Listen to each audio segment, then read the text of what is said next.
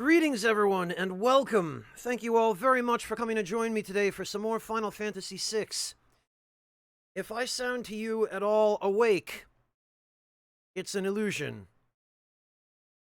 I'm actually quite tired, but we're going to do this anyway, because I need to get my sleep schedule back on track, and I've really been wanting to stream Final Fantasy VI again these past couple of days. So to that end,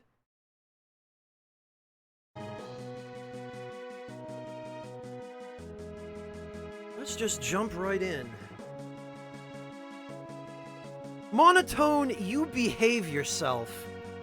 Don't you start this already. It's too early for this, even though it's almost 10 p.m. Just end me.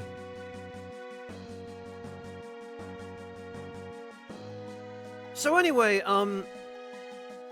although I wasn't able to stream at any kind of reasonable time of day over the past few days, I have used what little free time I had to just get us ready and bring everybody up to par for ending the first half of the game and moving on from the world of balance. So, Monotone, that's not fair. Don't do me like this, dude. You know you're asking the impossible here.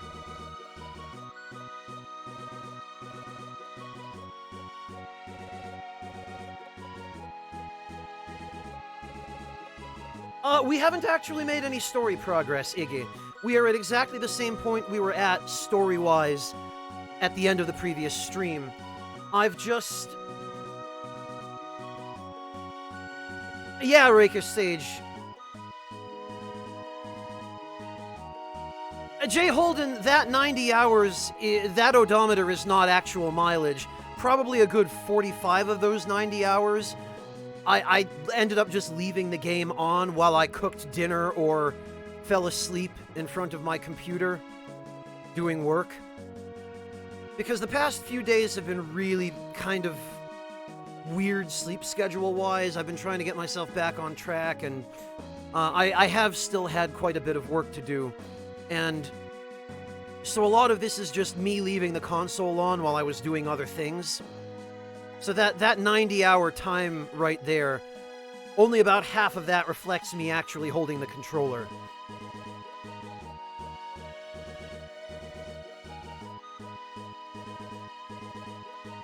Yeah, I wish, Clint. I really wish.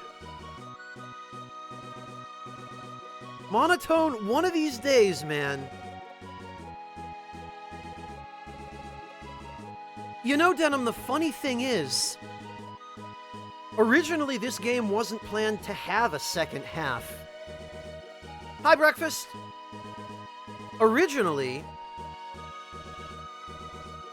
the development plan was that there was no World of Ruin, actually. The script was written so that the protagonist, the player characters, would actually prevent Kefka from destroying the world. That they would get to him just in time when everything was looking bad, and they would stop him. The irony there is, the reason the World of Ruin ended up in the game at all is because the team actually ended up with extra development time.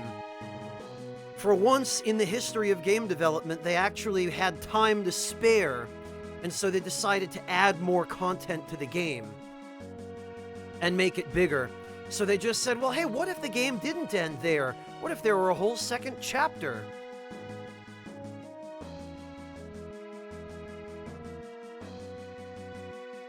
No, Jin, apparently they were doing really well. And of course, part of the reason they were doing really well is because of that inane Japanese work ethic where you sleep at the office and basically never go home until the project is done. But yeah, it's funny to look at that now, Iggy, isn't it? To look back on, what was it, 1994 this game came out, I think? And say, wow, man, the industry really had its shit together back then. Of course, This game was developed, even with the extra stuff they added, even with the World of Ruin and all that, this game was developed from start to finish in just under a year by 30 people. That was a AAA game back then, and 30 people in those days, at least by Japanese game development standards, was a large team, which is another thing that's kind of crazy to think of today, where now in 2019, our idea of AAA is hundreds of people and millions of dollars of budget.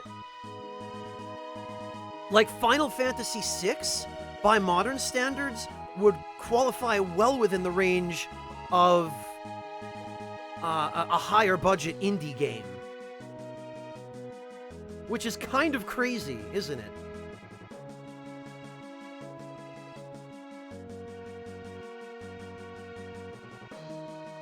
Yeah, exactly, Cassidy. Exactly. I remember the first time I played Silver, Cassidy. I remember thinking, oh, hey, we get a nice new game in a new area, and then you beat the main game in Silver, and they're just like, hey, guess what? Do you want to play Pokemon Red again, but just in Silver? And my head just about exploded. It was crazy. Yeah, those two, Mr. Bing, unfortunately. Those are definitely some things we could do without in this day and age.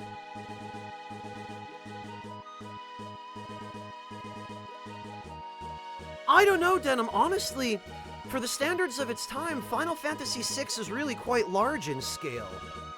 And the decision to add the World of Ruin, like, the World of Ruin is basically, it's an entire additional half of the game. It practically doubled the existing content, and they were still able to get it done in under a year.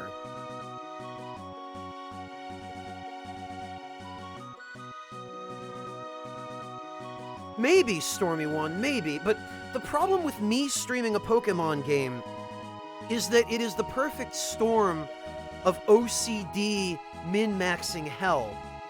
And for people who like that, they'll probably love it. But for people who don't, they're going to want to throw themselves off a cliff within the first 10 minutes.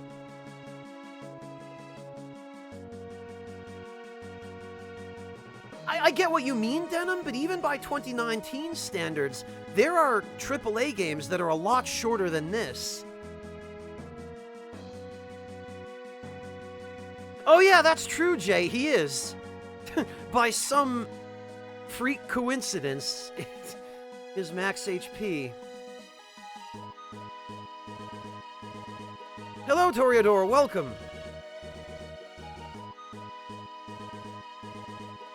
Yeah, Onyx Tyrant, that's probably the biggest drawback to me trying to stream a Pokemon game.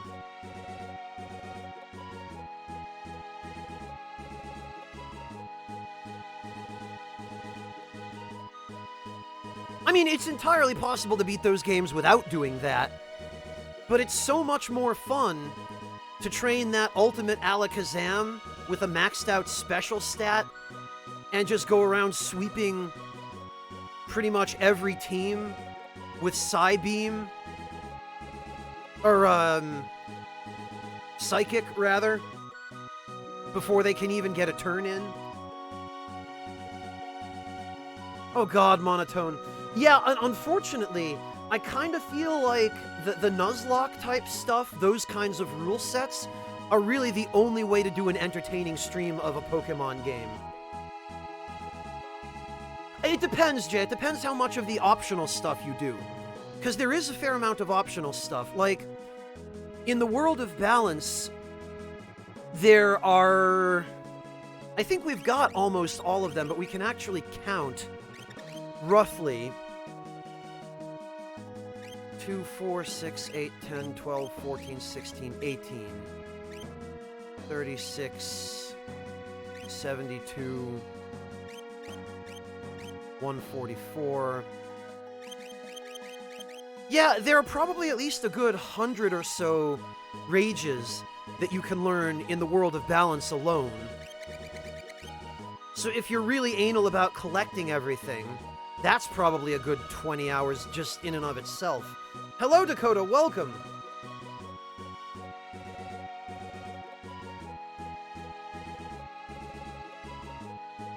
And welcome home, Dakota!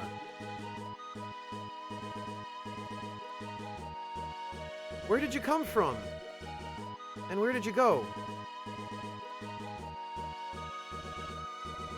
Yeah, Shishimaru, that's what I mean about why I don't think too many people would enjoy watching me play a Pokemon game, because I am that OCD min-maxer. You know, people would be asleep, they'd just be running away.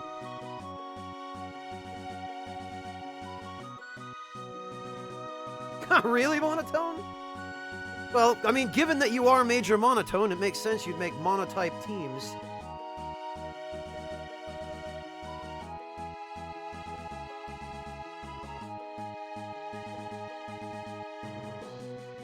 Mr. Bing, I'm pretty sure I know what you're thinking, right? And I'm pretty sure I'm actually halfway there.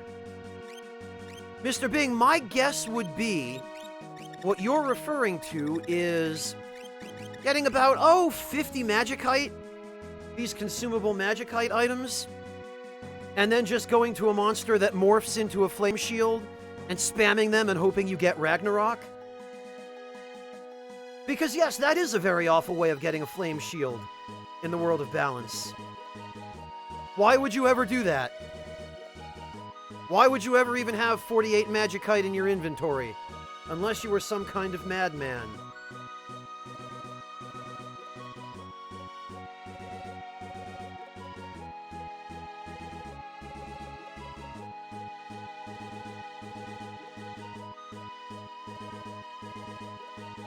Clint, I think my favorite is when somebody integrates the Scott Steiner math meme into that kind of compilation. Yeah, fortunately that's not this game, Shishimaru.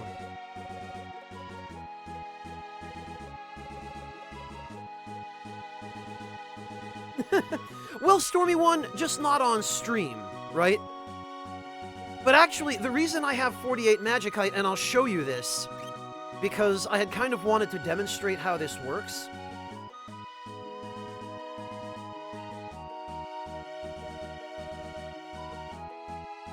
Is that there's an enemy from which you can steal Magikite, and that's the only thing it has to steal. Yeah, I know, Monotone, right? Shut the front door! Whoa, Franz is a min-maxer?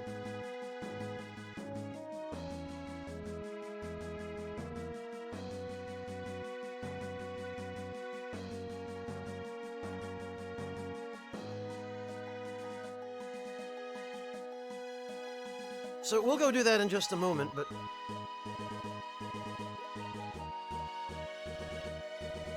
Oh, Clint, I'm so glad somebody remembers that. My only regret about that video, Clint, is that I didn't... I didn't set that footage to the Spider-Man pizza theme. That was just a huge missed opportunity. You're welcome, Citizen Strife.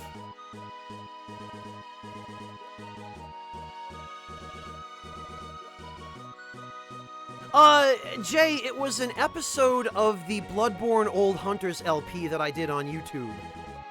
I forget which episode it was, but it was the episode in which I fought Ludwig, so you could probably find it in the playlist just on that basis.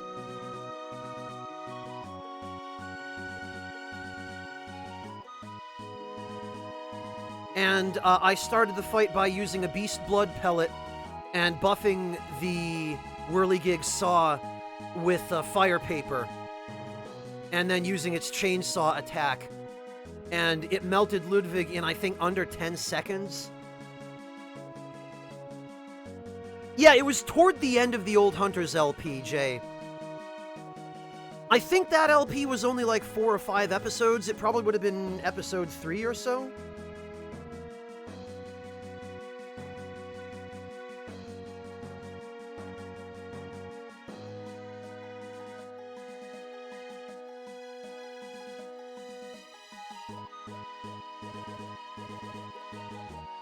Yeah, Waltz Queen, somebody is probably going to harvest this audio. I'm going to regret this, but I kind of feel like every now and then I end up doing the same thing with my min-maxing, where I just do something like, the average person has a 33 1/3 chance of beating out my weapon, but I'm a genetic min-maxer, and I'm not normal.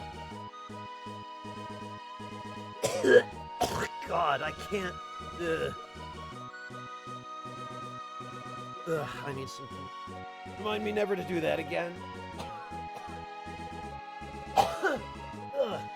This is why I'll never be able to get a job as a voice actor.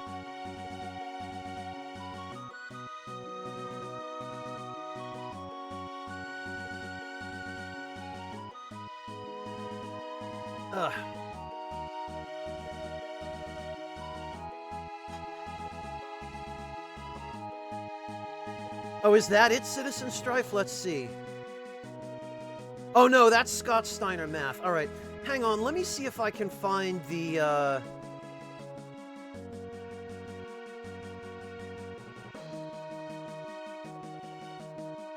me see if I can find that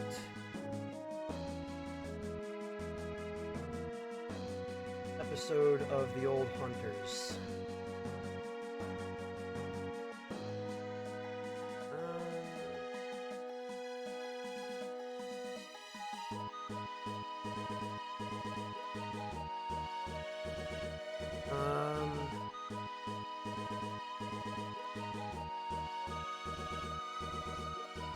Alright, I think I found it.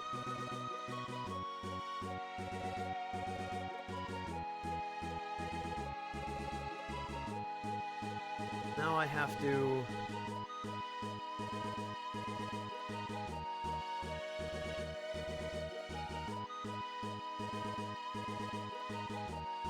Oh, okay, hang on. That was the previous episode.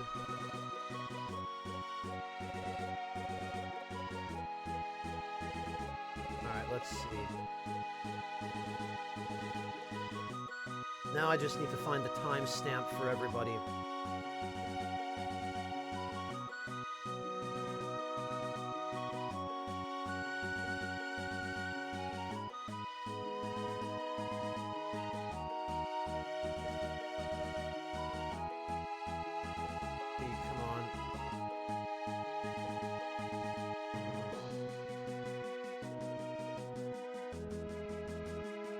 What the heck? No, this isn't the right episode. Well, I'm gonna have to leave it to somebody else to find it then, because I don't want to sandbag the stream with this. It's sad I don't even remember.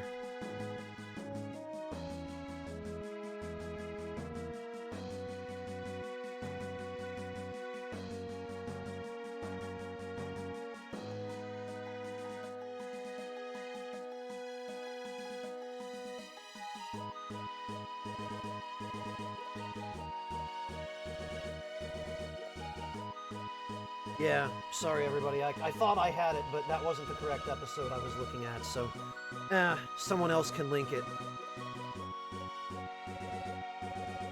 Oh, Jay, thank you, yes. Yeah, I tabbed out of chat.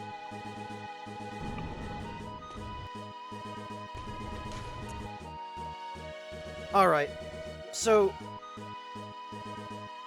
Yeah, this is definitely it. Thank you, Jay. Okay. Jay's got my back.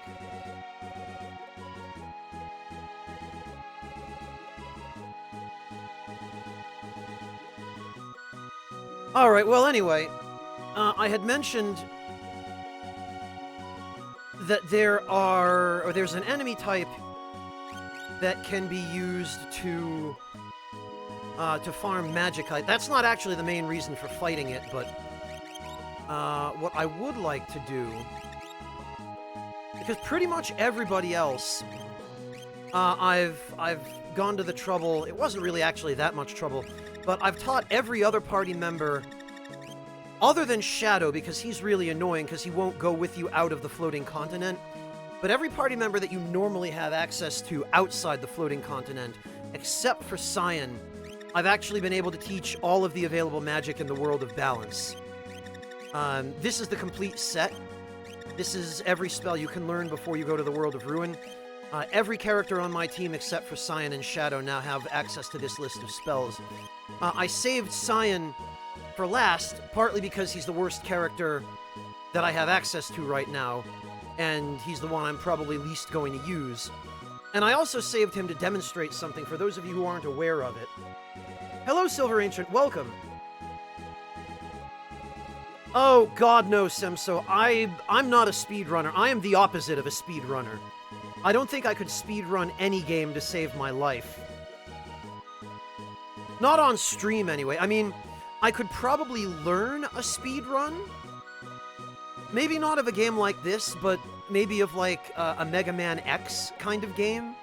I could probably do, but I wouldn't be able to stream it. It'd just be too distracting.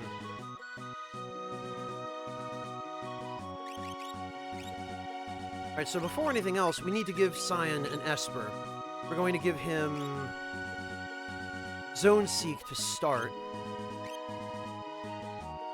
The most fun fights in this game, Jay? Probably in the beginning. The stuff that... Hello, Epic Joker, welcome! The unique battles, Jay, the stuff like what the...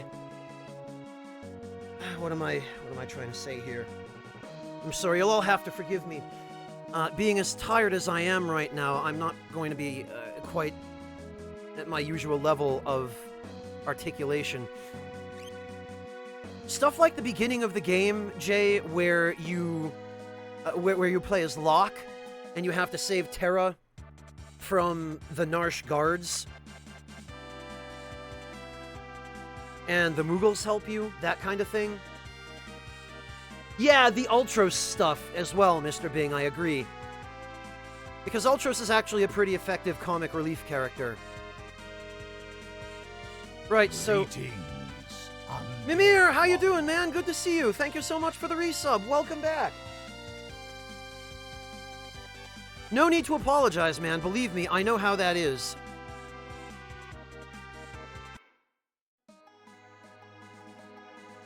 Yeah, Shishimaru, exactly. If I try to speedrun a game like this, I just feel like I'm wasting the experience.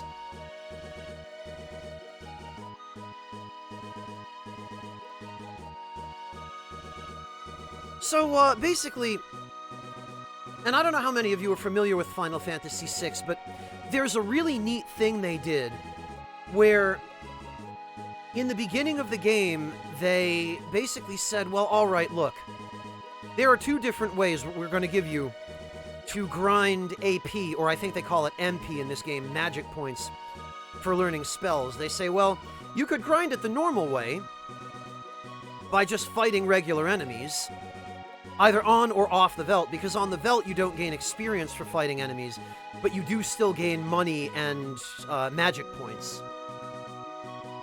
Hello, Amateur, welcome! So, the other way they gave you is, hey, once you get the airship, maybe you do a little bit of exploration, maybe you find this weird triangle-shaped island in the northeasternmost corner of the world map. Maybe you take the airship out here, and you land it, and you walk around and see if there's anything on this island, and then it's just, oh look! Hey, there's just some cute little bunny rabbits. Oh, it's probably nothing all that dangerous.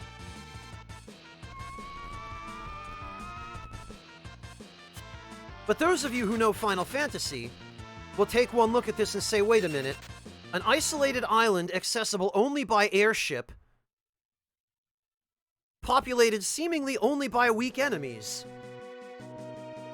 There's probably more to this than meets the eye. I wonder what could be going on here.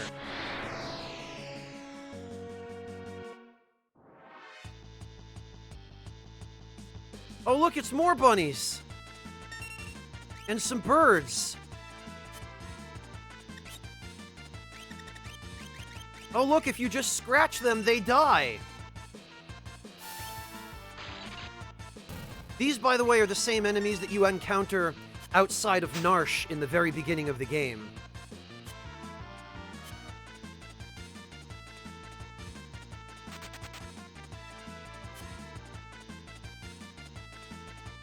So you walk around on this island for a little while, and maybe for a little while you run into nothing but these birds and these bunny rabbits.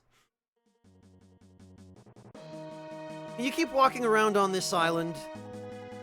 Come on, RNGesus, I'm counting on you here. Let's go. This is not a rare encounter.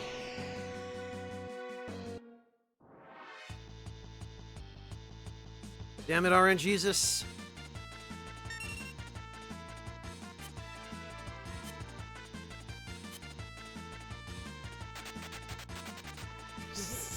Right, Jin? No, it's everywhere, Clint. Everywhere on the island.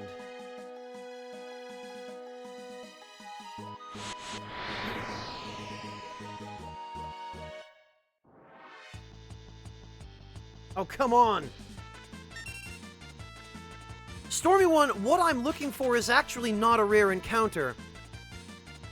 But, like with any other RNG, what will happen is you'll have times where you'll run into 6 or 7 groups of Leafers and Dark Winds in a row before you see the guy I'm looking for. And then after that, you'll run into 4 or 5 of the guy I'm looking for before you ever see another group of Leafers and Dark Winds.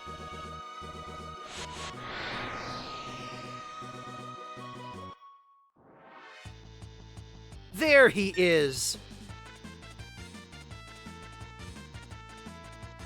So maybe you run around on this island for a little while, and then you run into this guy. Integer? What's that? I can't even see him. He appears to be invisible. Well, maybe there is more to this island than there seems. Well, he's invisible. So, I can't hit him with physical attacks. I guess that means I have to cast a spell on him. Gee, I wonder what happens if I cast a spell on him. I'm sure it's nothing dangerous. I'm sure he's not going to be mad or anything. Oh, shit! That could be a problem.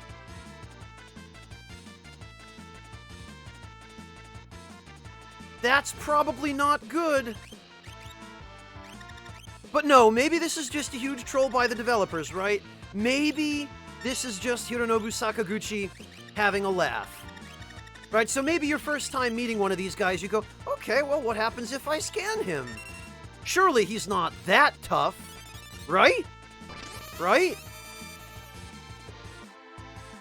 32,000 HP, 16,000 MP. No, he's that tough.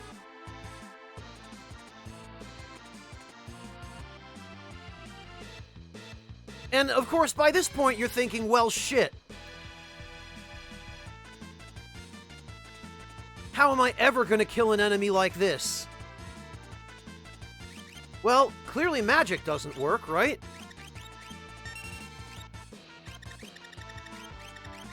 Because he absorbs everything.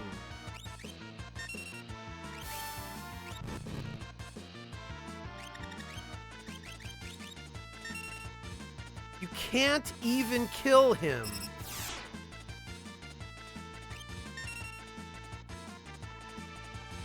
Well, so the next logical question is, what about physical attacks?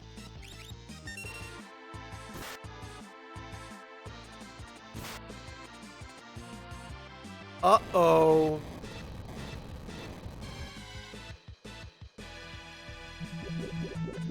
So, he doesn't like that very much. You can damage him with physical attacks, but he doesn't appreciate it. And that Meteo, that will wipe your entire party in the beginning of the game.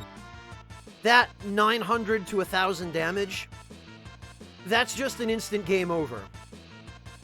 Yeah, Mr. Bing, and then he gives you a big middle finger. He's like, no, you know what? Screw you. I'm going back to sleep. Leave me alone. I never asked for this.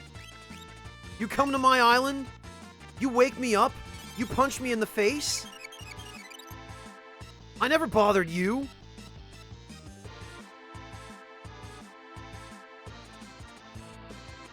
Well, how do you kill an enemy like this? What are you even supposed to do? Well, there are a couple of things you can do. Yeah, Epic Joker, it's a stealth behemoth that's immune to almost every status ailment, absorbs every element, and has 32,000 health. Well, yeah, Clint, you kill him instantly. But there's a price to be paid for that, because if you just cast Doom on him like an idiot, this happens.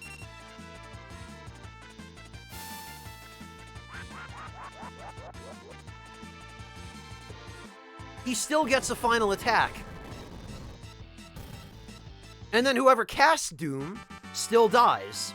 Of course, you get 10 ABP out of that, so it's enough to instantly learn the spells from some espers. However, there is a better way of dealing with these guys. We're gonna have poor Gao heal himself back up here.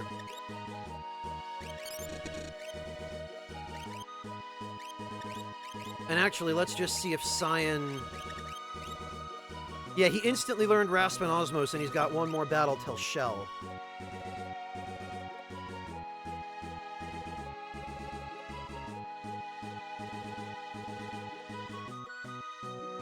So, the MVP for this is actually Gao, whom I know a lot of people don't know how to use or never bother with because the game does a very poor job of explaining his rages.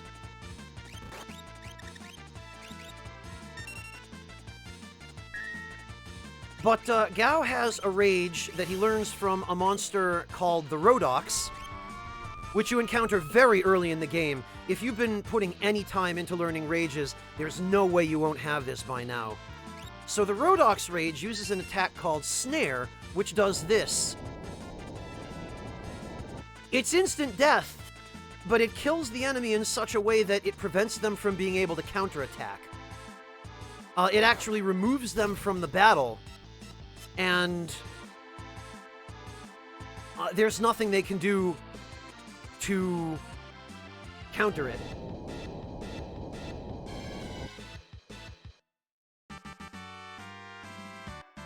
I don't know, Monotone. I get the impression the Integer is just an herbivore. It's just one of those Triceratops-looking herbivores that goes, yeah, well, I don't feel like being eaten. I'm going to evolve tons of spikes and claws and horns and learn how to summon meteors. That way, everyone will leave me alone. So, there are two places I was going with this. The first is, why do I have all that Magicite? Well, because what you can do is when you run into an Integer, you can do something that heals them, like cast a Cure spell or an Elemental spell that they absorb, and it'll wipe their Vanish status without actually getting them to counterattack. And once they become visible, you can just have Locke go, yoink. You might have to yoink a few times because it's a rare steal, but...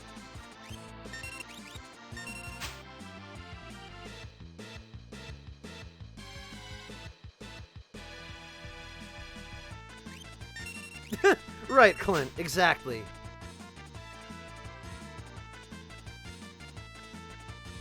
Pagan Dragon Djinn.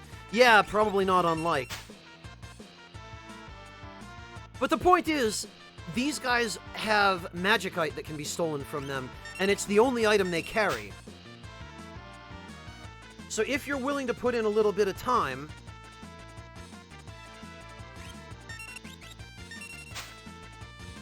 you can just load up on the consumable Magicite item from these guys. And then when you're done... There it is! That didn't even take too long. Then when you're done, you can just cast Vanish on them again.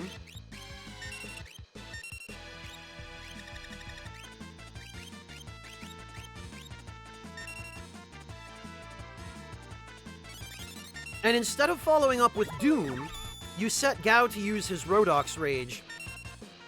Because then he'll use Snare, and because the Integer is under the invisible status, Snare will never miss, It will always hit them, and it will prevent them from being able to counterattack.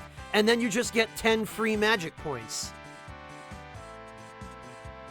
At absolutely zero risk. Oh yeah, and they drop antidotes for some reason. I don't know why. I guess, Epic Joker, maybe it's because those green claws and horns are covered in some kind of poison. I don't believe their attacks actually inflict poison. There's no way to find out, though, because they never actually use physical attacks. Pretty much the only attack they use is Meteo, and then only as a counterattack. Oh, I'm sorry to hear that, Cybertron. I really hope you feel better. Hang in there, man.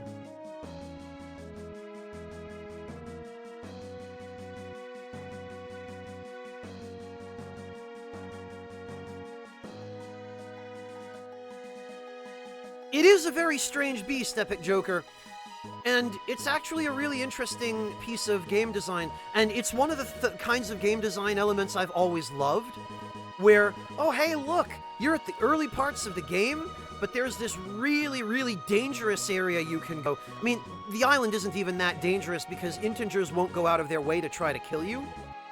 They only kill you if you go out of your way to mess with them.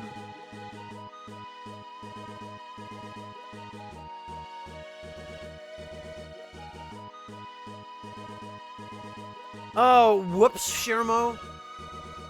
Yeah, that's why my moderators and I hate the stateroom.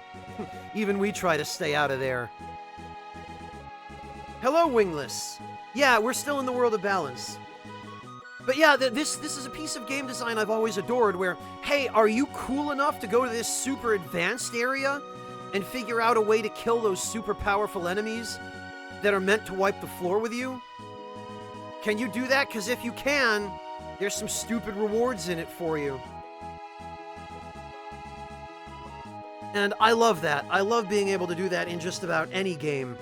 It's one of the reasons I like the Souls games so much, is because they let you do a fair bit of that. Where, hey, look, you're in the beginning of the game. There's that regular path you could take, or there's the cool path for you know, people who are either very experienced or just really lucky or good at handling new situations, and there's tons of really cool stuff you can get by taking that alternate path, or going to that other place where you're not really meant to be.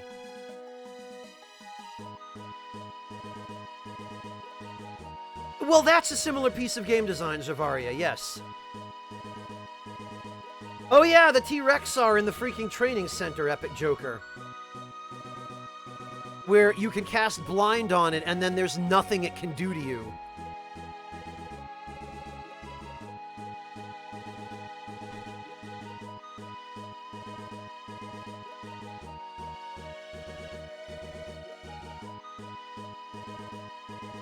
Of course, that's a moot point anyway, because in Final Fantasy VIII, you're just better off not leveling up. And that's not such a good piece of game design, is it? Well, you'll see for yourself, Wingless. Basically, they start the battle invisible, and if you decide you're actually going to try to hit one with anything that deals damage to it, because there are very few things that actually deal damage to integers, the integer will wake up, it will cast Meteor on you, and then it will go back to sleep. Because it just wants to be left alone. But then you can use this move, you can have Gao use the Rhodox Rage, and just remove the integer from battle. Oh right, I forgot to equip another Esper on Cyan. Whoops.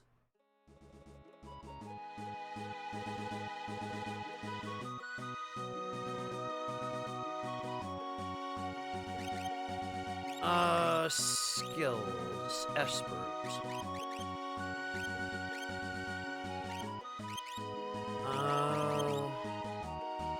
Yeah, Cyan should at least have some restoration magic.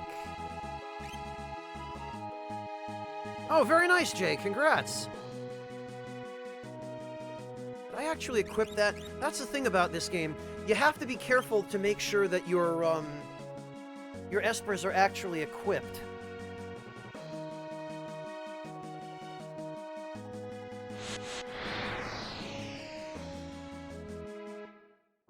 Yeah, that's correct, Wingless.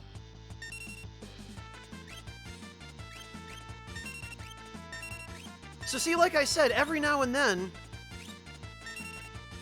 you'll get RNG where you just run into nothing but Leafers and Dark Winds for 10 battles. But then you'll run into like 4 or 5 Intingers. And this is by far the fastest way in the game to learn magic. The only unfortunate thing is this is no longer available in the World of Ruin.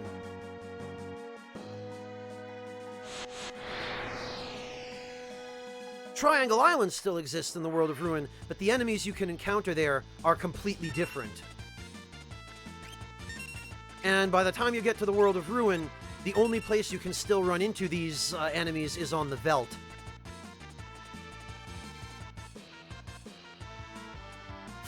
And the encounter rate for them there is much, much lower, because you've run into every enemy in the game there at that point. And yeah, Jin, that's pretty much the shape of it. Unless you know how to deal with Intingers and are trying to learn spells.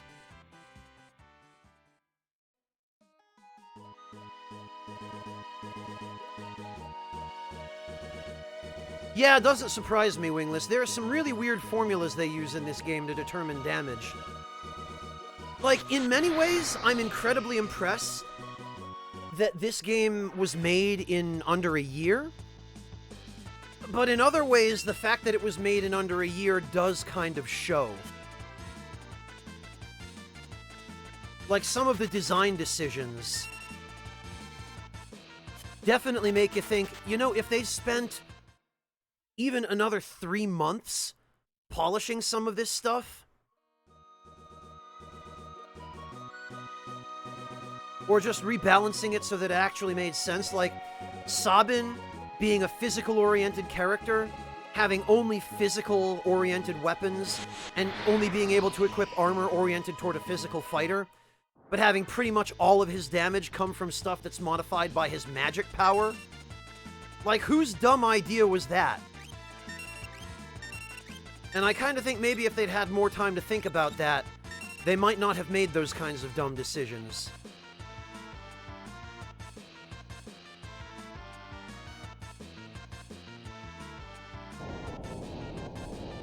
Well, Jay, but that's what I mean. They did that to themselves. They started development on FF6 immediately after they finished FF5. And they were pretty much all sleeping at the office to get this done inside of a year. But again, that's the Japanese work ethic. That's a choice.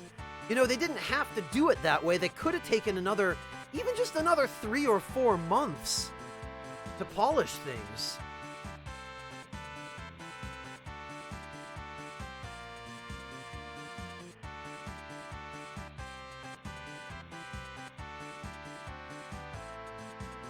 You know, so it's just, when I think of... Oh, I see, Jay. I gotcha.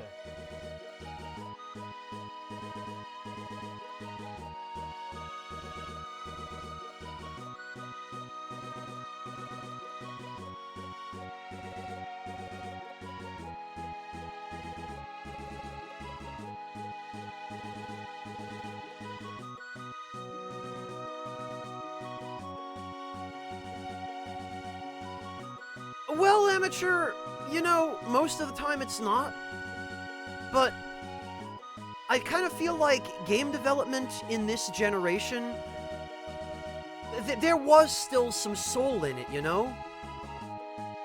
Like, there's actually... Let me just post it, Amateur. There's a really, really excellent interview where they got together basically the lead devs of Final Fantasy VI. They got Sakaguchi, they got Nakamura, they got Kitase, they got a couple of other people whom I'm drawing blanks on right now, but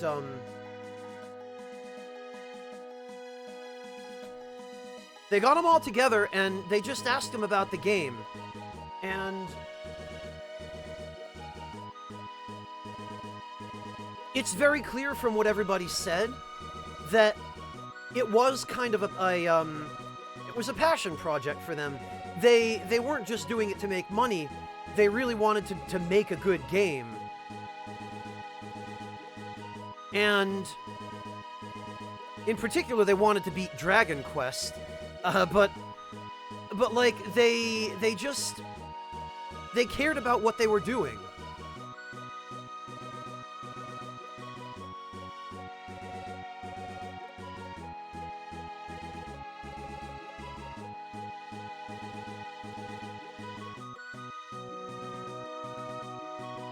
Incidentally, and I didn't know this until I actually read that interview, but about 2/3 of the way down that page, toward the end of the interview, there's a video, an embedded video. Apparently, Famitsu got this group of people together, these same people, Sakaguchi and Nakamura and the others, and actually had them stream OG Final Fantasy VI on Famitsu's YouTube channel. So like 25 years after they made the game, they went back and played it again. And it is hilarious. Like, Sakaguchi is at the controls, and he almost wipes at the sequence where Locke has to save Terra from the guards in Narsh. I think he ends the battle with the Marshal with 3 Moogles dead and Locke with about 20 HP left and 1 more hit from a game over.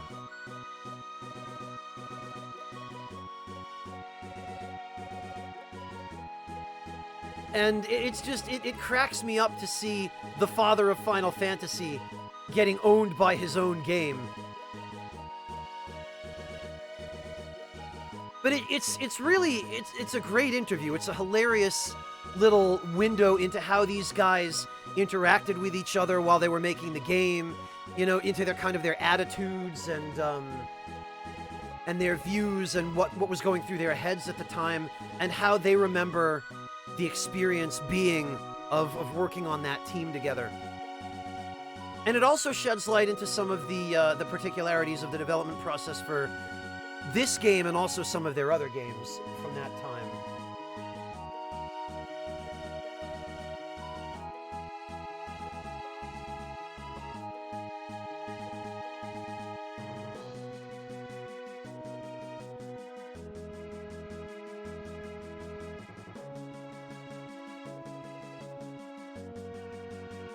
Oh, yeah, that's one thing the game does not do very well, Iggy, is it's very, very bad at giving you tutorials where you need one.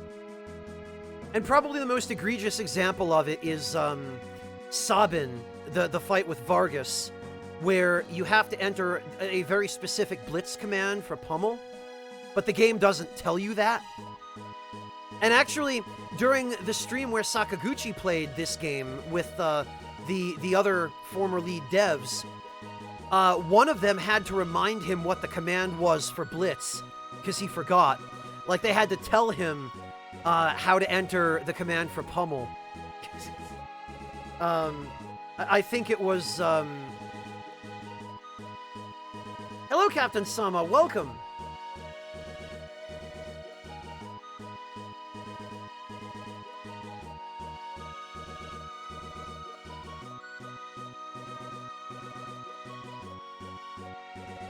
I think it was Kitase who had to tell him, yeah, no, here's the command for Pummel.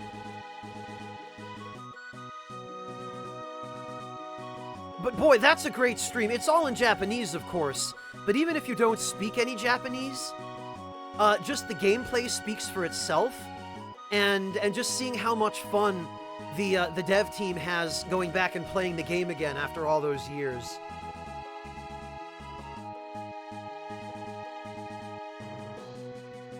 Is that Sakaguchi's blog, Jay?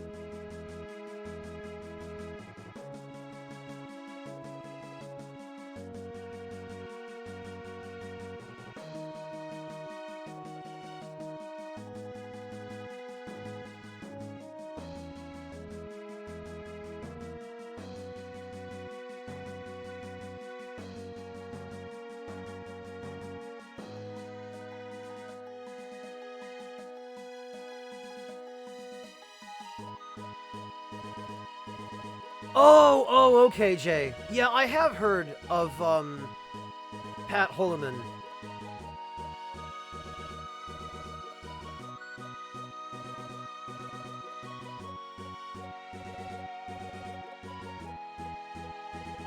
Well, Captain Sama, but the Steam release of this game is a different animal entirely. That was a mobile port. Like, that was a port of the smartphone version of this game.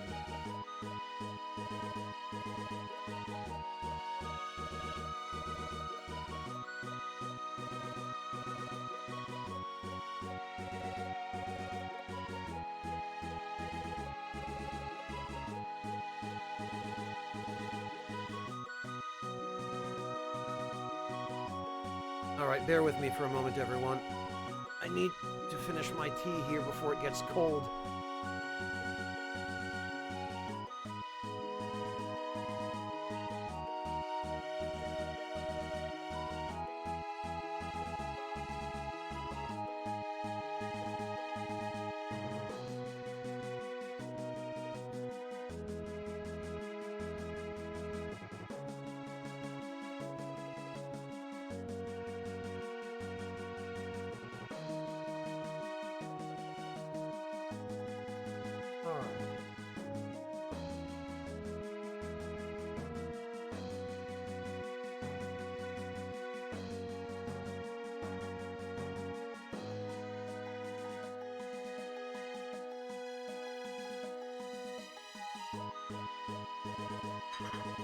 Yeah, Captain Sama, but that doesn't make it good.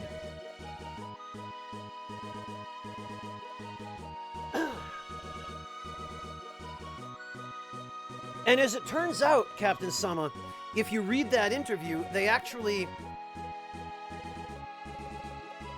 One of the people that was interviewed was the woman who did the pixel art for Final Fantasy VI. Katsuko Shibuya was her name, is her name. And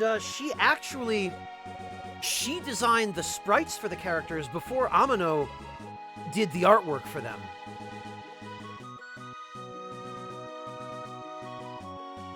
Yeah, Dreyfus, exactly.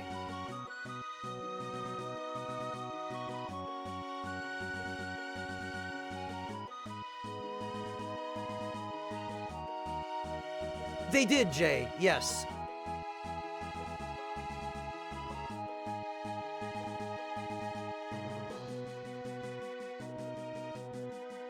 That's correct, Dreyfus.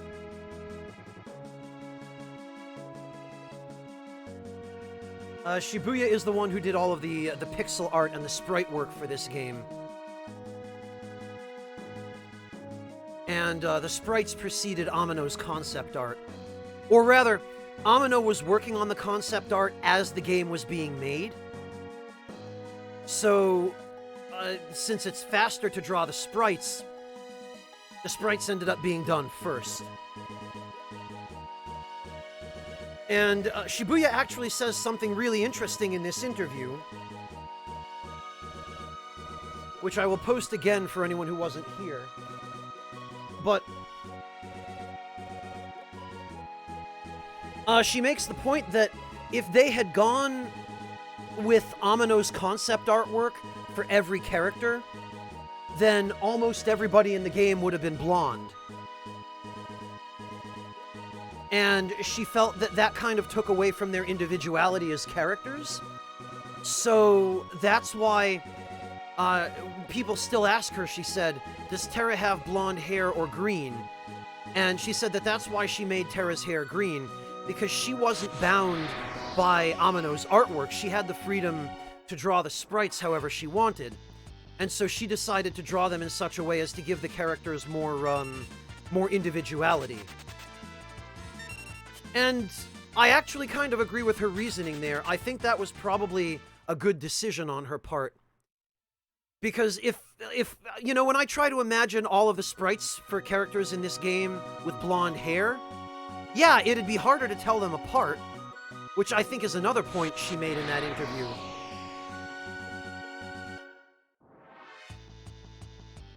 Yeah, Jay, I think that's what she was saying.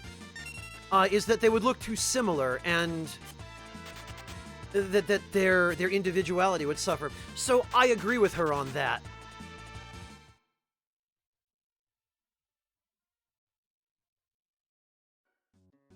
Yeah, Dreyfus, even now as an adult, but especially when I was a kid and I saw Amano's artwork for the first time, I couldn't tell any of the characters apart in Amano's artwork.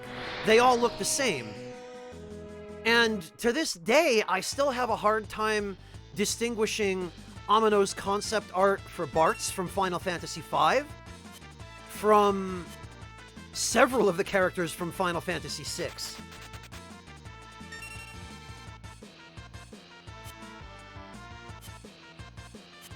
Like, if you were to show me the concept artwork for Bartz and Locke side by side, Amano's original artwork for those two characters, I couldn't tell them apart. Well, yeah, Captain Sama, that's pretty much the shape of it. Is Amano's artwork was basically used mostly for promotional purposes.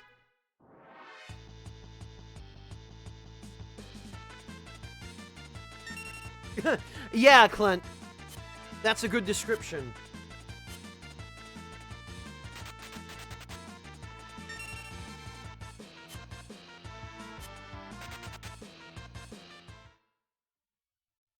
And for that reason, I'm kind of glad, actually, that Shibuya-san had her... She had final say when it came to the sprites.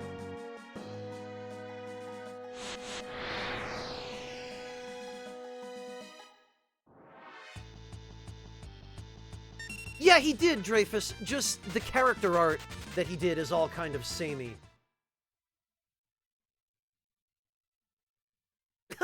You know, Clint, it's funny you mention the swords, because that was always the goofiest part about Amano's artwork to me, was, wow, does everybody use a rapier in these games? Like, what? Well, Jay, Locke is actually supposed to have a bandana, but in his character portrait in Final Fantasy VI, it looks more like a hat than a bandana. Because his field sprite shows it just kind of folded up and tied around his head. But in his character portrait, it's more of a do-rag.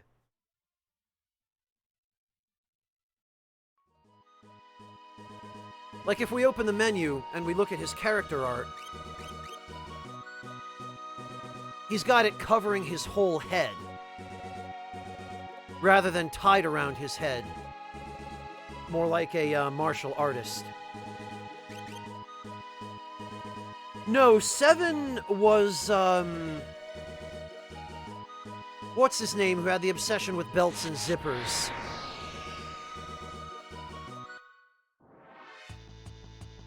Not Nomura. Was it Nomura?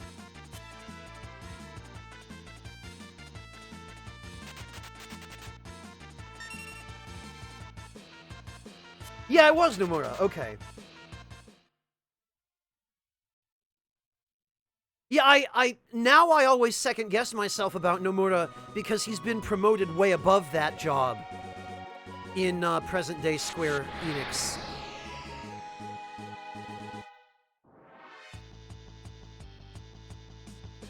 I always think of him as being in a managerial position now. But yeah, back in the day, he was an artist.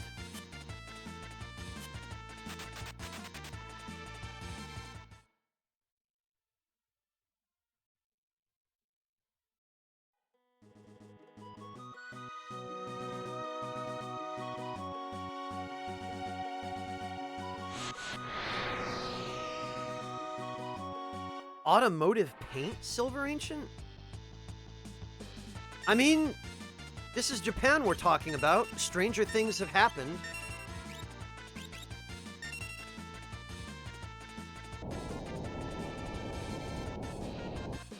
Yeah, no, Denim, Nomura, I mean, you know this already, but Nomura is the guy who says, hey, if we can just cover a jacket in belts and zippers, Wouldn't it be so much better to make the jacket out of belts and zippers? I feel like Lulu in FF10 is the absolute pinnacle of Nomura's obsessions.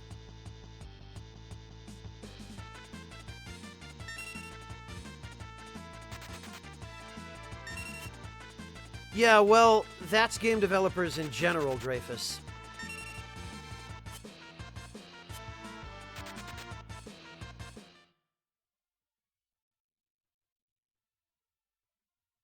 Oh, no kidding, Clint. It is true.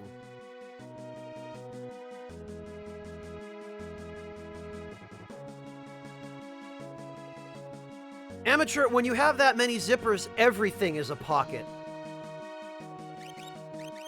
Alright, how close are we to... Oh, no wonder! Okay, we've got everything. Excellent. Alright, it's golem time.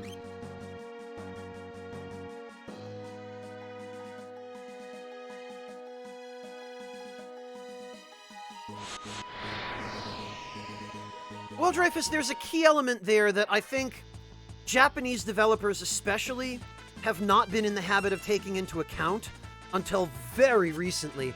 Much like the rest of Japan, they are perpetually playing catch-up with the rest of the Western... not even the Western, but the rest of the developed world, really. Because that's a little bit ethnocentric to say the Western world, but, you know, just the rest of the world at large.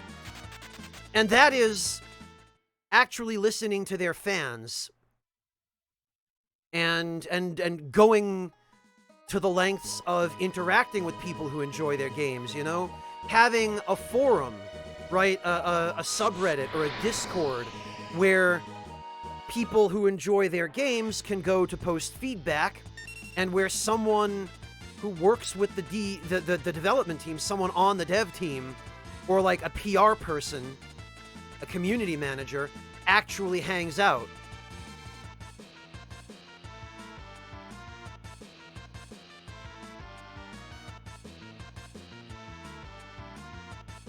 And that's what's been missing from the Japanese game development industry. Is just... Well, hey, maybe instead of just trying to analyze market trends and hiring economists and other people who do fancy math for a living to try and figure out why this game sold well, maybe we could just ask the people who bought the game why they enjoyed it so much. Maybe we don't have to reinvent the wheel.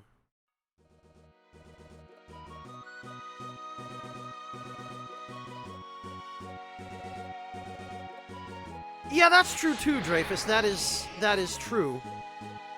But, again, from reading that interview, it's very clear that the developers of this game, you know, Sakaguchi and his original team at Squaresoft, they clearly played their own games. And they clearly played other games, too. You know, they weren't just game developers, they were, to at least some extent, gamers. So yeah, you can absolutely listen to the fans too much, but the good game developer listens to the fans enough to be able to kind of filter their feedback and say, oh, okay, so this is why people like the game, gotcha. But we're still not adding an easy mode to Sekiro because it's against our design philosophy. You know, a developer that's willing to listen to feedback but also hold the line and not compromise their vision is the ideal balance. Yeah, Wingless, it is, isn't it?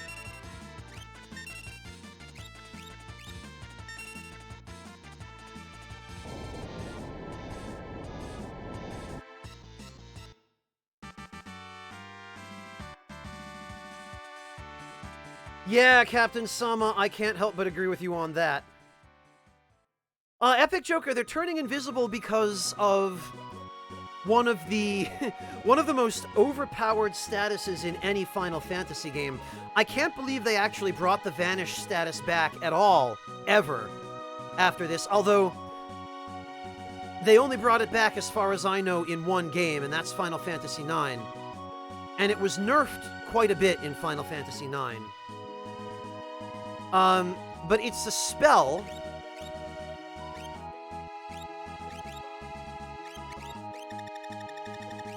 It is a spell called Vanish. And as you can see from its rather insufficient description, it renders the target invisible. Well, what does that do? Vanish status in Final Fantasy VI, as well as in Final Fantasy IX, although, again, it was nerfed somewhat in Final Fantasy IX. Basically, Vanish status makes you completely immune to any kind of physical attack. Physical attacks will just miss you.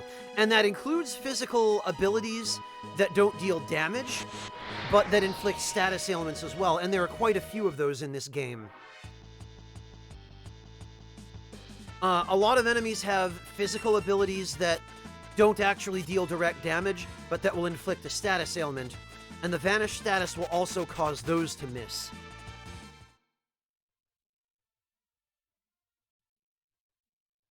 The trade-off is that magic, even magic that you're supposed to be immune to, will always hit you if you're under the Vanish status.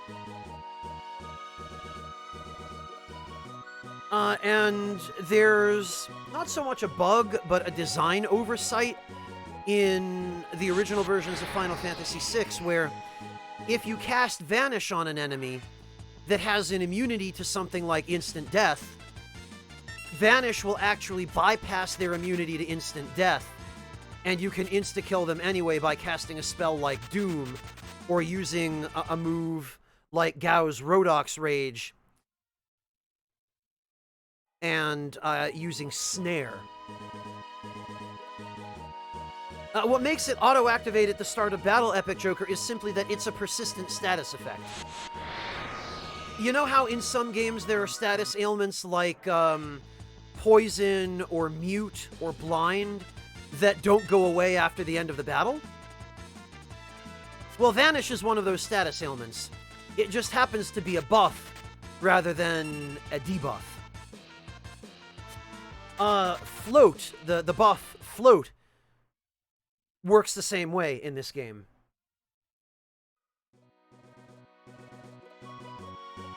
And Vanish will only wear off once you're hit with a spell. Magic of any kind will cause Vanish to instantly, to instantly be cancelled. It is OP, Amateur Sniper. It's incredibly OP. It allows you to insta-kill most bosses, even optional super bosses that are supposed to be immune to instant death. Infamously, there's a boss that shows up in the World of Ruin called, depending on what version of the game you're playing, he's called either Doom Gaze or Death Gaze. I think in this version, he's referred to as both. And you run into him while you're in the airship. And he basically spams instant death attacks, and he's immune to instant death himself. But if you cast Vanish on him before using an instant death move like X-Zone or Doom, you can still one-shot him, because Vanish bypasses his immunity to instant death.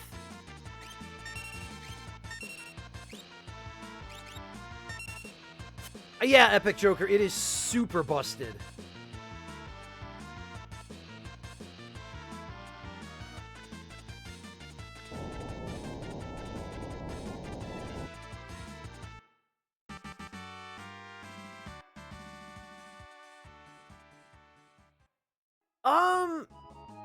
I don't know if they did that in this game, Clint. Oh, Clint, and you want to know something interesting?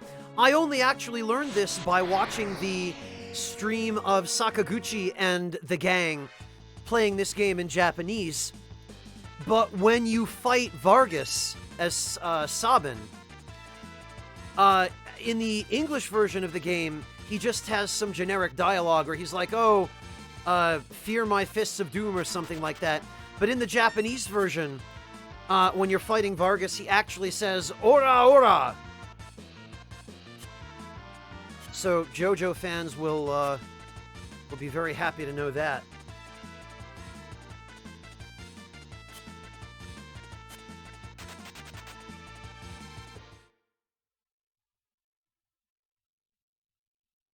Well, Captain Sama, but there's a very good reason the former best friends stopped, because they had an entire, like, their YouTube channel was their living. They had everything to lose if Atlas decided to copyright claim those videos.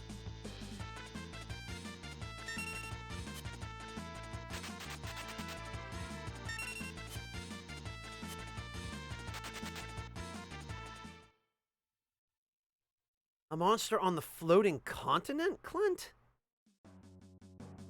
The only enemy I can think of on the floating continent... You're talking pre-World of Ruin, right? Because the only monster I can think of on the floating continent that even has any dialogue at all is the sort of mini-boss that you fight at the very end during the escape sequence.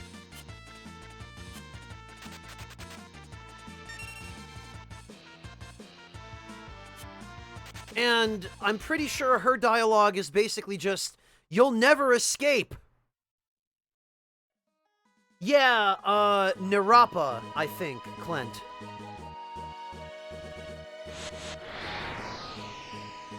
Oh, you're probably thinking of Atma Weapon then, Clint. Yeah, I guess Atma Weapon does have some dialogue.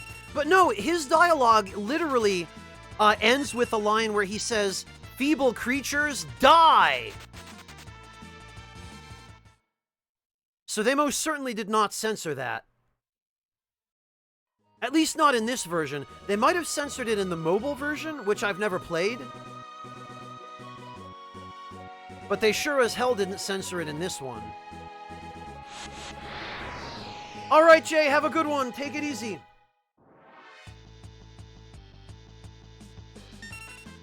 Alright.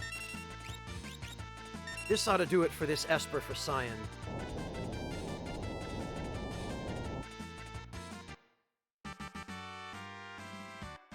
Oh, damn, I really need to pay closer attention. That was a total waste. He's already learned everything on his current Esper. No, that's this game, Epic Joker. That is most definitely this game. And we have a clip of that. Someone's welcome to post it in chat for Epic Joker if they like.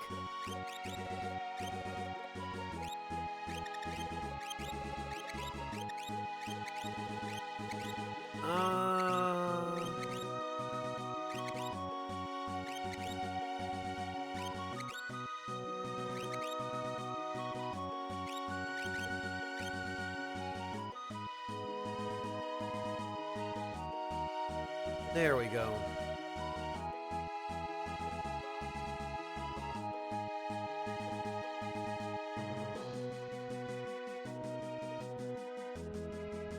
Clint, you should see the German dubs of Naruto. Or really, a German dub of anything. Because if you think censorship of that kind of thing is bad in America, boy, I don't know if it's the rest of Europe too, but any German dub of anything, the censors here are just...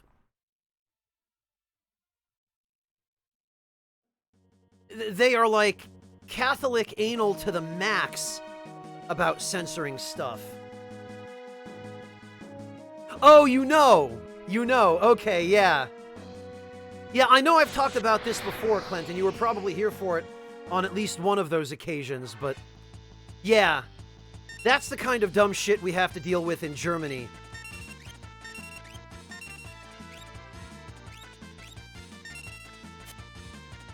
To the extent, Clint, that there are actually, I think, oh god, what was it, Yu-Gi-Oh? Which I've never actually watched, but, there was some anime where the German dub, they actually, the voice actors who dubbed it kind of took a jab at the censors who actually censored the guns and made them invisible that the villains were carrying, and the dub, what was it? The dialogue in the dub said something like, "Look out, we've got invisible guns."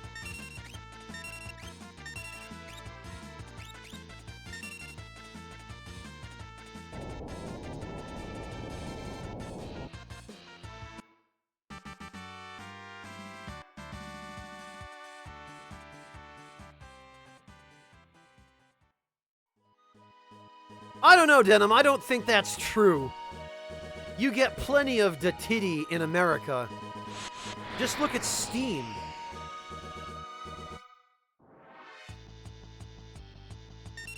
Look at all the trash Valve lets through. You know, say what you want about the Epic Games Store, but at least they have some standards.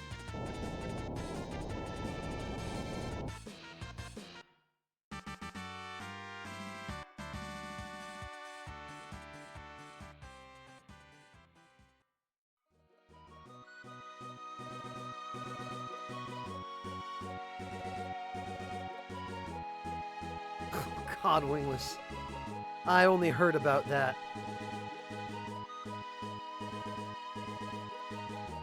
Dreyfus, if I want the titty, I'll go out and get the real thing. I don't need to have my video games stuffed full of that as well.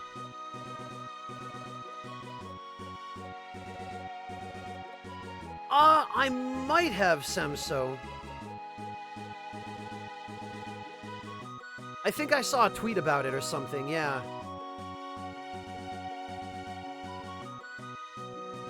Well, no, Captain Sama, they tend to be a package deal.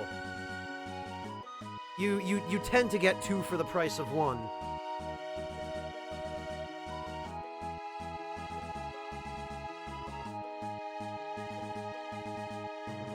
Well, yeah, Amateur Sniper, why would you go spend all that money getting teased with something that you could just have all of for at most the price of a nice dinner? Like, come on.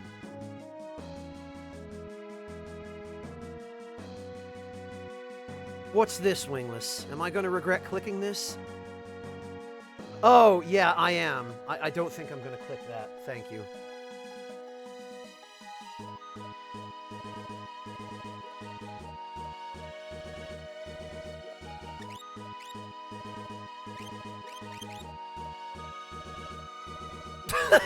You know, Captain Sama, it's funny you mentioned that, because I remember the last time I was in America, I was at the frozen food section of some grocery store. I don't remember which one, but it was like a local mom and pop grocery store. And they were actually, I never knew this. I never knew this until then. Let me see if I can find an image of it.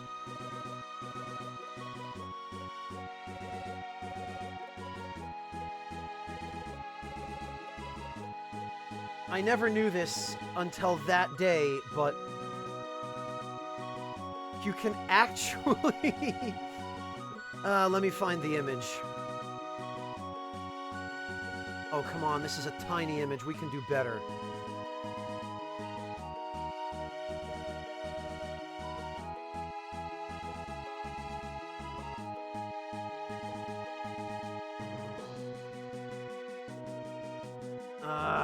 The hell? Why does nobody take full resolution images of this stuff? Well, screw it. I'm not going to spend too much time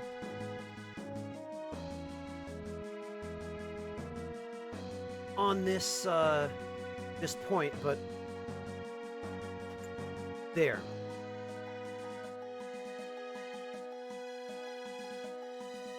I saw at this grocery store that they actually sell, this is actually a product which exists, Hooters brand frozen chicken wings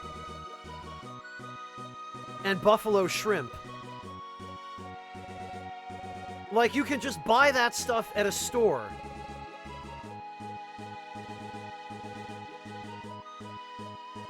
Now, I don't know about any of you, but I'm pretty sure, I just have this inkling that the reason people go to Hooters is not for the buffalo shrimp.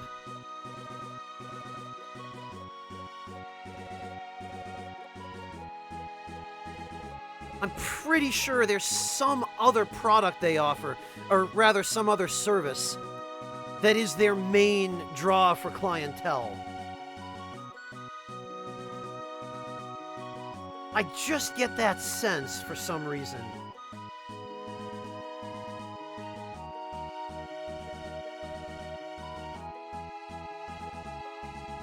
Well, fair enough, Hiro, fair enough.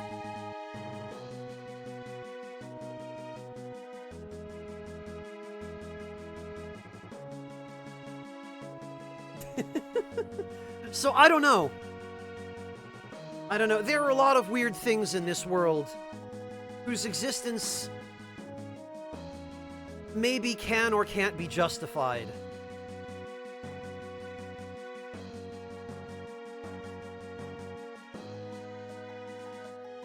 Well, that Dark Wraith, it depends on what other restaurants are or are not near you.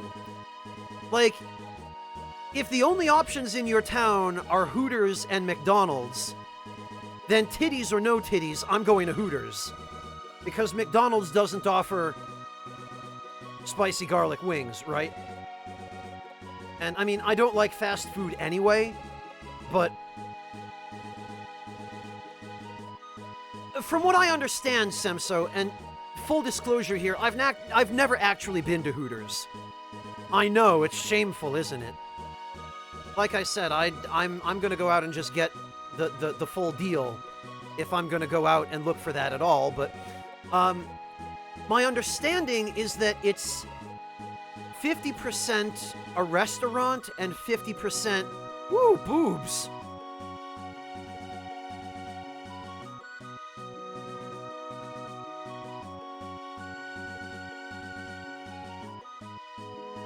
Well, Willis, I'm talking about in the eventuality that I've already decided I am definitely going out to eat. You know, if I'm debating going out to eat at all, and the only restaurants in my town are Hooters and McDonald's, then yes, I'll stay home and you know, make some chicken soup or, I don't know, some steak. But if it's already been decided by the powers that be that I am going out for dinner tonight, and I have that choice, then that's the choice I'm going to make. Hello, Sam. Welcome.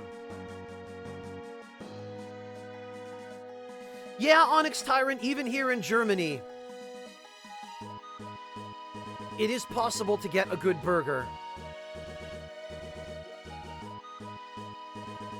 No, no, no, Jin. Absolutely not. I am not the mom who goes, we have food at home.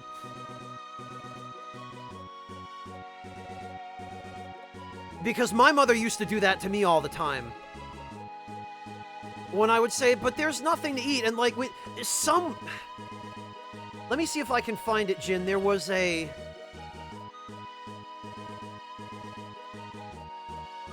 Let me see if I can...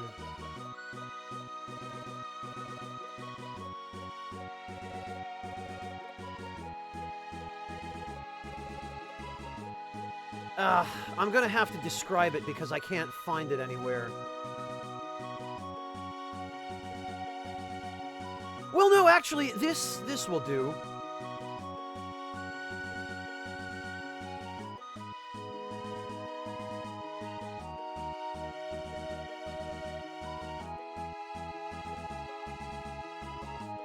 There we go.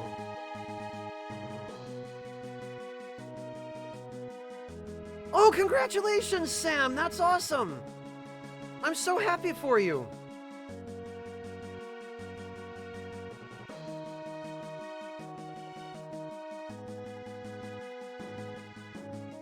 No, Sam, so do you...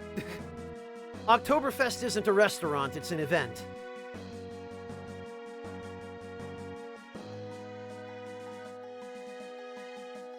Sam, is that the school you mentioned to me before? That you were applying to? That you got into?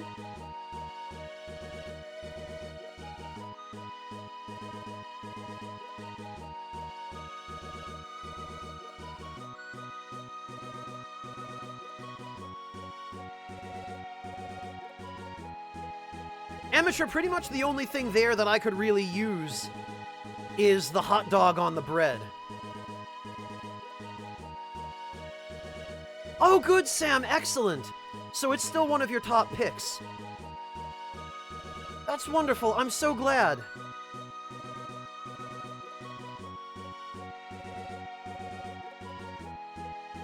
Yeah, the Waldorf school. Okay. Yeah, you had mentioned to me that you had applied to one of those. I'm so happy for you, Sam. That's excellent. I wish I could, like, take you out to dinner to congratulate you, Sam. While we're on the subject.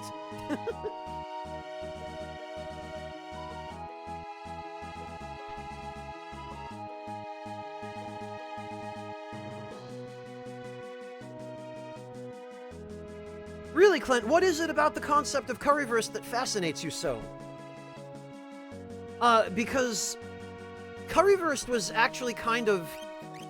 it was a product of necessity. Supposedly, and its origins, even today, are under some dispute. There's actually a curryverse museum here in Berlin, and there might be other curryverse museums elsewhere that I don't know about. But,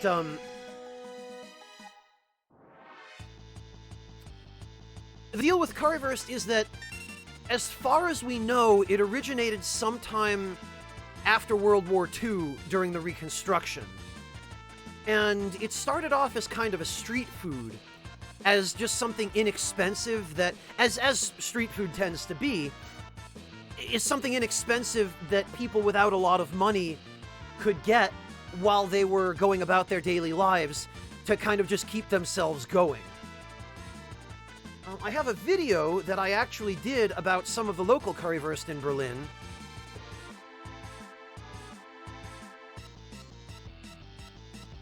Unfortunately, it's not a very good video because the microphone I had at the time was a really bad one.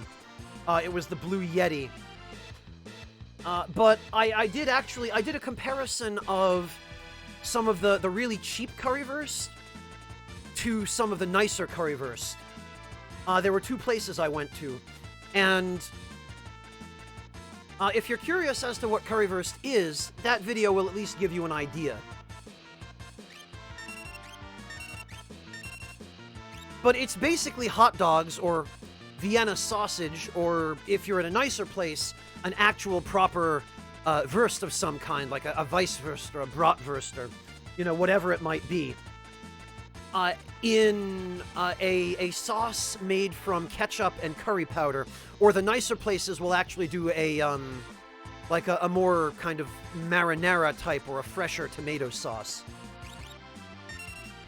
And it ranges from really terrible, nasty currywurst to passable to, oh yeah, you know, this is pretty good.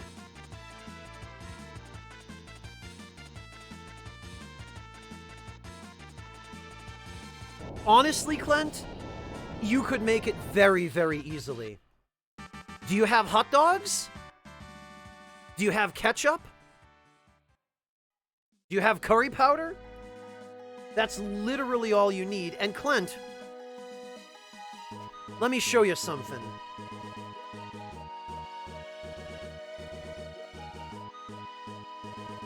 My friend...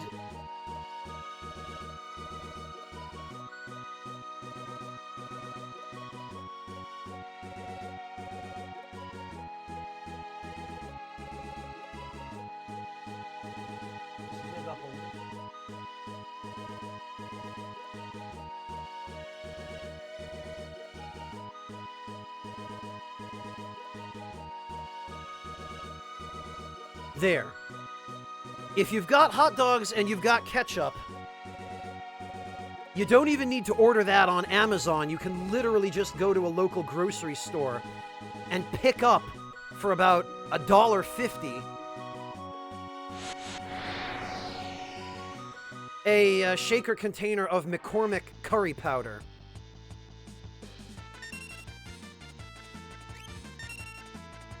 And you're good to go. You can make your own currywurst at home.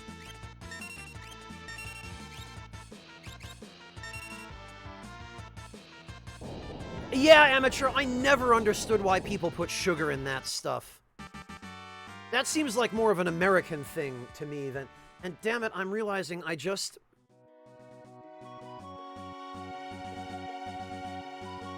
wasted another integer kill because, again, I wasn't paying attention. We'll equip something that actually takes a few battles to learn.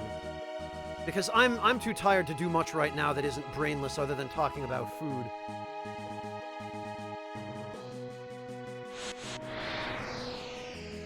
And once we're done teaching Cyan a few spells, we'll just head off to the floating continent. Because, as tired as I am, I don't actually want to spend the whole stream just doing this.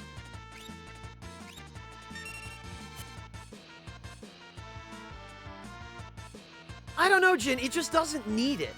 Like, this is supposed to be a savory food. Why would you... And if you're gonna put something spicy in it, why would you try and... Neo Shadow, thank you so much for the resub. Welcome back. I am doing alright, apart from a broken sleep schedule.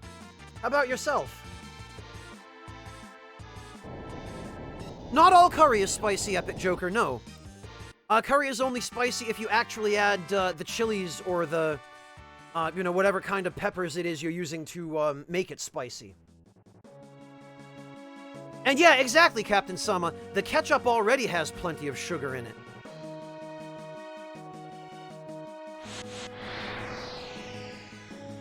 Indian curries are spicy, Jin. English curries are nothing compared to Indian. And even then, it's mostly the North Indian curries that are spicy. There's some South Indian stuff, and especially some of the Brahmin-style curries that are actually quite mild. But India is the original spicy curry country.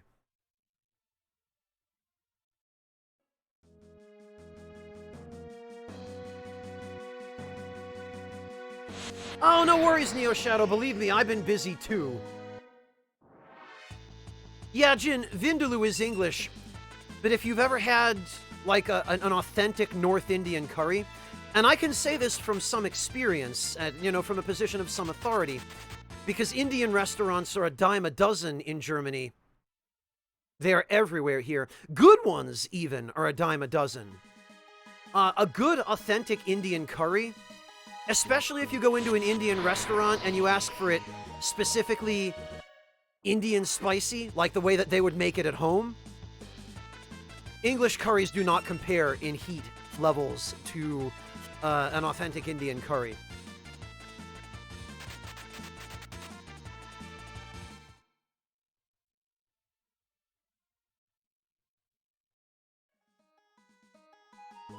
Ad? Jin, what ad? Is Twitch actually playing ads for curry now? Are their algorithms that invasive now that they're just listening to our food conversation and going, hey, I bet I know what this guy's viewers would like?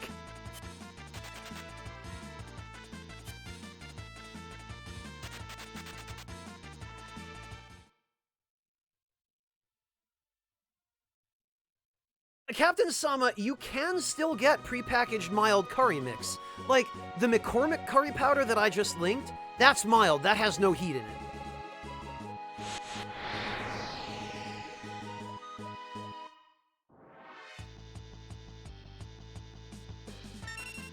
You know, you have to go out of your way to make curry spicy. And if you're gonna get it at a restaurant, you can just have them adjust it. All they would do anyway is add either fresh peppers for the heat or powdered peppers, typically. I actually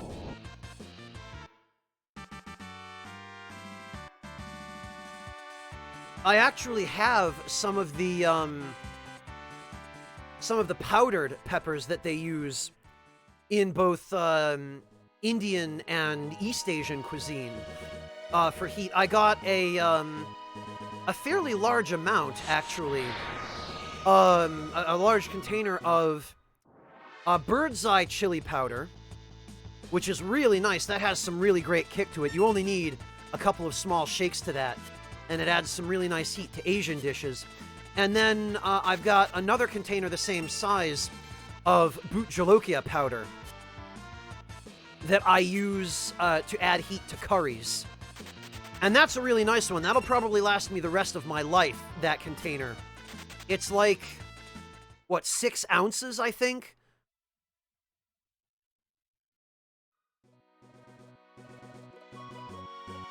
Oh, Kajit, thank you. You're so sweet. Welcome.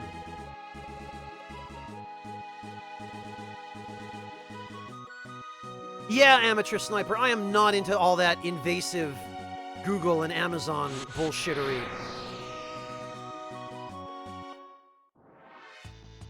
Yeah, Roland, I do too. You're welcome to use an ad blocker. I have no problems with that.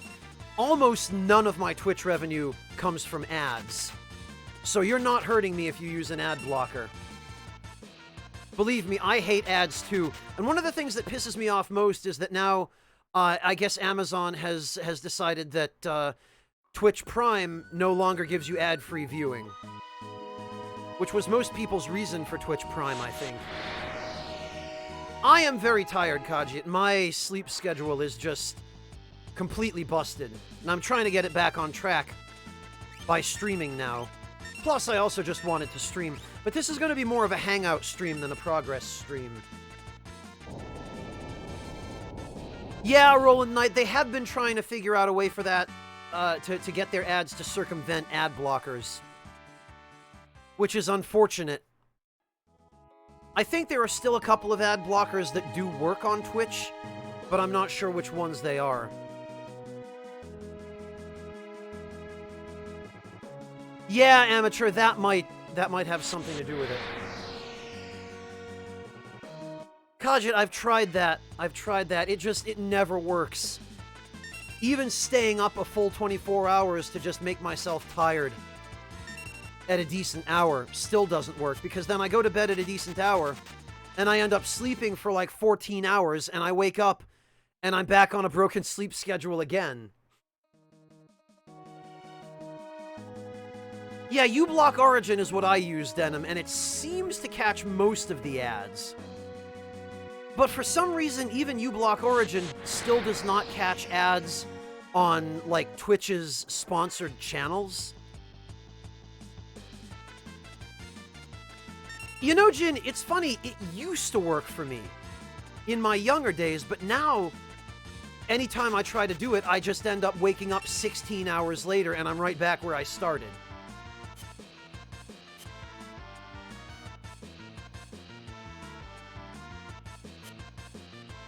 So I've gone to all that trouble, I've stayed up, you know, and put myself through all of that.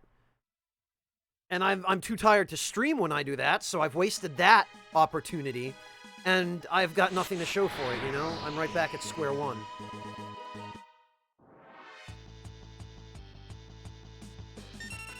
Well, Kajit, it can be, but not if you actually have things you want to do. You know, on my day off, 14 hours of sleep to recuperate from a long week, sure. Yeah, I'll do that. If I don't have any other obligations that day, and if I know that I can just get up after that and stream and people will still show up at that time of day, yeah. Well, Captain Sama, I don't like going to gyms, but I'm thinking of just getting myself a treadmill or something so that I can actually get exercise without having to leave.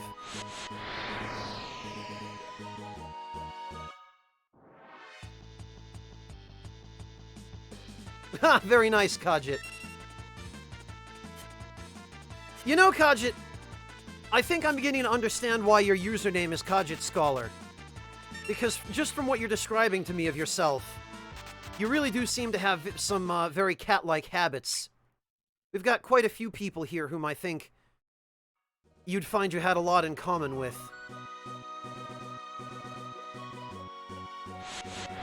Yeah, I just need to save up for one now. There's so many things I need to save up for. I really want to get my mother a new laptop because she's constantly... I mean, she's working off of a, like, $200, 2007, probably, second or third hand refurbished laptop that is just absolute trash, and it takes 10 minutes just to boot the damn thing up. So I'm trying to save up some money to get her a proper laptop that doesn't require her to spend 15 minutes checking her email. I'm also trying to save up for a treadmill, and, you know, I'm trying to do all kinds of other things as well, but one day I will get there.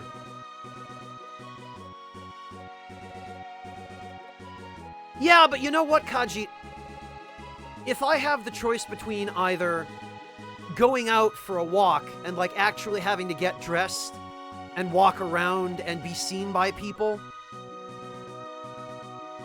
Or, you know, pay to go to a gym. Or pay once to get a treadmill that I can put in my living room and just use whenever. Then my choice is going to be fairly clear.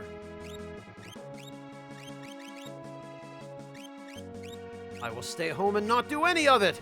No, not really. I will choose the treadmill in the living room. Well, Kajit, I'm kind of weird like that. I am a bit of a cipher. I'm very much the Persona protagonist who maxes out all of his social links and just kind of has a fluid sort of personality. I, at my core, am a very low-energy person. And yeah, I'm one of those people whose social interaction wears me out. I'm not one of the extroverts who are revitalized by social interaction. It does cost me energy, rather than restoring mine, but I have the ability to be social when I have to, when the situation requires it. You know, and I guess I can be plenty social on stream, but streaming is a really nice compromise, isn't it? Where, you know, I can be social in a way that works for me, rather than having to actually go out in person and sit in a room with 50 or 100 or 200 or 300 people and play video games in a room with people. You know, this way I don't have to put on a suit. I don't even have to take a shower if I'm on my day off and I just don't feel like it. I can just get up and stream in my nightshirt and my underwear if I just really don't feel like doing more than getting out of bed that day and maybe heating up some leftovers to eat. Which, I have days like that. I'm only human, you know?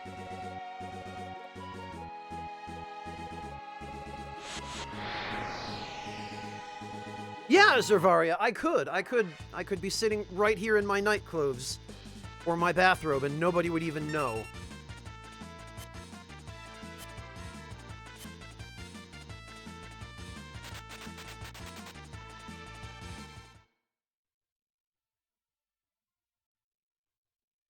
Yeah, Kaji, Amazon in America is getting to that point as well.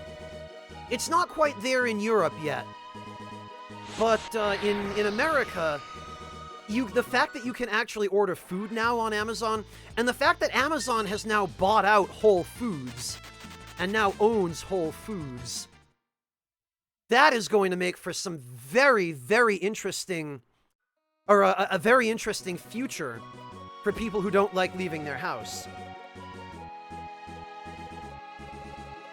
Well, Amateur, I'm not going to go that long without taking a shower. Because I get to the point where even I can't stand it, you know? Where, like, I just feel gross and I have to get clean. I can't.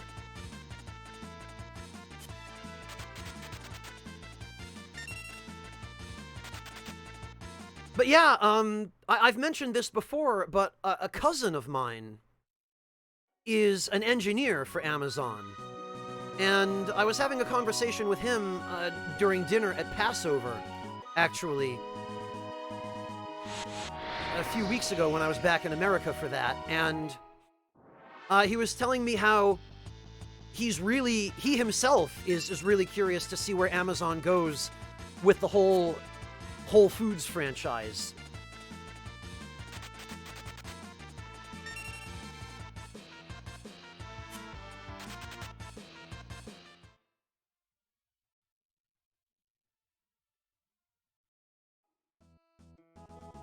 Oh, you're in Tallahassee, Kajit. Okay.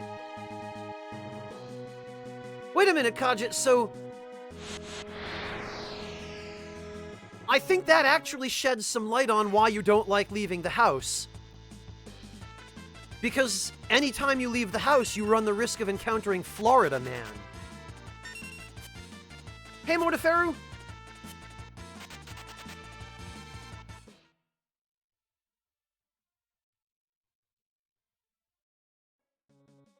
Yeah, you knew, Kaji. You knew. Of course. Thank you. Yes. Sincerely. Azots, thank you so much for the resub. Welcome back. Very much appreciate your support, Azots.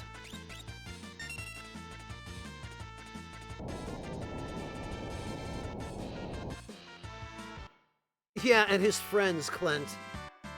And pretty much everybody around him. Florida man attempts to mow lawn with gasoline.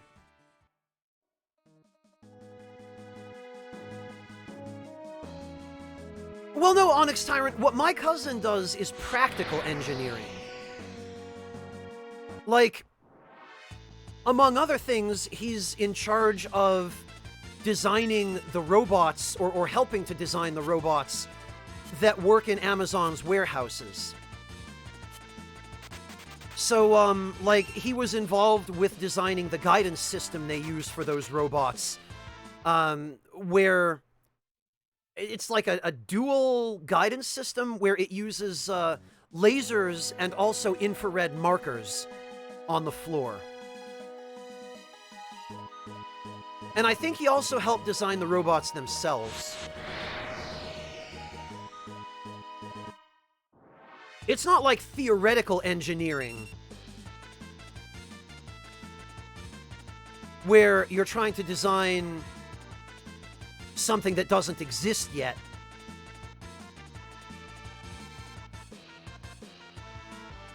Oh, I bet that was a fun conversation, Azots.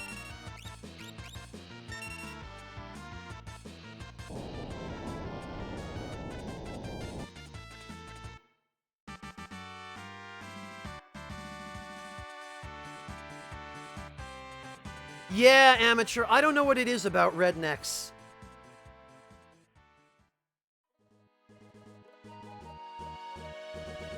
It's I guess, ingenuity without regard for safety. A persona, Captain Sama. Florida man deserves his own game.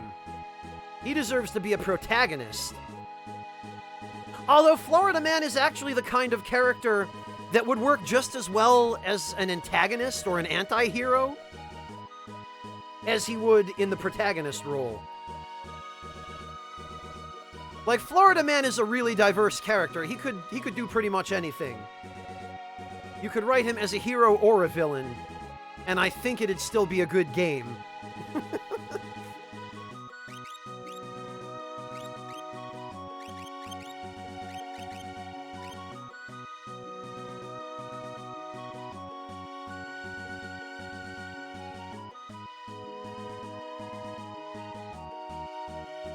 Roland, that's actually not so crazy. As long as you don't, try to fight any of the optional bosses any earlier than you're prepared.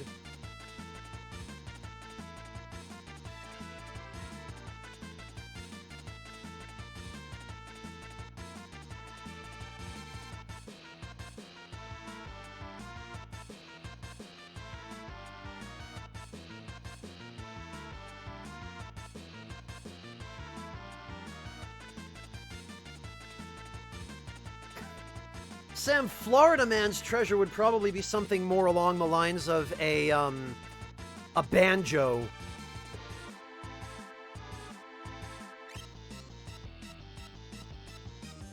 Or like, oh god, what are some other stereotypes of Floridians?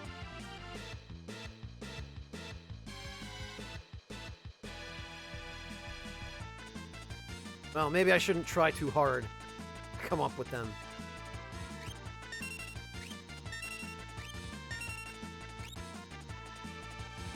Yeah, that's the great thing about him, Silver Ancient. He can play pretty nearly any role. Like, he could be the redneck in that horror movie who lives in a cabin in the middle of nowhere and has to survive the zombie apocalypse. Or he could be like, God, what was that movie? Not Children of the Corn, It was that other horror movie with that redneck family.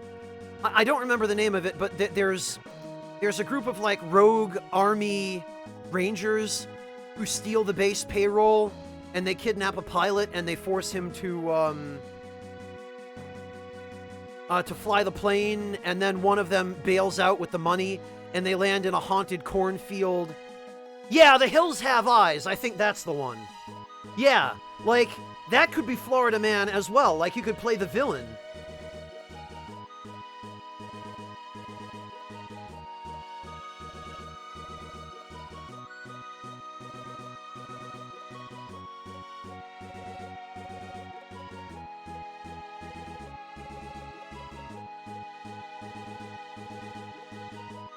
You know, Florida Man is, I'm surprised he doesn't have an acting career by now.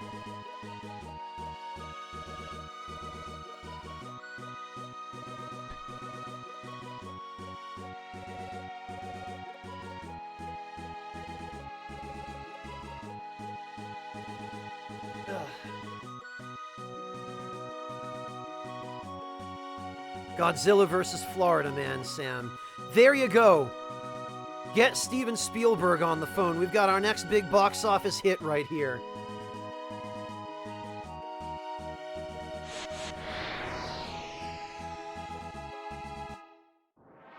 Will Godzilla manage to destroy the city before Florida Man burns it down?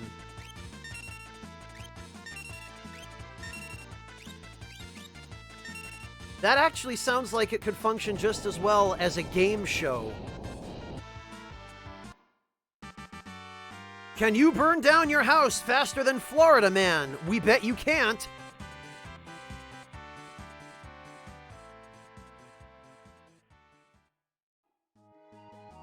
Yeah, he could, Epic Joker.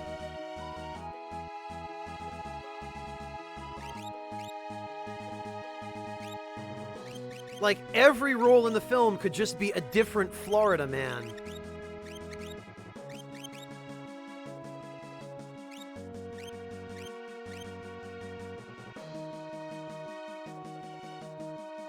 Oh, Kaji, you don't know who Danny DeVito is. Let me show you something, Kaji.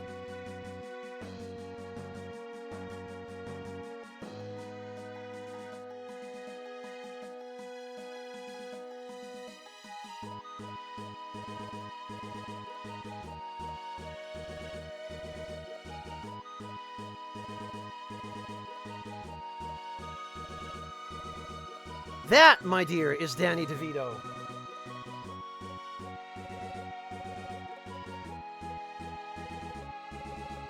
He played the Penguin in the old Batman movie. By old, I mean like the 1990s Batman movie with Christian Bale.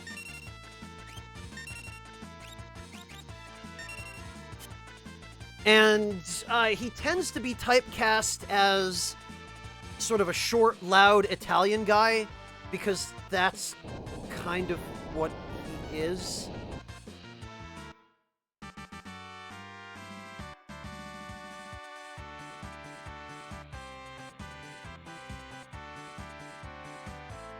Or no, that wasn't Christian Bale. No, God. I'm so old now, I'm getting my Batman mixed up. No, you guys are right. It wasn't Christian Bale. It was, God, who played Batman in that movie now? Right, it was Michael Keaton. Thank you.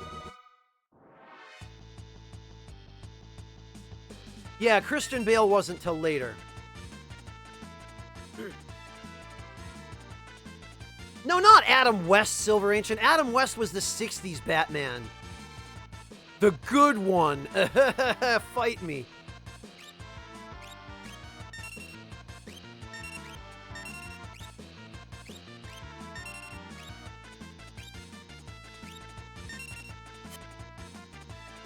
Some days you just can't get rid of a bomb.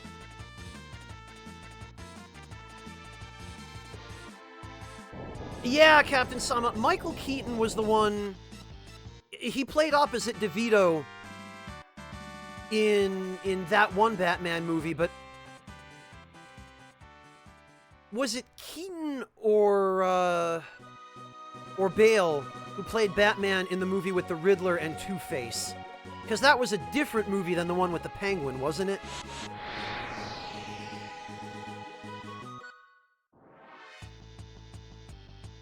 Oh, that was Val Kilmer. Okay. God, there are so many Batman movies. They just all kind of blend together in my memory. And also, my memory is not what it once was.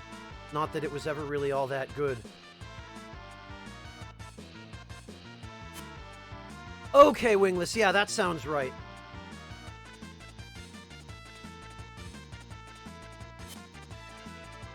Yeah, the Penguin was Batman Returns. That much I remember.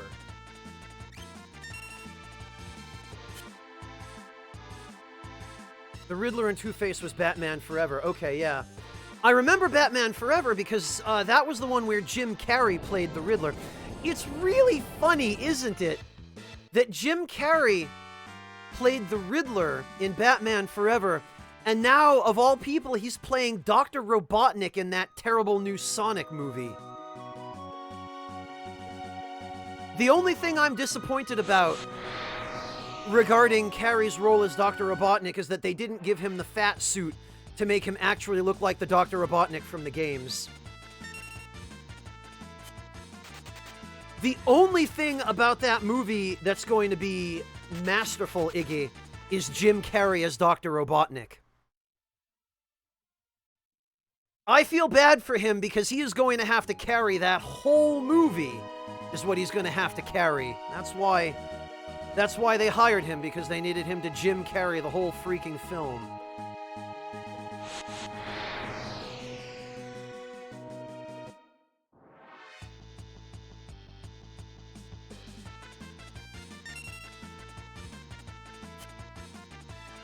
You know, Wingless, that's what everyone has been saying.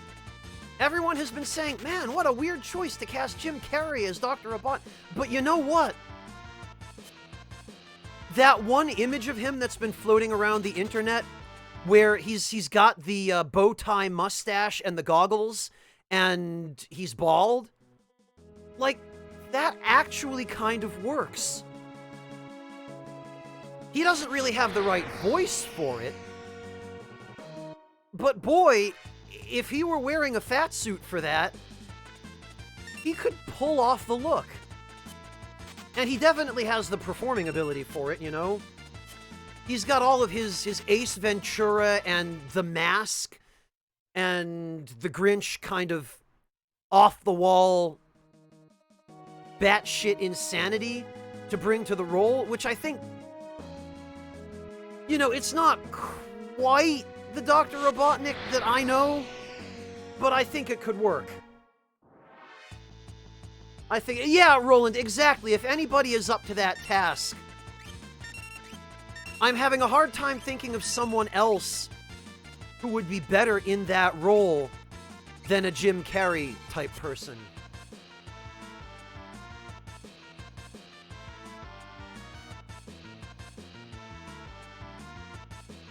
Rakish Sage, watch an interview with Jim Carrey. Like, watch any of the interviews that he's done with Craig Ferguson or, you know, Jay Leno or any of the late night talk show hosts where, you know, he's not on a script and he can candidly be himself. And you'll start to see the crazy. He's crazy in kind of a fun way, and he seems like a decent guy, but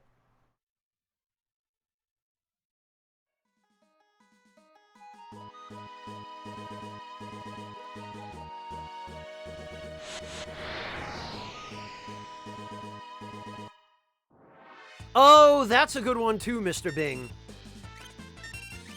For sure. I totally forgot about the existence of Man on the Moon. Or actually, Rubberface is another good one. Because Rubberface was one of the first things he ever did in Hollywood, I think.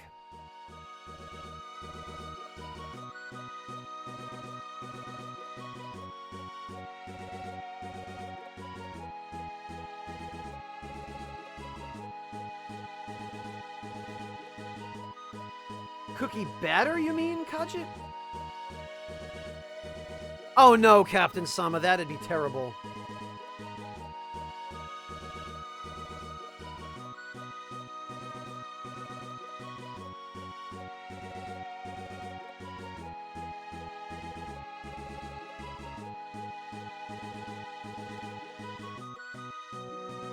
So honestly, another one that I think...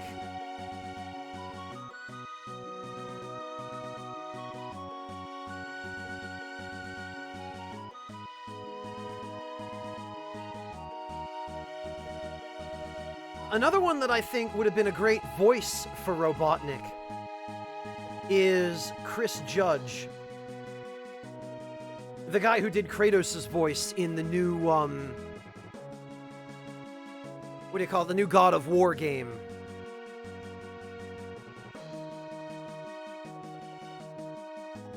It's just a shame that Long John Baldry isn't still alive, because if he were, I would have said he'd be the perfect Robotnik. Like the original voice from The Adventures of Sonic the Hedgehog cartoon. Alright, Clint, have a good one. Because I kind of... I would love to imagine Jim Carrey's Robotnik, voiced by John Baldry. I'll tell you what, if he does the snooping as usual line in this movie, then maybe I'll be able to admit that it has some redeeming value other than just Jim Carrey. Like, if we get to the end of the film, and Carrey's Robotnik catches Sonic or something like that, or you know, yells at his henchman and does the snooping as usual line, then maybe you'll sell me.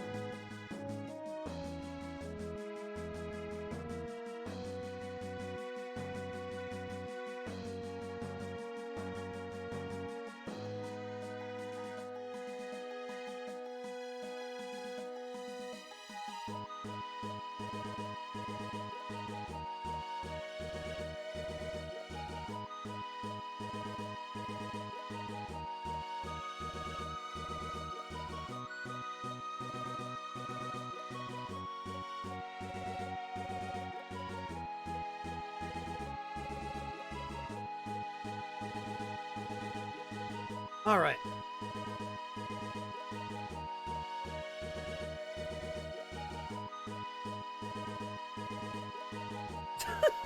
Steve Buscemi is Big the Cat, Sam. What have we done? How did we end up here? Oh, God.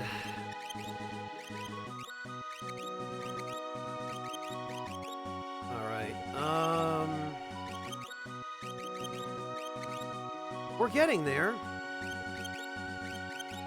We're getting there. Okay, Carbuncle next.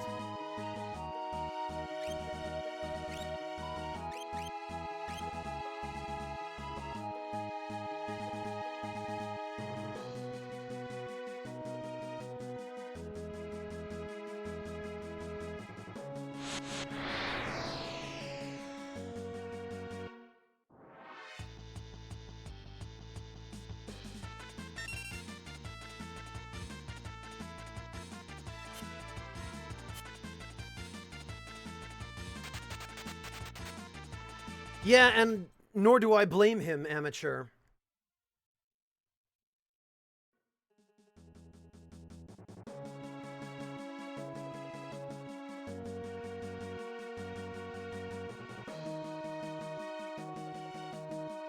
Oh yeah, Kajit, that's exactly how pretty much the entire rest of the internet is reacting to that casting, where they're going, wait, Jim Carrey as Robotnik?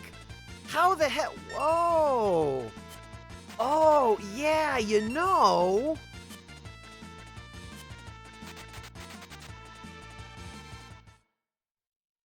Roland, I'm just teaching Cyan the last few spells that he's going to need before we go to the World of Ruin and no longer have access to this really excellent place to farm magic points. Once we're done here, we're going to just go pick up the last couple of items in Doma Castle. And at that point, I think we'll have done everything that there's left for us to do in the World of Balance. And we can just go back to the floating continent and fight Atma and move on to the World of Ruin.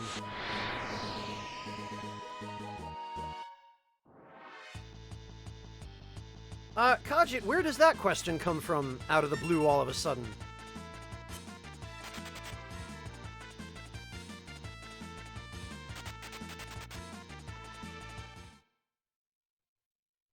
Well, Amateur, I'm always willing to give Jim Carrey a chance to prove himself, right?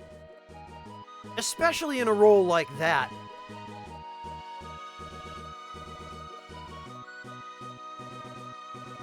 Well, Kajit, I could just link it for you if you want.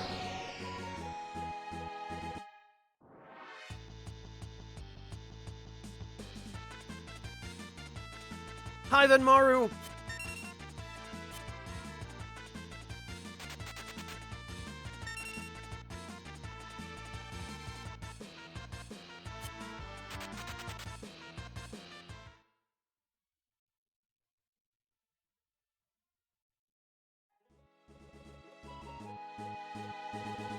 Hang on, Kajit, we can just...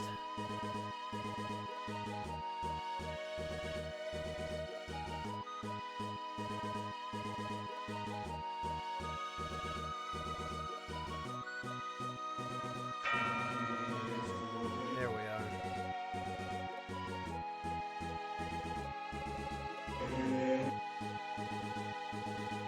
No, I don't want to play it, I want to link it. There.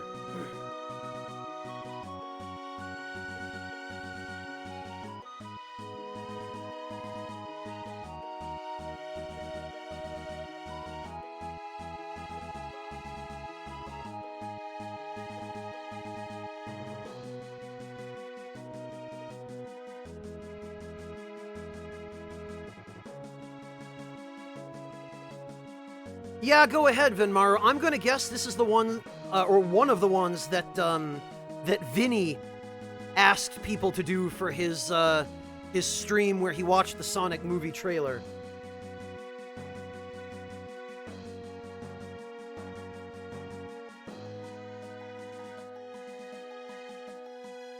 Okay, no, this is not one of those.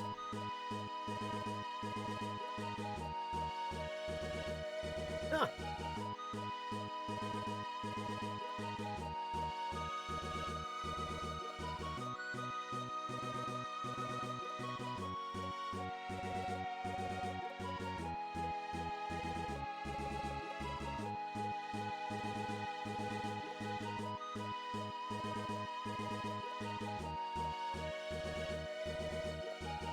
Yes, Cybertron, Vinny Vine Sauce.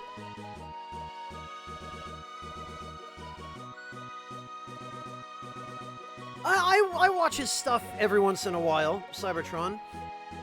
Not a ton, but...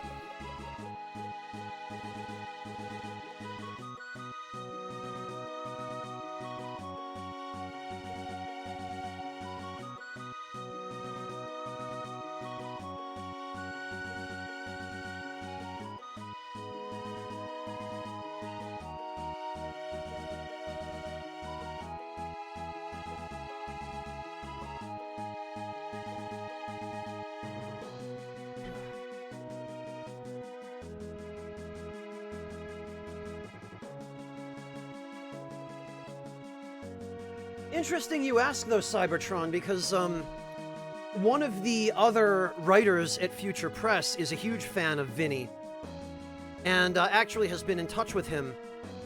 And as a result of that, Vinny is going to be credited in the special thanks section of the Dark Souls Compendium.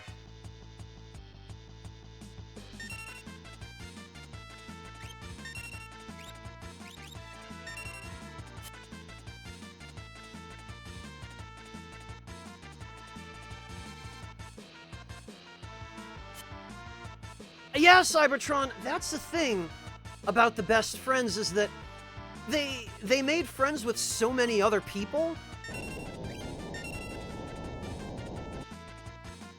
that there were very few groups that they weren't at least connected to at some point, you know?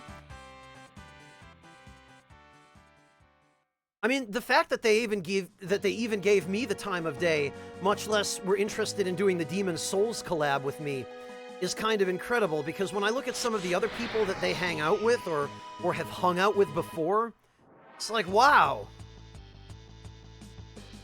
That's kind of cool. What are they spending their time on me for? And I was especially impressed that that Wooly was willing to come out to dinner with me during PAX East. That was a fun time, too. So, like, there's a ton of crossover, Cybertron. Like, I think when you get to a certain point as a content creator where you know what kind of content you want to make, I guess I'm specifically talking about gaming here, because, you know, in the gaming Twitch/YouTube community, when you get to that point, you know, you inevitably end up, if nothing else, you end up hearing about other people who kind of do similar types of content, either through your viewers or maybe those people approach you directly, and you get to know them after a while, you know, you meet them.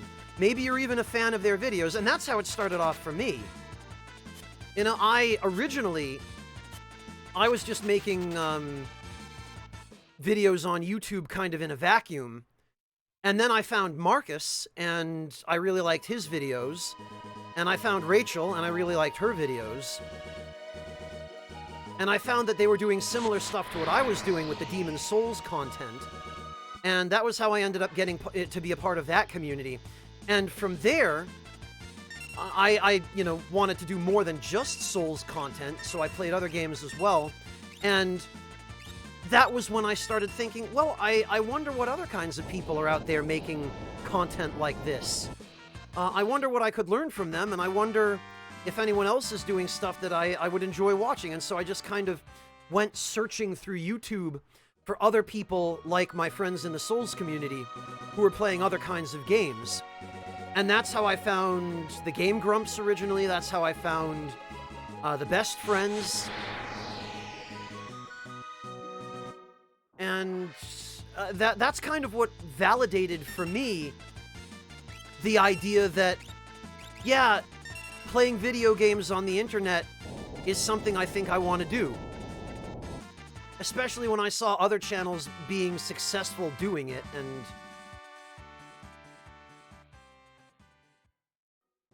I doubt it, Juju. Nick isn't... I don't think he's really interested in hanging out with them, is the impression I get. Nick kind of... He likes to do his own thing, and he's a very different kind of personality than those guys are.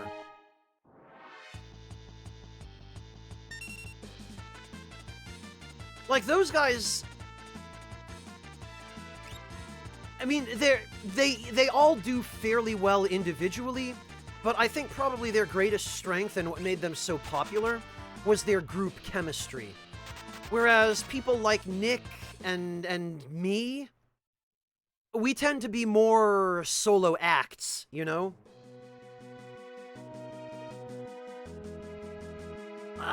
Funny you ask that, Amateur. Plague actually came to me and introduced himself. And after I got to know Plague and kind of be friends with him, he introduced me to Pat, And that was the first interaction I had with any of the best friends. I got to know them first through Pat, and then Pat introduced me to the others. And to this day, Pat is the one that I interact with the most. He and Paige will actually periodically show up for my streams, so... No, it's fine, Sumikiro. It was actually... It worked out just as well that way. Because I like all four of them, but I think I have the most in common with Pat. He and I are by far the kind of OCD, obsessive, min-maxing, super nitpicky, particular kinds of people. And I think really we're kindred spirits in that regard. I definitely don't have the level of sort of anger that he does. I mean, most of his anger isn't real anger, but, you know. I mean, he and I definitely have different ways of presenting ourselves, but I feel like I definitely have the most in common with him.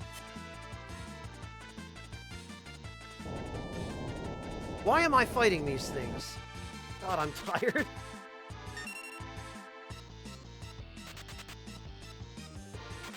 Basil, the World of Balance is the only place where you can access the most efficient magic or Esper spell farm in the game. Once we go to the World of Ruin, this will no longer be accessible to us.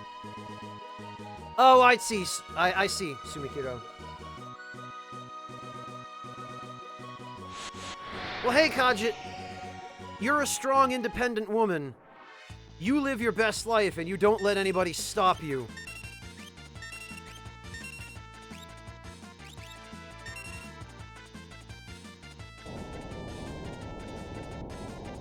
Yeah, Zabronieth to a certain extent, but also the make the number go up in a way that makes sense kind of way.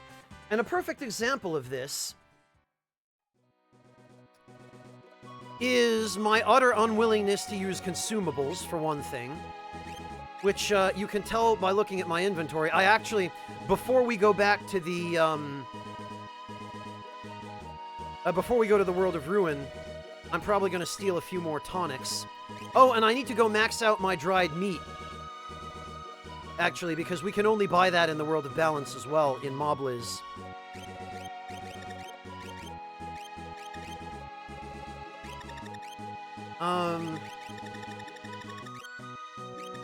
You know, you'll see it with things like, oh hey, I went out of my way to steal like 12 Genji gloves from the dragons on the floating continent.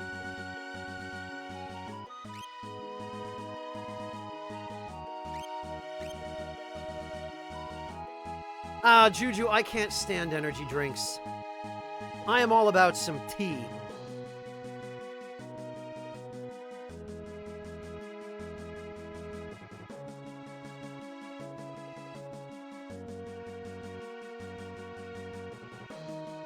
HRD, maybe not a toilet, but...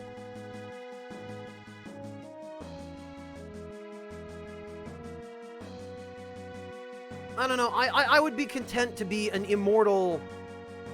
some kitchen appliance, maybe, like a blender or a toaster. Actually, no, explicitly not a toaster. Because that movie was nightmare fuel. I still can't believe I got suckered into watching that as a kid.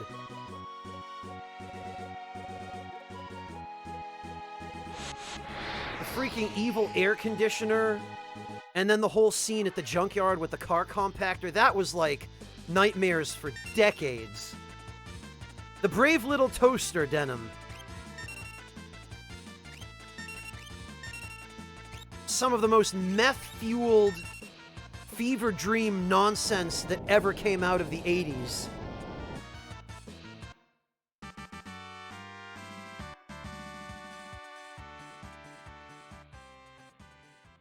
It is when you're 8, Denim.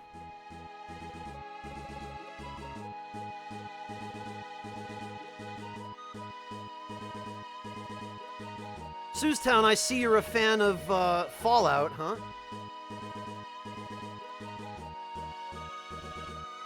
Yeah, alright, Denim.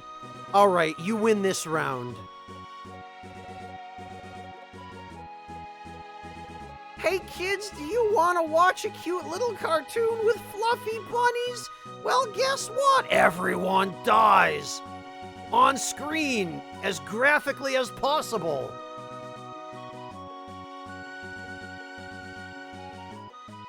Oh my freaking god, that movie. Right, what am I trying to do here? I've lost track again.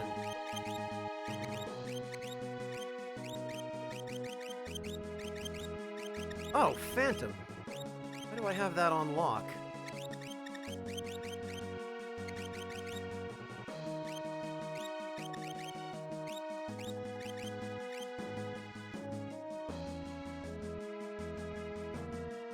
You know what, Cracked Hoof? I would take that over being an immortal toilet any day of the week.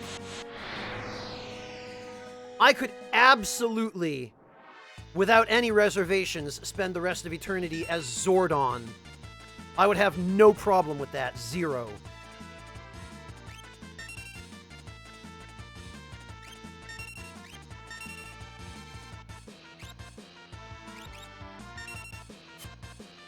What, Watership Down, Wingless Monkey? Yeah. Yeah, it does, doesn't it? And to leave young children with permanent scars.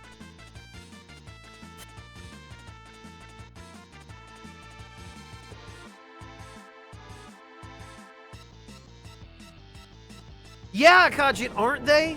Imagine watching that as an 8-year-old. And then, of course, the freaking air conditioner has his stupid line that, go figure, became a meme. What are you gonna do, vacuum boy? Suck me? Nobody's ever gonna harvest this audio for nefarious purposes.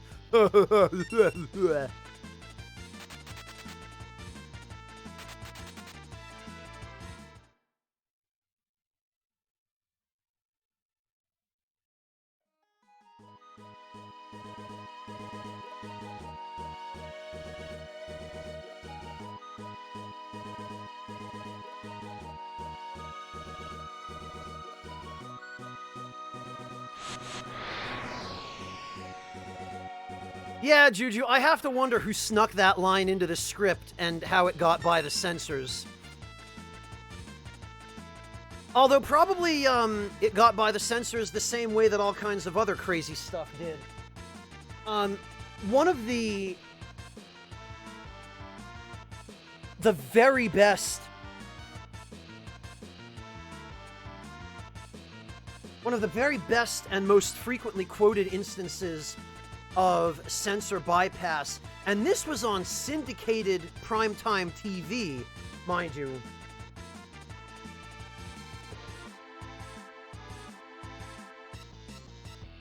Let me see if I can dig it up. Here it is.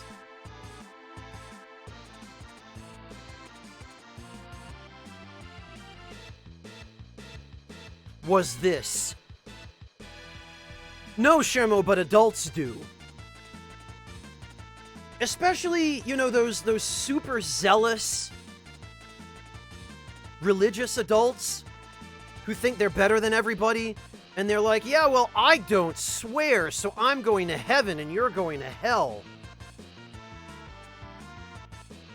But this one I just posted in chat right here.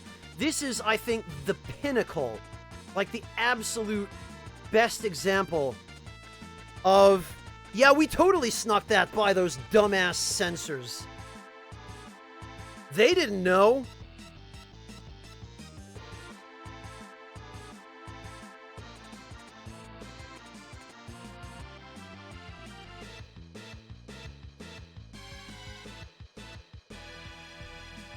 Yeah, Jin, Animaniacs was notorious for that. They weren't kidding with the line in the Animaniacs intro where they say, we crack up all the censors. I never understood what that line meant as a kid, but later when I went back and rewatched some of those old episodes of Animaniacs, I went, oh, yeah, they really do, don't they? Not only did they probably crack up their sensors, they got a ton of stuff by them.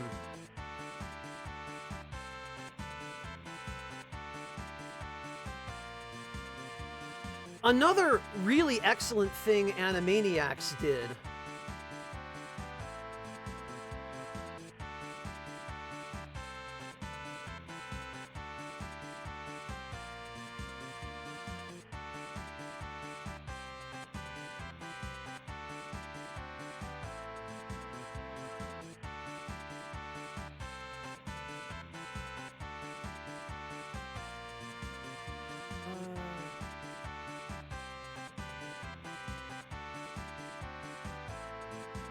let's see.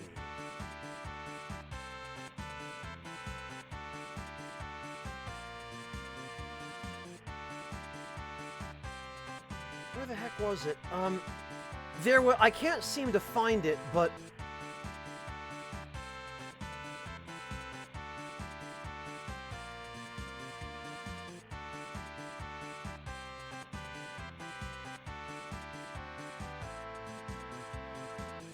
oh, okay, hang on. Wait a minute.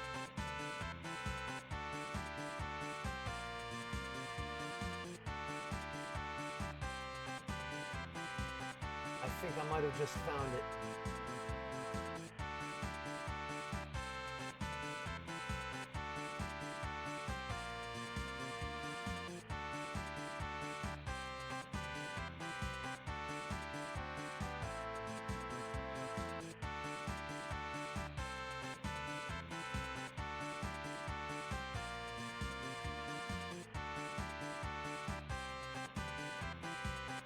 Oh, here we go. Okay, yeah, this is it.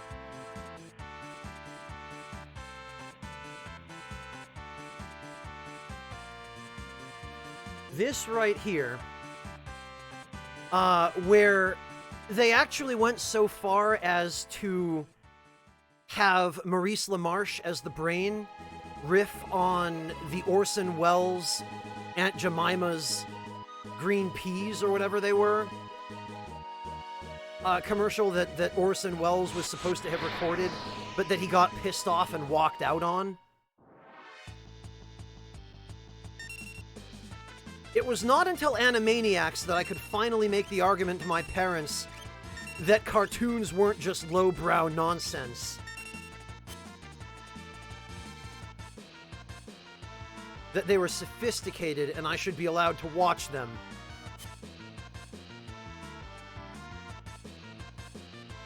Of course, by the time I picked up on the Orson Welles reference in this episode of Animaniacs, I was in my 20s and it didn't matter anymore. And I could watch cartoons whenever I wanted, but, you know. We won't split hairs here.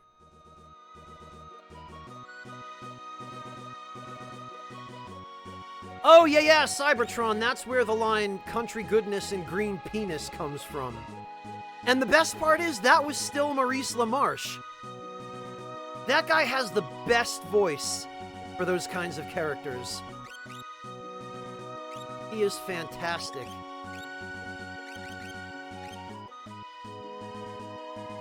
See, this ought to tell you all something about me. I don't know my Batman actors for shit. But boy, you ask me a question about 90s cartoons.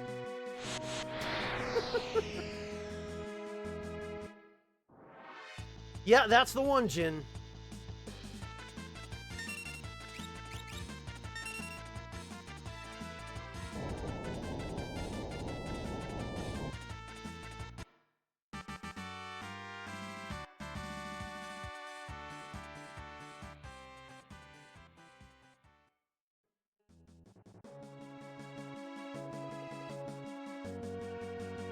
Alright, we're pretty close. We just have a little left. Just finished Phantom.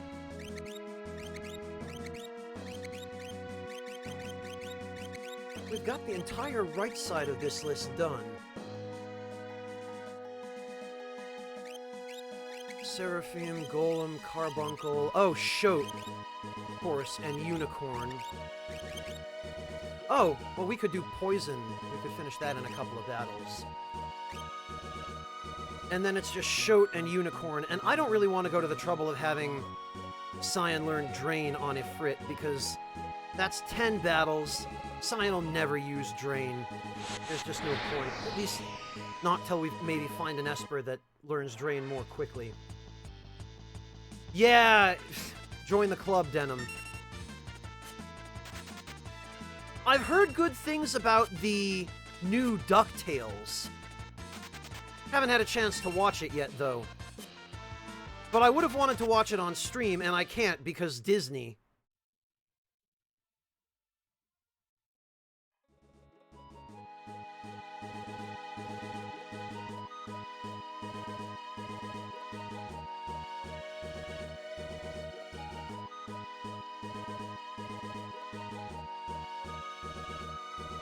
Oh, you have Denim! And it's alright? Well, that's good. That's encouraging. I've seen the intro. Like, the opening song for it, and that looks pretty decent. You know, it looks faithful while still being, a little more modern.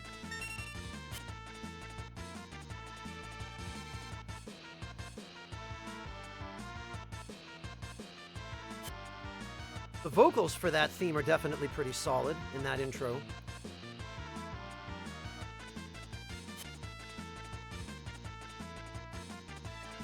And I don't know about you guys, but that to me is just as important as the quality of the cartoon itself is. You know, did they preserve the 90s vibe of the intro? And for the DuckTales intro, they seem to have done.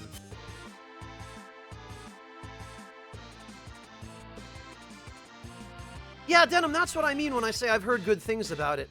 A lot of people, like, the reception to it seems to be near unanimous positive reviews.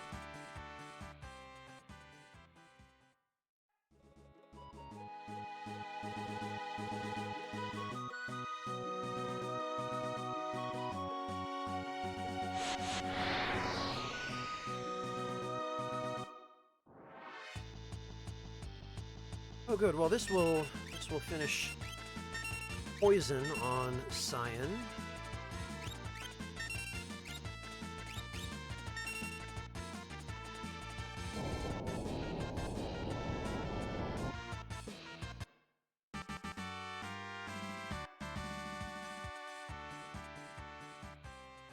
All right. Now we can. The most important thing now for him, probably Dispel, I guess. Oh no, Shoat, of course. Bio Break and Doom, those are most important. Yeah, Shadow Gab, that's a function of the type of scrolling they use. You're talking about this, where it just goes zoop, zoop, zoop, zoop.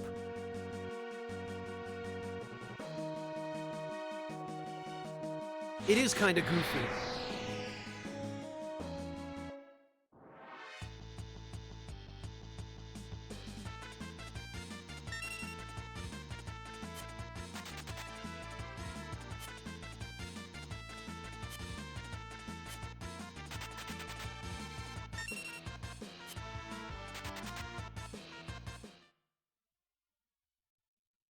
Oh, you mean how its perspective changes, Shadow Gab. You're talking about, Yeah, I see what you're talking about. How, its size kind of increases and decreases, like the sprite zooms in and out. I see what you mean. You know, it's interesting you mentioned that, Shadow Gab, because this is the only Final Fantasy game in which that ever happened. All of the previous SNES games, and certainly the NES one that had the airship, they used a different system for sprite overlay on the overworld. And that kind of thing just didn't happen.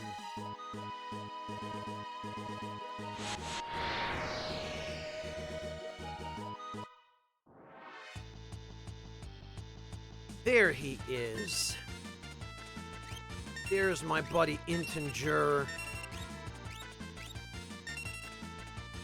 Hi, buddy. Thanks so much for the 10 MP. Really appreciate that.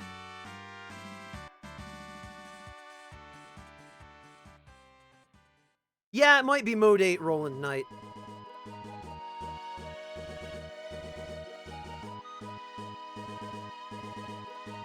And I mean, we don't strictly have to wander around in the forest.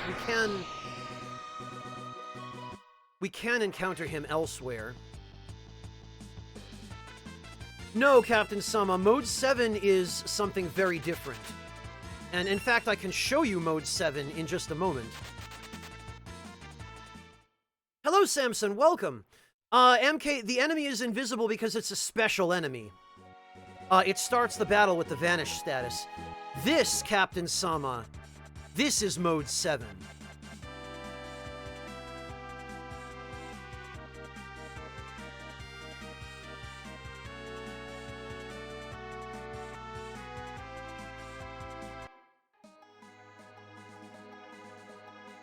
There we go. But yeah, you can run into integers on the plains. This is just my OCD that there's one patch of forest on the island, and it's this nice, neat circle. And also, I like the forest background a little bit better than the plains background, because the colors are darker and more muted, and it doesn't hurt my eyes quite as much.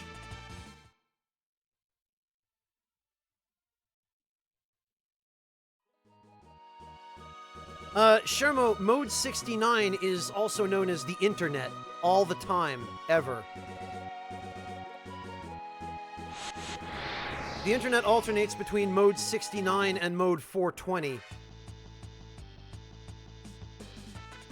And, occasionally, for certain events, it uses Mode 666. No, Samson. This is still the World of Balance. I've held off going to the World of Ruin because I want to take full advantage of the integers here, because the only place to encounter them in the World of Ruin is on the Veldt, and it's much harder to find them there. Yeah, Rakish Sage, nobody uses Mode 1337 anymore.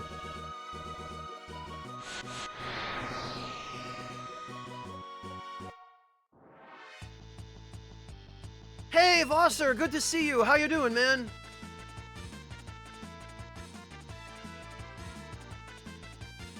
Vosser, I have something for you.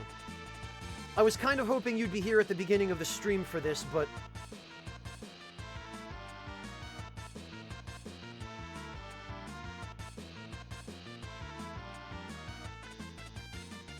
But now that you're here... Yes, a present! Here you go, Vosser. Just for you.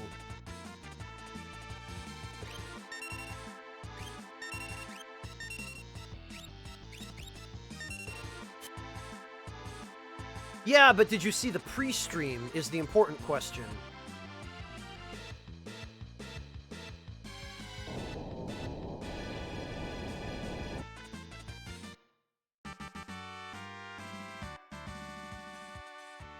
Because I know that you, out of all people, will probably really appreciate this. Maybe next time Rachel streams, we can have her listen to it on stream, while enjoying her new cup of tea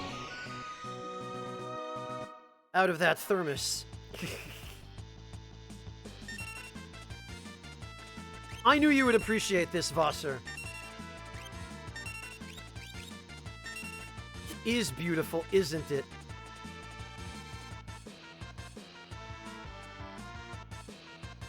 Well, MK Ultima, like most vehicles in these old games, it's bigger on the inside than it is on the outside.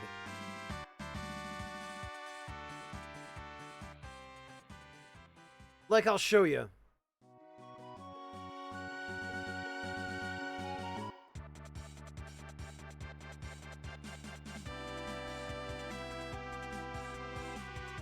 So this is the outside, right?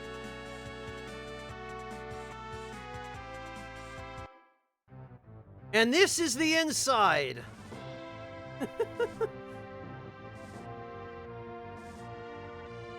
it really kind of stops making sense when you think about it. The deck up top would have to be about, I don't know, 5 or 6 times larger in order for the interior of that airship to make sense. Well, Ultima, the name of this airship is the Blackjack. It belongs to a gambler. Go figure, right?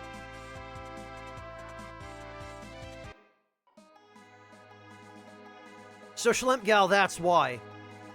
The character who owns the airship, his weapons in battle are actually cards and dice. He is the precursor, in fact, to Kate Shi in FF7, whose moves basically work the same way.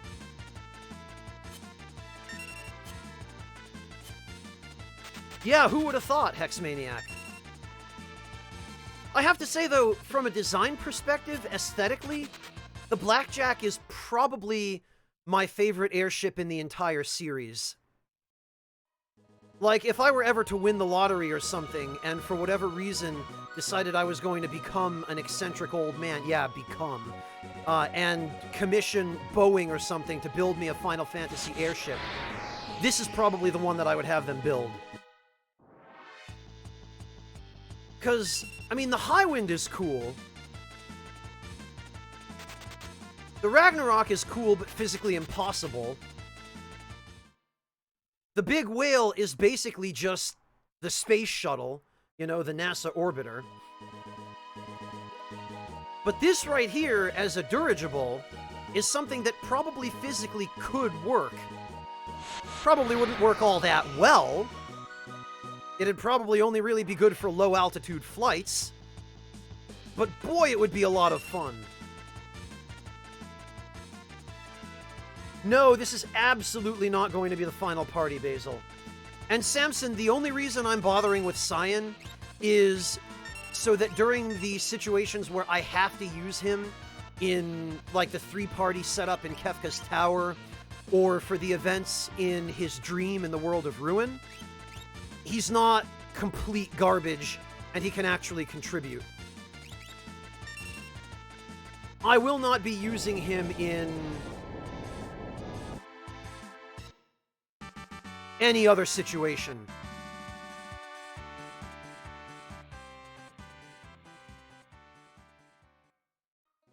Most of those are physically impossible as well, Amateur.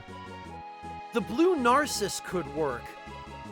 But, like, the Invincible, the Hildegard, those are just magical anti-gravity airships.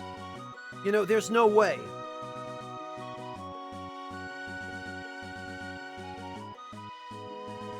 Like, the same deal with the Ragnarok. And even the Highwind, like, the Highwind might work, assuming that it's actually a dirigible and that those propellers are just for maneuvering.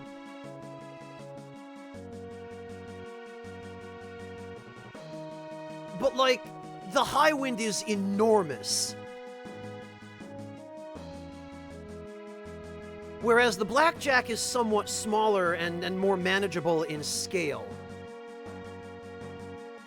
I guess the Falcon might also work because that one's a dirigible as well.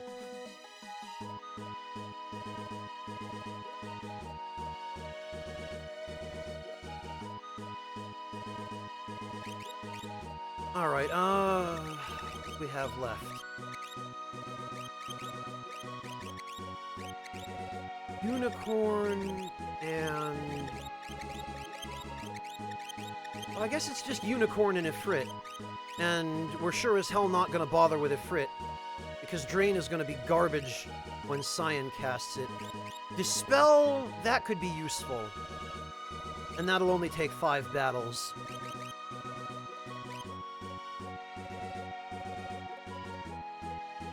Yeah, you can, Roland Knight. You absolutely can. The trick is you can only catch the fast fish. And it's easier to go to the world map to refresh them. because the timer for Cid's death doesn't count down on the world map. Basically, the way it works is Cid has a hidden HP bar that starts off at 120. And if it drops below 30, he dies. And if it goes above, I think, 256, he survives. And each fish will modify his HP in a certain way. The fast-moving fish gives him, I think, plus 32 HP. The regular old fish gives him, I think, plus, like, 4. And then the shitty fish gives him minus 4. And the really shitty fish, I think, gives him minus 16 or something like that. And for every second that passes during a time when you're not either in battle or on the world map during that event, he loses 1 HP.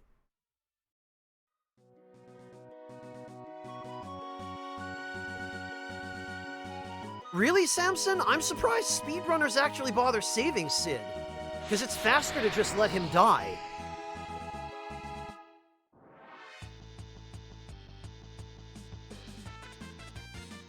Yeah, Roland Knight, and that's why he keeps dying. Because you're only supposed to feed him the fast-moving fish. Ah, very nice, Wingless. Polish-style sandwiches, huh? You get a different version of the cutscene where Celes leaves the island, Basil, and also Cid doesn't die. And then pretty much for the rest of the game, he just stays on that island and repeats the same line of dialogue where he says, "I feel much better, thanks, Celes."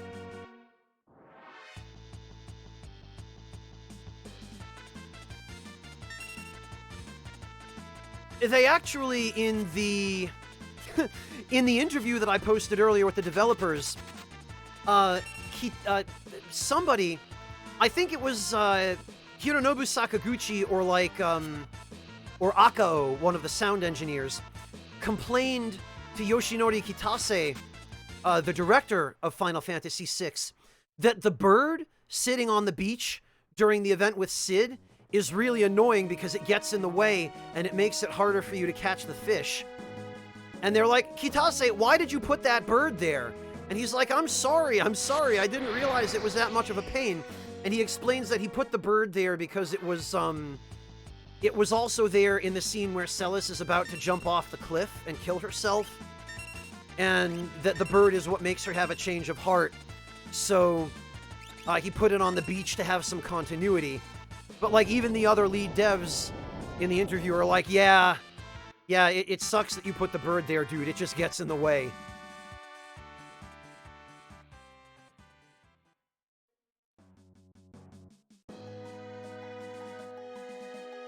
Really, Fatty Steel? I've never had it freeze when I went to the overworld. You can leave without any problem. And you have to do something to refresh the fish that are available.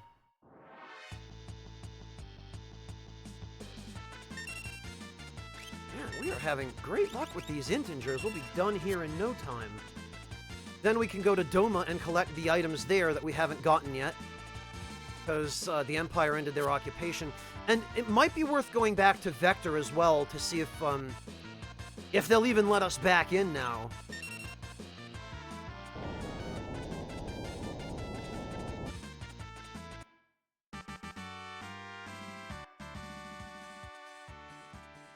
And then I'm going to have to take a quick break for some food because I am starving, and I need something to help keep me awake for this.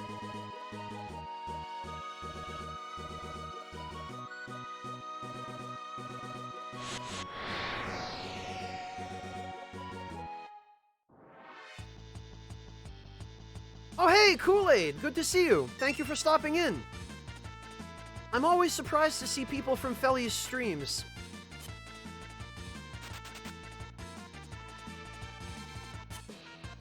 Orange chicken and rice. Very good, Kool-Aid.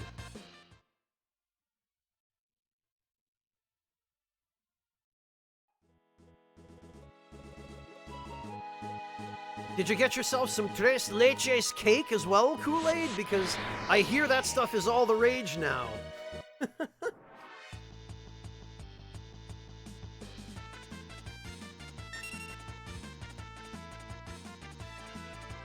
I'm not even surprised anymore, Cybertron. At this point, anytime anyone tells me, yeah, insert name of thing from previous FF game is in Final Fantasy XIV, I just go, yep, of course it is. Why wouldn't it be?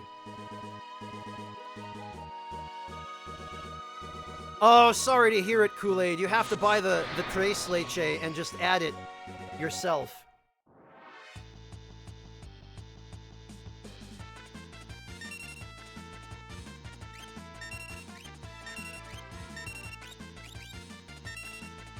You can have Ghetto Tres Leches cake.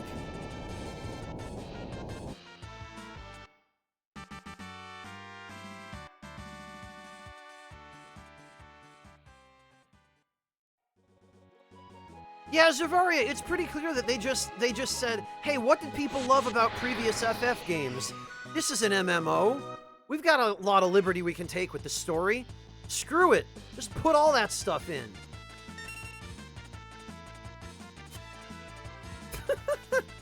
Right, Vasser? I'm gonna have cake. I want all tres leches. Todo de los leches.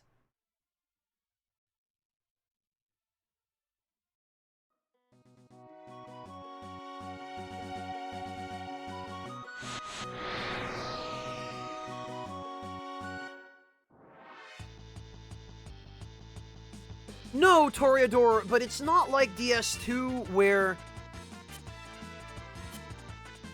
DS2 is... It was supposed to be a more story-driven game, and yet the story of DS2, the most important part of it, is nonsense. In an MMO, the story isn't really that important. MMOs are... Well, a good MMO, anyway, is gameplay-driven.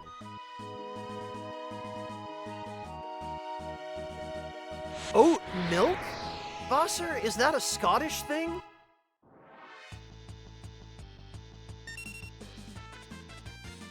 Because I've never even heard of oat milk. Actually, Vasser, isn't oat milk just oatmeal made with milk?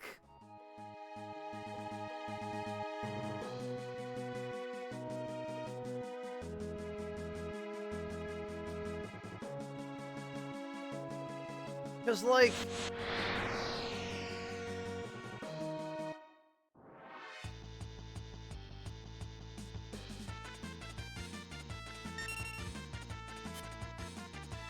Okay, Vasser, well, I learned something new today.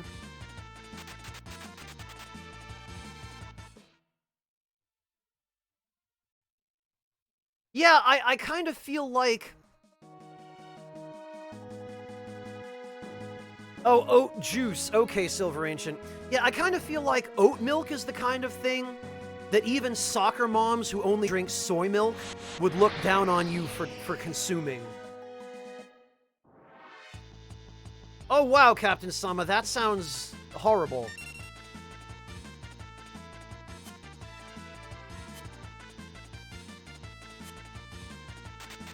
I see, Vasser.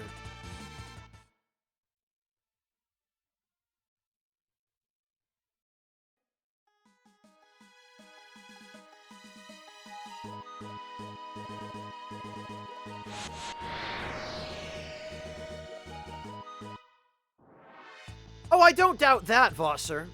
You know, I am all for environmentally conscious milk. It's just... Keep that shit away from me. I'll have tea instead. I'll get my calcium from something else. Right? I'll get my calcium from cheese. Because cheese isn't milk, right? It's more environmentally responsible. You don't need cows to make cheese. You just need a grocery store. Cheese just magically appears on the shelves there. Just like gas magically appears in the car that I don't own. It comes from a gas station, right?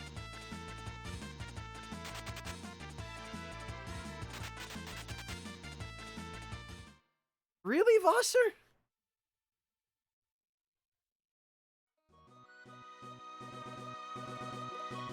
Vassar, well, no, you wouldn't want to add water to your tea. If anything, at least with black tea, you would add sugar and cream, maybe. Or some lemon or something, you know?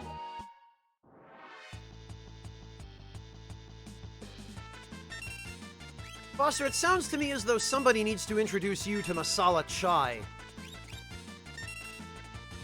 If somebody hasn't already, because if they haven't, then it's a crime.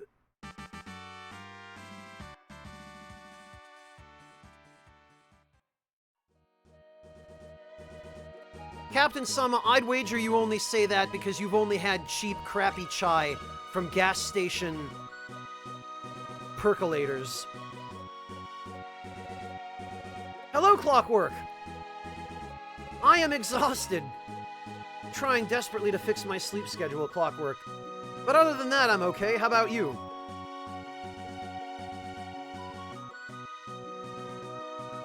Yeah, masala chai Kool-Aid. And it's not curry powder so much as it is whole spices. It's generally cinnamon, cloves, cardamom, nutmeg, I think sage, or no, bay leaf.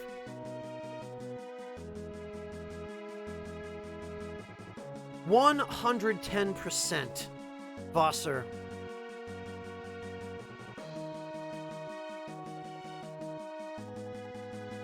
First, let me show you what it is.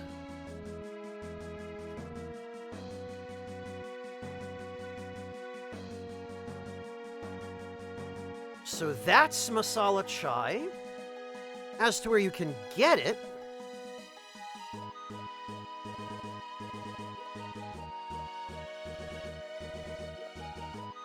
in distribution center, search.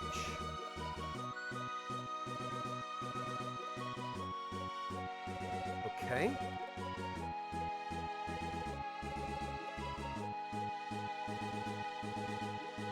Stand this on its head. Amazon.co.uk.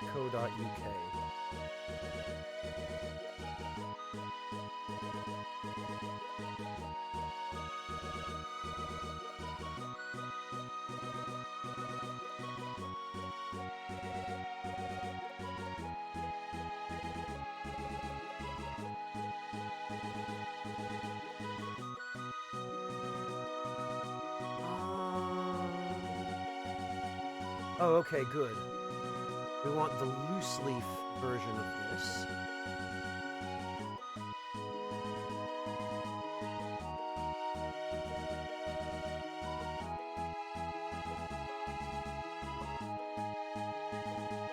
All right. There you go. Oh, whoops, nope, that's Waltz Queen. Sorry, Waltz Queen. What I get for only typing the first two letters. There you go, Vassar. You can just order that off of UK Amazon. Take a look through there, take your pick. Grab whatever looks good. Personally, I recommend sorting it by average customer review. Oh yeah, the anthology version was, Roland Knight. I forgot, you could set it to a second controller as well.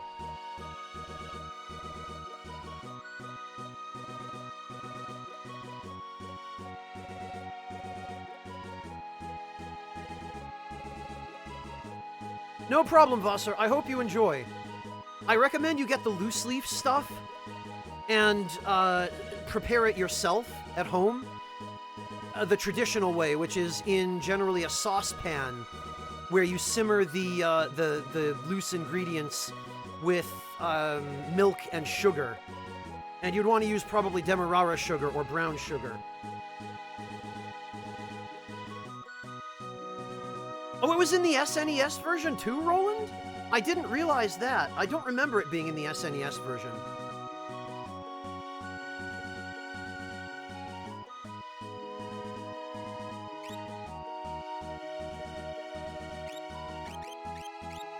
All right. Looks like we are good to go.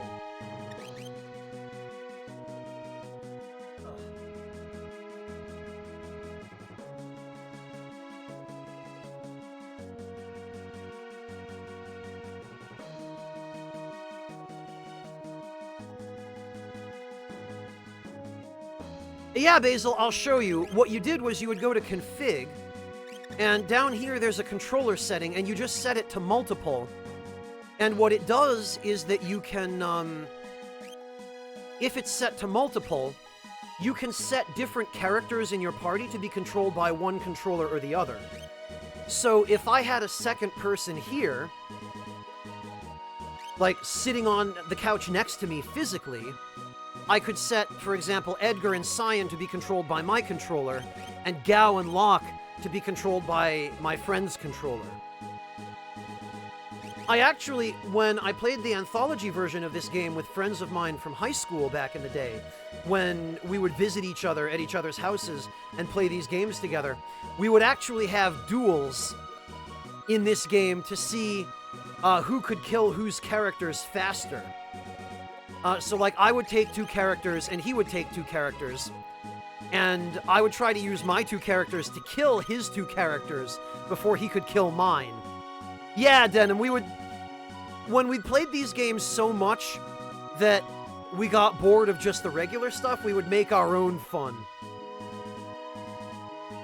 It was a silly thing to do, I know, but that was what we did as kids.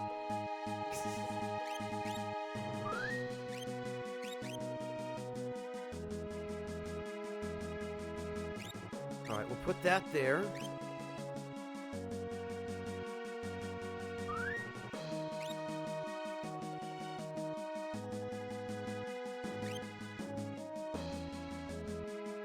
Really, Sam? Greetings, You too, huh? undead warrior. JDSL, thank you so much for the resub. Welcome back.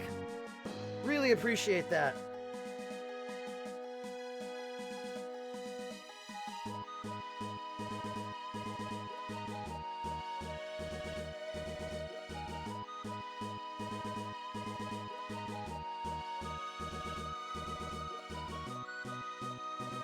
Alright, everybody. Well, I need to go get something to eat because I'm starving, and I'm going to just pass out if I don't. So let's take 20 minutes, maybe.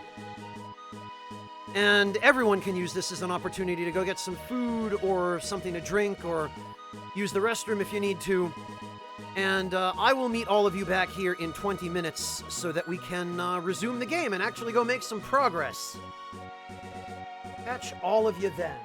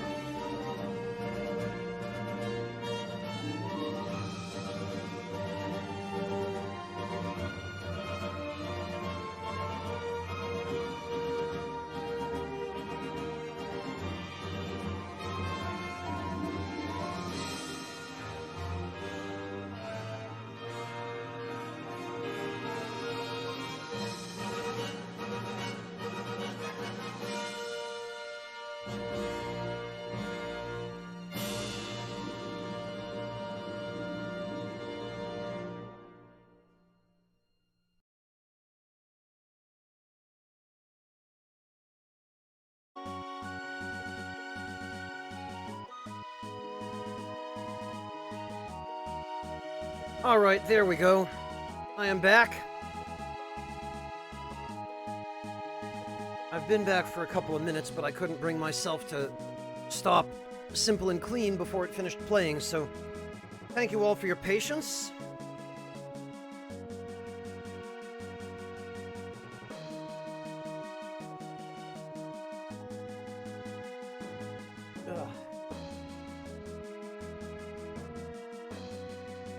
Okay, Captain Sama, have a good evening. Take care of yourself. Thank you for joining us.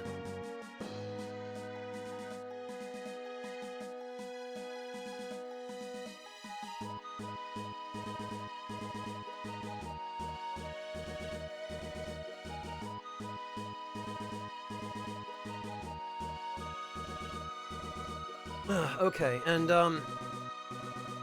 for those of you who are tuning in for the VOD, I think I'm going to just start it for this episode right here, because everything we've done up to now has been pretty much just working on bringing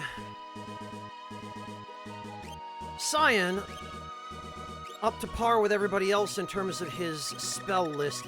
There are a few things he's still missing. Well, I think he's only actually still just missing Drain. Lou Kitty, thank you so much for the resub. Welcome back. Really appreciate that. Always happy to have you, Lou Kitty. And actually, we can unequip Unicorn from him, because that's done. Pretty much everybody except Shadow now has a full spell list, and Cyan right now is only missing Drain, which, again, he's not really going to need. But everybody else, I have gone to the trouble of teaching everything by fighting integers on Triangle Island, which is something we have to do in the world of balance, because the enemy groups on Triangle Island change in the world of Ruin, and integers can no longer be found there at that point. You can only run into them on the Veldt. And the encounter rate for them on the Veldt is, well, a lot lower. But we are done. We are done. The grind is over. Everybody is pretty much where I want them to be. They've got all of the relics they're going to need, all the equipment. And now it's time to pretty much just finish up everything we have left to do in the world of balance before we move on.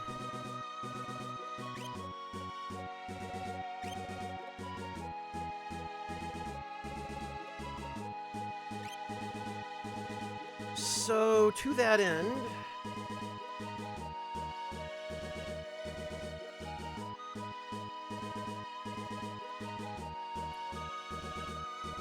first, I think we need to go to Doma and pick up a few items that we can now actually reach now that the Imperial forces have finally gotten their sorry asses out of there.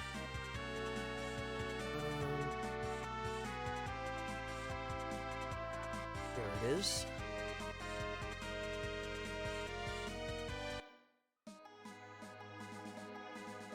Cybertron, are you addressing that at me?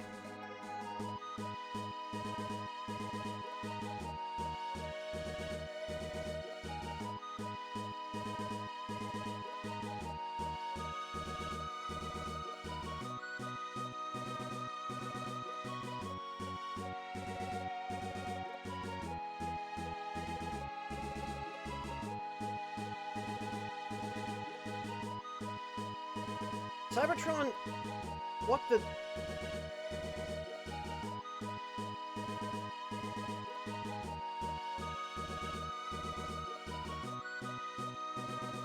Okay, I just went back to find the tweet. Let me see.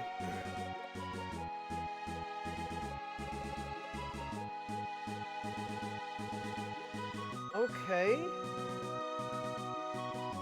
Jeff Fowler, I don't know who that is. He is...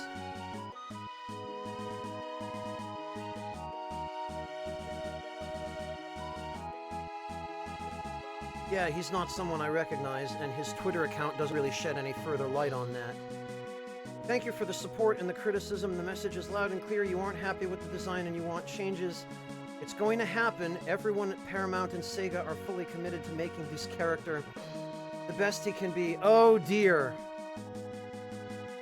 They're going to try to change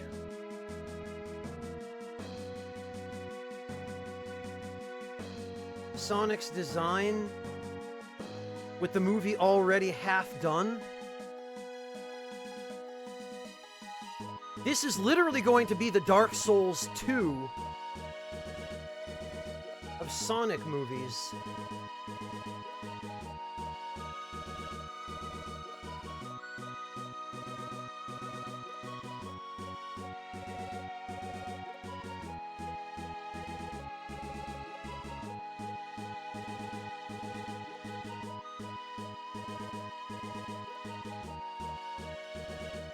Good night, Mortiferro. Have a good one. Yellow Kitty it was.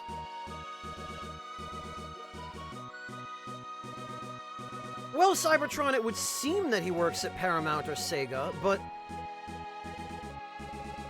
like, I get what's going on here. But I have a feeling... yeah, Vossa Malone, you took the words right out of my mouth. I have a feeling it's going to be something like that. Like, they're just going to change his model to classic Sonic. Right? They're essentially just going to mod the movie. Because that, at this point, that seems like the best they can possibly do. I can't imagine them actually giving it a proper rework. With so little time left before they have to release the movie.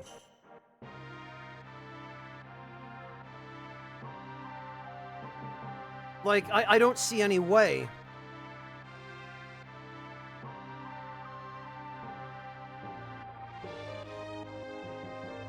Alright, well...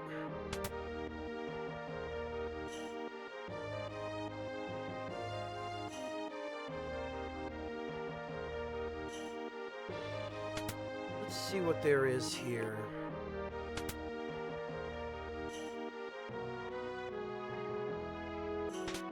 Oh, an ether. Okay. Oh, look, and a clock! Woohoo!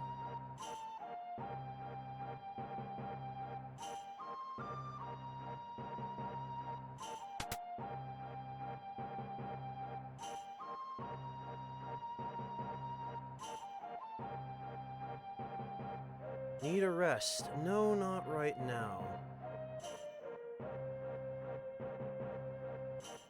No, Vossa Malone, but why would we spend the extra money doing that? Clearly doing this in a vacuum and not getting any feedback on it beforehand is fine.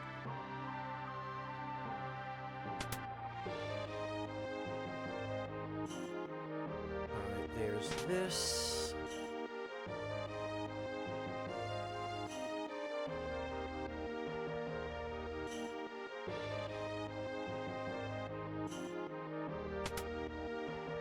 Samson, we've been living in that world for a long time already.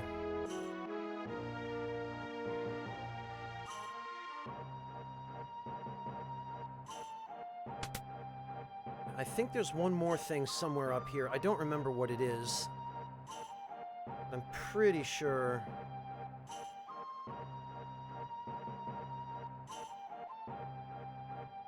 or is it just in a chest? I don't remember.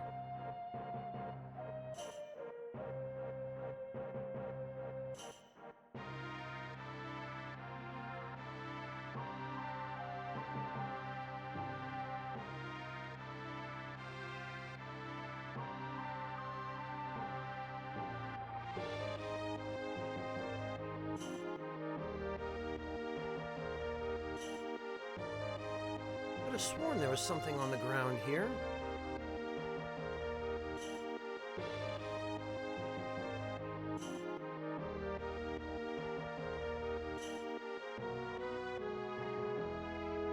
Good night, Toreador. Thank you for joining us.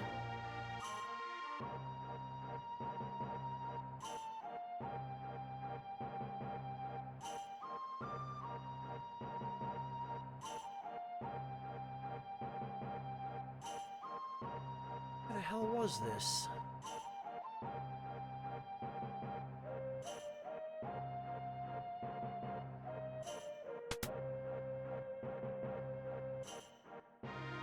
It wasn't up here.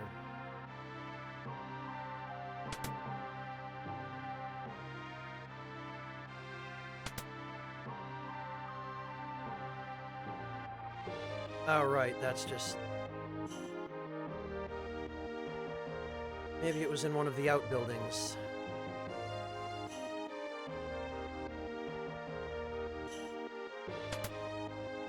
Okay. Maybe not.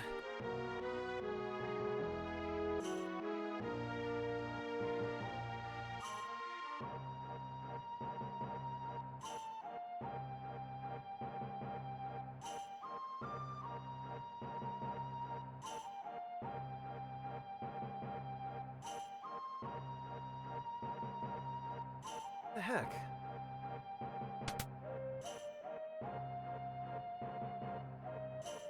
I remember being able to walk on a little bit more of this map than it seems like you can walk on.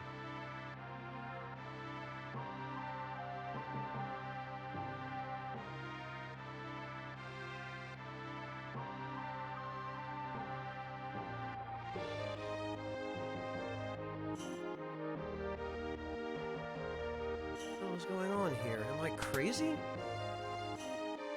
I could have sworn there was something on the roof.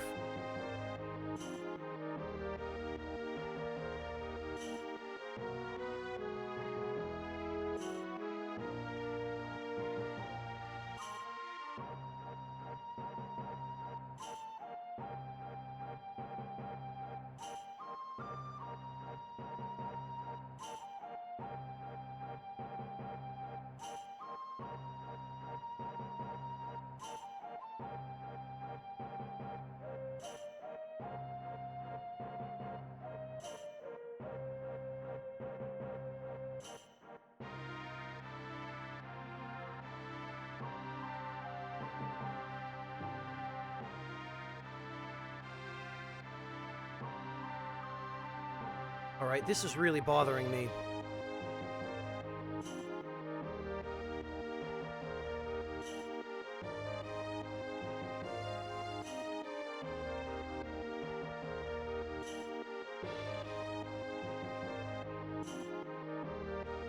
Okay, maybe I am crazy. Maybe there just isn't anything here.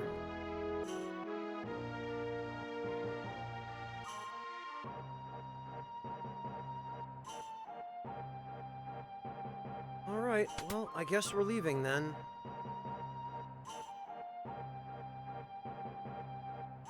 Sorry about that, everyone. I could have sworn there was something up there, but I can't seem to find it.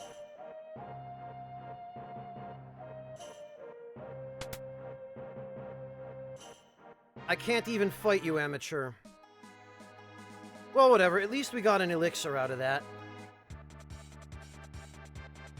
Alright, now let's make a quick trip to Vector.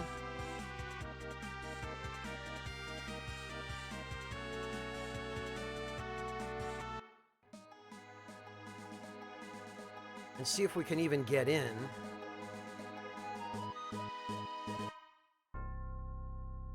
We can. And everything is still on fire.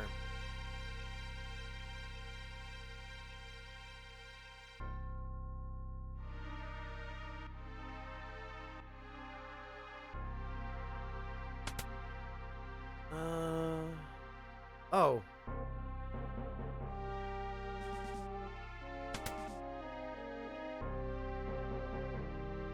Oh, everyone's gone.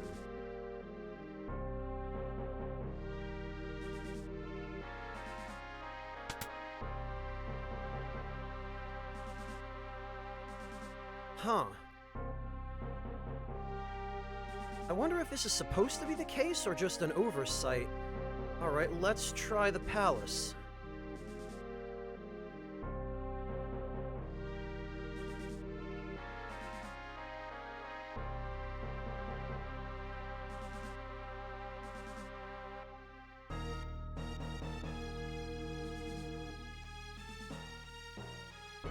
Doesn't look like anybody's here trying to stop us.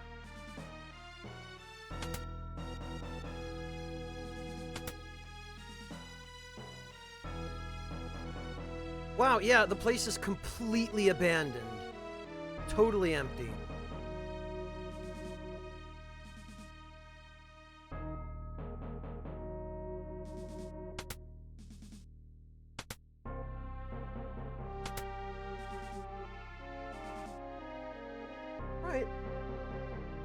Yeah, that's what it is, Noah Bad. Everyone just pieced out on vacation.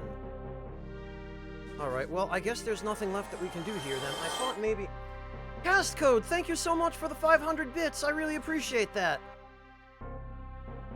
That was very generous of you.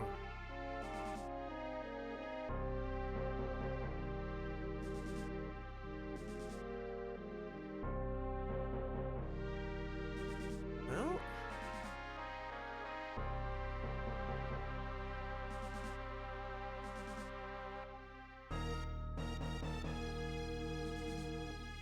Well, and of course we can't go back there. Alright, no, this is just a completely dead zone now. Wow, I tell you what, it's amazing how empty this area feels with absolutely no NPCs and no signs of life.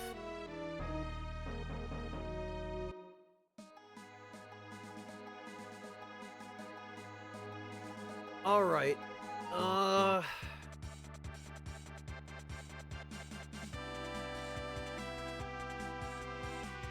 Oh no, not at all, Shermo.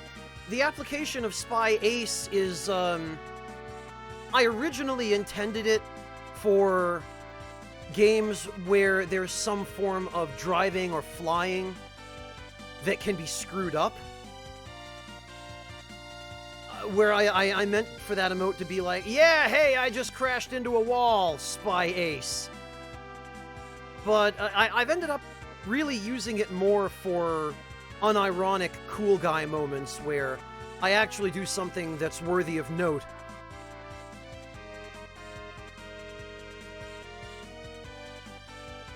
Bosser, I don't think it's even a game. I think it's just a trailer that Kojima put together to troll everyone. I don't think it actually exists.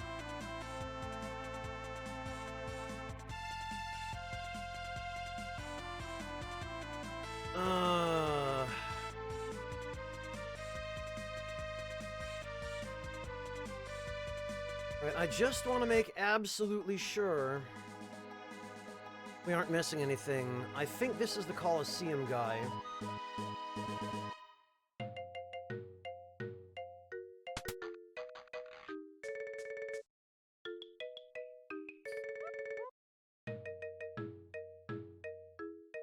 Yes, it is.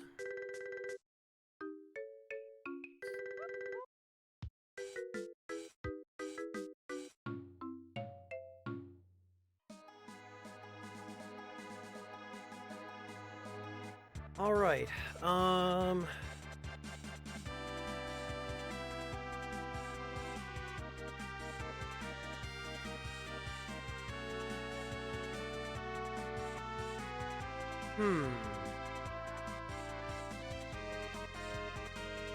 I've already done my shopping. I've already picked up all of the missable items. Foster Malone, thank you so much for gifting a sub to Silver Ancient.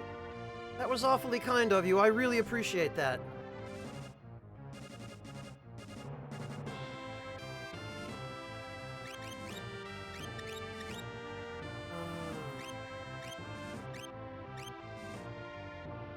I've already done all my shopping for missable items. No, he does, Shermo. It's called, God, what is Kojima's studio called now? It isn't just Kojima Productions anymore, I don't think. I've already forgotten because he's done nothing but release one trailer on Death Stranding this whole time.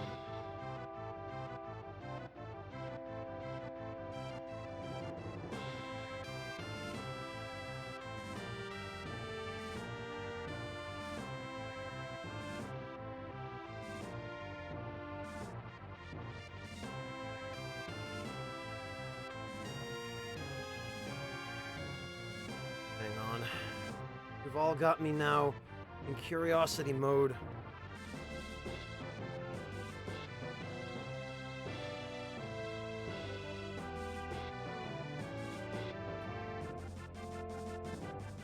He is...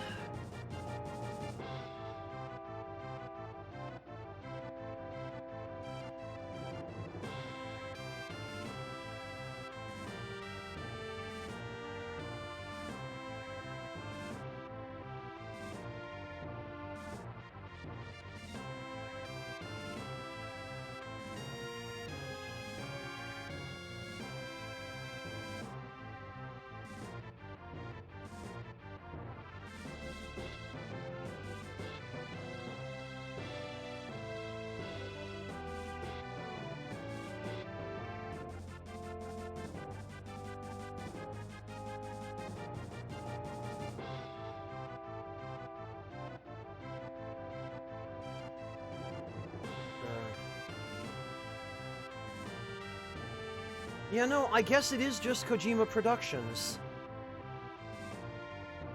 On December 16th, 2015, Kojima announced that Koji Pro would be re-established as an independent studio partnered with Sony. His first game would be a console exclusive. Yeah, I guess it is just Kojima Productions again. I could have sworn it had a different name.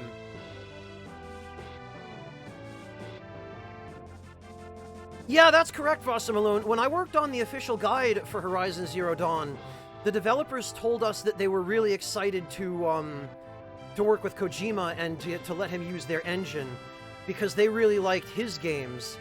And they pretty much already had an engine that was purpose-built for the kinds of things that I guess Kojima wanted to do.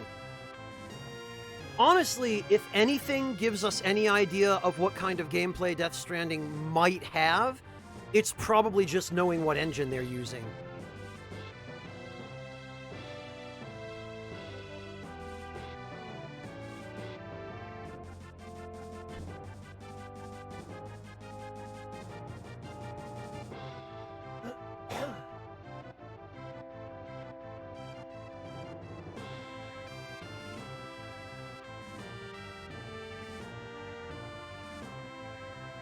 Yeah, Vosser, they brought in a lot of talent for that engine. You should stick around, Vosser, because periodically the machine designer from Horizon Zero Dawn, Dennis Zopfi, actually stops in while I'm streaming. He comes in to say hi periodically. He's one of the guys we actually worked most closely with while we were working on the guide. Me especially, because I was responsible for the bestiary. In that guide, I had to do the section on the machine enemies. Well, as in addition to the human enemies. And Dennis's support, him providing us these really beautiful files with all the information about the machines and whatnot, was crucial to me being able to finish that section.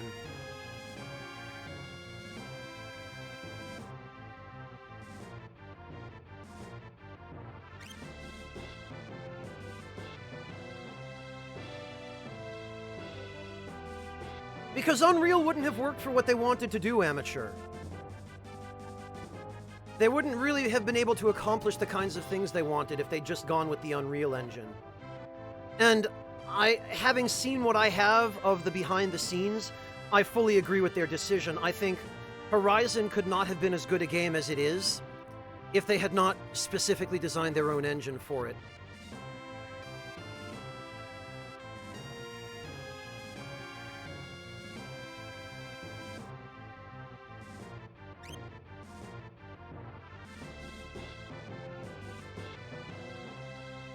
All right.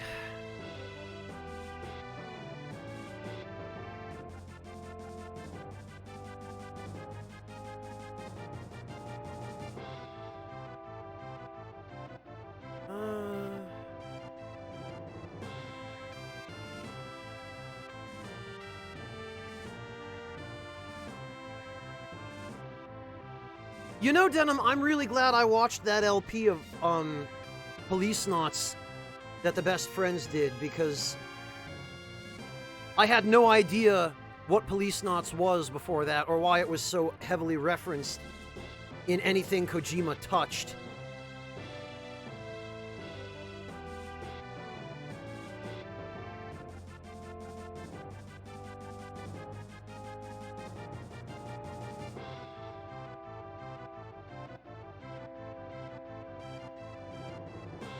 Neo Kobe pizza.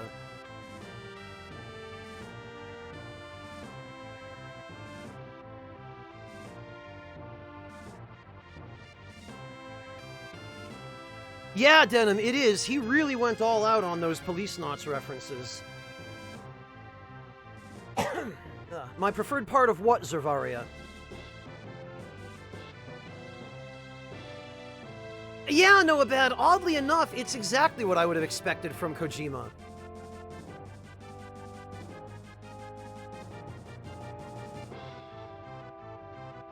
I really enjoyed it, Lucky Boy. And I also had the opportunity to enjoy it in a very different way, since I was able to work on the official guide for it.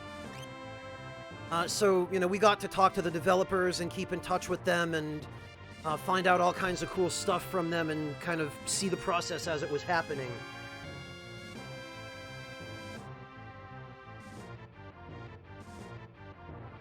Yeah, what's up, Lokitty? Let's see. You're sewing a dice bag.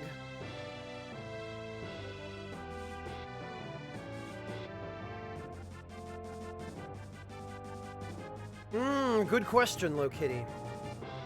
Satin side up or silk side up? I would have to say satin side up, because usually I think the insides of small purses and coin bags like that, normally the inside is lined with silk, and the outside is something a little bit more rugged. So I would say, yeah, probably the satin on the outside and the silk on the inside.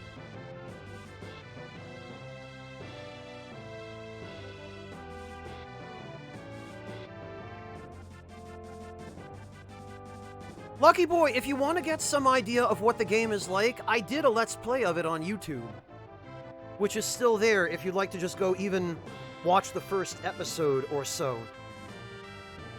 Because you can safely watch the first episode without spoiling anything major, and it'll also give you an idea of what kind of game it is, and whether or not you might be interested.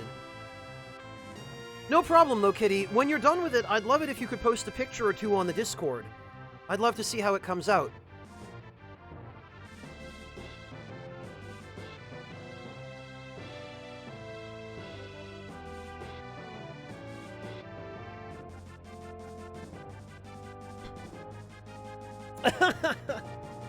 I don't know if I'm all that great, Lucky Boy, but thank you. I'm happy to have been able to help.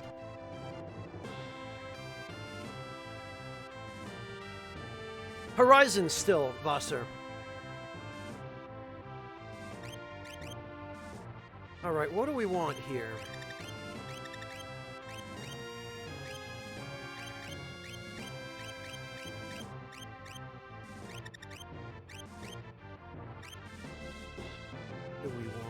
Oh, you know what?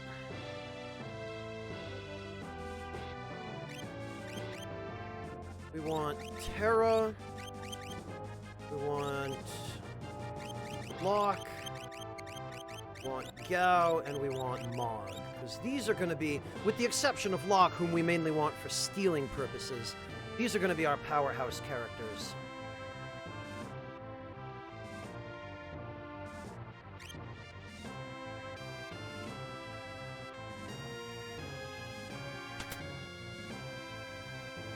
And let me just check, because we might still be missing one dance for Mog. Yeah, we are.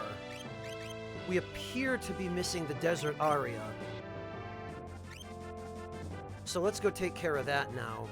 We could get it in the World of Ruin, but we might as well get it here.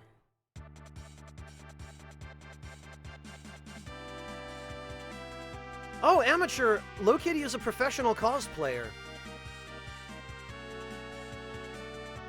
She knows a thing or two about threads.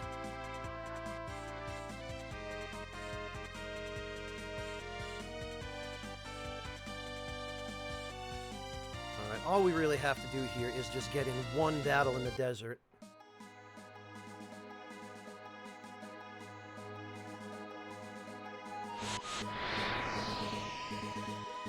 That's correct, Vassar. They're based in Amsterdam.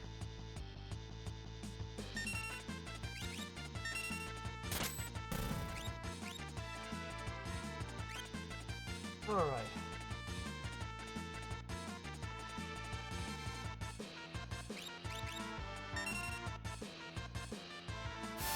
Oh, whoops, I didn't mean to... Well, okay. That might or might not have been overkill for my purposes. Well, here's the desert aria. Lokitty, as far as I'm concerned, if you're competent enough with a sewing machine to make your own cosplay, you're a professional.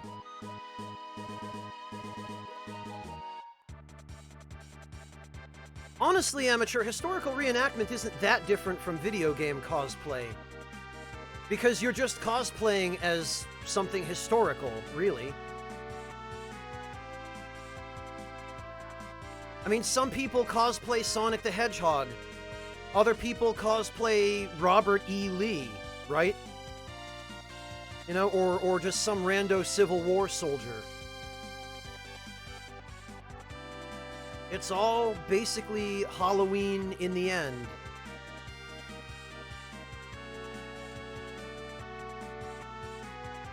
Yeah, amateur, precisely. Yeah, and it just ends up being that cosplayers are the most prepared for Halloween when it does finally roll around. Because rather than buying their costumes at a dollar store, they've got costumes they've been working on literally for sometimes years. Alright, I'm trying to remember if there is absolutely anything else left we need to do. Oh god, Seustown, no, please.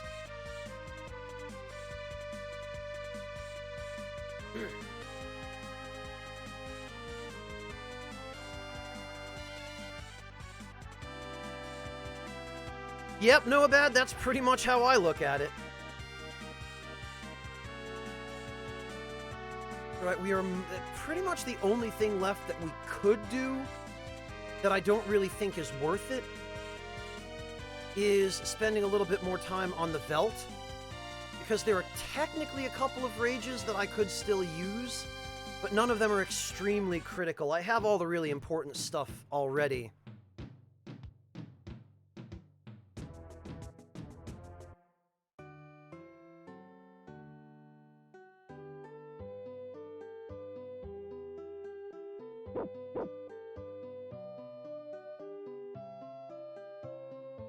Alright, so let's load up on... Yeah, I know, Denim. I know some people do. Let's load up on that delicious dried meat.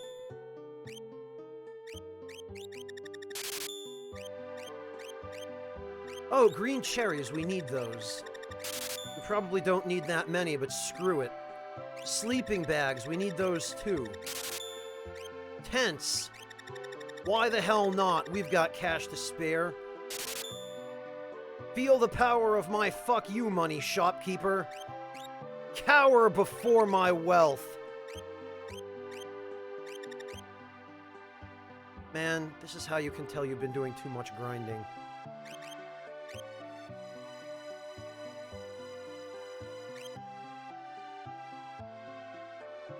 Castcode, if somebody wants to clip that and animate it, they are welcome to. I would love to see that.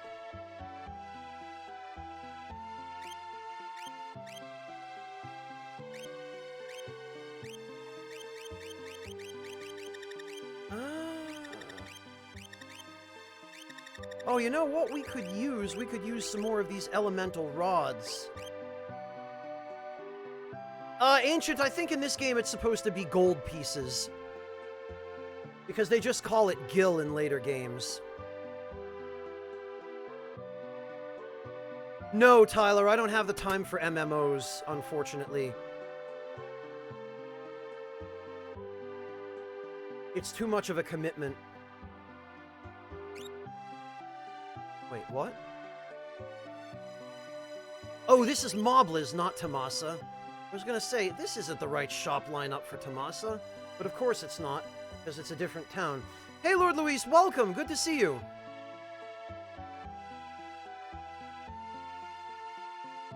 Well, it's only called Arsenal because it's both the weapon and armor shop in one building.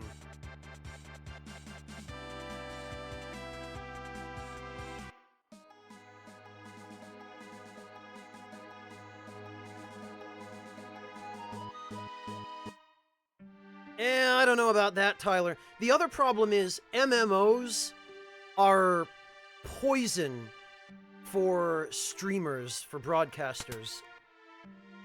Because they are just so monotonous to watch. And then, if you're any viewer other than someone who actually plays the MMO, and you don't understand the mechanics, then it becomes almost impossible to appreciate what's going on. So they get really difficult to watch.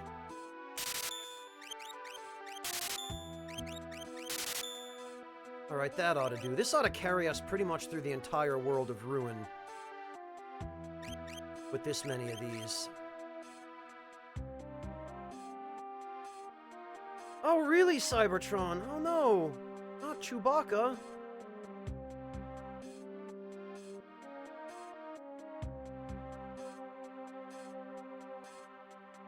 Wait, what, Vassar Malone? Really? Jesus Christ. Yeah, I bet that's something only the big channels get access to.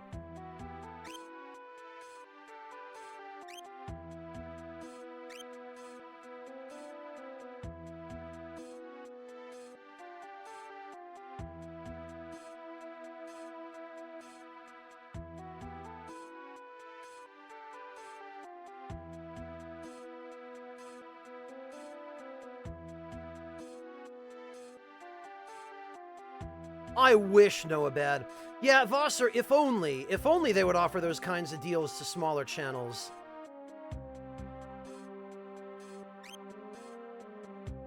Oh, I guess I'll just have to turn into a Toxic League streamer if I ever want to make that much money.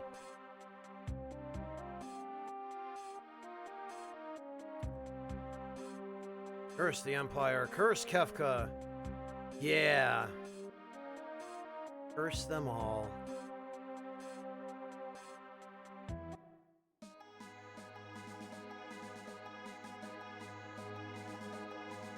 Yeah, Iggy, but they don't have big channels.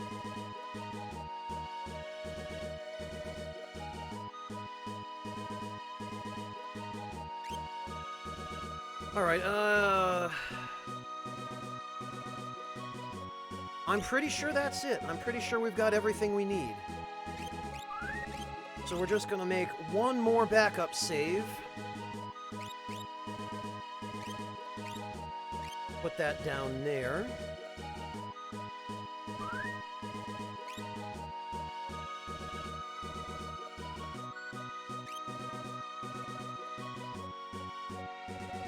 No, Wingless, and also the fact that the average age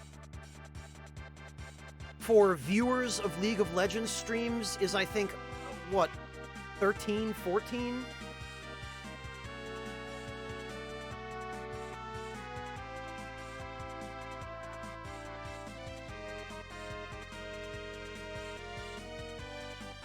All right.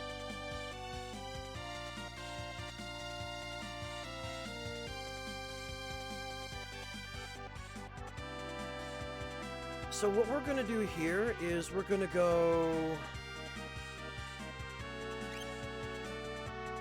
We definitely need Locke because there's potentially a ribbon in it for us.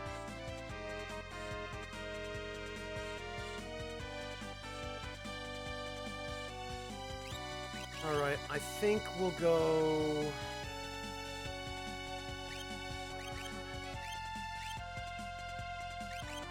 We'll go Terra, Locke, and Gao, and then we'll have to take Shadow.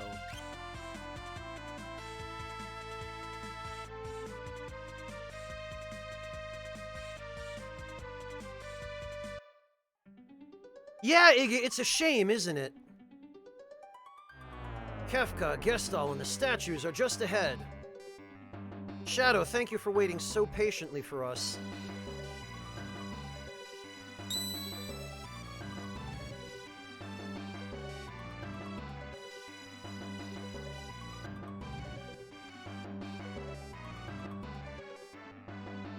Alright, before we do this, I need to take a very brief break. I'll only be about 5 minutes. And in 5 minutes' time, I will be right back and we will resume. I hope you'll all forgive me.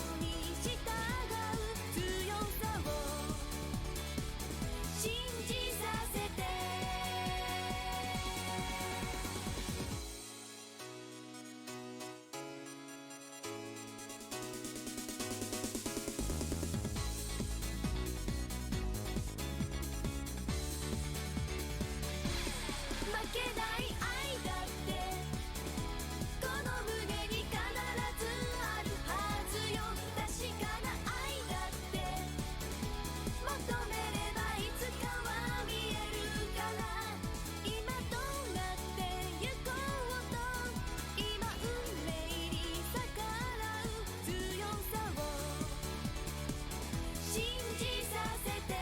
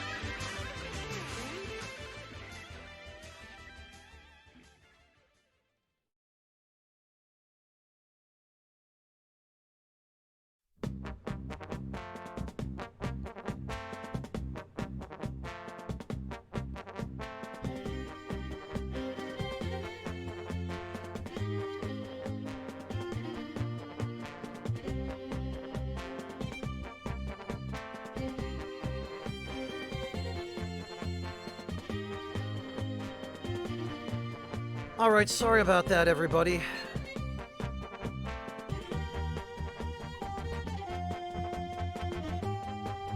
You know what's the worst?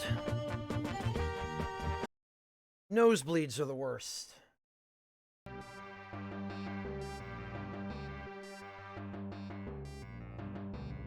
So once again, I sincerely apologize for that. Thank you all. Yeah, Vossa Malone, there is a Discord. I'd love to have you if you care to join. You do automatically get added to it, but neither Twitch nor Discord tells you that.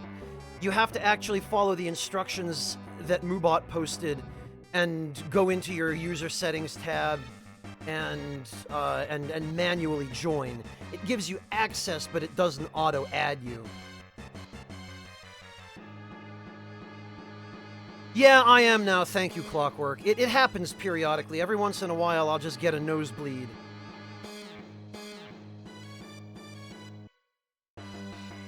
Especially around this time of year for some reason, it seems. But no, I'm alright. Thank you all, and I apologize for dashing off on all of you like that. But you know how it is. I prefer not to get blood all over my expensive equipment. Which is why I usually ask robbers to come outside with me before I shoot them. Anyway.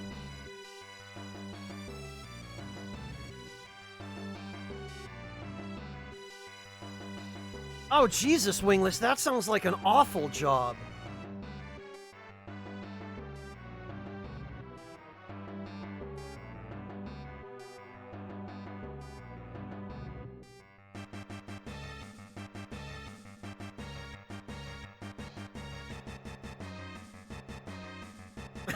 Fortunately, Low Kitty, no, I'm the only person who knows where my tea stash is. If anyone wants to steal it, they have to find it first. Not to mention, yes, they have to get through me first as well. Because I'll tell you what, I'm not giving that stuff up without a fight.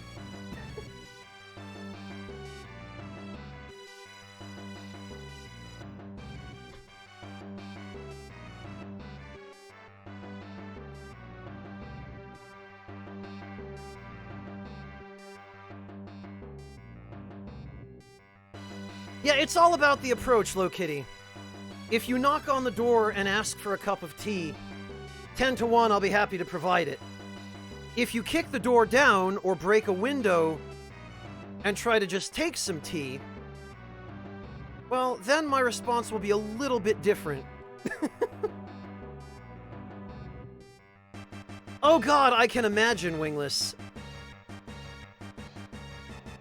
Probably because I imagine, since you were working at a potato factory, probably what they were doing mostly was just, steam treating the potatoes to, like, make the skins explode off of them.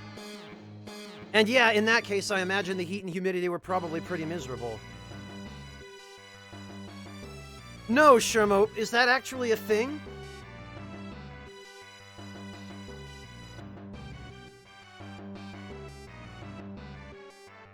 Amazing. Yeah, Wingless, I figured. Microsoft provides examples of acceptable trash... What?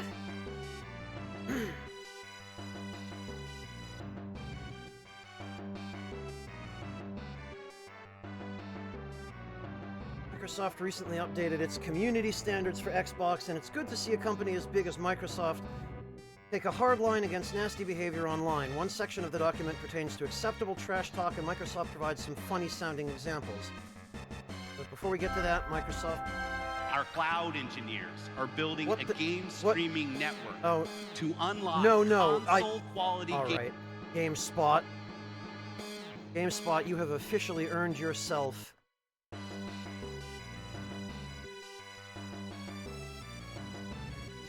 You have earned yourself a JavaScript block for that auto-playing video.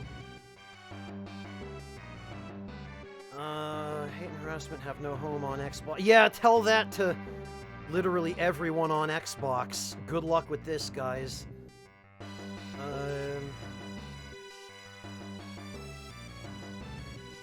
Microsoft officially describes trash talk as any lighthearted banter or bragging that focuses on the game at hand and encourages healthy competition. Oh, that is some wishful thinking right there. Harassment is defined by Microsoft as any negative behavior that's personalized, disruptive, or likely to make someone feel unwelcome or unsafe. Qualify as harassment, the behavior doesn't have to be drawn out or persistent. Even a single abusive message could harm someone's experience. Knowing where to draw the line, when to back off, knowing to respect the other player. Acceptable trash talk includes... Okay, here it is. Acceptable trash talk includes... Get destroyed! Can't believe you thought you were on my level! Oh, Christ. That was some serious potato aim. Get wrecked! Only reason you went positive was because you spent all game camping. Try again, kid. Cheap win. Come at me when you can actually drive without running cars off the road. That sucked. Get good and then come back when your KD's over 1.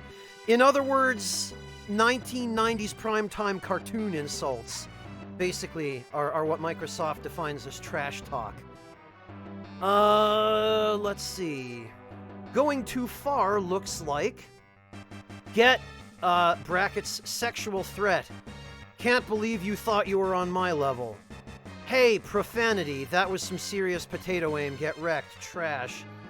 Only reason you went positive was because you spent all game camping. KYS, kid. Cheap win. Totally expected from a, brackets, racial slur. You suck. Get out of my country. Maybe they'll let you back in when your KD's over 1. In terms of enforcement and consequences, Microsoft says it will temporarily suspend people in many cases. We know we make mistakes, and we believe lapses in judgment can be significant opportunities for growth. Players who are found to have violated the Xbox community standards may face temporary suspension of access to features that are most closely associated with the problematic behavior. For example, you may be temporarily restricted from playing games online, sending messages, communicating over voice, or broadcasting gameplay, among other things. Well, the consequences for that, at the very least, do not seem as serious as they could be. Rather than just, hey, we're gonna insta-ban you, lol, lol, lol, lol, lol, lol, lol. At the very least, they're trying to apply some semblance of reason to their response. People who repeatedly behave badly may be permanently suspended with access to all game licenses and other content revoked forever. It sounds like you'd have to be a huge jerk to get banned. We may permanently suspend a profile or device. We can no longer trust it due to a severe violation, or if our attempts to correct repeated negative behaviors are unsuccessful, Microsoft says. Okay, well... I think on its face, that stuff sounds a little bit worse than it probably is, but, boy, it's hilarious reading through that list of specific examples they give, isn't it? Yeah, sorry, I didn't mean to sandbag the stream with that, but, yeah, thank you to whomever it was who posted that, because I've forgotten already, in my advancing age and increasing senility. That was mildly amusing.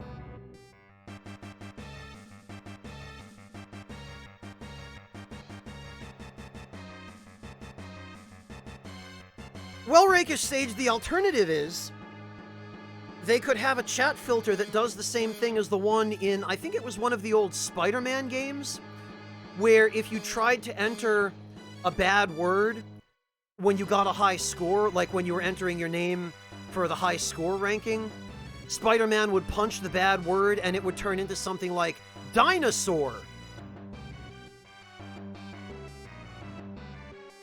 Like, they could do that. They could add, like, a chat filter that instead of just replacing the bad word with a bunch of asterisks, replaces it with a random word.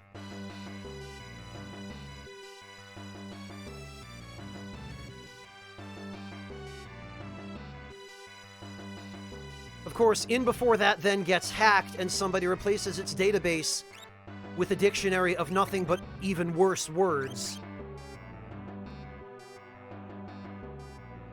Yeah, something like that, Iggy. Alright, Shadow, unfortunately, we have not really been able to train Shadow properly. which is to say, we haven't really been able to teach him too much in the way of magic. Because unlike every other party member who has the decency to actually spend their time with you in the World of Balance at some point while you have the airship, so you can take them to Triangle Island, Shadow here has to be a cool guy. And he never hangs out with you at a time when you can bring him to Triangle Island.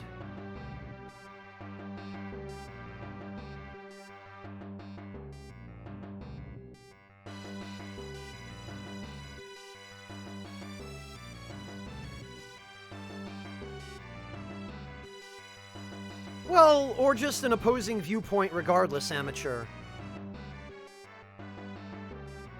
You know, but disproportionate enforcement of terms of service with biased purpose is not a new thing. That's been going on for decades.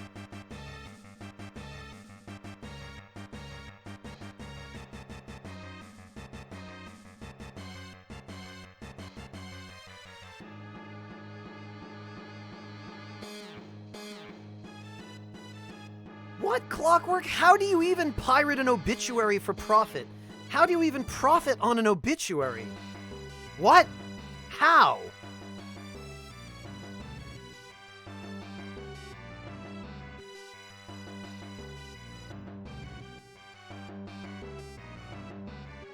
Yeah, Vosser Malone, I have Moobot on this channel set up to insta-ban very, very specific, limited uses of certain words or phrases. But other than that...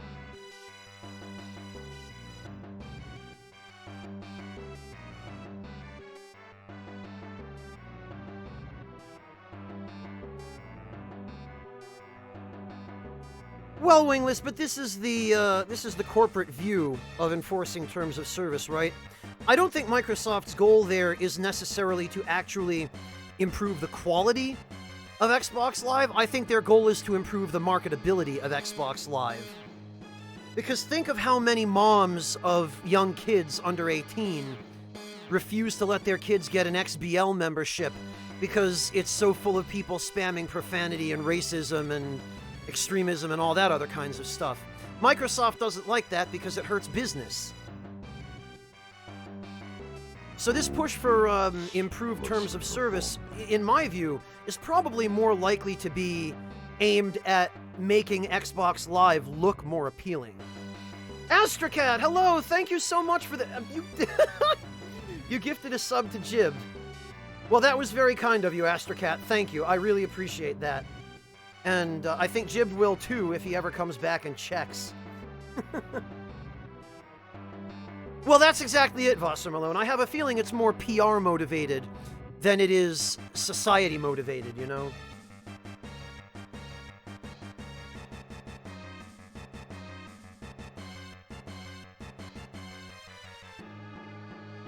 Oh, I see, Michelle. Okay. I was gonna say, because to me, like, an obituary, you write it in a newspaper and then it goes out and how do you... But when you put it that way, that makes perfect sense.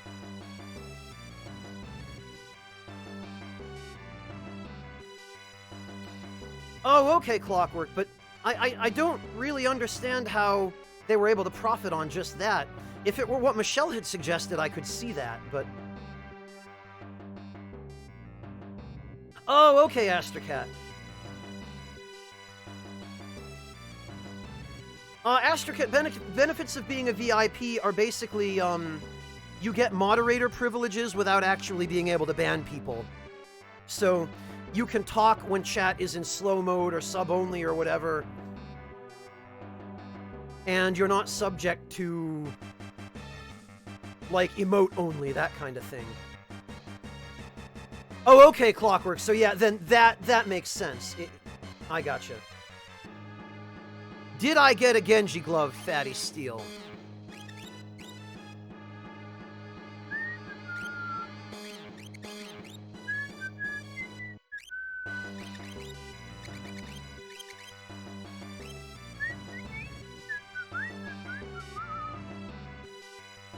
And Cyan has one as well. He's not in the active party, so you can't see his. Oh, no, Astrocat, it's okay. Jibbed is actually a global moderator. He is also a friend of mine, but he's a global moderator, and I guess for whatever reason, his account is just perpetually in my chat.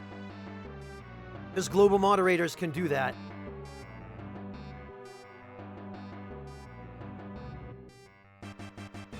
There's another global mod who actually does hang out here sometimes. Jibbed has stopped in once or twice to say hi as well, but he's a pretty busy guy. He's got lots of other stuff going on. Revan, Base Revan, is another global mod who hangs out here on occasion. But Revan actually also streams himself. And I believe Jibbed and Revan are both members of the Twitch, I think either the support team or the tech team? One or the other, I don't remember exactly which one.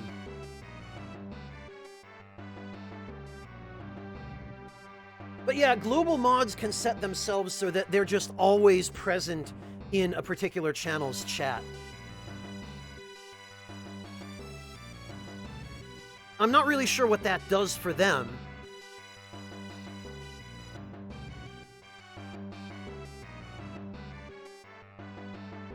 Although I think they can enable some automated commands in whatever chat they're in, independently of what the broadcaster's settings are.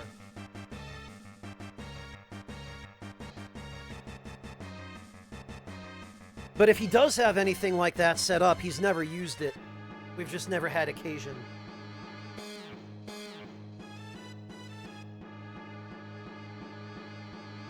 Anyway, so we have really one goal left here on the floating continent before we leave, and that is we need to steal a ribbon from Atma Weapon. Ah, nice, Astrocat. You know, and I forgot to equip Espers on everybody.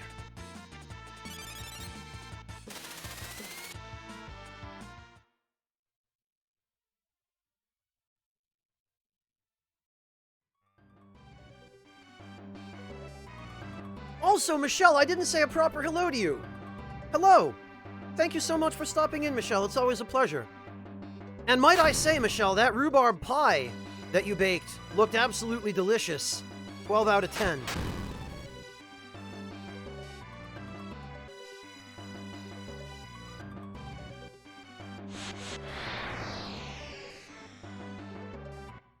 Damn it, and I forgot to equip Espers again. Oh, Okay, so this is a fun one. This is the strongest enemy in the floating continent, but there's a neat little trick. First, you cast Stop on him because it will pretty much never miss. For some reason, even though he's immune to almost every other status, he's very vulnerable to Stop.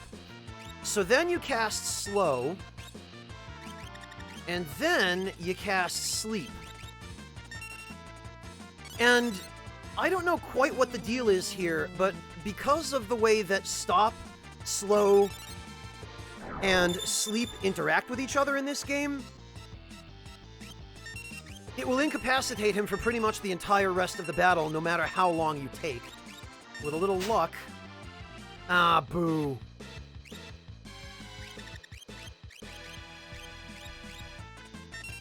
Well, we can peace on out of here then. This is where you get Genji gloves. These guys have them occasionally as a rare steal. But the thing is, normally when you inflict an enemy with a status ailment, or when you have one inflicted on you, there's a fixed timer before that status ailment wears off, and the timer is different for each status ailment, and sometimes even for each different move that applies that status ailment. But if the character who gets that status ailment is slowed, the status ailment would take longer to wear off, because slow, as far as I can tell, actually slows the timer for status ailments. So if Stop would normally last 60 seconds, if you cast Stop on an enemy and then slow that enemy, Stop seems to last longer than 60 seconds. I haven't actually timed it to see how much longer, but it does definitely seem to last longer. And then if you apply sleep on top of that, on top of a stopped and slowed enemy, then even when stop has worn off, the enemy is still asleep, and the timer for sleep doesn't even start counting down until stop has worn off, because the enemy's ATB gauge is completely frozen under stop. So it's just insane how much synergy those three status ailments have. And as long as an enemy is vulnerable to all three, it seems like you can just totally incapacitate them for the whole battle by doing that.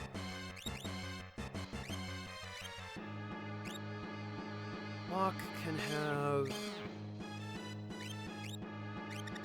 Golem, and Terra can have... Hello, Yami! How you doing? Good to see you, man.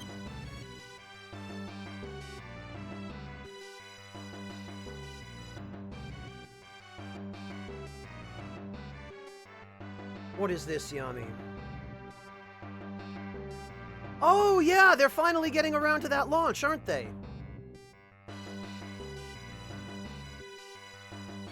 Good, I've been looking forward to that. How the hell does a video of a rocket launch get 40,000 dislikes? They're probably all flat earthers. Anyway.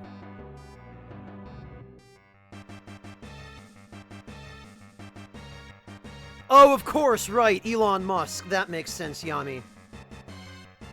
It's the 40,000 people who hate weed, is what it is. What do we want to give Terra here? I guess probably Zone Seek, because protection from magic is never a bad thing.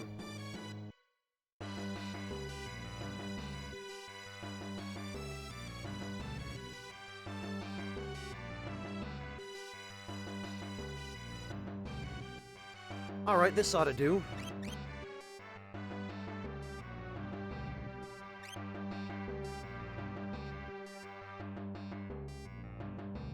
Now, ideally, I would like to see if we can get to the save point further in.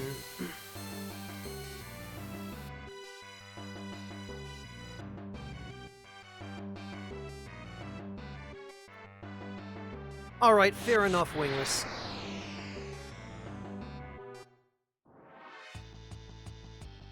Oh, look, there he is again! Wouldn't you know it? And another potion. Well, we're out of here.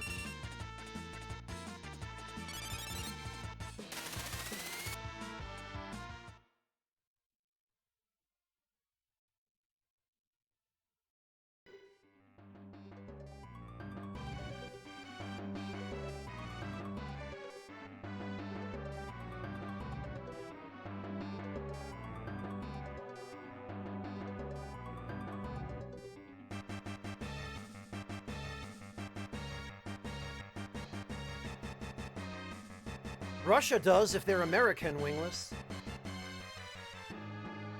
Oh wait, right, the space race is over. Okay, we need to hit this.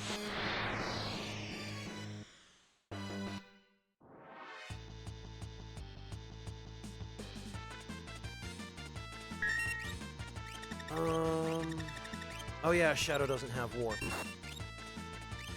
Oh, might as well have Locke, try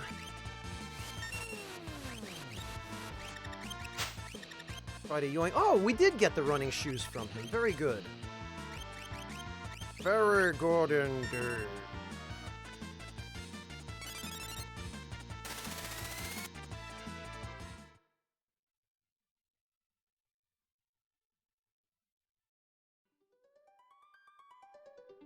All right, there we go.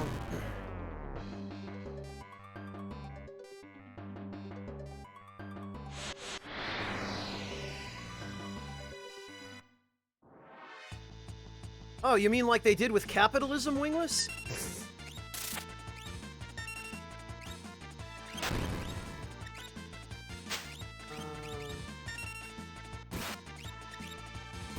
Rage. These guys, I think...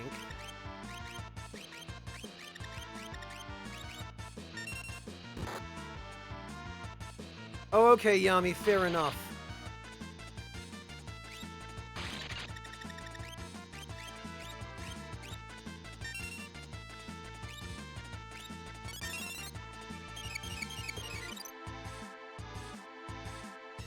The only problem with these ninjas is that you can't run away from them.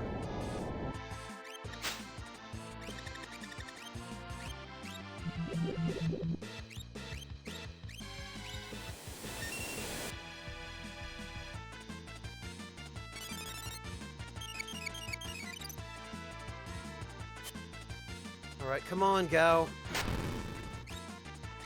Alright, you know what? No more scrolls for you, idiot.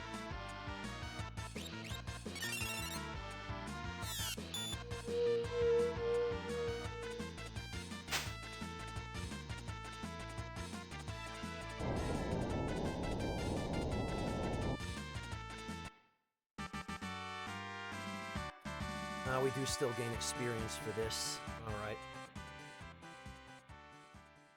I was curious, I couldn't remember whether snare counted as a removal or just as instant death, but I guess it's instant death. Because otherwise I wouldn't have gotten experience if it were an X-Zone type, what's the name of the status ailment technically? It's eject, I think.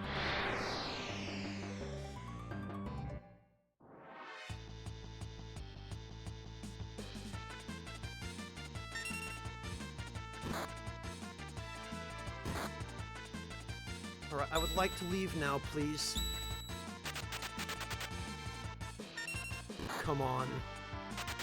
Thank you.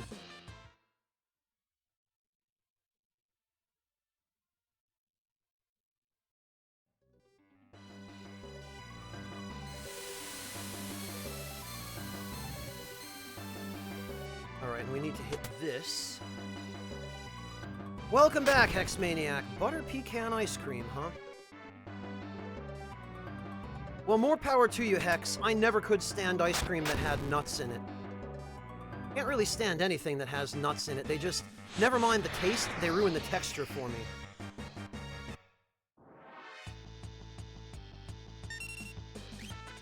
Oh, look, it's two behemoths. Yoink. Oh, another pair of running shoes. I do believe I'll take that. Later, losers!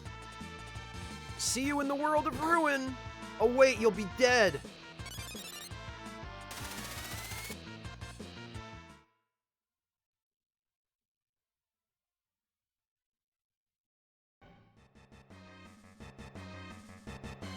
Like, if I could get butter pecan ice cream without the pecans, Hex, I would probably be able to enjoy it.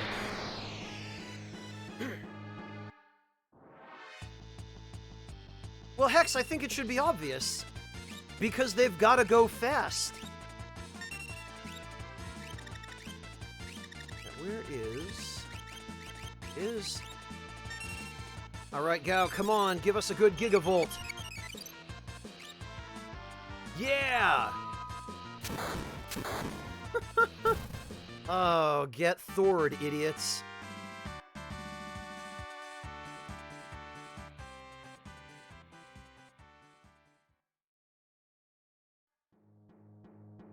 Well, Schlimp Gal, I mean... Butter pecan ice cream without the whole pecans, you know? Because they have pureed bits of pecans in them as well, those kinds of ice cream. Well, good ones will, anyway.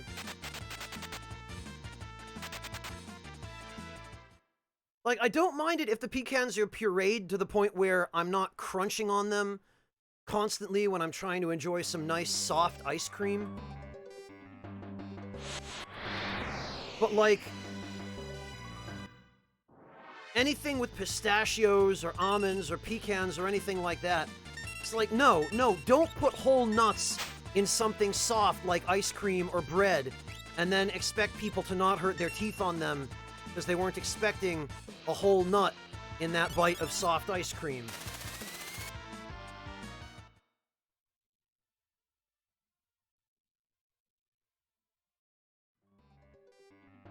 Don't do this.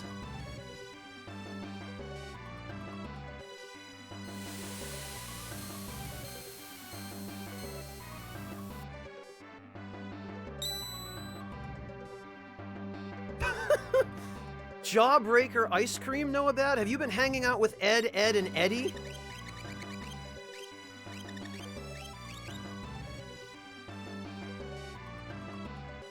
Amateur, walnuts are most certainly not soft.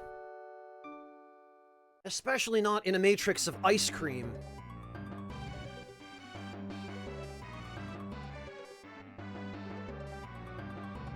Oh, wow, Yami. Really? They recovered one of the boosters?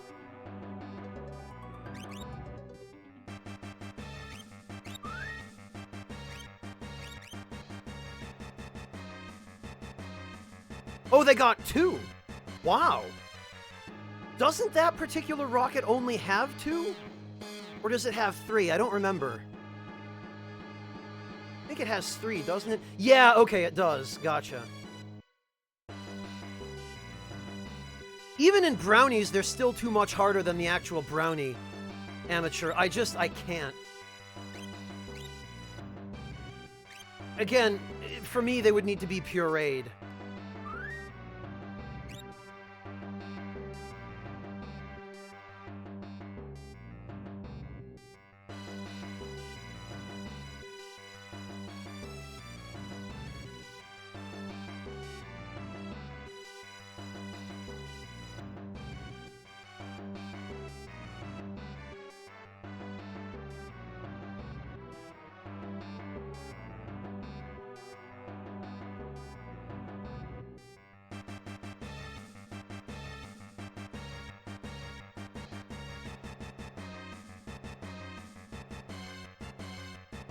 Well, Hex, it depends on whether the chocolate chips are actually mixed in or just left in whole, because if they melt into the brownie, then that's fine. But if there's just a bunch of chocolate chips in the center of the brownie when you go to bite into it, yeah, that's no good.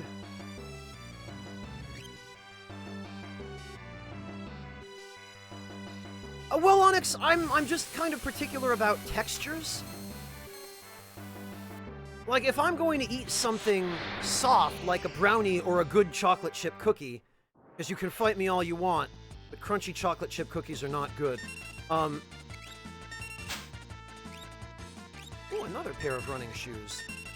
Actually, I shouldn't even bother doing this until I'm sure I've actually gotten the ribbon from Atma.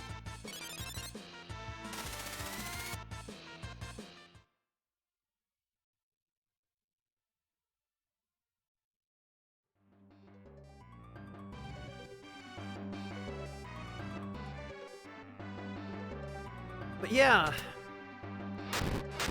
if I'm eating something soft like that, it's an unpleasant surprise to me to find something crunchy in it. Or, you know, something hard, or otherwise of a drastically, jarringly different texture than whatever it is I'm trying to eat. Hello, Yorshka! Welcome!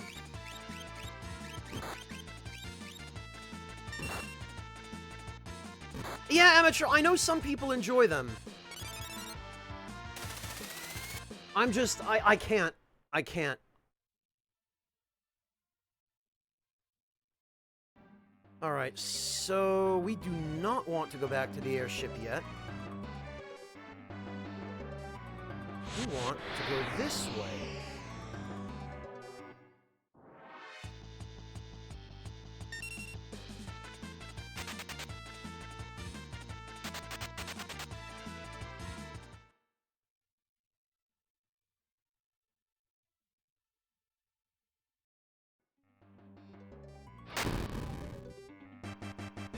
And yeah, we need to go.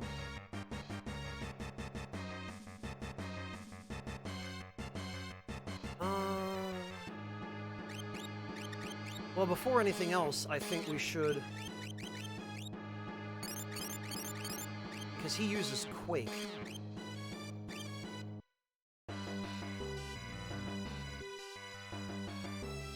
Theoretically, Amateur, but somehow you manage to land on the deck every time. Alright. Such a cool battle theme.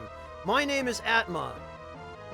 I am pure energy, and as ancient as the cosmos.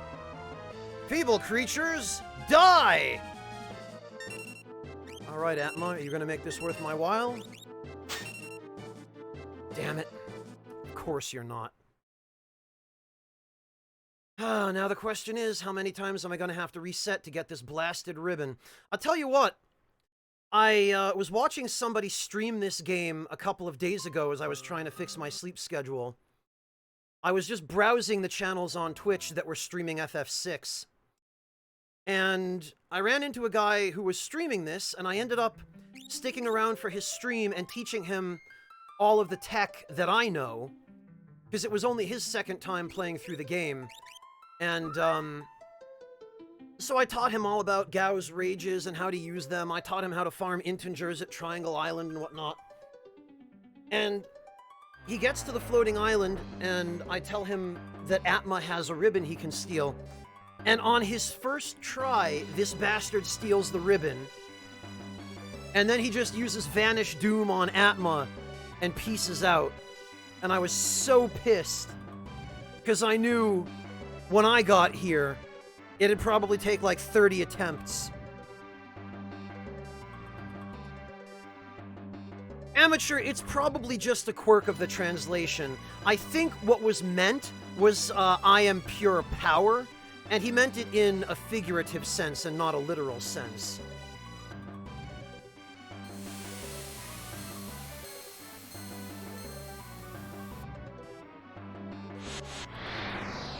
Anytime I hear a video game character say the word energy, all I can think of is Dr. Light from Mega Man 8.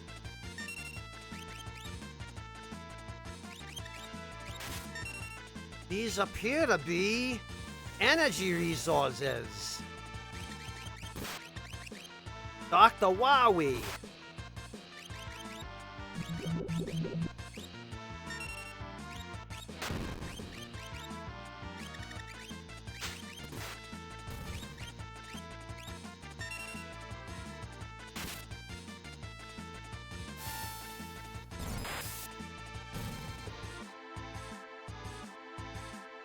Don't do this shit, Amateur. Don't do this. No, I forbid it. Stop.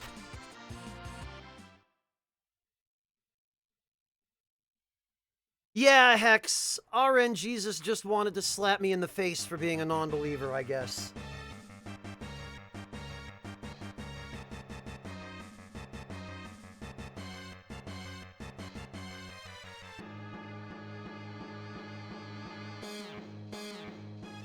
Amateur sniper and your theory of relativity, you show off.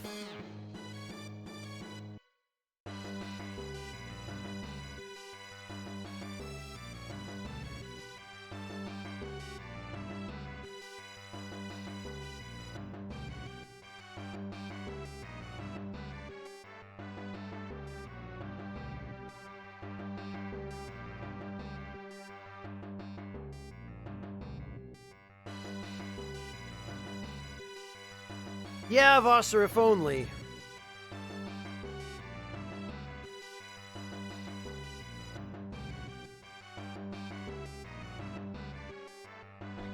Yeah, Clockwork, we all know they don't believe in science anyway, right? Shoot me.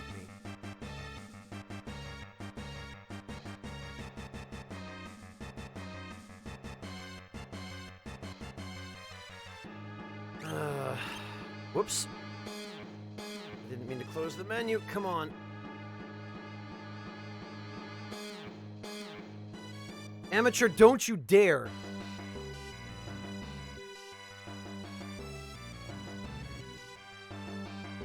Don't you dare math on my stream.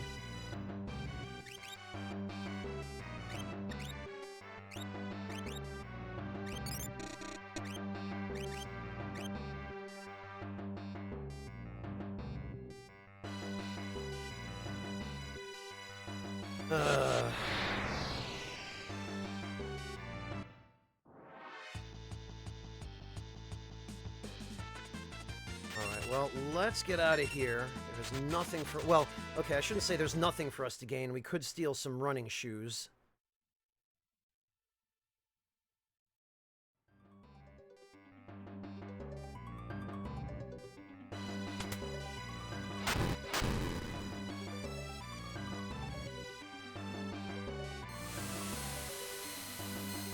Somebody is asking for it, aren't they?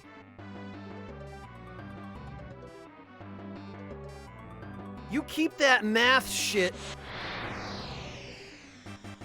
somewhere else.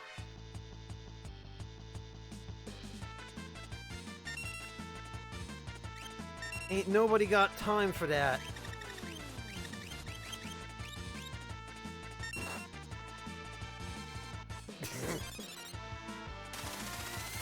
How dare you, math? In my presence?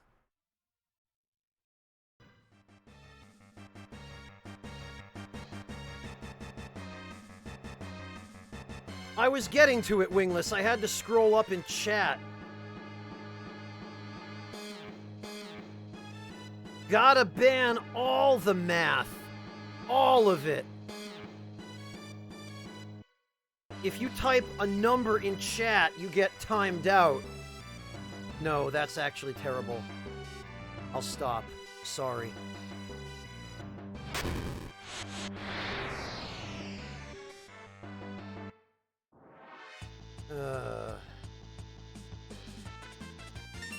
Welcome to my life, Silver Ancient.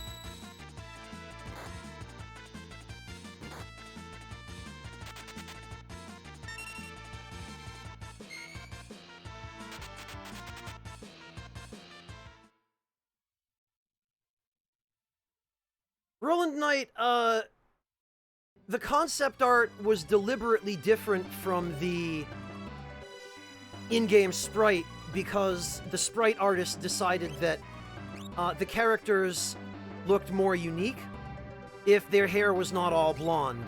Because Nomura pretty much designed almost all of the characters with blonde hair.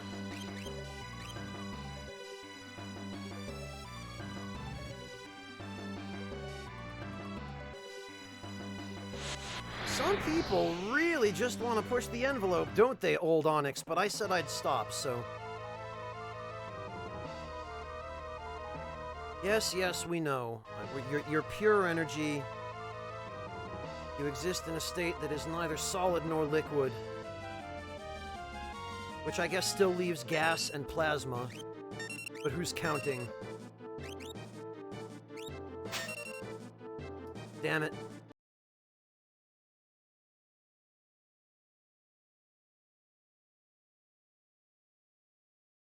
Yeah, some of them are pretty awful, Stormy One, aren't they?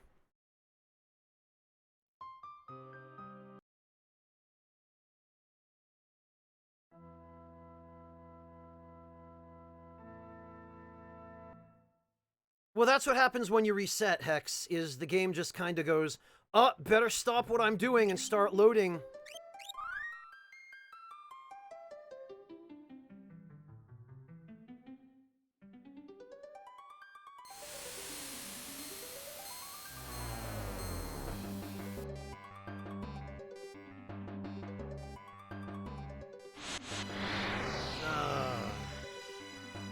Hey, Sugar Crow, how are you? It's nice to see you.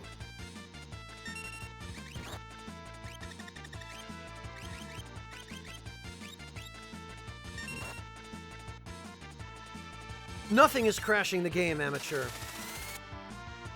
I did a soft reset, which in old Squaresoft games you could do by just pressing all of the trigger buttons and then start and select.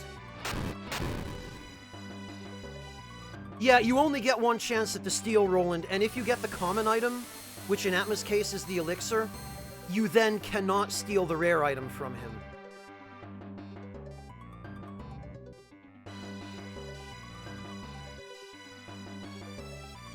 Oh, sorry to hear that, Sugar Crow. Hang in there, then. I hope things improve for you.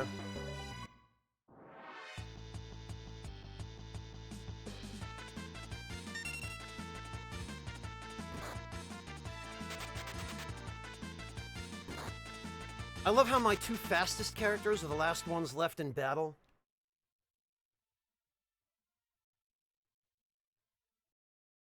Well, Hexmaniac,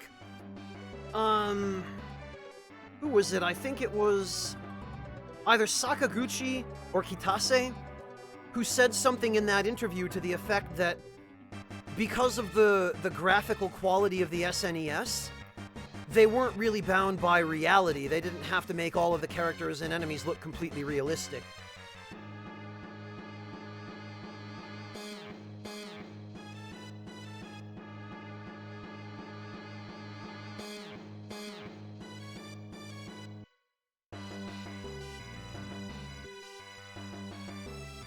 And I guess at some point in the development,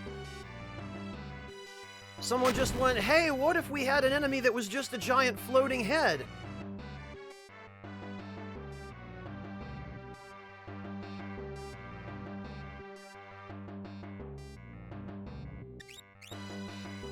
Hello, Ryuji.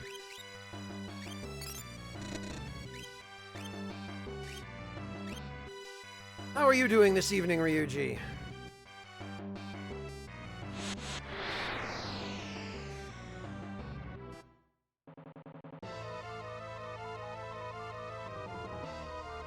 Yeah, Jet Jagger, it does.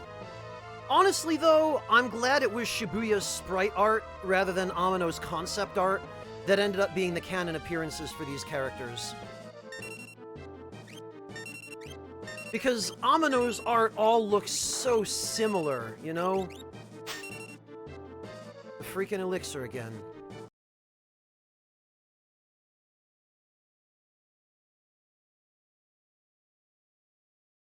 Two PE classes, Ryuji? Really? Man, it was all I could do just to get out of the one mandatory PE class I had to take in high school. You're going out of your way to take two?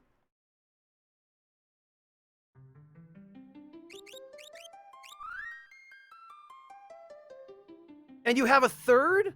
What are you doing, man? First we get people in here doing math. Now we get you with 3 PE classes? What is this world coming to?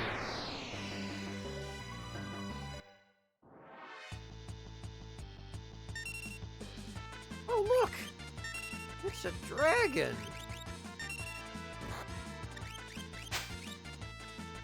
Of course, we only get a potion.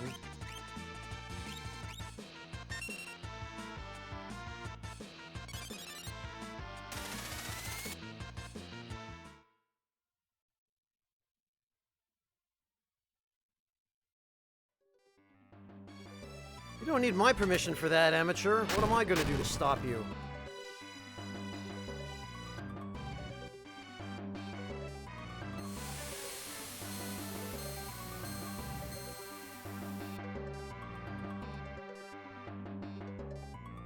Oh, lucky you, Hex.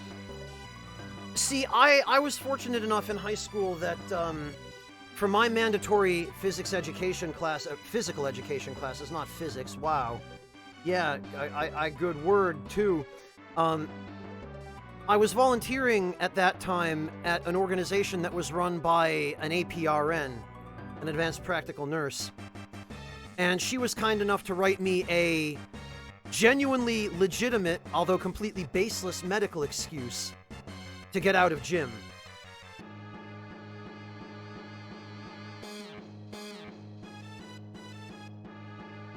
Literally, she just wrote, yeah, Franz shall be excused from PE for medical reasons. Signed, her name, comma, APRN. And I handed that to the school, and they went, okay, I guess we have no choice.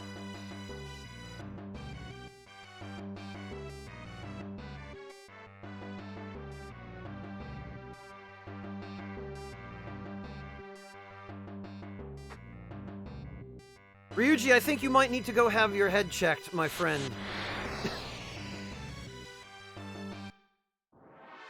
I mean, no shade or anything. I'm probably gonna die long before you do, but... Hello, Foul Nightingale! Welcome!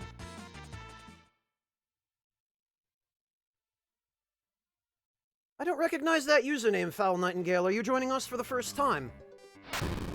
Or, did you happen to see the video I posted on YouTube and you're, finding your way over here now?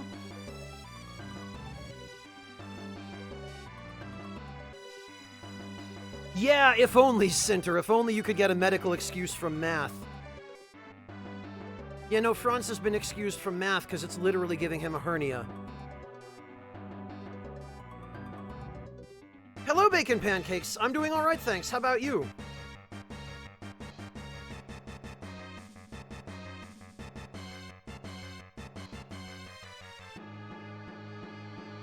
Oh, okay, Foul Nightingale. Gotcha. Well, thank you for stopping in. I'm glad to have you.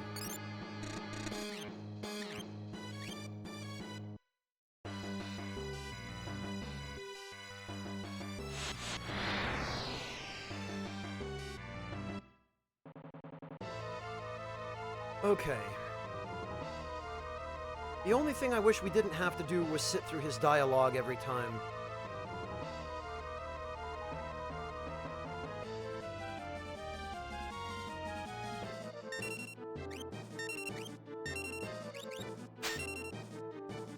Couldn't steal. Damn it. That was probably his rare steal slot that I just targeted and failed.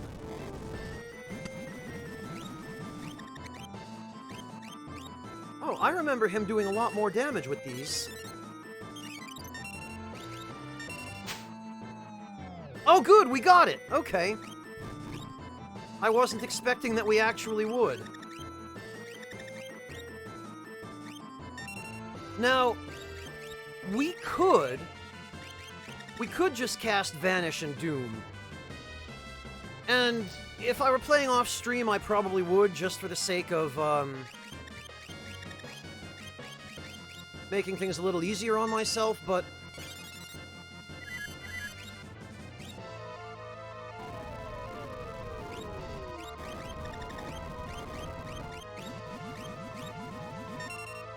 But I think, in order to celebrate getting the ribbon so soon, since I wasn't expecting to get it soon, I think we're actually just going to fight Atma legit this time.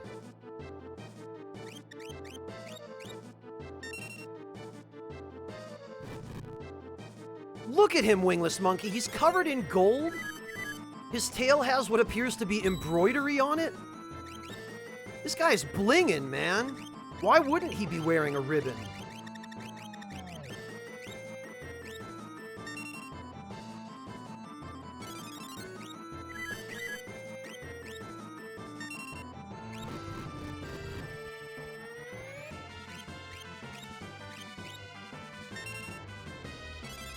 Vosser, try using the Twitch, the Discord desktop app if you're not already. Yeah, Clockwork, I did before this. Because ordinarily you would get the, you would get the common slot, which is the elixir, which Locke should be able to steal pretty much all the time from Atma. Steal failed the first time I attempted it, however, which suggests that it targeted the rare slot, which is the ribbon, but it failed because the rare slot's harder to steal from. I succeeded on the second try, Clockwork. Alright, so we're going to summon Golem.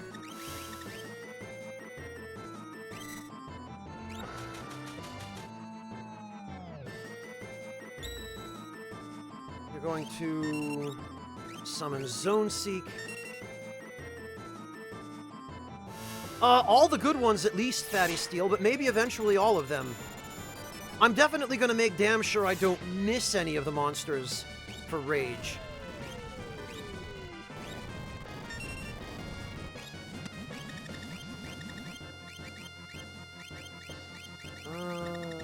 Oh, Shadow doesn't have haste. Damn it. I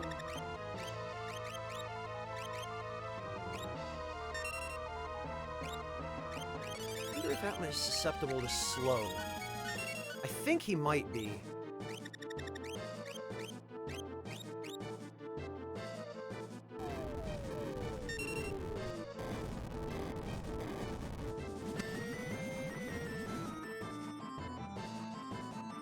Oh, that's right, and Flare ignores defense, so what am I even bothering?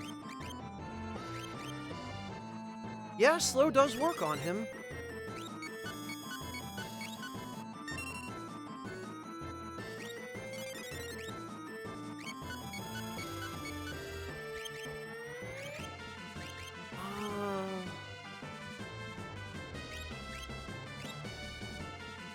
Can we berserk him? I don't think so. He must be immune to berserk.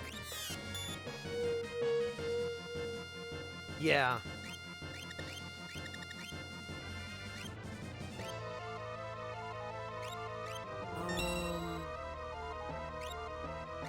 What we can do, though, is we can heal everyone up. And we can summon Carbuncle, which I think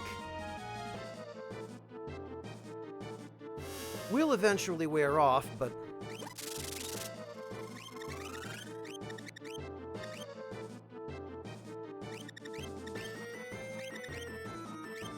Where are my ninja stars? There we go.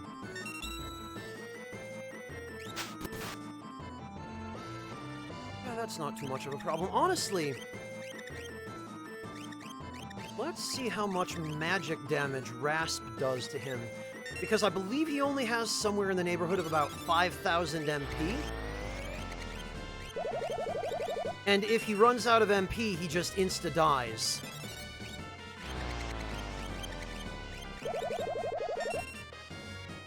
$800. Okay, well... I think maybe we'll just do this. Because if you kill him with Rasp instead of by doing HP damage, he never has a chance to enter his second or third phases. And I mean, this is almost as cheesy as Vanish Doom, but this is actually meant to be an intended strategy. You know, this isn't something that was an oversight.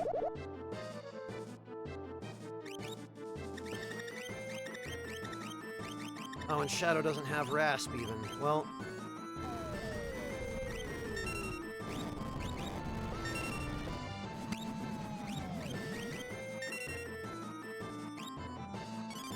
Looks like Reflect did crap all for us.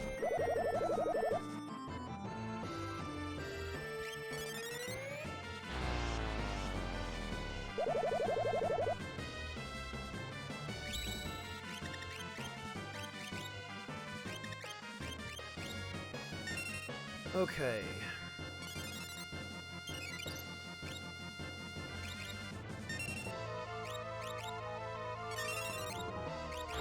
He ought to be going down sometime soon, I would figure.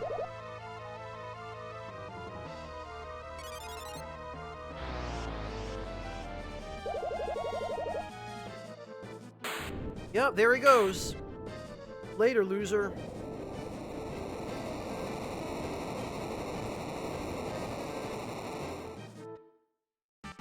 Hooray!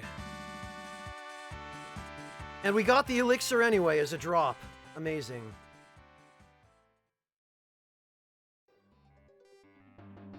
Sold my skills to the Empire. I have no right to fight together with you. Well, okay.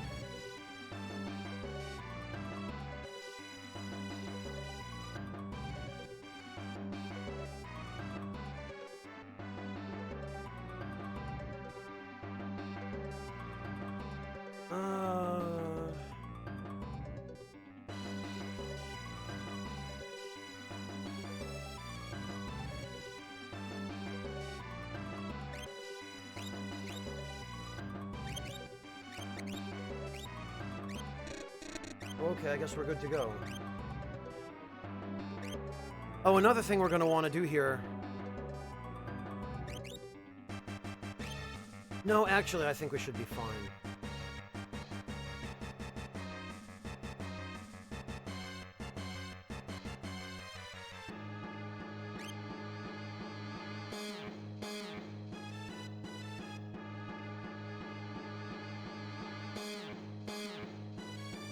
All right, here goes.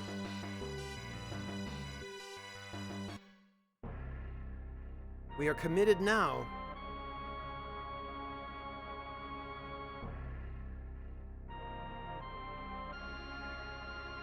Well, well. Celis, welcome back. I came to stop you. Ah, then you're just in time to perish. Behold the statues.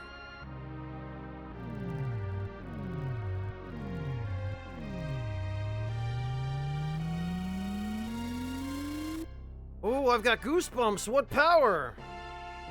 Emperor Gestal, please stop this madness.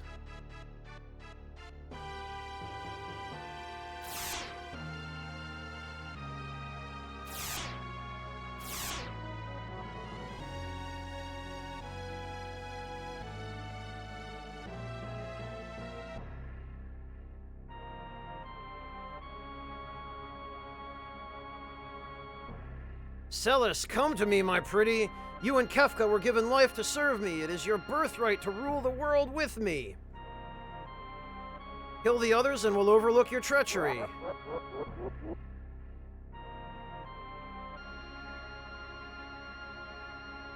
Take this sword. Take care of them immediately. It's good stuff, Vasa. You should try it if you have a chance.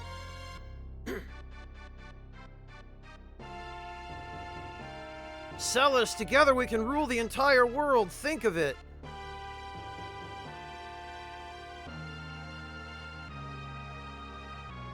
Power only breeds war. I wish I'd never been born. Stab, stab, stab! Of course, she waits till now to try to kill Kefka. We could have done it much more easily earlier. From lots of different places, Black Diamond Phoenix. From tea shops, from online retailers in some cases, and my parents occasionally send me some from America. Ouch!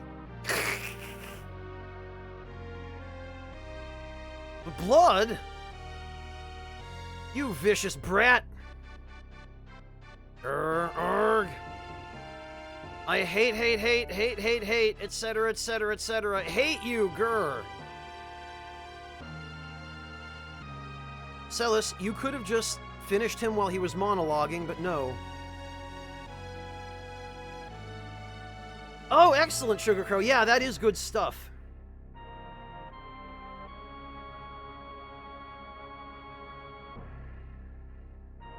What kind, Black Diamond? Goddesses, you were born only to fight. I implore you, show me your power.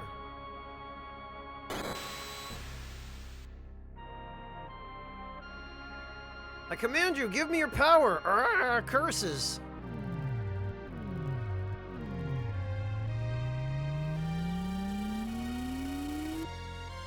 I love how we just stand here and wait.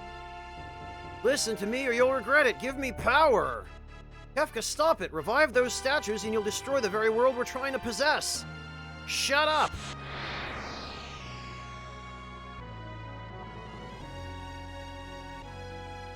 Oh, of course, Low Kitty. Kefka, are you nuts?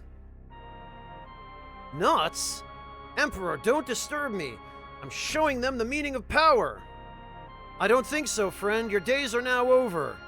Now relax. I'm simply going to put you to sleep with the very power you unleashed. Look at Kefka yucking it up over there. What's so funny? Very well, it is only fitting that you go to sleep laughing. Fire 3. Oh no. It didn't work. Flare!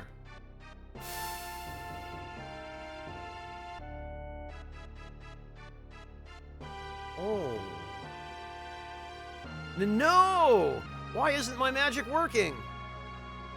Melton. This is supposed to be meltdown, but it's never translated correctly because L's and R's. Wow.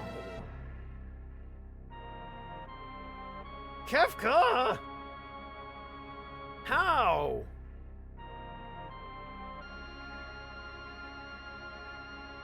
How are you doing this? I can't believe you've done this. How? Simple. I'm standing within the field of the statues. Their strong field absorbs all magic sent their way. Oh my god, Sugar Crow, this is adorable. That grumpy little tired face.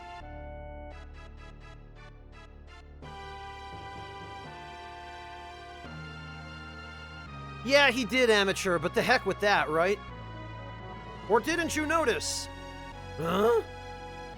And now, statues, you've shown me a sign. It's time you show this old man your true power. No, Kefka, don't do something stupid. I command you, statues.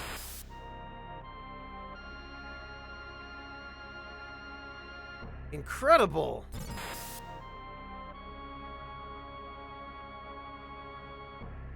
You're way off. Where are you aiming? Whoa, more to the right. It's the left, actually. Run, run, or you'll be well done.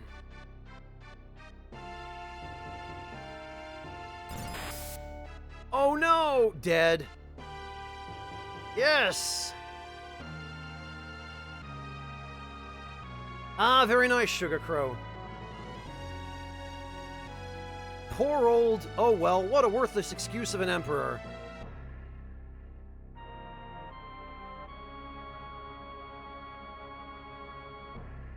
Fair enough, it was to Kefka's right, I guess.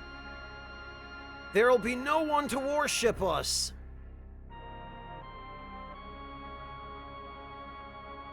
Later.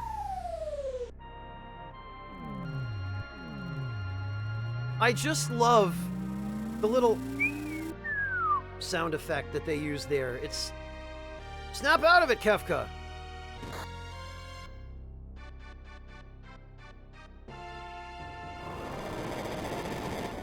Then, of course, the idiot goes and moves the statues. Oh, that's really smart, Kefka. Disturb their delicate balance and they'll go haywire.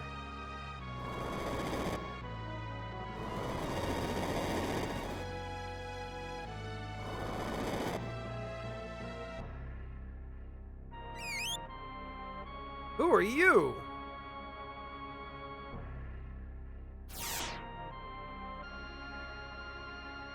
Good job, Shadow.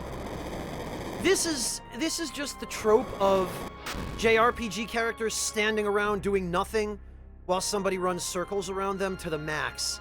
First we did it and let Kefka mess the statues up. Now Kefka's doing it and letting Shadow trap him in between the statues. Man, plot conveniences. Go! There are people counting on you.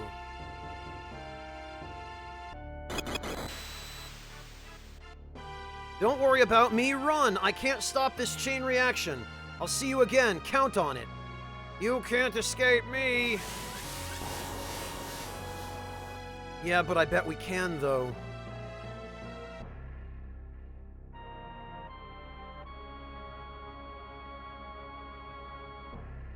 Yeah, amateur, pretty much the statues were the only thing holding the fabric of this world together.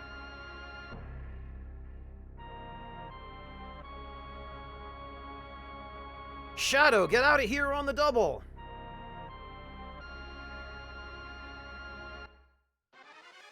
Alright, off we go. Oh no!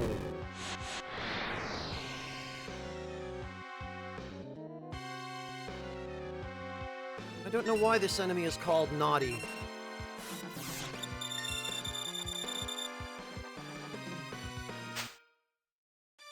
Oh, doesn't have anything. Okay.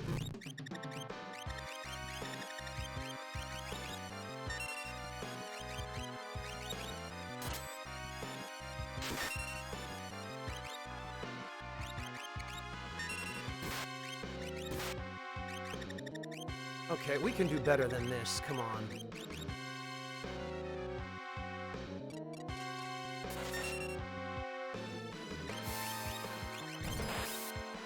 That's better, see?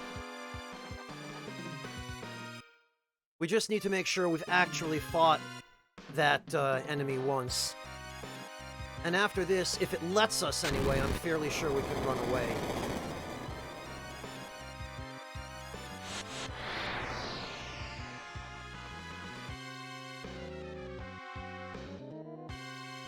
We can't run away. Alright then.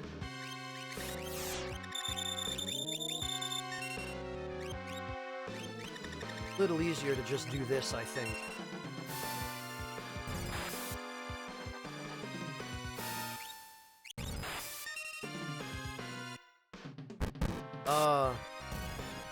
He gets a final attack of Mute? Okay, sure.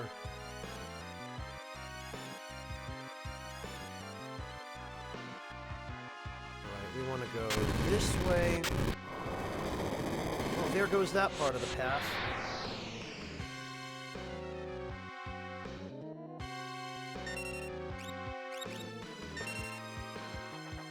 I'm pretty sure this from Celis ought to be just a fatal... Yeah. Oh no! Whatever am I gonna do? I'm pretty sure Mute wears off after battle as well, so... We'll check that in a minute, though, because I need to heal everybody. It sure does.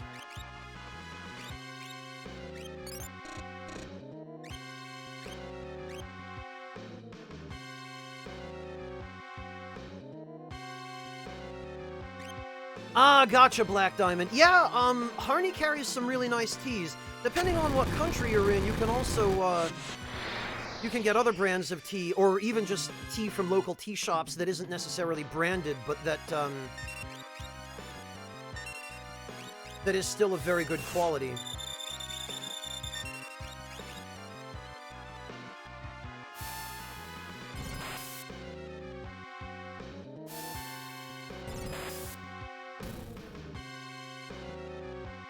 Yeah, Venmar, it is pretty corny, isn't it?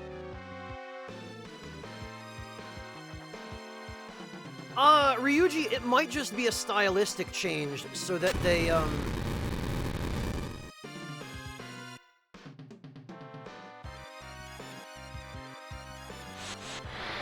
what do you call it? So that they don't make it seem so, well, naughty.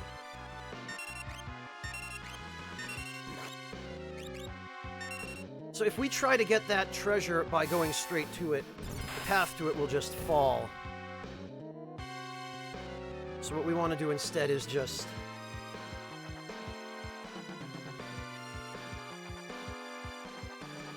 go this way. Grab that. It's not really crucial.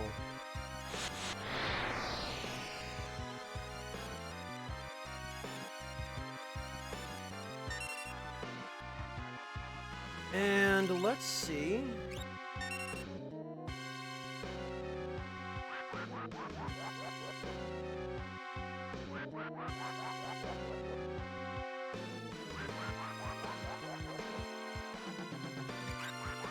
You know what? I'm not amused by your little time-wasting nonsense. I've got a surprise for you.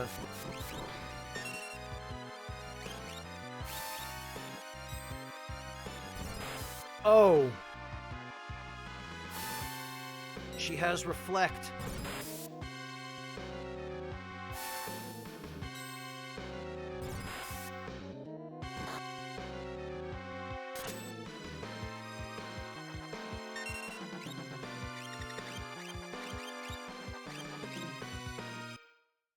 That could be a slight problem. Only a slight problem, however.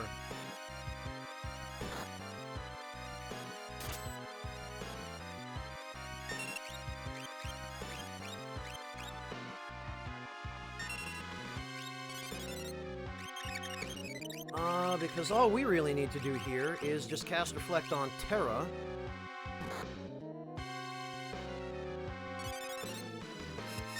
Have Locke get Celis back up.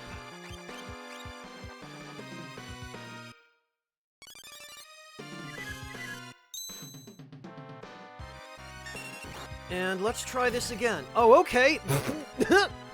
Gao just killed her in the time it took me to revive everybody. GG, Gao.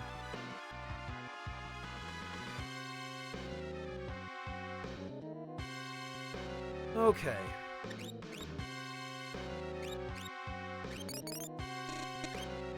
See, it's fine.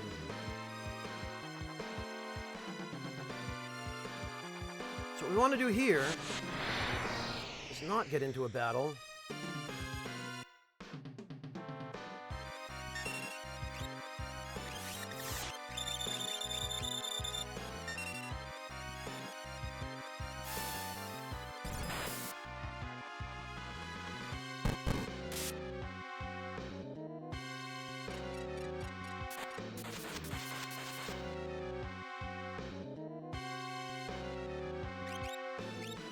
Really? Are we doing this?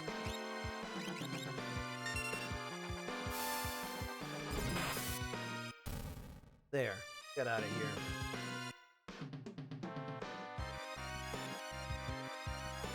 Oh, good, Sugar Crow. I'm glad to hear that. Hopefully that helps. The airship's below. No, we need to wait. Gotta wait for Shadow.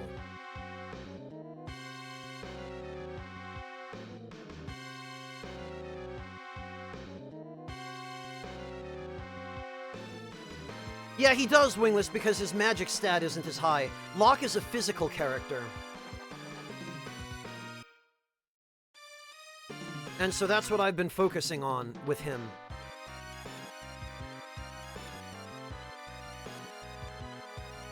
Actually, we fortunately don't have too long to wait before Shadow shows up. He'll show up with like 6 seconds left on the clock, I think.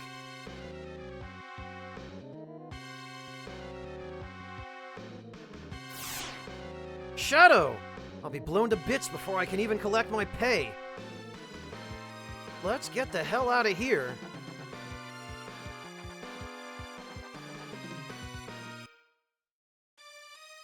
Can't you defuse the statues?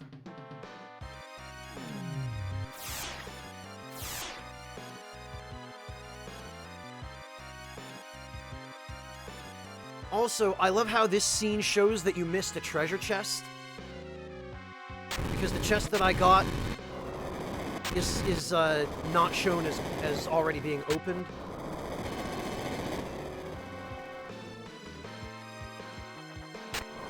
Oh no!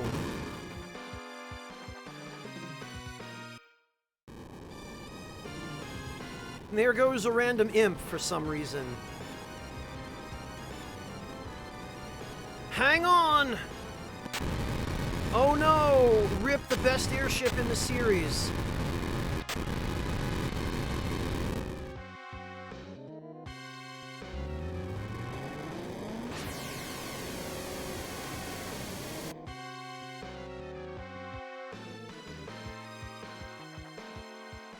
Also, rip Setzer's 3 crew members, whom we never see again after that. Look, the world is literally on fire.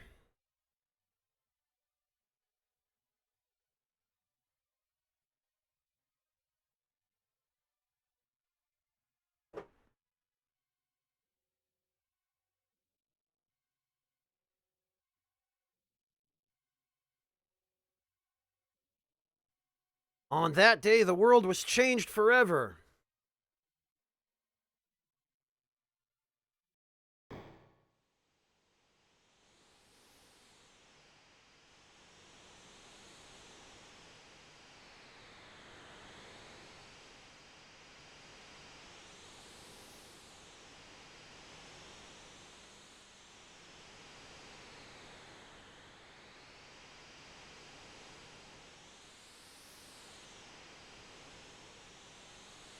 Hazard, if there were even some context for that, even a little.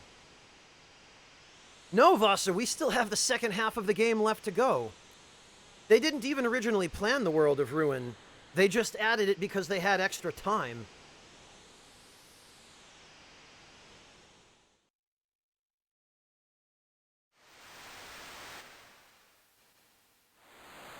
There's Kitase's stupid bird.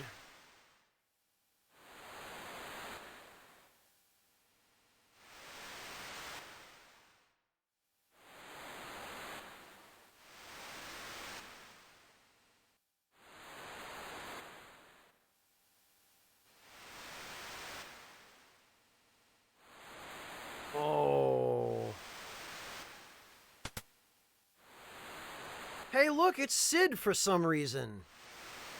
And he's still wearing his radiation suit.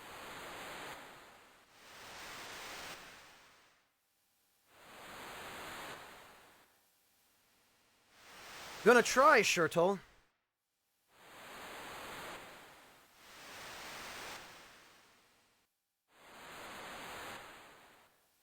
Ugh.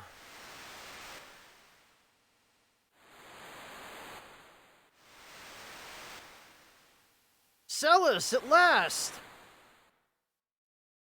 Sellers at last! You're finally awake. I feel like I've been sleeping forever. For 1 year, actually. I thought you were out for good. Whole year? You've watched over me the whole time? Yes, and I'm about out of energy.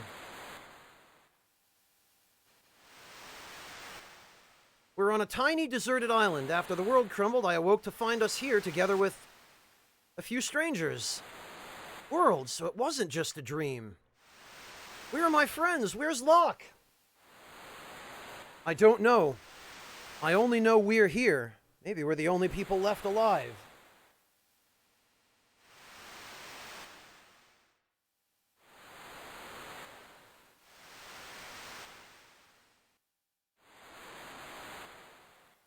Since that day, the world's continued its slide into ruin. Animals and plants are dying. The few others who washed up here with us passed away of boredom and despair. Yeah, man, not having a smartphone is grounds for instant suicide if you're on a desert island, isn't it? My friends, they're probably all gone. Celis, you're the closest thing to family that I have. We could just live out our lives here peacefully. I suppose so, Sid. Or should I say Granddad? May I call you that? Gramps, eh? I'm overwhelmed. All of a sudden I have a granddaughter. My long-lost granddad. Ha ha! Hey, are you hungry? Haven't eaten in 3 or so days ever since I became ill. What would you like? Well, unless I ask for fish, I won't get anything. That's all there is here. I'll go catch some. All right. Worst event begins now. Relic. Sprint shoes.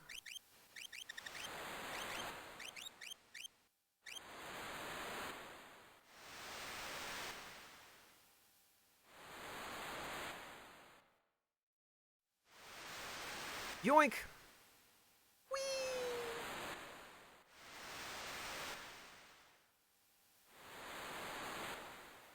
I hate how you can't talk to him from below.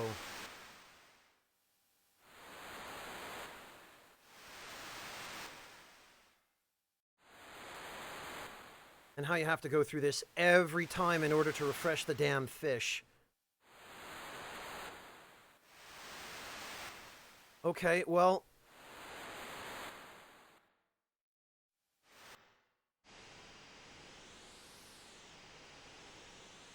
Apparently not, Bone. Apparently not. So, the timer does not count when we're on the world map.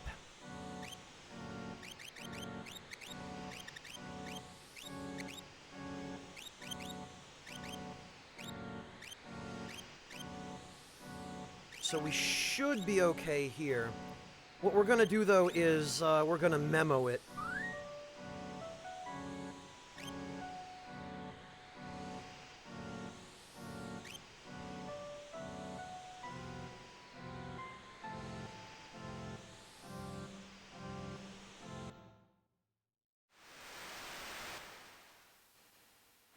Alright, what the hell?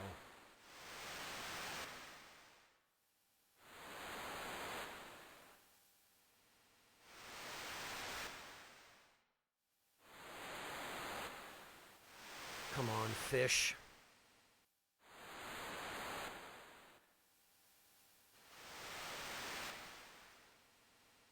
I think we might just need to change areas.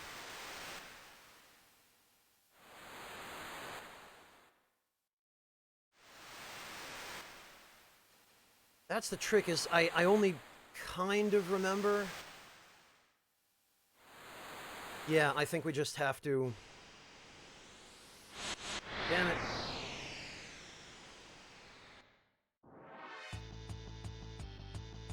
Oh look, it's Peepers.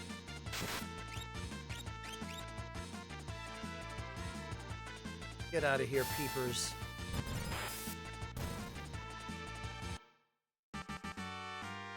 Poor experience, oh boy.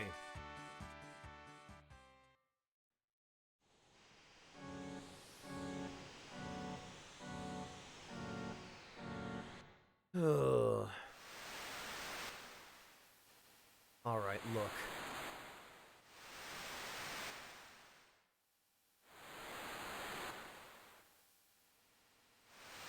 Yeah, this is crap. The RNG here can really screw you.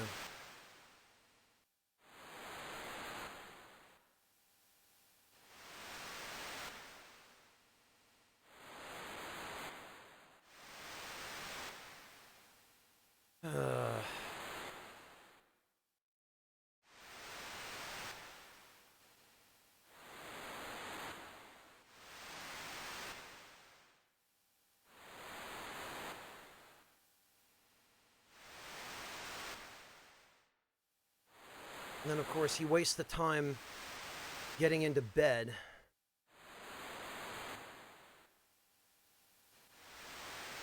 If only, Low Kitty, if only.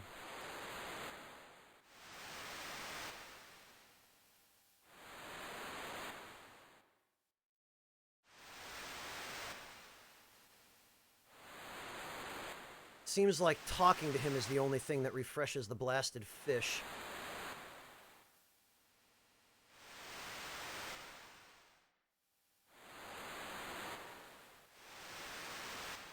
Here, fishy, fishy, fishy. Come on, damn it.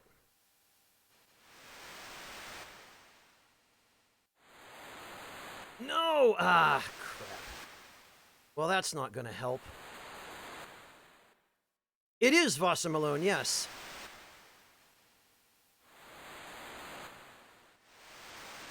Okay, well, that helped a little.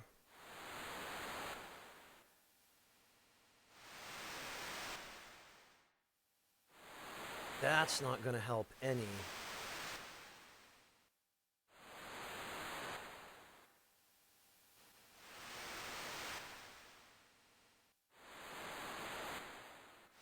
Okay.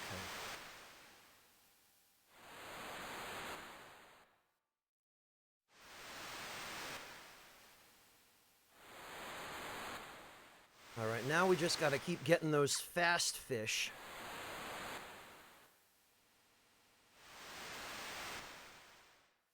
If only we could, Amateur, believe me, that would be my first order of business. The bird's not even trying to get away.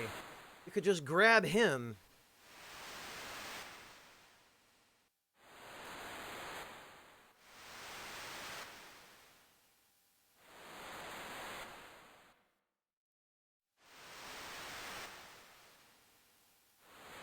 Alright, back to the beach.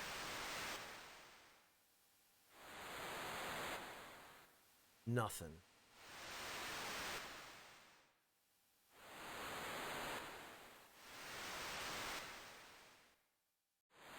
Now he's gone back down one stage.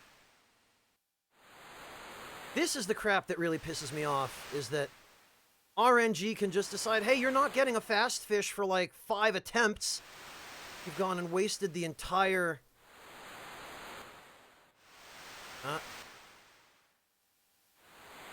Come on, damn it. There.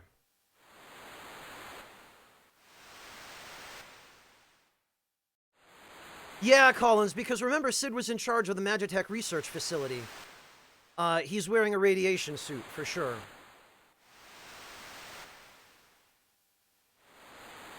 There we go. That RNG is a bit better.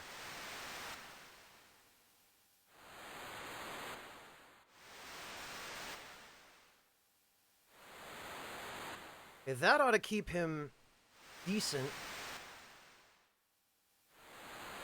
In decent oh, great, and now there are no fish. I bet that freaking bird ate them all.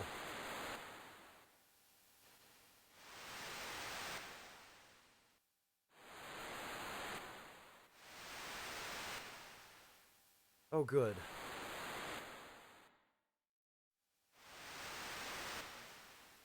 Yeah, Collins, it's understandable because the sprites don't really make it clear. If you look at his concept art, I believe I remember that his concept art, makes it a little clearer. Freaking slow fish again. Yeah, I know, right, Horuso?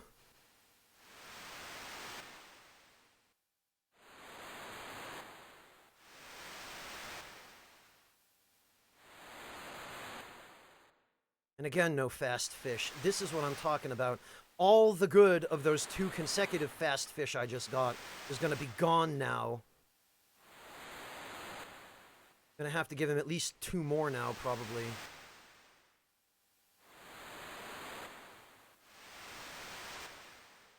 Alright, Sid, come on.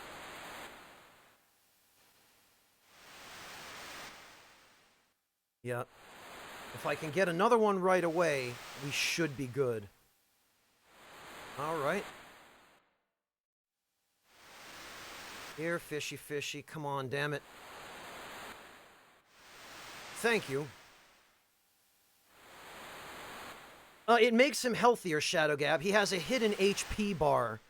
And for each good fish you feed him, for each fast fish... Yep, we did it. I feel much better, thanks, Celis. We saved him. For each fast fish you feed him, it restores his health. For each crappy, slow fish you feed him, it can actually take his health away. And if he drops below a certain threshold, he dies. And if he goes above a certain threshold, you've saved him. What's up? Celis, the project that kept me going over the past year is down below. Go have a look at it. It depends on RNG, Audis, because for every second that passes when you're not on the world map or in battle here, Sid loses 1 HP. And a fast fish, I think, restores 32 HP. But by the time you've actually caught a fast fish and given it to him, enough time has gone by that he's actually lost HP and he's not actually gaining a net gain of 32 HP. So if you stick around and just don't do anything for too long, like if you screw around and waste time, he'll just die on his own.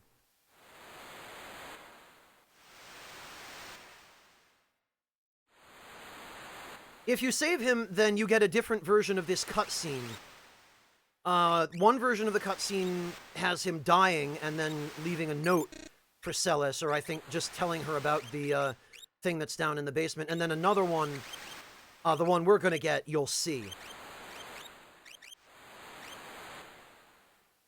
That's correct, Audis. Oh look, it's a raft!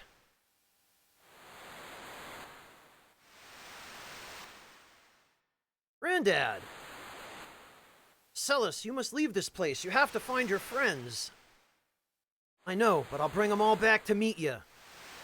That Locke fellow, too, no doubt.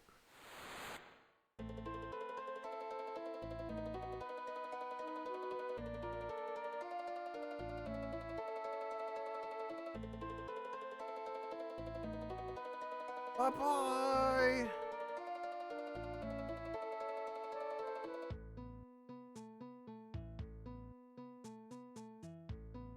Oh, Vassar, I see you got Discord to work.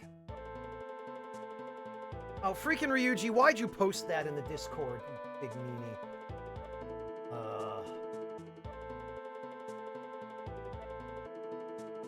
Good, Vassar Malone, I'm glad.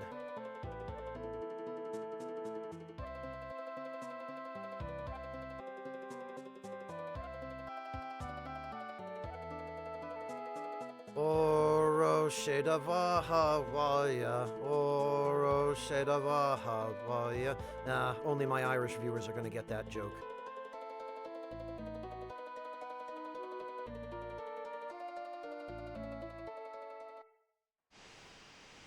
We made it! And I think this puts us near Albrook? I want to say? Yes, indeed. Did you see that tower? Kefka's up there and he's using the power of the statues. He's like a god. Yeah, he did, Vassar. That's why everything is all messed up. You, the sparkle in your eye. You're the spitting image of a man who came through here recently. Ah, I'm sure he couldn't be anybody important. Anyone who opposes Kefka gets his or her town fried by the light of judgment. Everything changed on that day. Oh no, it's hot. It hurts. You better believe I am, Audis. I'm getting them all back.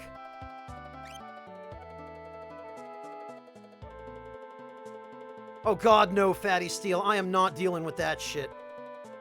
When the world was ripped apart, many long-sealed monsters were released. Finbaba, Doomgaze, and the 8 dragons. Well, that's great, because they all have good treasure that I want. We're gonna chop them up for their shiny bits. Celis Edgar Sabin is what that stands for, Vasa Malone. It's the minimum number of party members that you can beat the game with. Because when you get to the World of Ruin, your party is scattered and you have to go find them again. And Kefka's Tower requires a minimum of 3 parties, and each party has to consist of at least 1 member in order for you to be able to clear that dungeon. So the CES challenge is the Celis Edgar Sabin challenge. Those are the first 3 characters you get, and you can go to Kefka's Tower with just those 3, and you can beat the game with them. Like, you don't actually have to get anybody else back. If Celis, Edgar, and Sabin are sufficiently beefy, and you went to enough trouble to level them up in the World of Balance, you can just take the 3 of them and go beat the game now.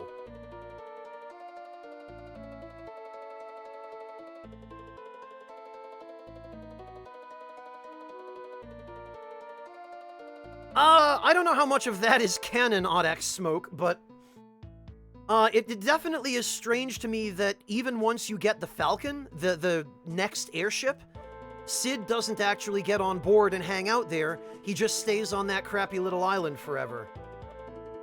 Okay, Amateur, good night. Have a good one. Thank you for joining us.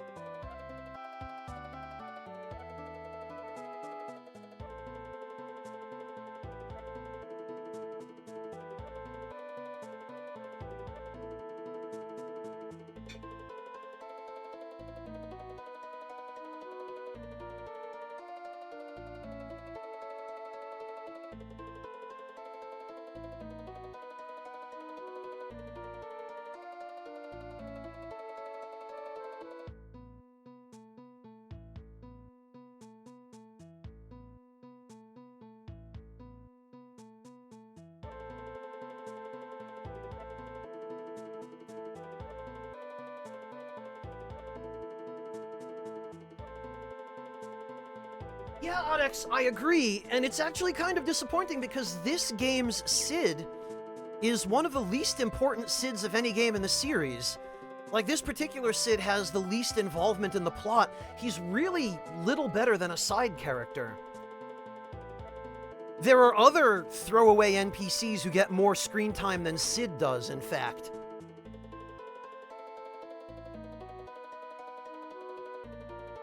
Like, for example, Bannon and Arvis.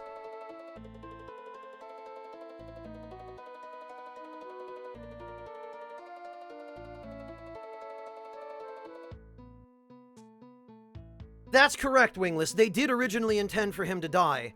But then Kitase just added the alternative to that scenario. Yeah, Ultros too, or so.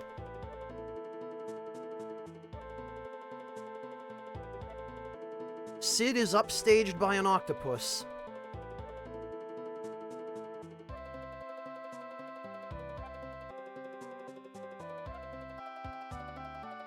Well, Roland, for the conscientious player, it's worth it. But speedrunners almost always just let him die because it takes less time to get that outcome than it does to save him. Oh, this is just... okay.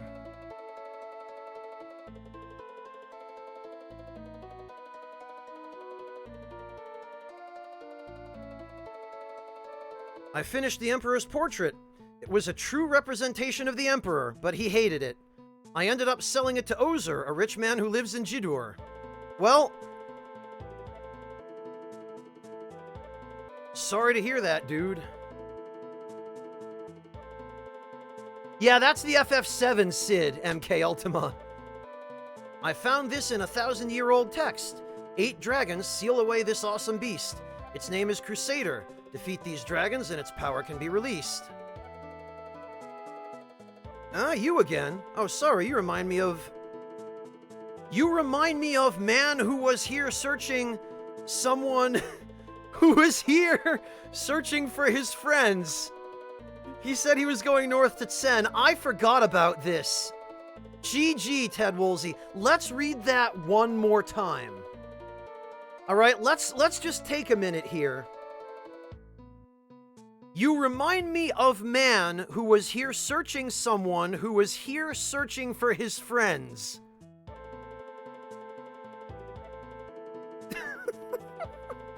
Let's all have a big round of applause for Ted Woolsey finishing this localization in about a week.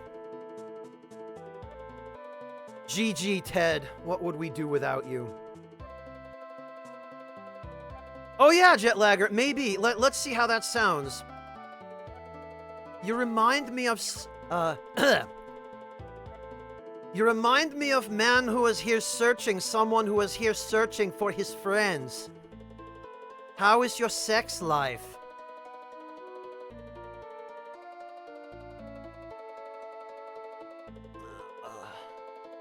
Well, that's gonna follow me around for the rest of my existence.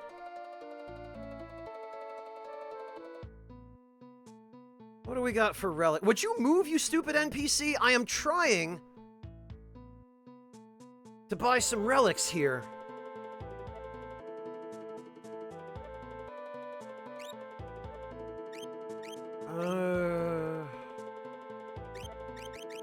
This is the same garbage as it was in the World of Balance.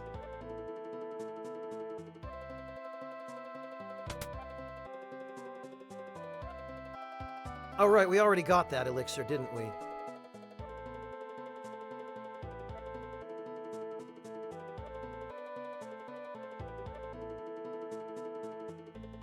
Oh, I think back on how nice the world used to be.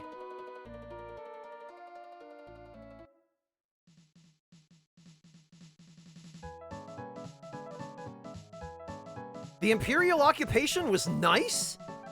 I think you might be wearing those rose-tinted glasses, dude.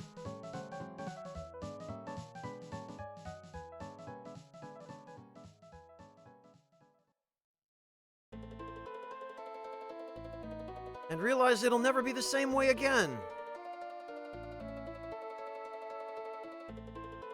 Well, okay, Vosser, maybe it was sepia-tinted glass. Who's keeping track? How can you make a GP in a world like this? Man, I'd love to make a GP, but I don't think you can buy kits for it anymore. On that day, debris from all over the world floated eerily to the center of this landmass and formed that tower.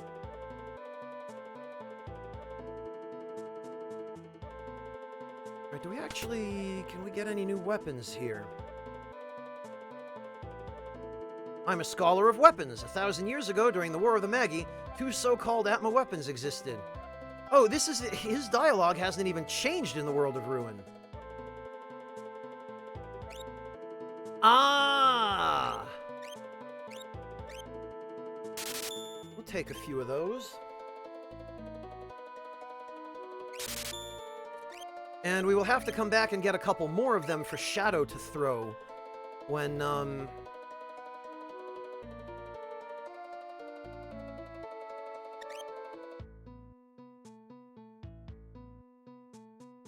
Wasn't much of a fight, Yami. We raffle stomped it in a couple of turns.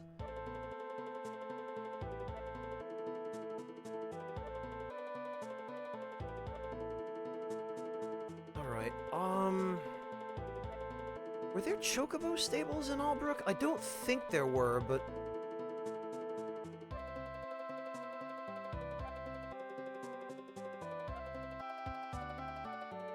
yeah, okay, no, I guess not.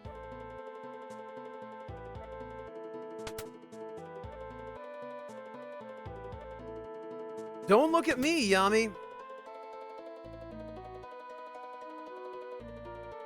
Have a word with Square Enix about that, man.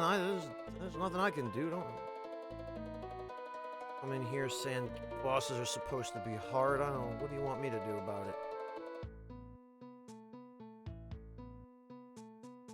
Well, apparently there's still Magitech armor on the ferry, but I don't think we're going anywhere here. I believe what we're supposed to do now...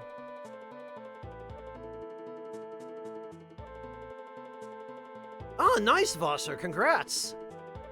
You work fast, man.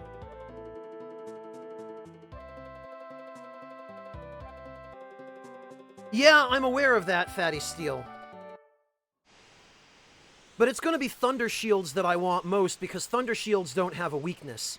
Flame and Ice Shields are a lot more situational.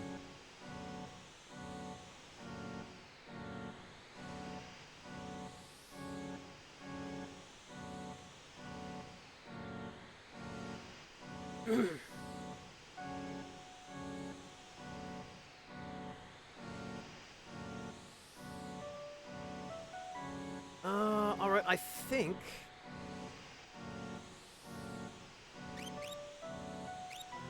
perhaps it would be prudent to equip her with Golem.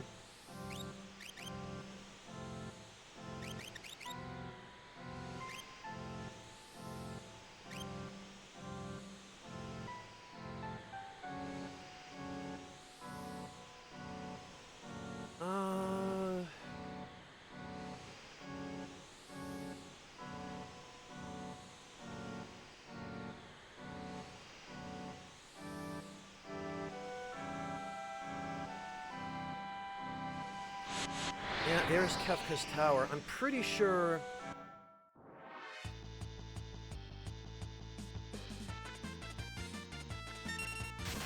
Well, first of all, we'd better get Vanish going here, because this...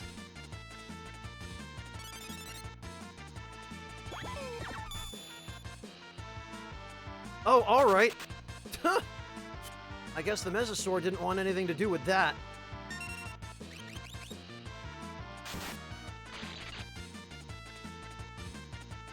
You know, I probably ought to move Celis to the front row if I'm just going to be spamming attack.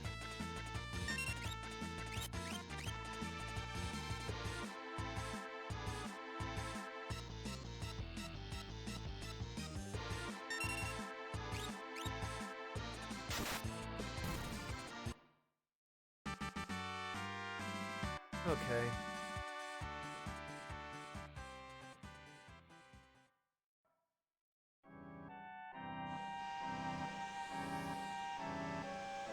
Hello, Wabi Sabi, welcome! Alright, we can't get into Kefka's Tower with only Celis. You better believe I did, Klaus.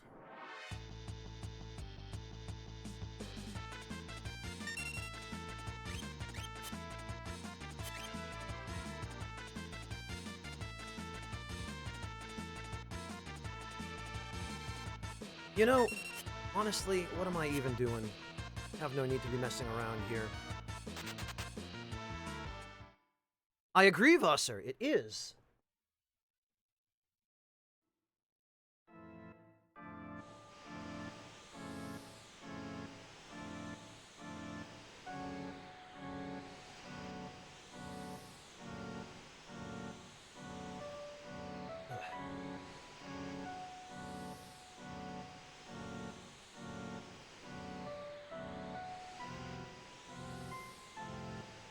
What are you talking about, Klaus? You mean the Ragnarok Esper or the sword?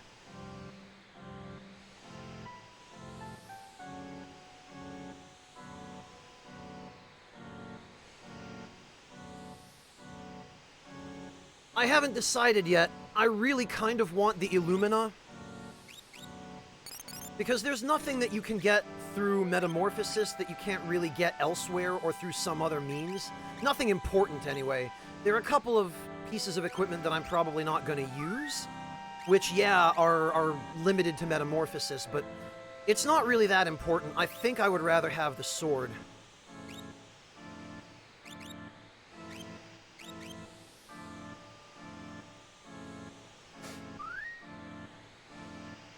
Oh no, Yami!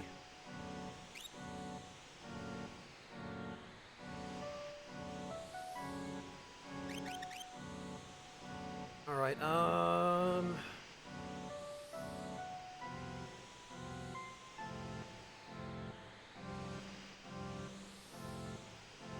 should we put on Celis? Because as soon as we walk into this town,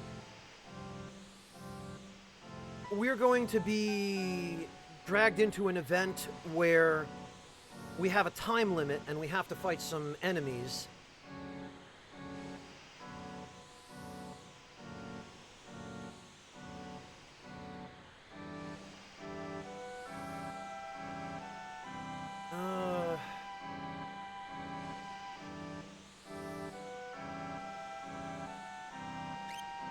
I think what we are going to want for this, though, is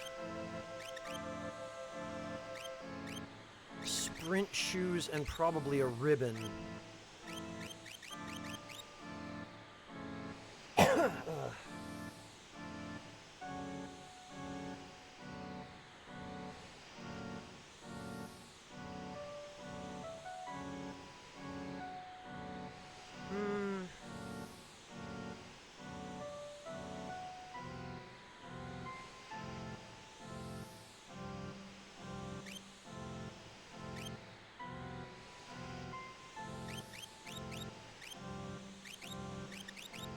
And I think maybe we try the Atma weapon for this.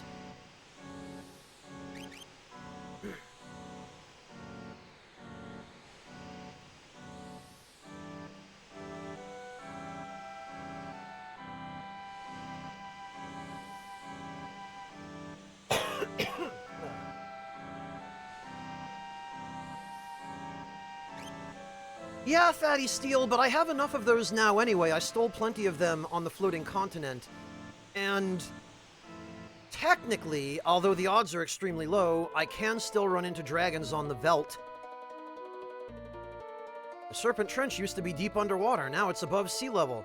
Some Cult of Kefka members have built a tower there. Yeah, that sounds pleasant. Uh-oh. Oh no!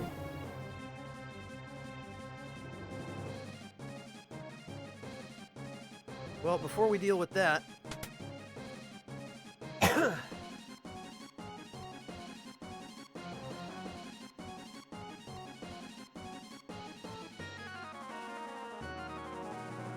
You can steal it from her in every version, Klaus. The only thing is, before the GBA version, finishing that battle would end the game. So you could steal a Ragnarok from her, but you could only use it during that battle and against Kefka.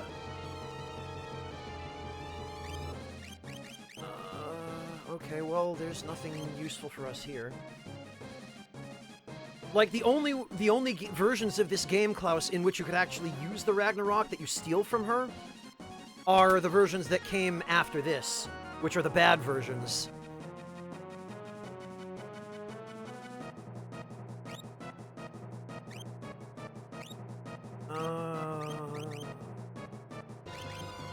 Nothing particularly useful here. All right.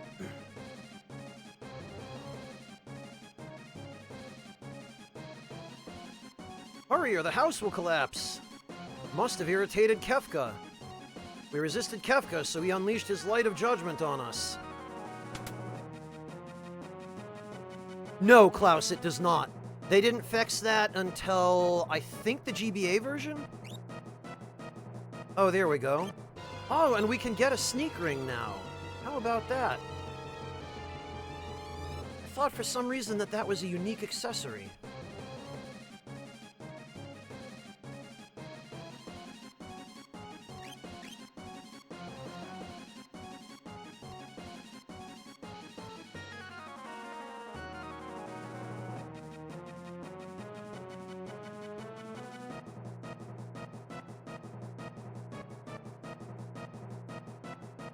Honestly, Yami, the Android version is probably the worst one. Because it has, just really bland sprites. All of the fun exploits were nerfed.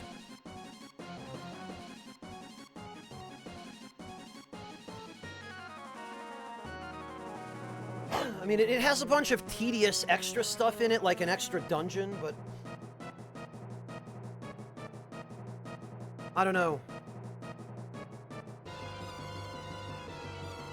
If you're gonna play it, probably the best thing for you to do would be to emulate the SNES version of it.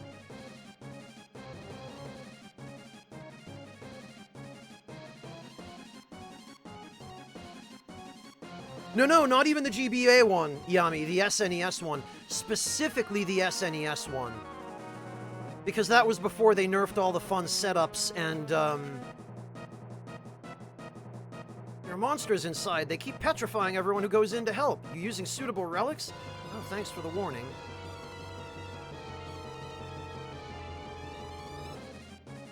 My child's inside. Do something. Oh, hi, Sabin. Hey, Celis. Let's head in. Wait. If I move, this whole house will collapse. First, save the child that's in there. Yeah, Vasu, the Steam versions are all ports of the mobile version.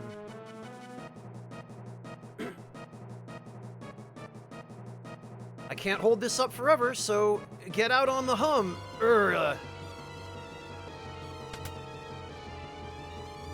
Alright, so there is some extremely important stuff in here.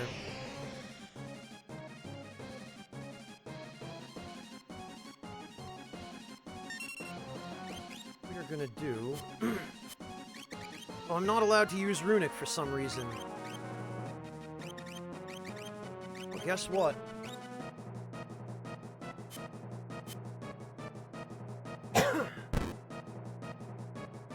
We are gonna smoke bomb it because I came prepared.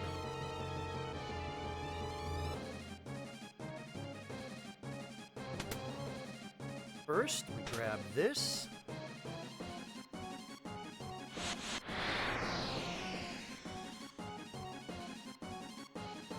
And I'm gonna need to focus here, so please bear with me, everyone, if I have to take my eyes off chat.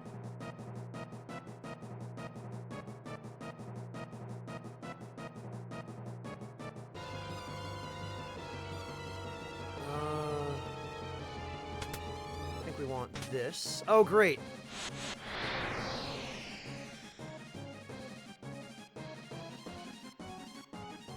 I love the name of this enemy. They couldn't fit in Night Stalker, so it's just PM Stalker.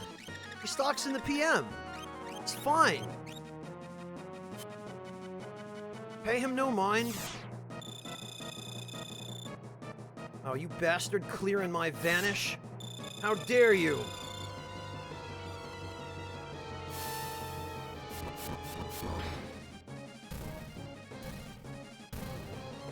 Why does it take them so long to die? I never understood this.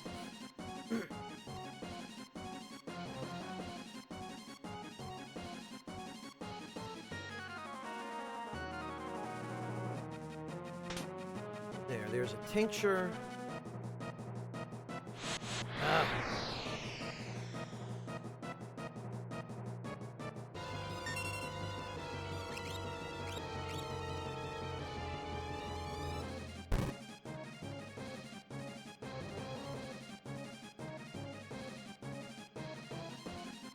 All right. Oh, come on.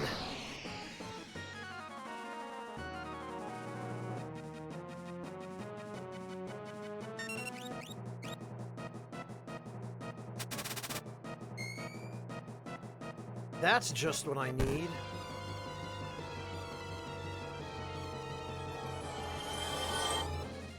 Oh, Sugar Crow, thank you so much for the 100 bits.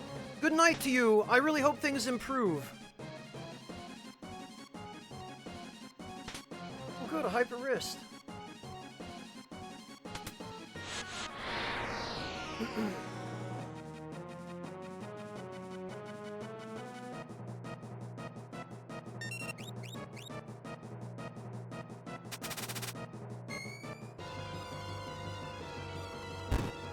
Bye!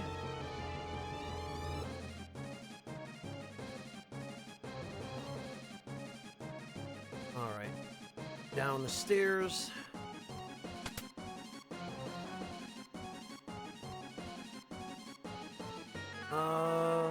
This I think we want.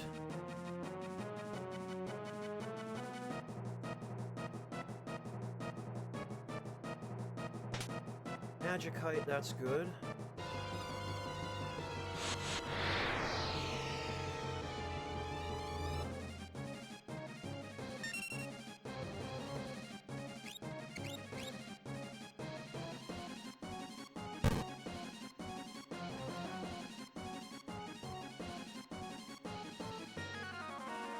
Right, now we need to get this idiot. I'm scared! Don't worry, you're safe now. Yoink. I'm pretty sure all the rest of the chests in here are just monsters in a box.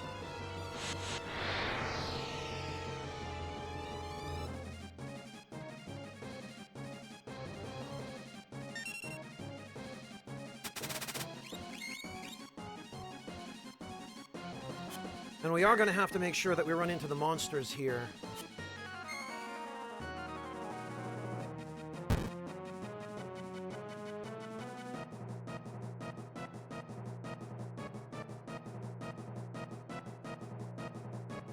So we are out.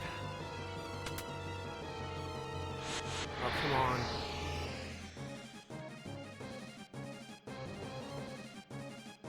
All right.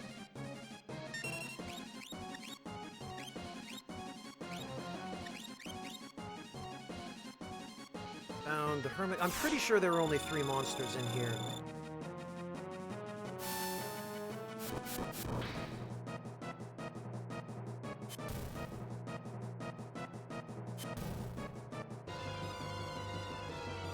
And I probably should kill one formation of scorpions just to be on the safe side.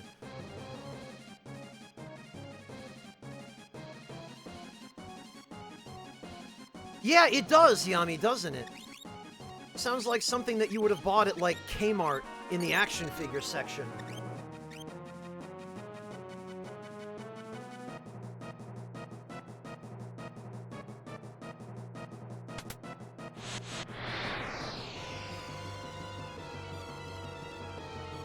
Okay.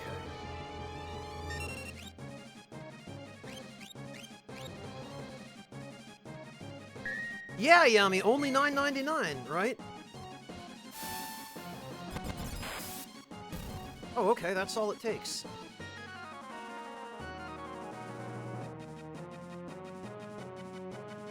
Ha! Yami remembers.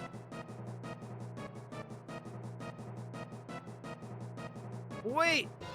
Ugh.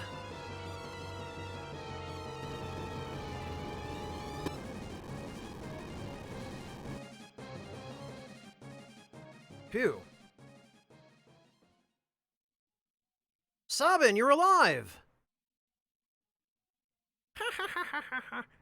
But of course, you think a minor thing like the end of the world was gonna do me in? The end of the world, maybe not. Falling off the airship?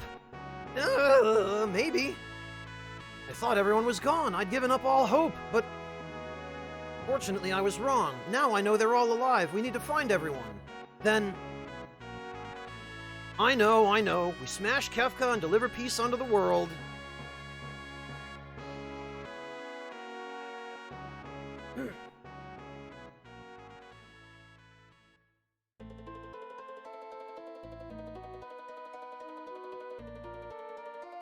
I know, Yami, it's hard for me to believe. Because you talk like such an adult.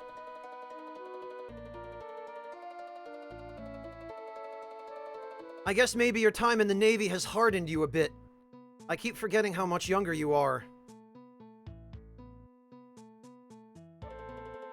Yeah, no, Hazard, Sabin's cannon level of strength is nuts.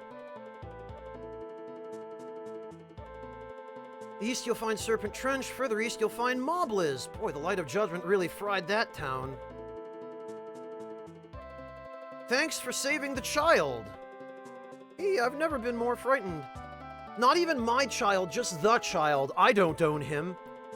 He just wandered in here one day and started eating out of the fridge.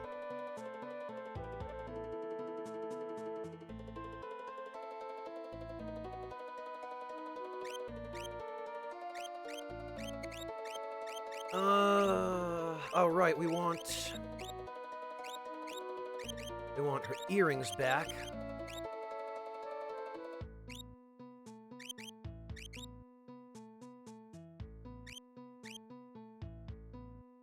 You know what I mean, Sage.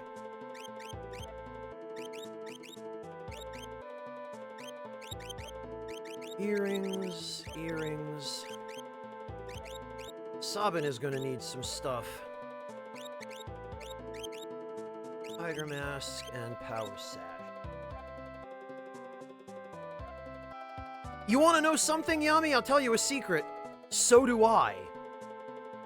And so do a lot of people my age and well over my age.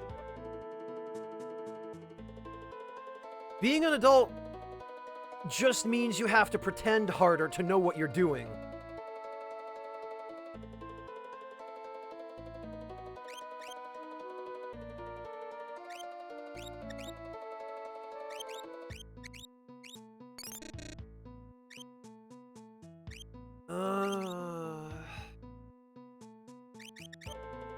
Celos can have Phantom, and since Sabin has slightly more HP, we can switch Golem over to him.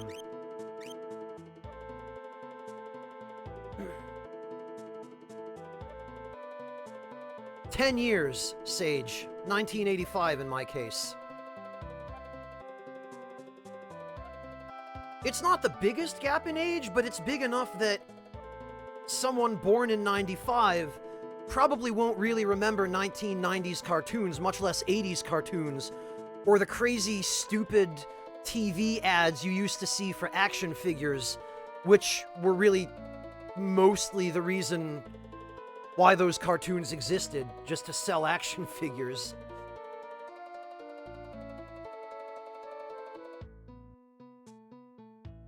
Many monsters nowadays attack with zombie, petrify, and the like. Have you equipped suitable relics? Thanks for the warning, dude. I really appreciate that. I was on lookout duty for Kefka, but I lost my nerve. Anyone who opposes Kefka is doomed. He uses his light of judgment from high atop his tower to burn whole towns. I saw it. Kefka used a light beam to burn the village of Moblis to the east. Most of the adults there perished trying to save their children.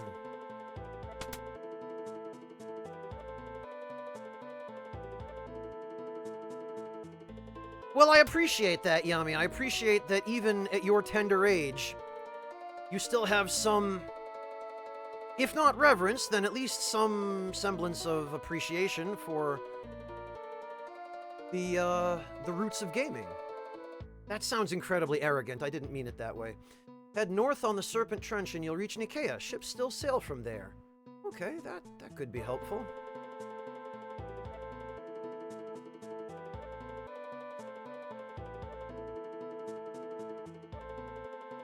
Oh, yeah, Hazard, because they were probably only just airing them for the first time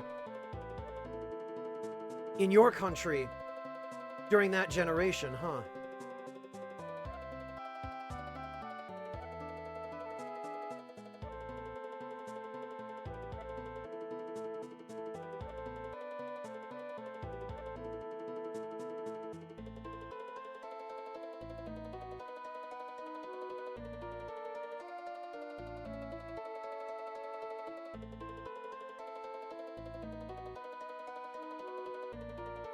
Right, well...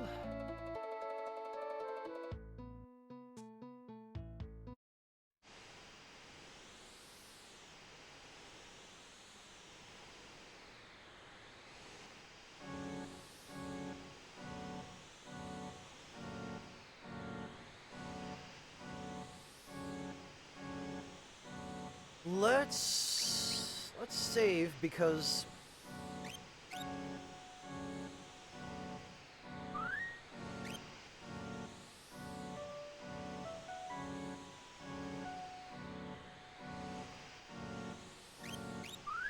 we do have to be careful of enemies that use status ailments.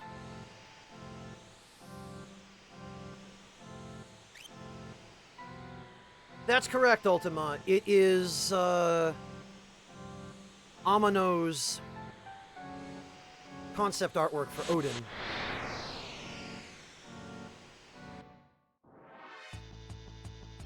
Oh, no kidding, Hazard. That is kind of weird.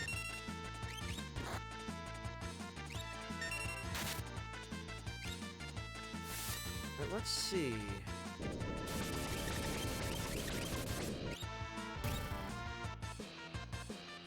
Oh, okay, good to know. Amazing.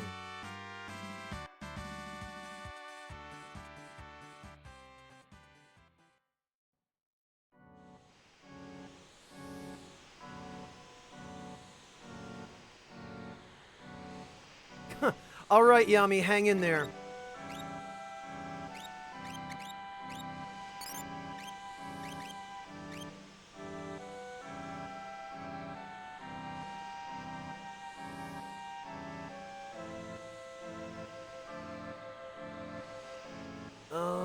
Moblis ought to be around here somewhere.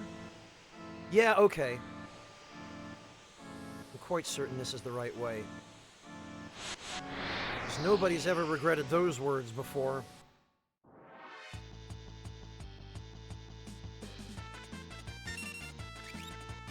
You know what? We can just leave.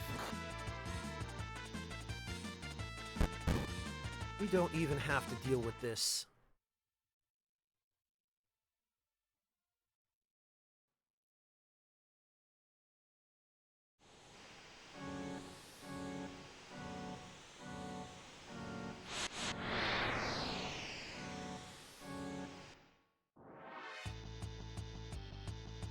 Oh, look, it's some Delta bugs. Actually, before we do that, I really ought to get Vanish going.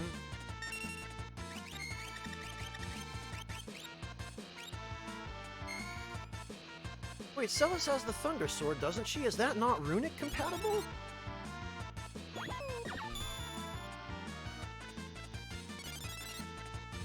I have to check her equipment.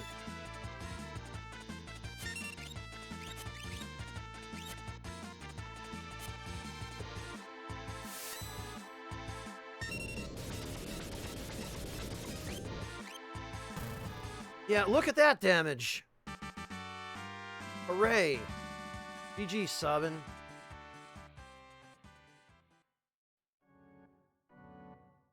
I think there would be a market for it, Ultima. It might not push AAA numbers, but I think there'd definitely be a market.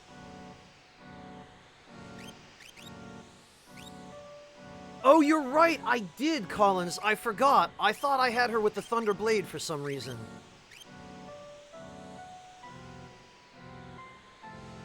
I forgot I gave her the Atma weapon.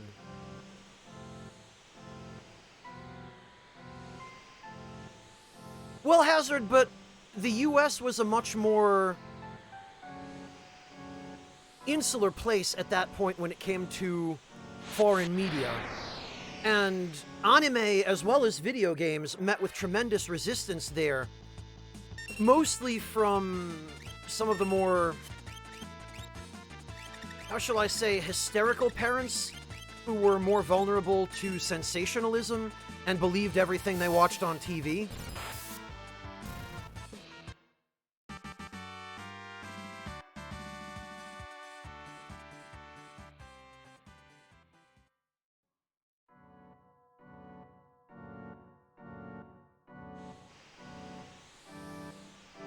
It wasn't even the titties, Ultima. It was just, this stuff coming out of Japan is evil.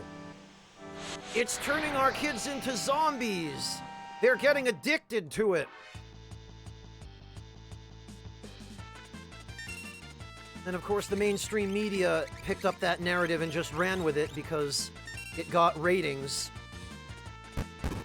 Every time they would run a story about kids having to go to video game addiction therapy or something.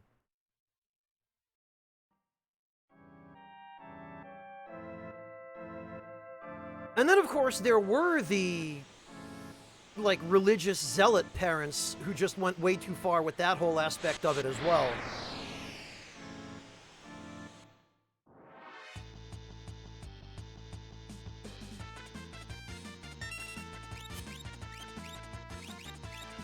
Well, the irony there, Silvercrest, is that part of the narrative that was pushed in the 80s and well into the 90s and even the 2000s in America was that video games turn people violent, right? There was all that hysteria, which has since been more or less debunked.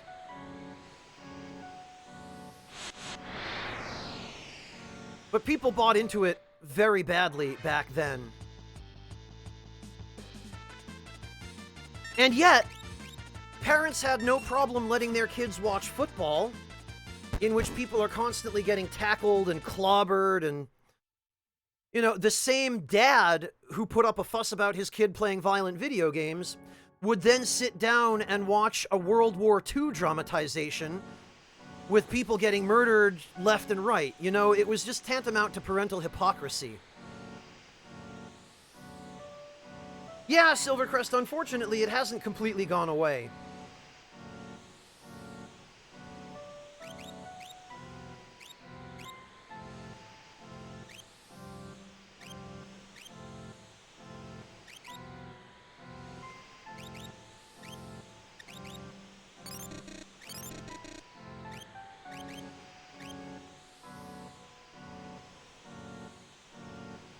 we probably ought to save again.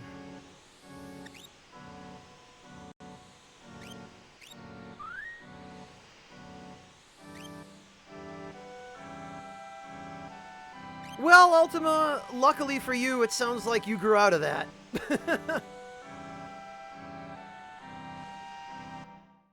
Right, Roland, there's always some kind of inane justification, isn't there? Oh, it's a couple of Borkers. Ah, someone's coming! Woof. Woof. And yet they just let me by. What a bunch of worthless guard dogs.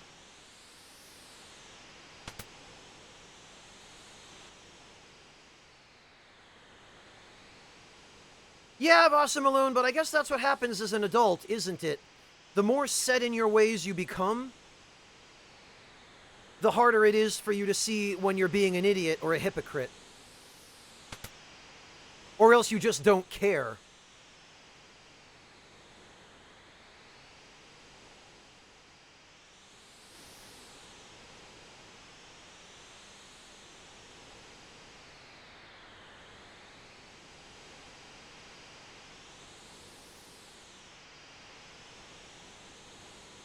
I don't know, Shot Gang. Honestly, if our kids make as much progress from us as we did from our parents' generation, I'm pretty sure they're going to be okay.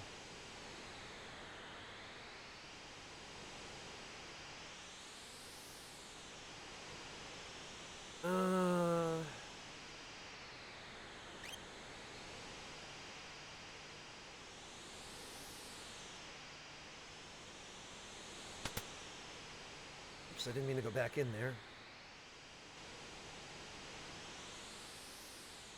Ah, okay.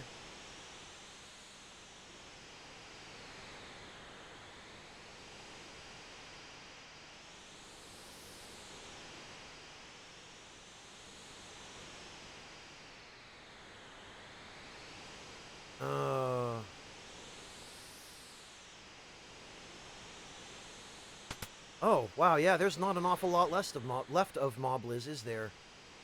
There's the relic shop. Oh, right.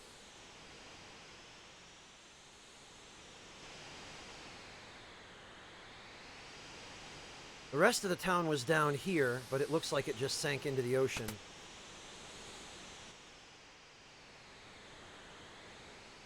Pretty sure we have to go down here.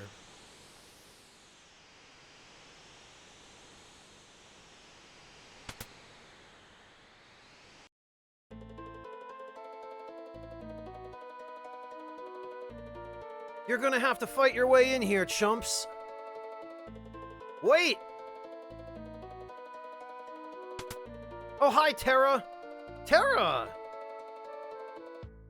Mama, are these your friends? Oh, I'm so glad to see that you're safe. I've missed you. Terra, come on, let's go. Unless we stop Kefka, all's lost.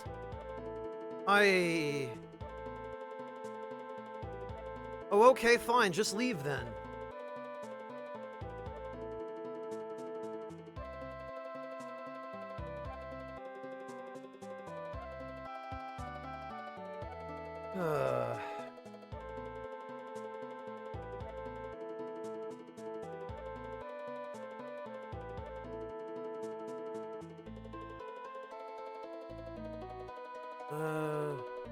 Our papas and mamas are gone. You're not gonna take Terra away, are you? No, I want to talk to the... Damn it, kid, move. Everyone here calls Terra Mama. A badly wounded soldier passed away here in Mobliz. Oh no, he didn't make it. I saw Dwayne kissing Katerin. But we'll be happy if Terra comes back to us. The light took everyone. Everyone. Dad, Mom. Terra's helped us all to survive. Ever since she's been here, we felt hopeful for the future. This is our village. You can't just waltz in here and start barking out orders. You gonna try and stop me, happy boy?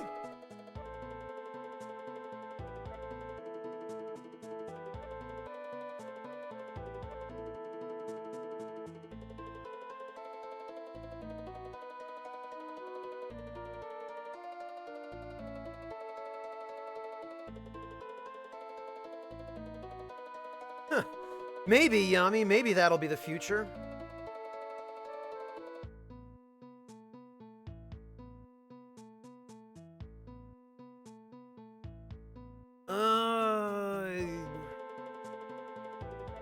Okay, I think we're about as ready as we're gonna get here.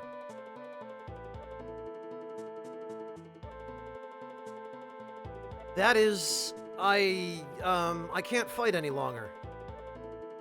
But you're the strongest character in the game! The very day the world fell, Kefka turned some kind of beam on this town. Almost all of the adults perished trying to save their children.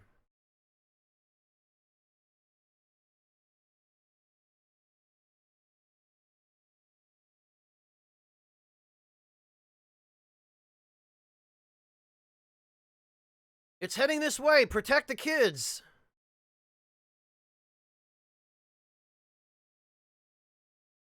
Yes, let's protect the kids by standing right on that fault line. Papa, Mama! VR bingo, Yami. That's probably what it would take to make bingo interesting for me. There were only children here. The moment I arrived, I felt needed.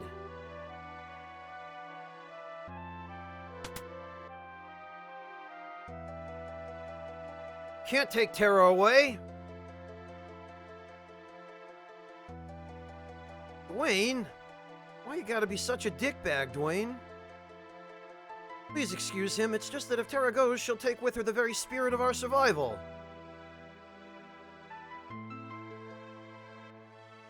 I don't know why these kids need me, but they've made me feel things I've never felt before. The moment I sensed this, I lost my will to fight.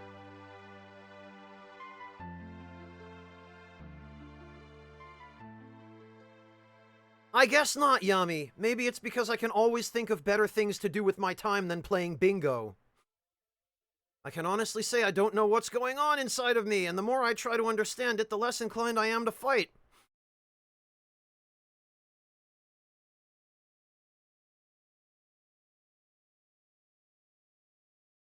Terra's helped us all to survive. Ever since she's been here, we've felt hopeful for the future. Well, alright, I guess I can't take that away from you. Maybe I better leave.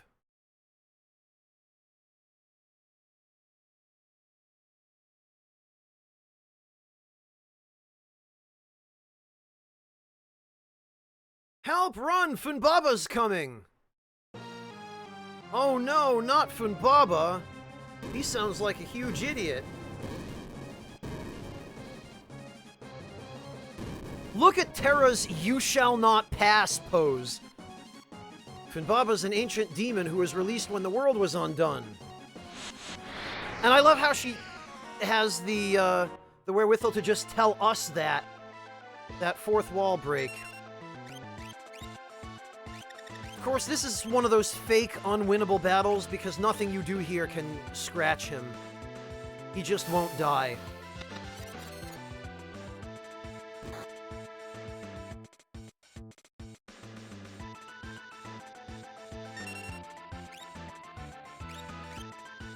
I guess if you have nothing else to do, Yami. At this point, we might as well just cast Bolt on ourselves and end this fight.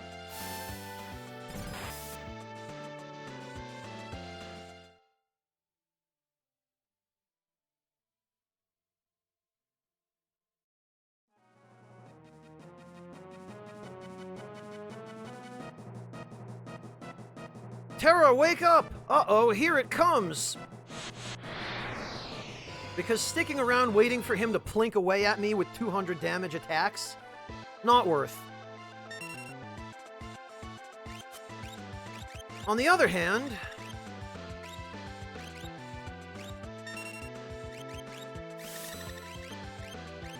where is Bio? He is weak against poison.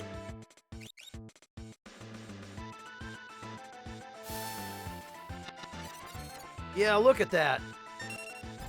Oh no, not Bolt 2. Oh, you did 400 damage. Oh, what am I gonna do? Oh no, I think I broke a nail. Later, fucker. You just keep running. Yeah, indeed, Grey Jammer. He did skip leg day, didn't he?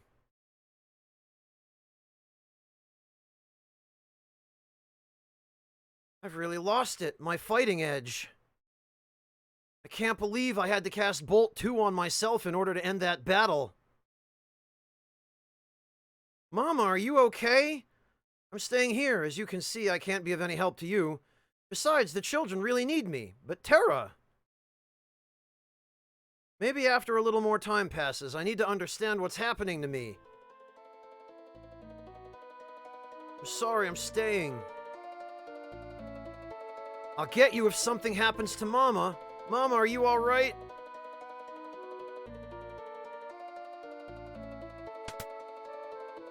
Thanks for scaring Finbaba away. In his haste, he dropped this. Here. Yay, Fenrir! Fenrir is pretty cool. He's actually a very useful summon. Dwayne and Katerin are the oldest ones here, which makes them 17 now.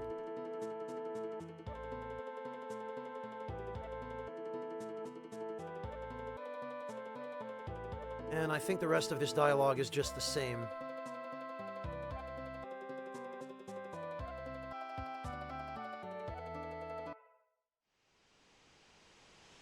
So I'm pretty sure we are done here for now. Although we should go rest.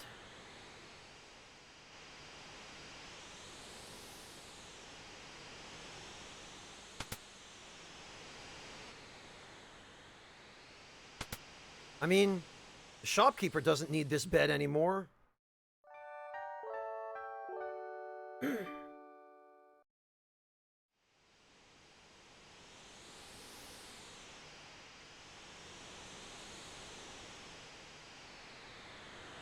I guess... time for us to get moving. Right, Ultima. We would totally go trash his house if that's the case. But no, Fenrir gives the entire party the image status, and he teaches X-Zone, which we want. We very, very much want that.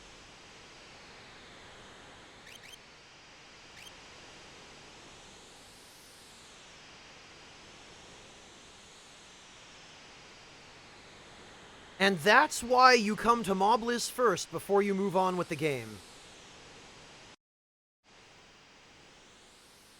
Now, somewhere around here...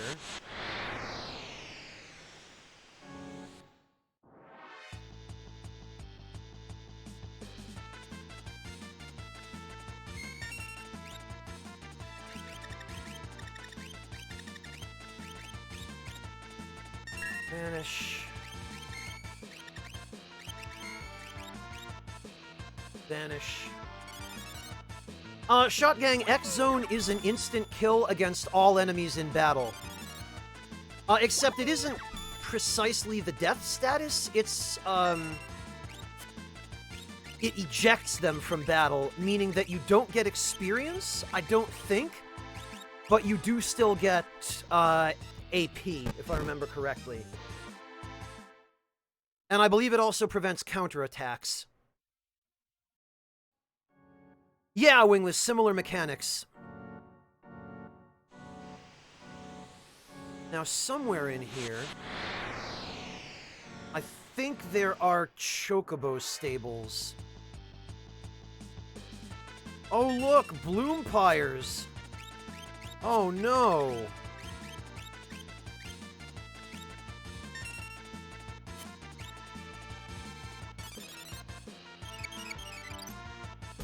Later, idiots.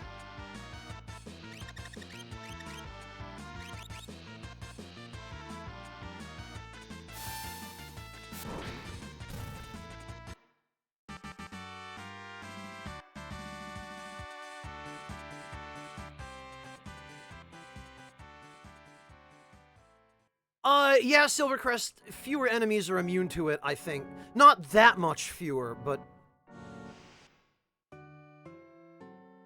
What I want to know is... The Chocobo is the noblest of creatures. Chocobo ride, 100 GP. Yeah, sure. What I want to know is, how is this guy living out here alone running a chocobo stable and somehow not completely starving to death or dying.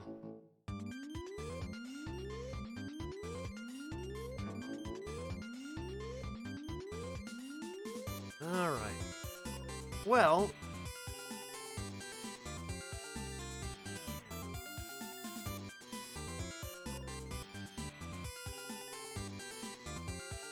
now we've got a chocobo, we don't have to worry about those annoying random battles.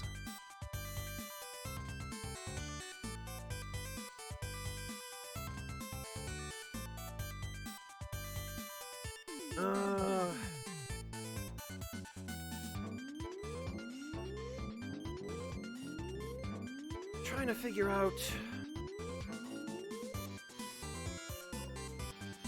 where did they say Nikea was?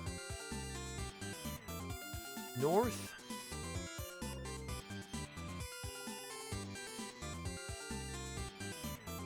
Oh yeah, that's the freaking cultist's tower, isn't it?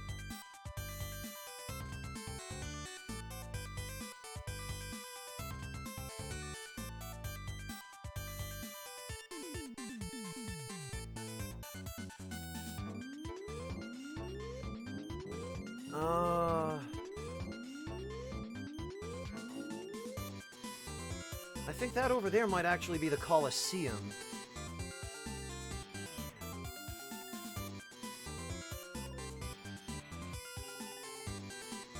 But that's not where I want to be just yet.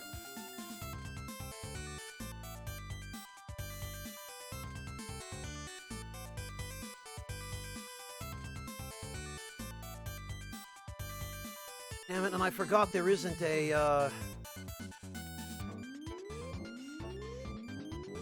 there isn't a large world map.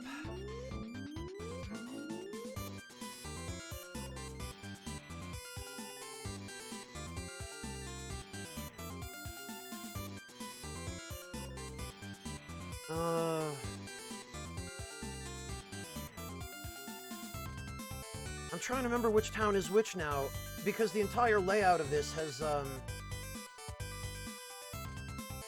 I want to say we're in the right place? But if it turns out I'm wrong, then we have to walk all the way back with no chocobo. I don't believe there are chocobo stables here. Let's see.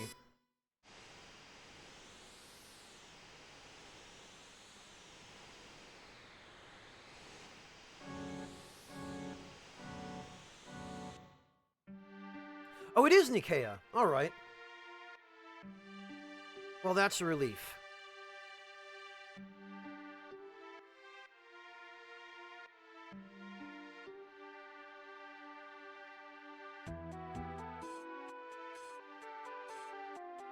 Yeah, he is Shot Gang, but we're not going to be able to get him till we have the airship. Yeah, Sage, it is. It's not my favorite chocobo theme.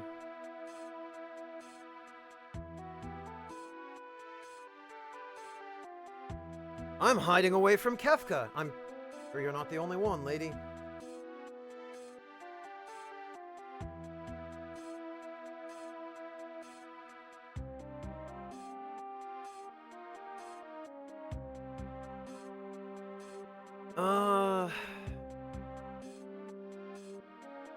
Whoa, get back here, kid. Slow down. The road you followed here used to be underwater.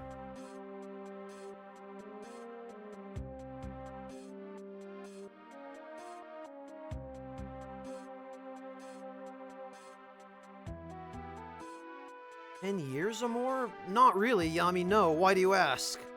I'm almost afraid to know the answer.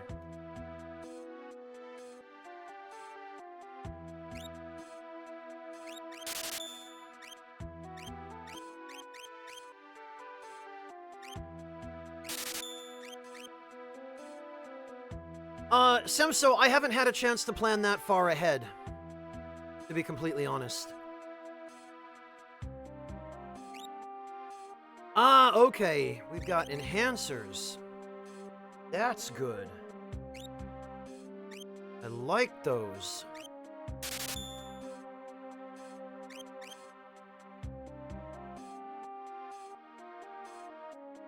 That's what we want. Magic power up. Woo! Look at that sweet, sweet magic power.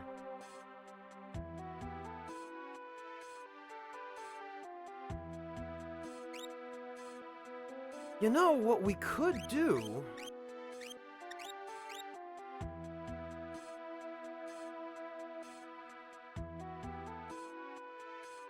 What we could do if we wanted to... Well, we should compare it, actually.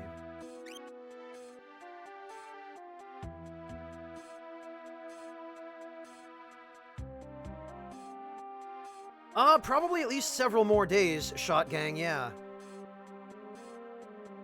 Not really, Semso, no, unfortunately. Like I said, I haven't even had a chance to plan that far ahead.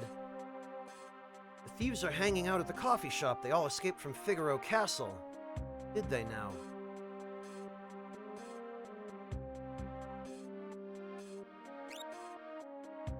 Ah, diamond shields, okay. The diamond vest. Vossar, it really depends on how much of the extra stuff you do. I plan to do everything. So it'll be at least a few more streams.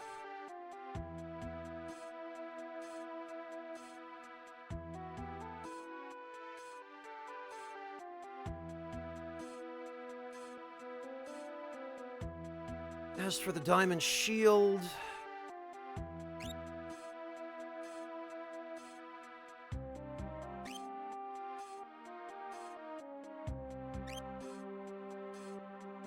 I guess we'll get 3.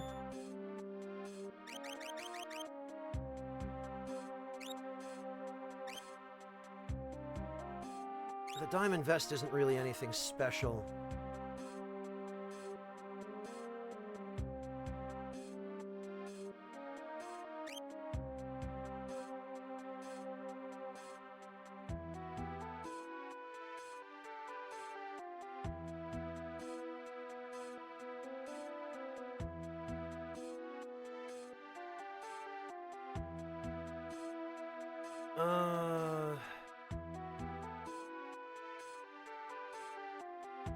Yeah, I think... Hey, Vesmik! How are you doing, friend? I was just wondering if you were going to stop in.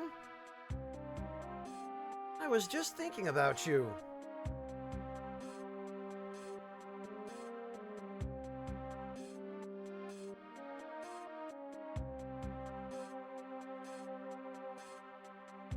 Welcome, man. How's it going?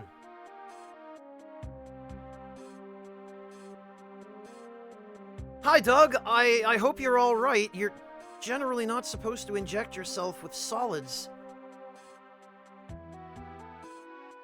Oh, thank you, Vesmik. I really appreciate that. It's a pleasure to see you, and I appreciate that you remembered me.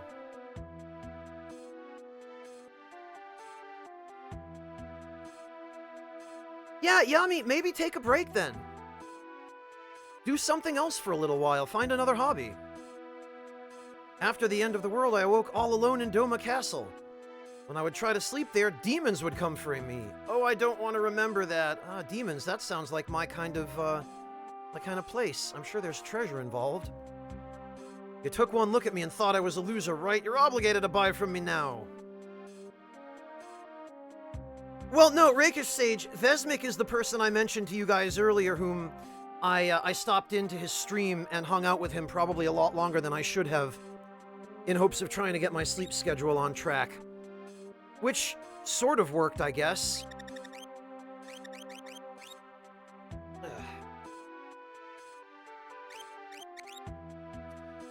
Alright, there doesn't really look to be anything useful here. There's the Zephyr Cape, which is trash because of the evasion bug, and the same deal for the beads.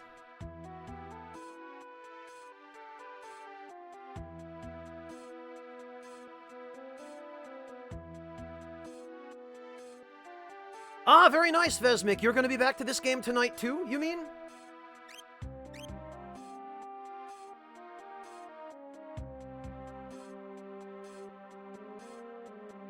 The ship to South Figaro's about to leave. Yeah, it is, isn't it? Okay. Well, before we do that, I would like to run a quick test. like to see which setup produces higher magic damage. We're going to leave town for just a moment here. And let me just double check.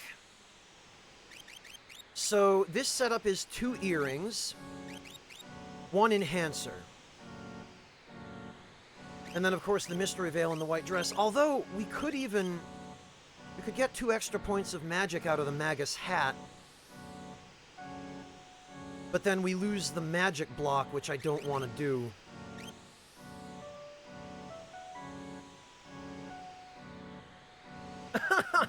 Excellent, Vesmic. 8 to 12 hours is admirable.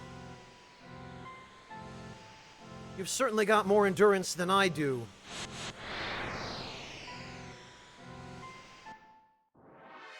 But good luck with that, man. I really hope that you're able to finish the game in the time frame you seem to want to finish it in. Alright, let's see. So, we're just going to use Bolt 2 as our control, I guess. Because I don't think Buffalaxes resist Bolt 2. Okay, so that's 2,500-ish.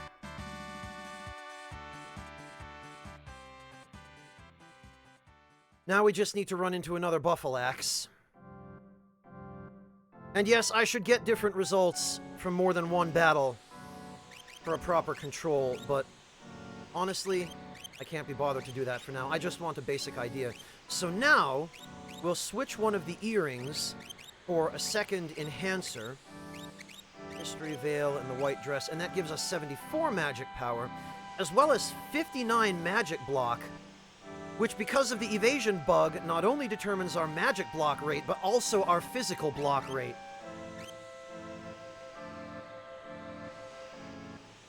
About what, Roland Knight?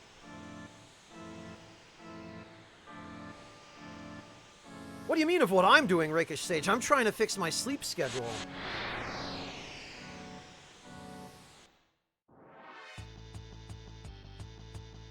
Oh, very good, Vesmic. I think you're really going to like all of those. Those are definitely the better ones.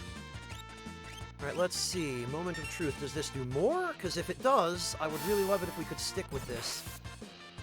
It's comparable.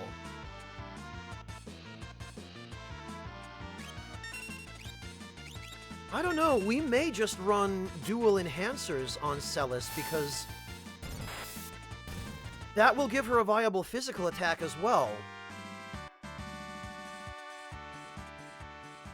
And honestly, if we switch out that one earring for a hero ring, we are going to get another hero ring in the World of Ruin. So we could just...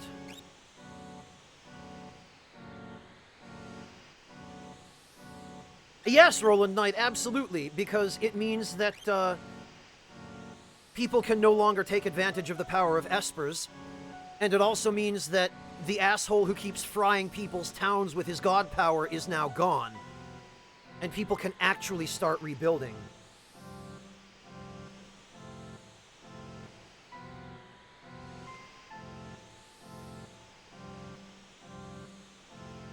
Yeah, Vesmic, I forgot to mention it to you the other day, but if you have an opportunity to pick up Final Fantasy Tactics, in particular, I recommend the War of the Lions, but I recommend emulating it so that you can apply the frame rate patch, because War of the Lions has some massive frame rate problems, but if you're willing to do that, Tactics War of the Lions is an excellent, excellent game. It's probably different than what you're used to. It's definitely different than the mainline FF games, but it's a really great game regardless. Yeah, the world is rotting, Roland Knight, but without Kefka, the world isn't going to get any worse.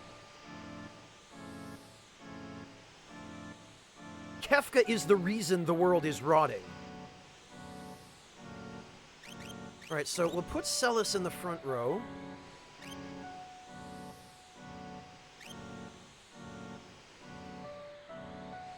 And actually, let's see what kind of attack damage we can get out of her. Just normal attack damage.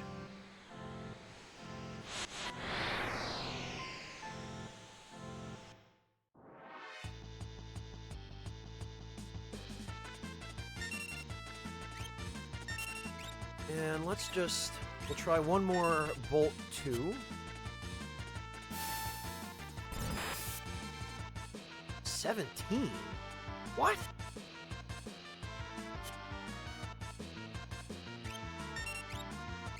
Did the hero ring really...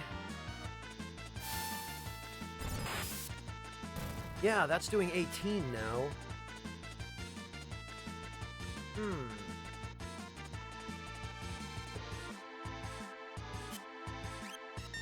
So switching out the hero ring for the earrings... Oh, and the enhancers can't use runic. Interesting.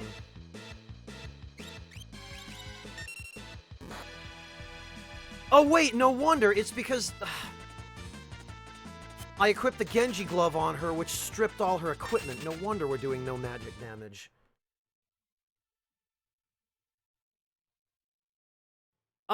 His name is canonically spelled Kefka, Collins.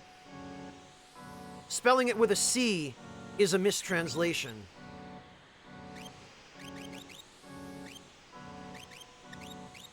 Yeah, no wonder. I see what was going on.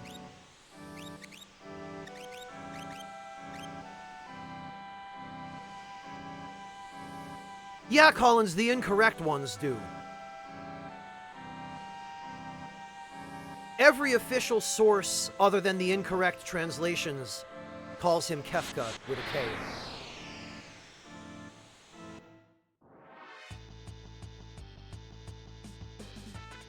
Alright, let's see.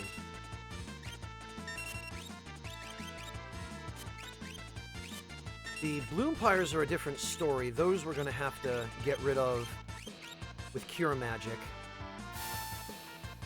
But first... Yeah, okay, that's a bit better.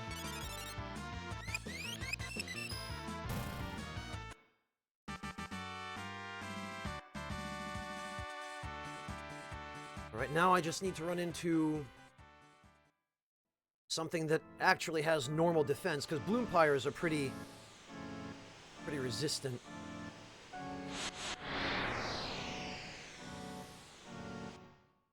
Alright. Oh, and of course, the next battle is Bloompires. No, leave me alone. I need a regular enemy to test this on.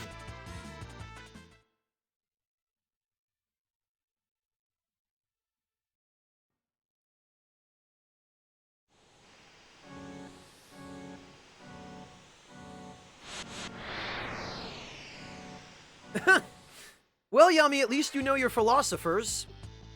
There it is, perfect. Alright, now what about the physical damage of these weapons? Yeah, you know, that's respectable. That's about the same damage as a Bolt 2.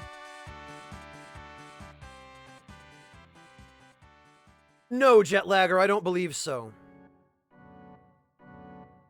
Okay, yeah, no, this is entirely satisfactory. I think we're going to roll with this setup for Celis, because that means that she's now got, pretty much 60 evasion and magic evasion, thanks to these ridiculous enhancers. Matter of fact, I think I'm going to get a couple more.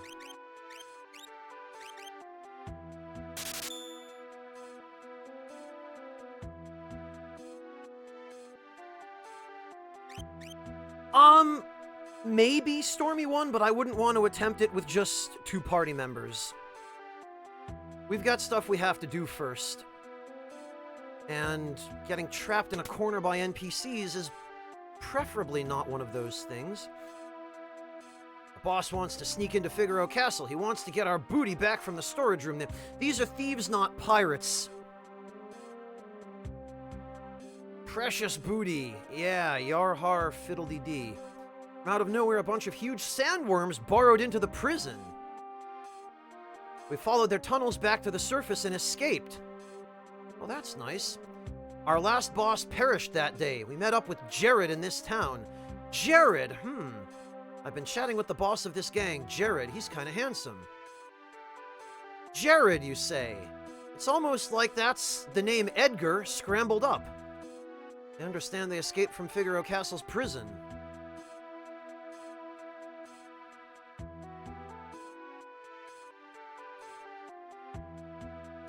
Where is he?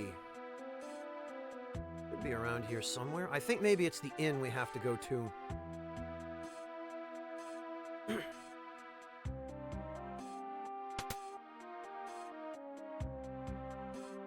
I know, Vesmik, I know. I can't believe they hadn't incorporated that into the original version of this game. Just the ability to sprint. It's incredible to me that it took them this long. It took them till Final Fantasy VII. Or at least till the anthology version of 6, which ended up coming out after 7 anyway.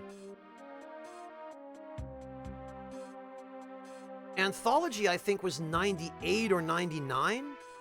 7 was 1997.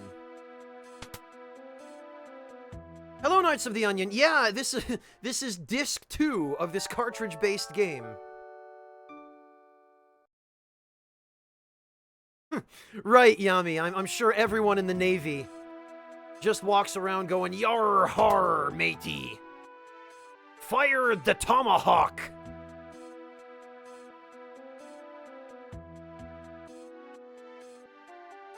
Oh, right, that's the armor guy. We already talked to him. Very nice, Little Kitty. Congrats! Damn it, you blasted NPC. Would you move? Ugh.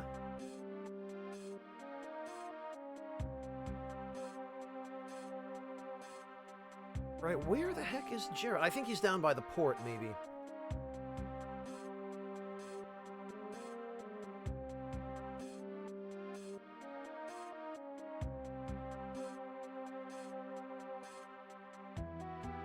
This ship belongs to the Crimson Robbers. The Crimson Robbers, you say?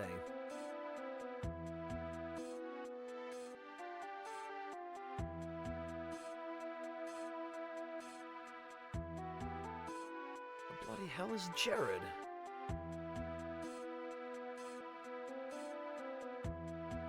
Take it easy, Outis. Thank you so much for joining us today. We'll catch you next time.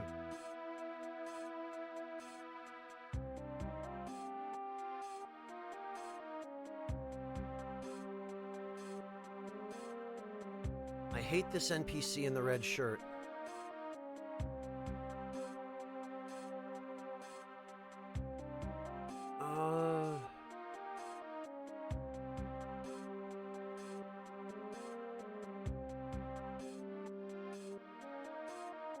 Castle hit an obstacle and came to a halt.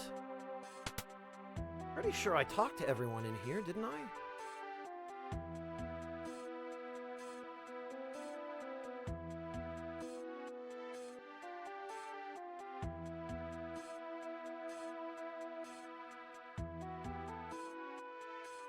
Oh no, there's a guy at the table that I missed. That's why he's not showing up. We'll enter the castle through a secret cave that only we know about. All right, let's go. That's what the problem was.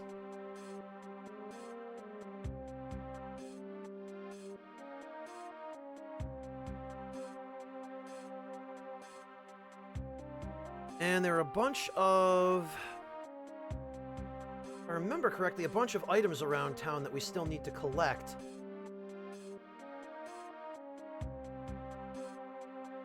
As far as I know, Vosser Malone, it chooses randomly from everyone who's currently present in chat. Yeah, there we go. There he is. What's your problem? You're Edgar, aren't you? What's your problem? Okay, well, there he goes.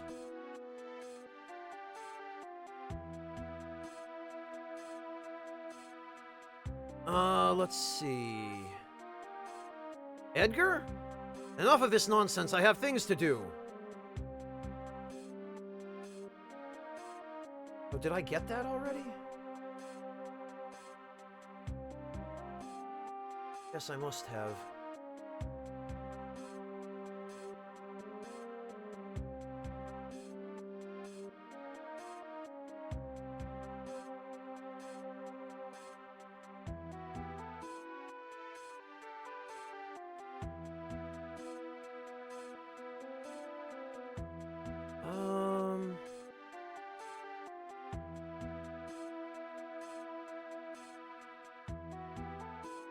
Yeah, maybe I did. Man, I hate how all these NPCs are just screwing around. I guess I must have gotten it.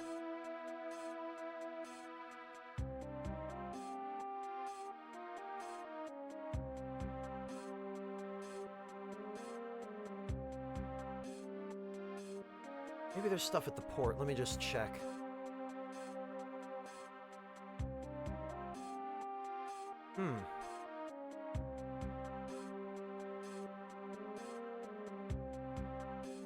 No, I guess there isn't.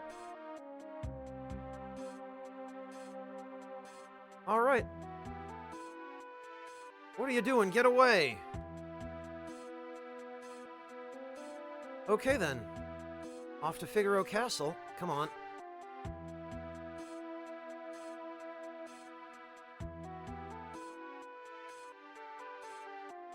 Oh, where the hell? Oh, did he go back? Yeah, he must have reset. He did. I guess we can't leave that area without triggering him to go all the way down. Yeah. Okay. I'll be busy getting ready for our departure to Figaro. Don't play possum with me. Edgar, or have you somehow lost your memory?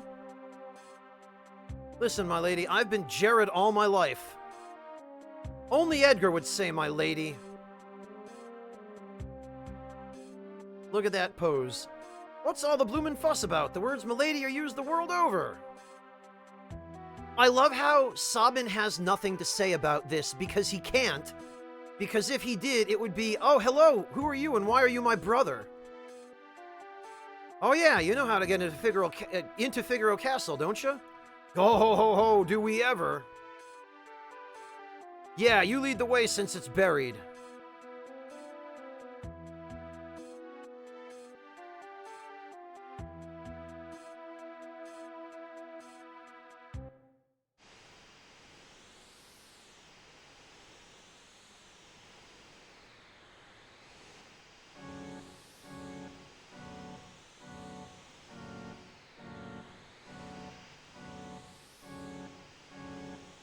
All right.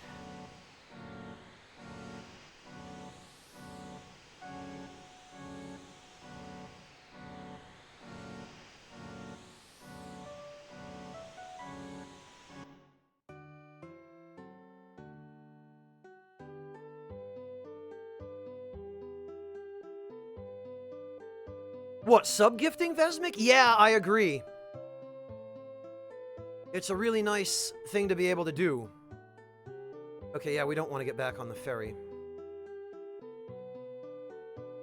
Yes, Stormy One, we are. Sabin's the first person you're able to actually recruit. Oh, good. There's that tent. Oh, okay. This is where I was supposed to get those items. Freaking whoops.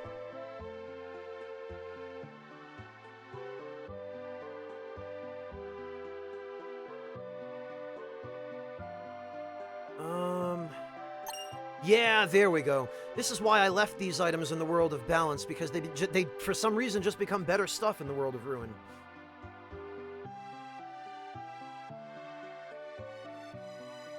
The boss of the thieves is on the 2nd floor. I bet he is. There's that.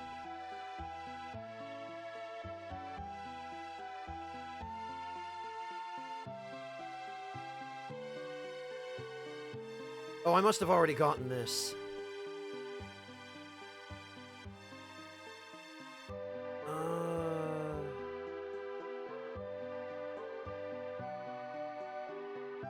Now, did I already...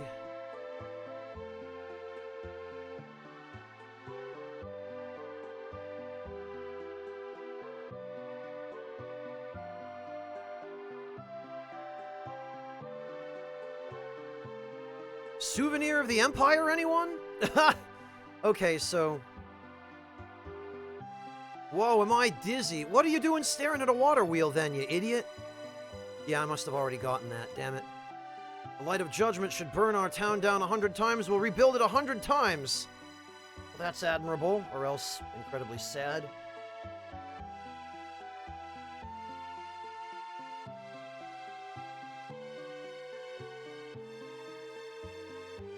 Let's check the shops, because I think there might be some stuff here that we want.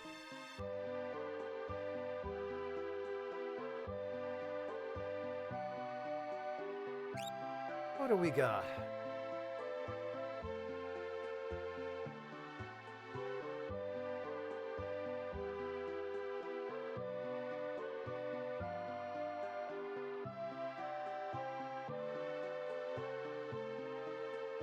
Yeah, Hello Kitty, at the very least, they don't glaze over it. 139, alright, yeah, that'll do. We'll get one for Edgar and one for Mog, because we are going to want those. And actually, I suppose that means we can sell the Stout Spears.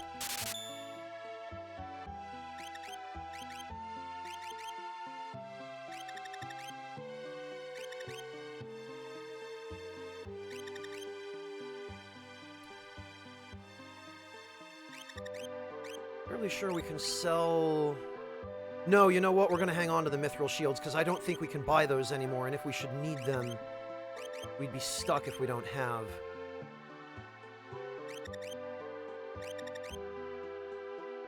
I think this ought to do.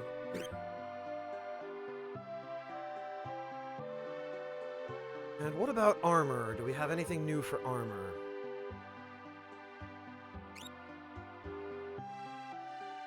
We have the diamond vest and diamond armor.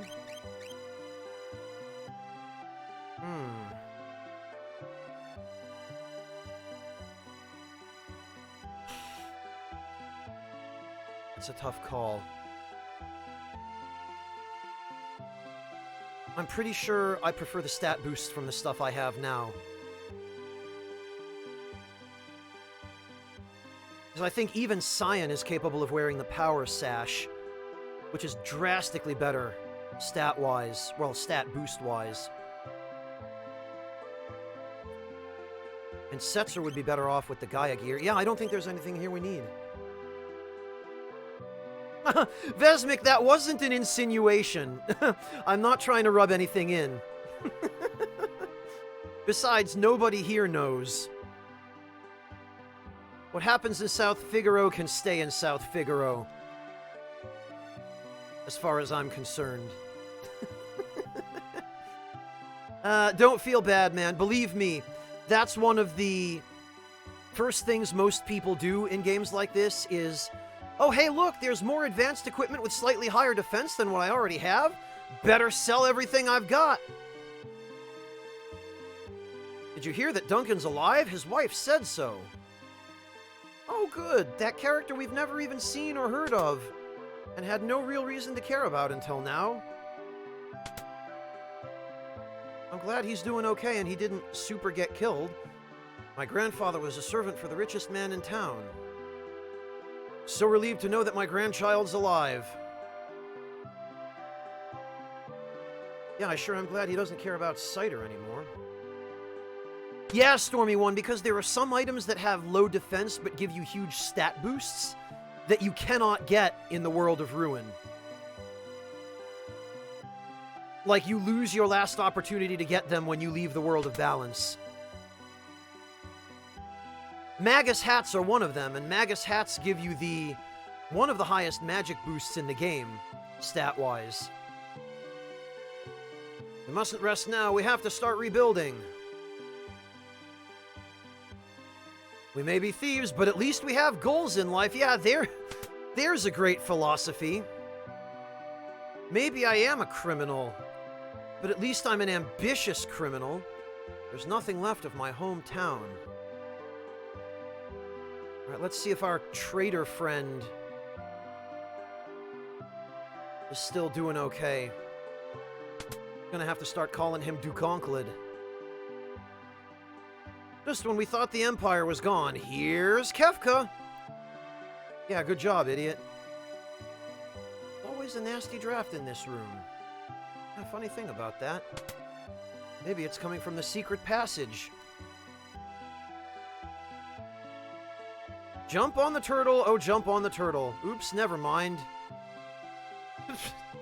Amazing.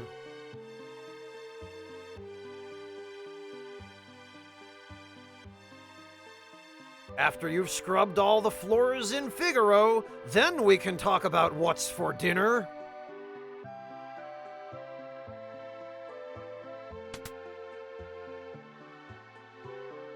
Oh, just kill me now.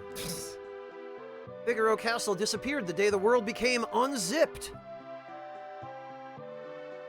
Some guy came through here a little while ago looking for some secret treasure. Now all these thieves are demanding all our time. Phew, I'm exhausted. Figaro Castle had an accident under the desert. Don't know what happened to its people.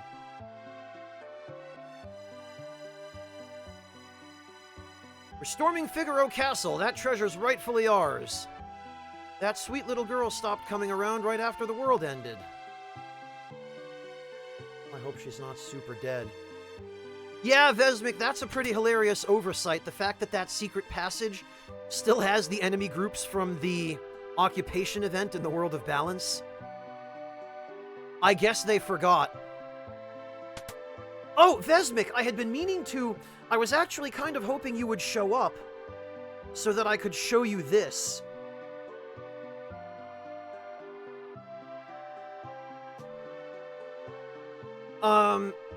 Just in case you're curious, that's a really, really good interview with the original lead developers of this game, which will shed some really interesting light for you on some of the design decisions they made, and also on things like the fact that this game was made by a paltry 30 people in under a year, and all kinds of other really interesting stuff.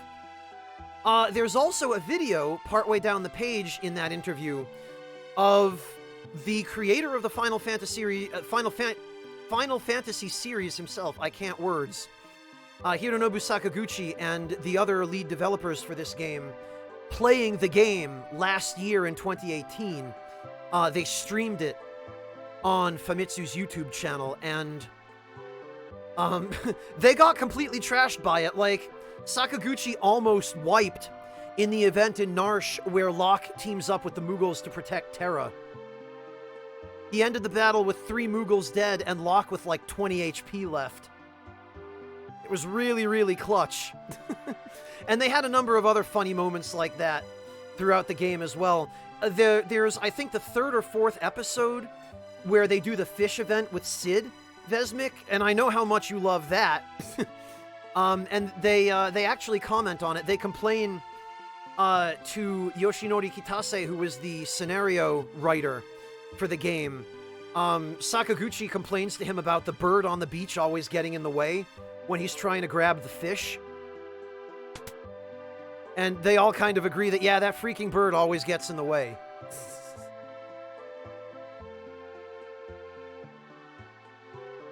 Just a lot of really great moments and funny stuff during that stream. Right, the boss of the thieves is on the 2nd floor. I think he's in here. Yeah, it's a great interview, Vesmik, and a great series of videos, if you don't mind that it's all in Japanese, but the gameplay speaks for itself. Yeah, the freaking RNG on those fish, Vesmik. I did manage to save him this run, but it's always an annoying process. Let's go help him. Hang on a sec. Huh? Are you people still here?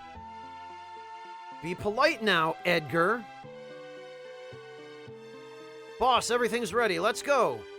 Case of mistaken identity, my dear. Give it up.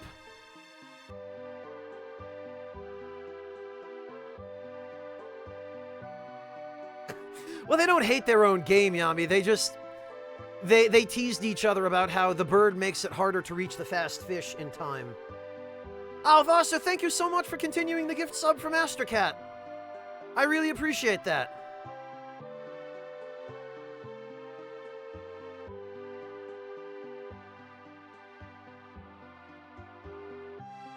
Well, you saved him in the end, Vesmik. It might have taken a try or two, but... Hey, almost doesn't count, right?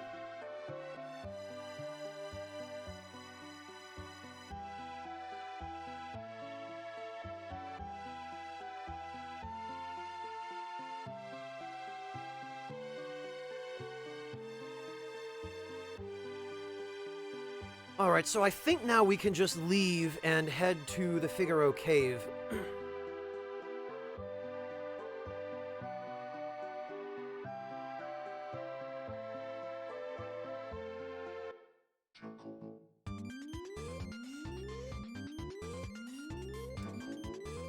I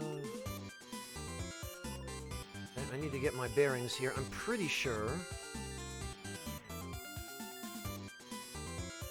Yeah, there's the cave. Okay.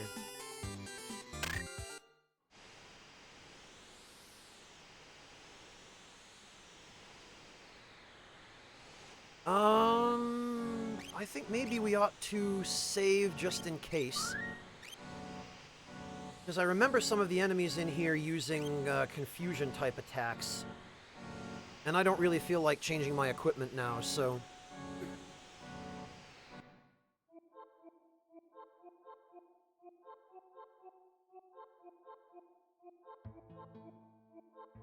Oh, it's Siegfried! Hi, Siegfried! Pretty dangerous from here on. I'll go in first and clear out all the monsters. Wait here. But of course, he doesn't actually clear out anything.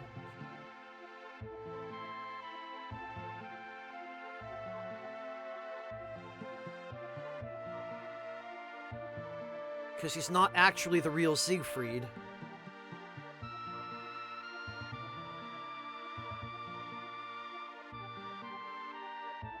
Let's see. So now that we're in the world of Ruin, I'm pretty sure the items here have now been upgraded.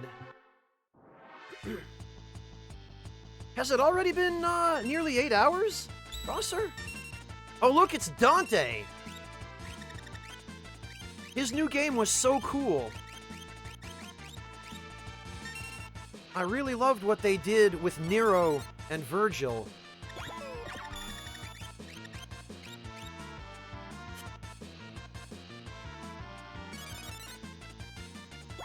Oh, Waltz Queen! Poor breakfast.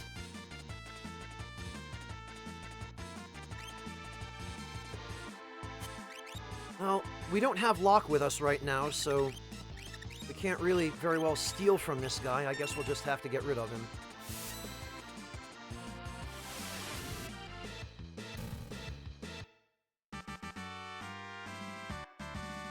Oh, and we got a gold shield from all that. Amazing. It's alright, Waltz Queen. Don't worry about it. If I had my hands free, I probably would have entered that command too. Yes, indeed. This is now an X potion. It is, Jet Jagger. It's a cool enemy.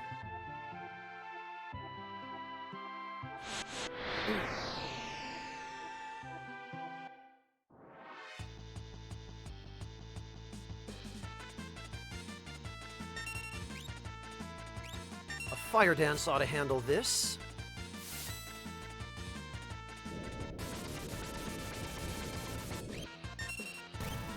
I love how that Crawler enemy, I think, is supposed to be called Crawler, but go mistranslation.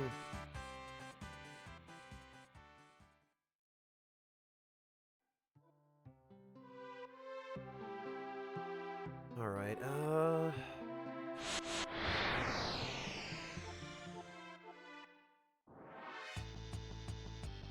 fight theme we hear most often? What, in SMT, Waltz Queen?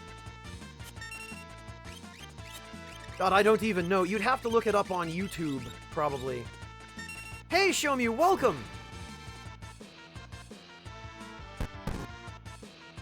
Yeah, Jet Jagger, when I was a kid, that's what I thought. When I first saw the enemy name Crawler, I thought, oh, you mean like the pastry? But it clearly looks nothing like a pastry. Yoink! Yep, that is in fact an ether now, but the real treasure down here is the last one.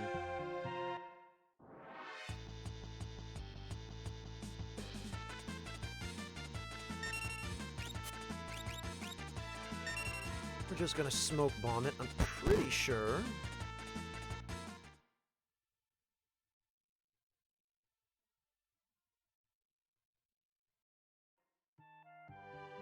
Sabin somehow lose his vanish effect? He did. What the heck happened there?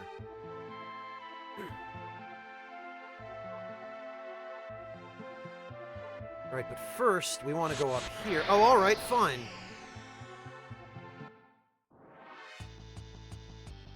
Oh, it's Dante again. Hi, Dante.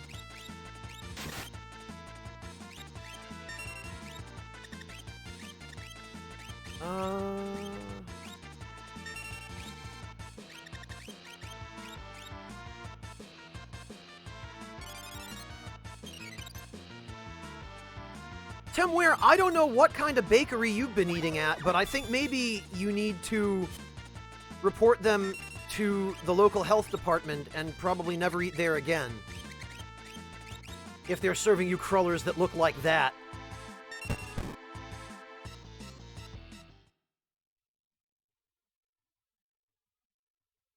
Oh yeah, I bet it hasn't, Temware. I bet it got a lot worse after Burger King took them over.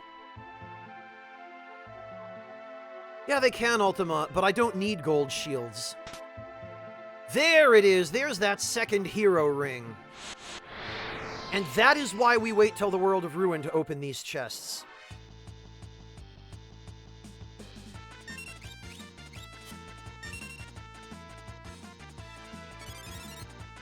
Also, who the hell makes a pike out of quartz? Wait, what? What did I just do? I didn't even see. I was just button mashing. Oh, I had him cast Vanish on himself again. That's what happened. Whoops.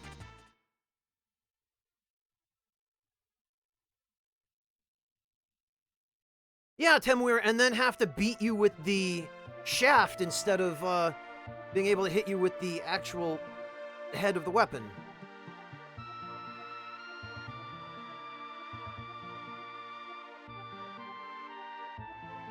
Now, where were we? Here, boy, here's some nice food for you. Oh, that turtle. I love how the turtle doesn't even turn around, he just backs up. Presto. Good job. I used to have a turtle.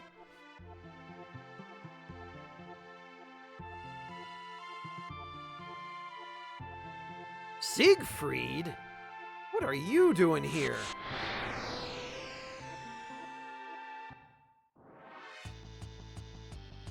Oh, there's Dante again. We are poofing on out of here.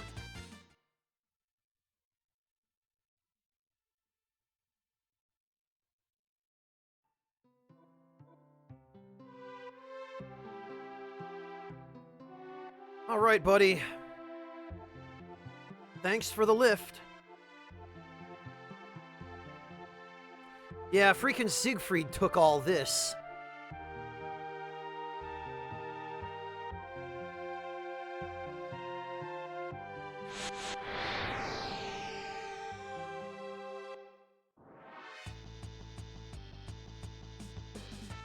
Oh good, Neck Hunter's my favorite.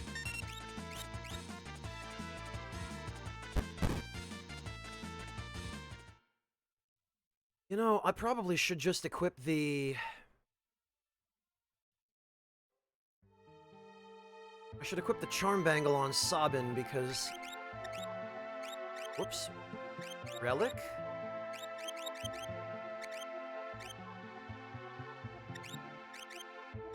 Sure would be nice to cut the encounter rate down here. As soon as we get back to Narsh, we are going to have to go grab Mog. Oh, look at him! On the hum, let's go! This freaking guy. Yay, we made it! You alright? You were almost a goner! It was awful.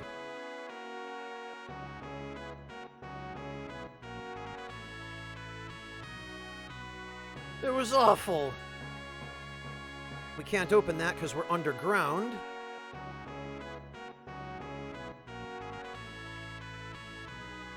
It was awful. I don't know how these guys are still alive because supposedly Figaro Castle got stuck underground on the day the world ended. So they've been down here trapped in these tiny rooms for a year. And somehow they haven't starved to death or died from hypoxia.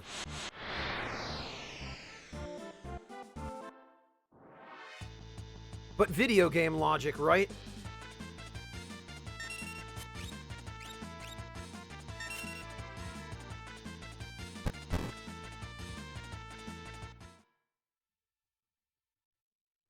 Shomu, but why would this boss be in FF14? This is just the tentacles on the engine. It was awful.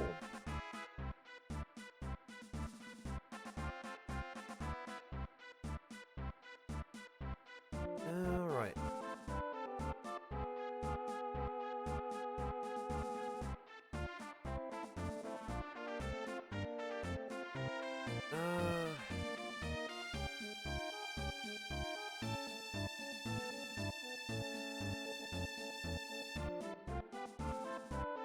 Alright, I think... Oh! Treasure! Gravity rod and a crystal helm. The crystal helm isn't going to be that useful.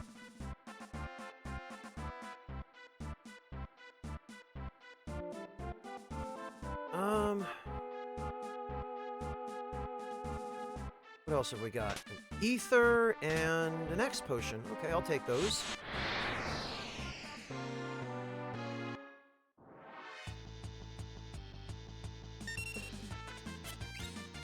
Yeah, I think we'll peace out here.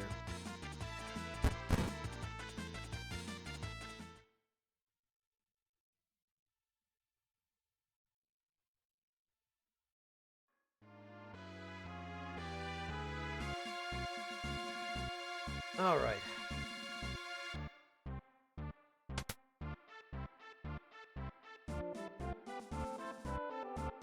And I think there should be some more stuff up here. This should put us...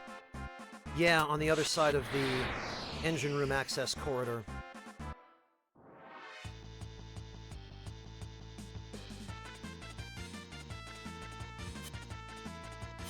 Gee, isn't it funny how we don't have to deal... Oh, god damn it. Just had her cast Vanish on herself again.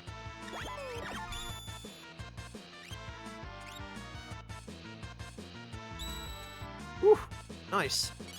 Those two enhancers, man, with that magic block. Alright, let's try this again, but better.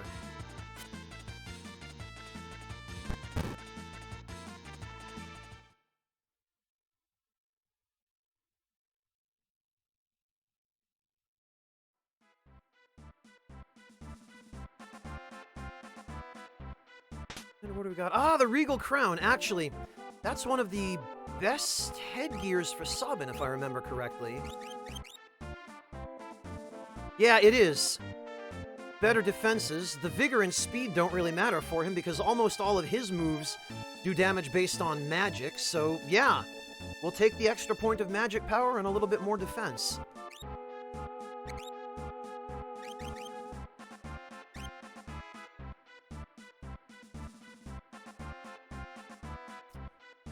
Okay.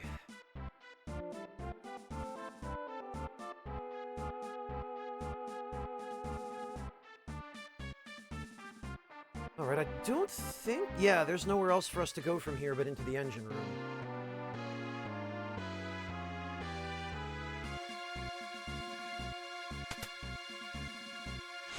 Oh, come on.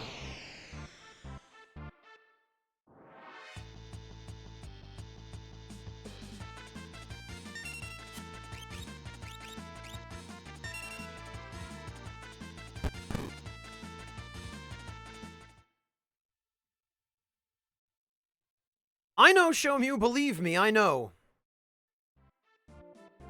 It's in a pretty obvious place anyway. Actually, before we leave, I think down here there's an enemy that we do need to encounter.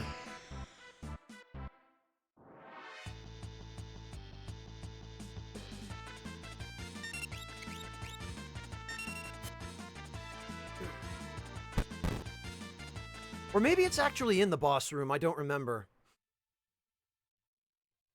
Well, we can just go fight the boss now, I guess, and we'll see.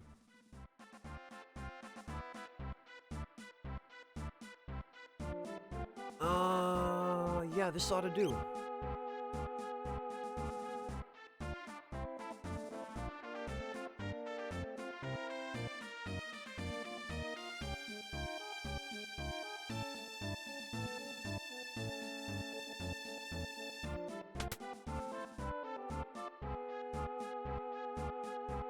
There we are. Actually, let's see. Are there enemies in here that we can run into? Yes, there are.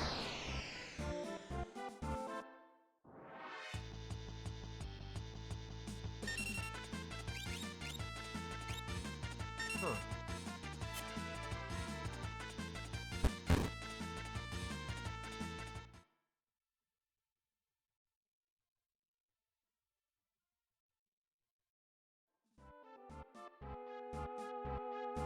Wait a minute now, where's the monster I actually need? I thought it was out here.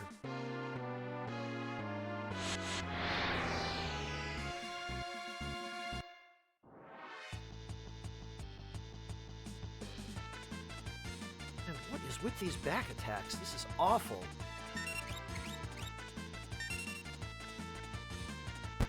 Yeah, show me most people who just blow through the game and don't actually stop to do any preparation probably are around level 20 when they get here, and generally they have a much harder time with Atma.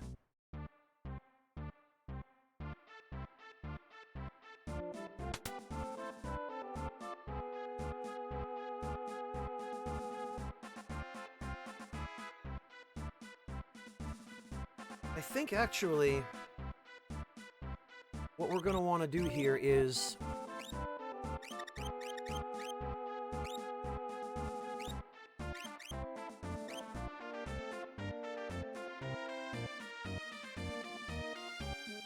I believe Siren works on these enemies. Hello, Taxter! Yes, Marvelous Miscreant, this is Final Fantasy VI. Let me just make sure...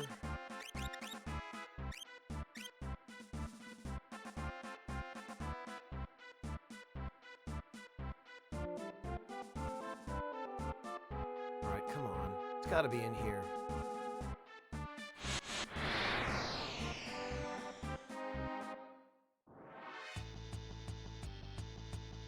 Miscreant, the strong points of this game are that it is character-driven, that it has a pretty diverse cast, and that it has great music. And that there's quite a bit of content. There's that as well, Horaso. And that, Lokitty.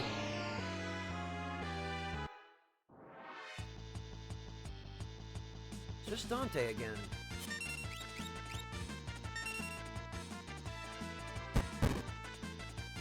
Hello, Spooky Beef.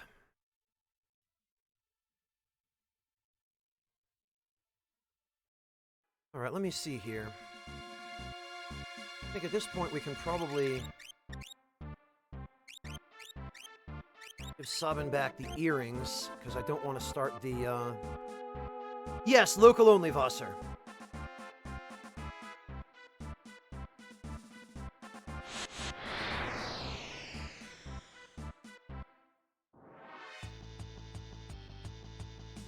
Man, that enemy just does not want to show its face.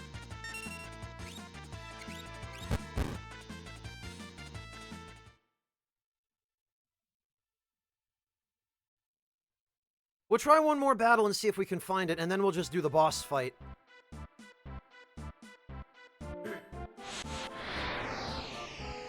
Yeah, Temware, he does. He seems to be really popular for some reason. Yeah, this...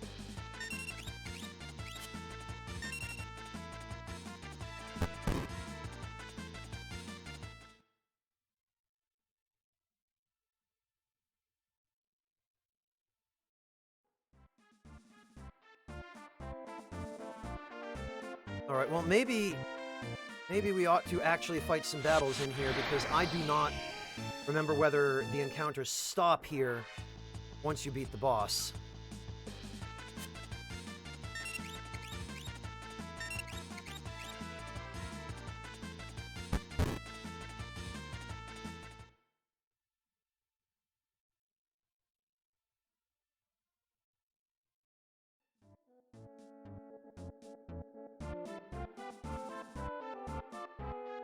Alright, let's see. Come on.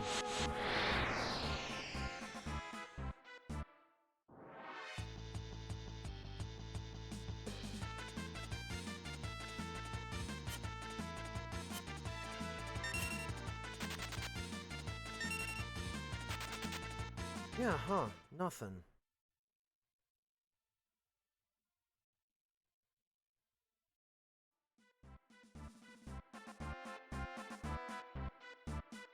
Collins, I'm looking for a trapper-looking enemy. It's a little robot hanging from a chain called Drop.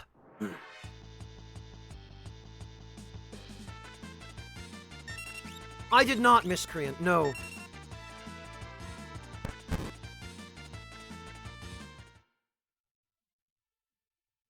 Shomyu Mog is one of the best characters in the game. As is Gogo if you set him up right.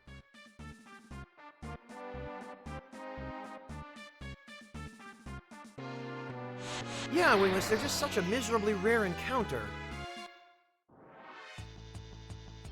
Oh, speak of the devil. There they are.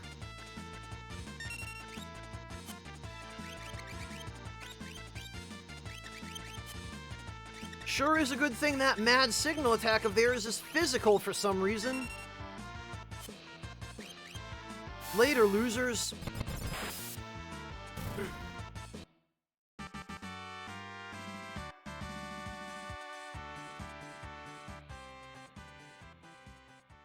Alright, now we can go fight the boss. Other way around there, Mojo. I don't think they were expecting that kind of resistance. Here's the problem. What a mess. Boss, what are we gonna do? Our treasure's stored in the room back there. You guys get in there while I keep this thing busy. But boss, that's dangerous. Get going. What a Japanese thing to say. That's dangerous. Abunai yo. Edgar. What are you waiting for, Celis? Give me a hand. Edgar, it is you.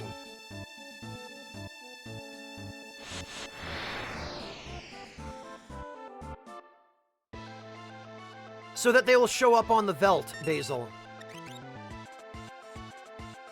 Now if I remember correctly, this tentacle...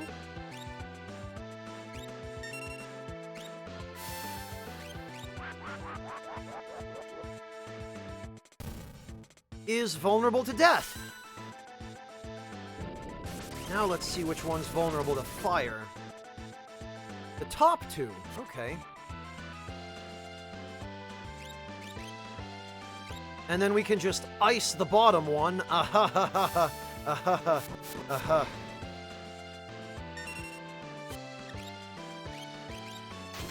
You can't use C's on me. Oh, okay, maybe you can. Whatever.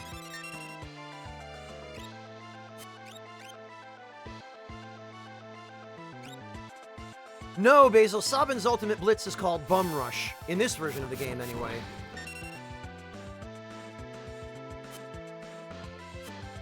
Look at these stupid tentacles. You can't see something you can't see.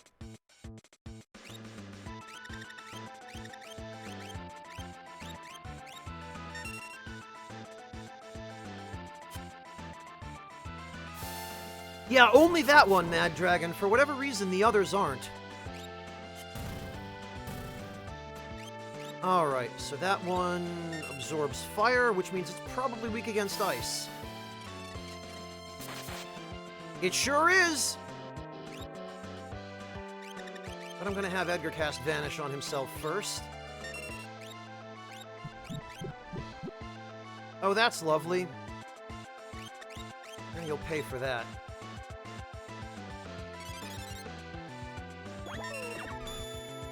I don't know, Temware. I get the feeling that they're probably just using vibrations to detect where we are. Doesn't matter now.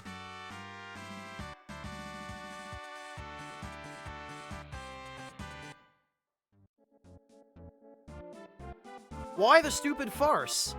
Well, I heard that Figaro had had an accident. I wanted to help, but didn't know where to look. Then I heard that those idiots had escaped from the prison. You needed to use them. Bingo, I had to wait until they led me to their secret cave. Amazing, considering that you threw most of them in jail to begin with. Don't treat us like strangers anymore. Uh-oh, let's hide. Boss! Huh? Boss? Must have been eaten by that thing. Wasn't even much of a monster. Well, let's go. Later, dimwits.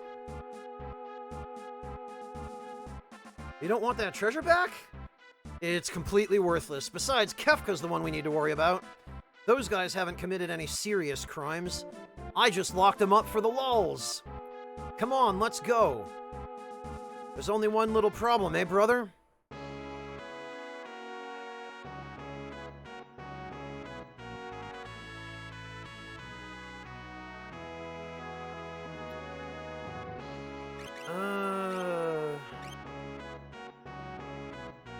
Yeah, we definitely need to get an antidote on Edgar.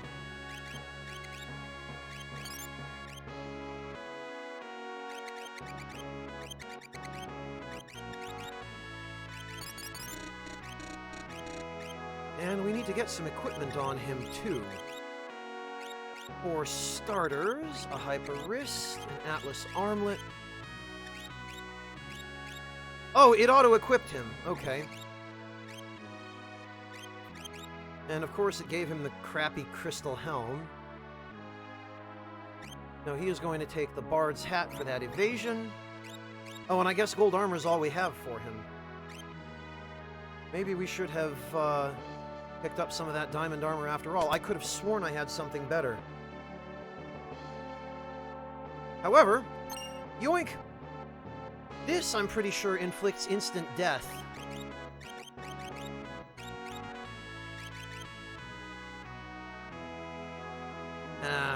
Evasion is worthless because of the way that works. Oh, absorbs damage as MP, that's right. And it does randomly cast death. Yeah, the Soul Saber is really handy.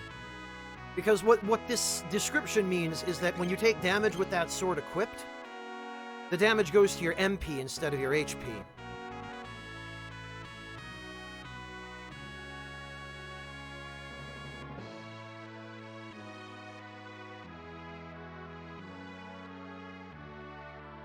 All right.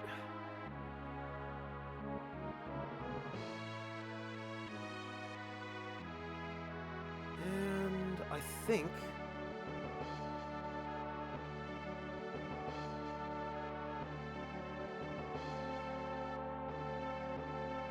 are there still encounters down here, actually? I don't remember.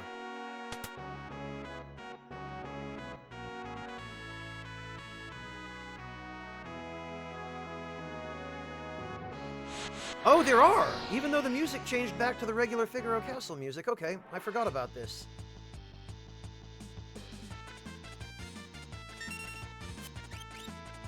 Well, we'll just be leaving now.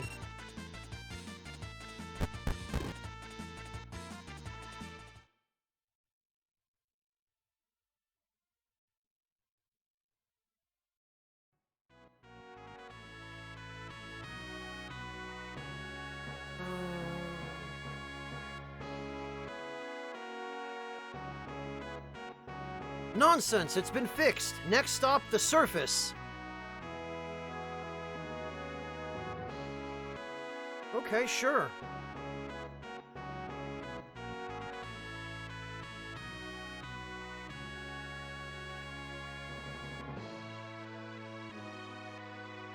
And Celis is going to need an Esper fairly soon, because I think she's pretty close to level up.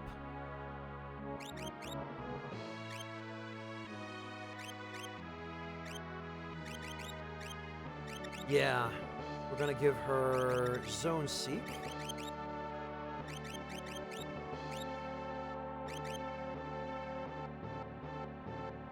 Cabela's Neck Hunter. Amazing, Collins.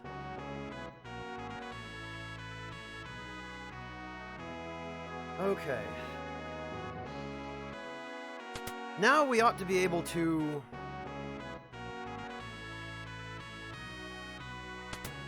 go see what we've got at the shops.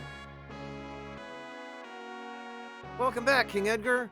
Huh? Sabin, what a splendid young man you've become. Make yourselves at home. She needs to have an Esper equipped when she levels up, Basil, in order to be able to take advantage of a stat boost. Thank you. Yes, sincerely. What the? I schlemp my friends? Thank you very much. I'm guessing that's I fight my friends. Thank you so much for the resub, and congrats on your 3-year anniversary. My God. I can't believe how long it's been since I started this silly little experiment in self-fulfillment, but here we are. I'm really glad to hear you've been able to make some improvements in your life. Friends, I don't know how much credit I can take for it, but I'm glad to have been able to contribute even a little bit of entertainment to you during that time. So thank you, and keep up the good work on improving yourself and your life.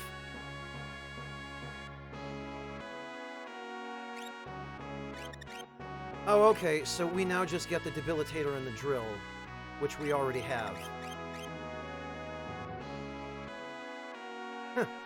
I suppose I might, friends, I might.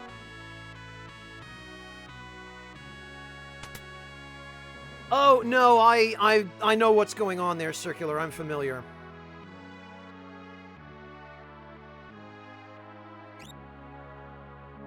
Well, we can fortunately restock on items here.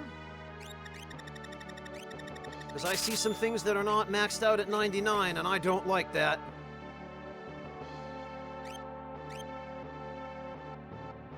Actually, I think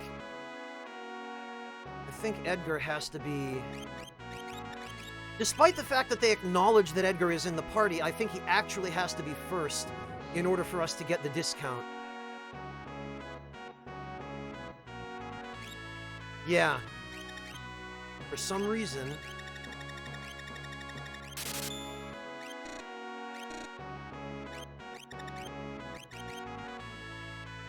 Which would it cost?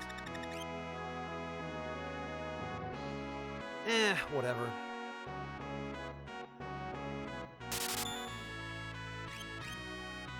Maybe they'll be handy in emergencies. And hey, I can always resell them at cost if I have to.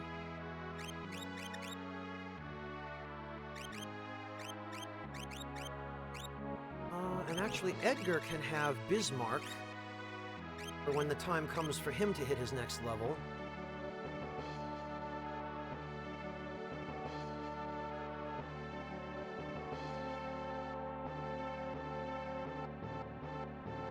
And I'm pretty sure we might need to rest here now.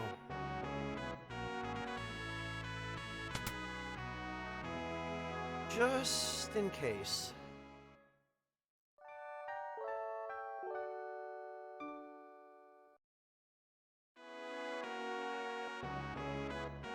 There we go.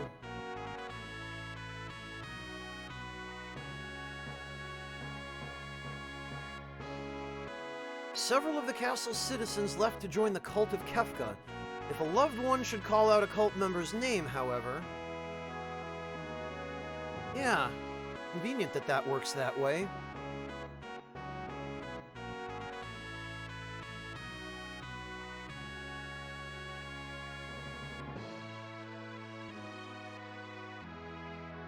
All right.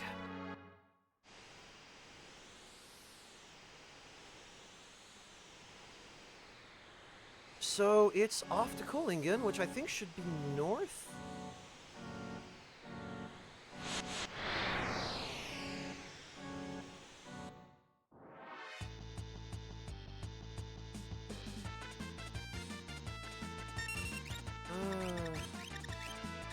You know, I should have put Phantom on somebody.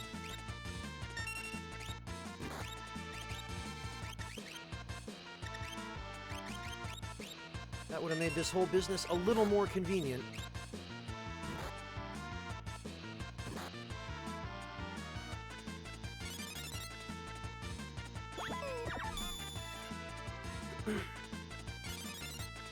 Yeah, once we get Vanish going, there won't really be too much these guys can do to us.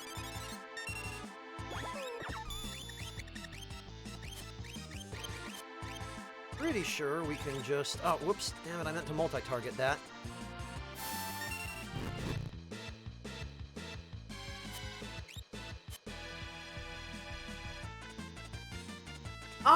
Which game is, Log? Because that's really all very much a matter of opinion.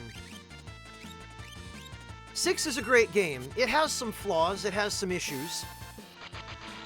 But it's a great game nonetheless.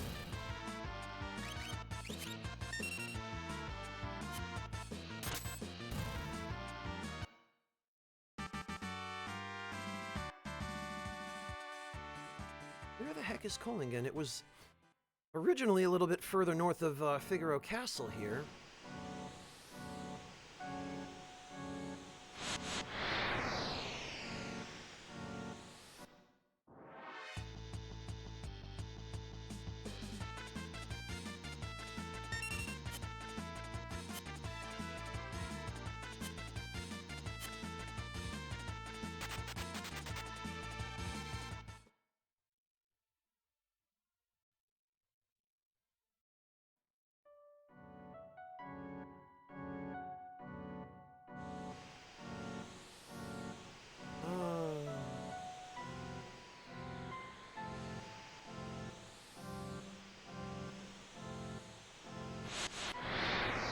What the hell?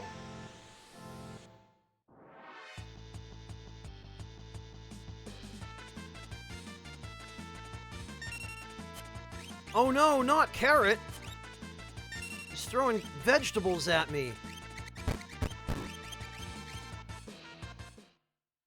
But I'm a carnivore, that's my one weakness.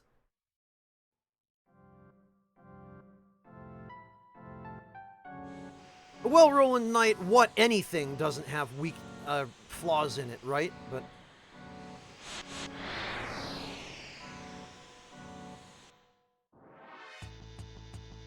crap, where is this town?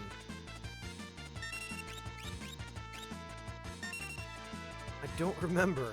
It's been too long.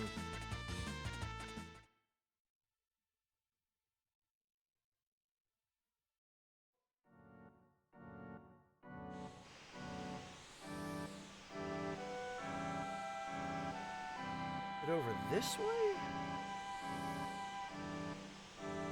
I see the dot on the map. Undead one. Sokar, thank you so much for the resub. Welcome back. Hello to you as well.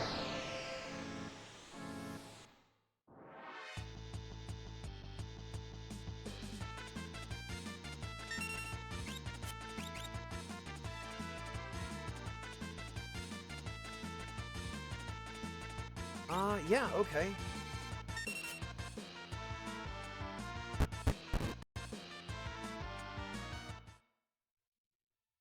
Sokar, if it's any consolation, you probably won't have to.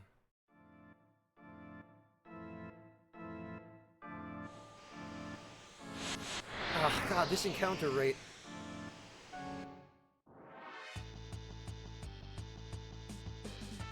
Well, Log, there's always the VOD.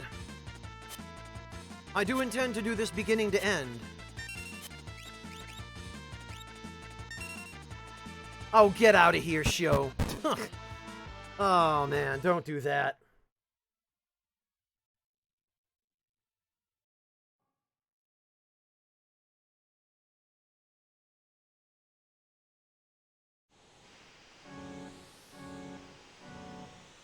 Oh. Okay, I guess that's just the cave.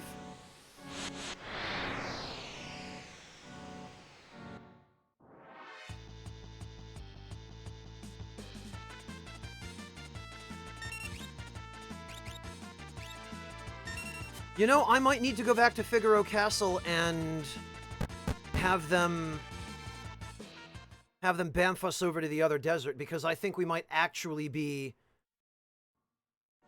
in the wrong desert.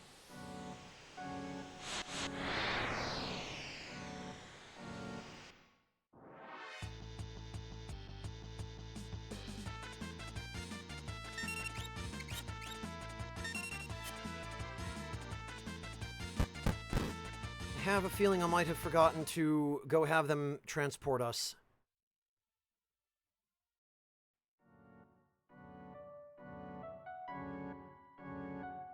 So let's try that one more time. Yeah, something like that, Circular. I guess she is. Go to yeah, of course. I forgot to actually tell him to take us to Kolingen. Damn it. Sorry about that, everyone. After all that wandering around like an idiot, and I didn't even notice that I'm on the wrong continent. Of course Kolingen's up here.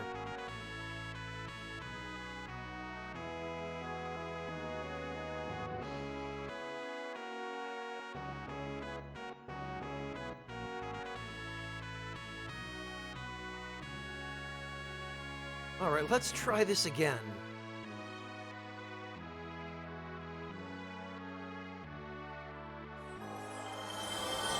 Jimmy the Geek, thank you so much for the 500 bits. I really appreciate that.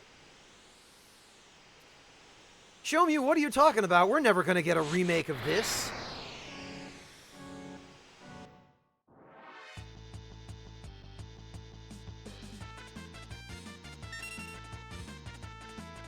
Oh, still log? Your internet still isn't... How are you able to watch a regular stream and not the VODs log? What's going on there? Or does the regular stream also run that badly for you?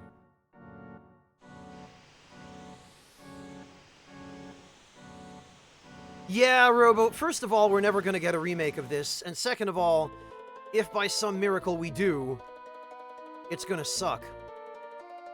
Narsh is filled with monsters. I don't have any place to go home to. That's rough, buddy. Those beautiful days will never return.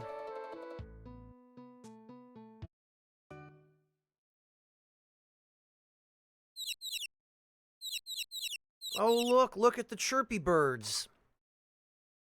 Wasn't that such a better time?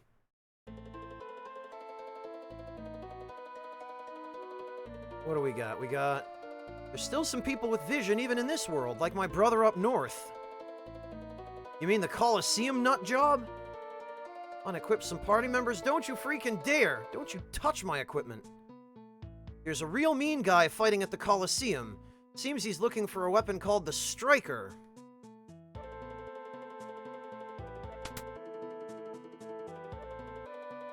Oh right, I can't go in this house because Terra burned it, and they've never fixed it. A handsome man with a quaint way of talking visited our village recently.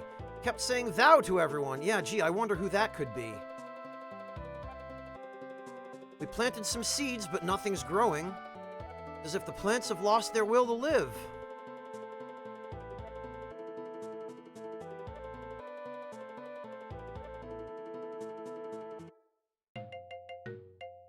Oh, we still get this goofiness.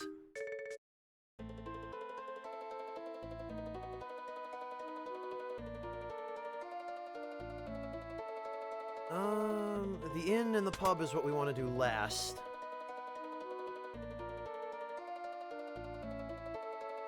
Let's see what we've got. Got darts, dice, and doom darts. I could get on board with that.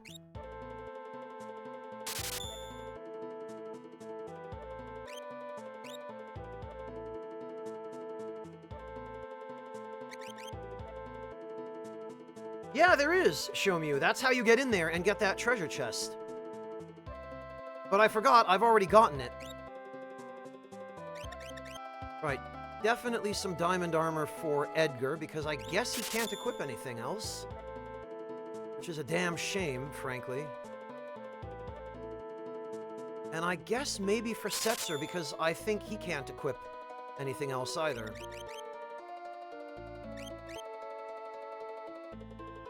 Yeah, there's a chest back there, Shomu. I forget what's in it.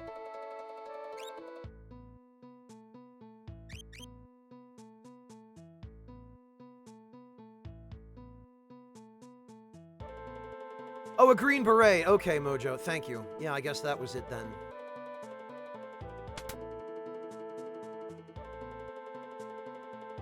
Oh, look, there's Setzer. Setzer! You're alive? Come along with us. We're after Kefka. Phew, I don't know if I have it in me anymore. What are you saying? I'm just a gambler. I just want to be left alone. This world is too chaotic for me. What's worse, I've lost my wings.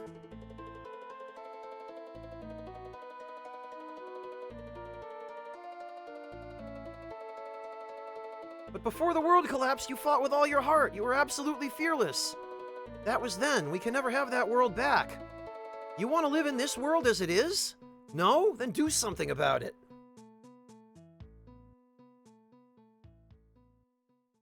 Thanks for that inspirational speech. I've completely had a change of heart. Waha, alright, you win. I'm starting to feel lucky. I love how it never takes more than a couple lines of dialogue to totally change a character's mind in these old JRPGs, and even in a lot of new ones, right? Thanks, I needed that. Now let's go visit Daryl's tomb.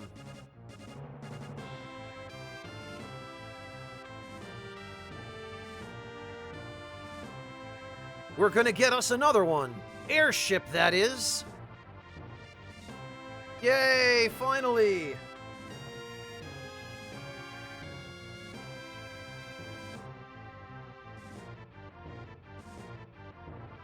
That's where Daryl's tomb is, I guess.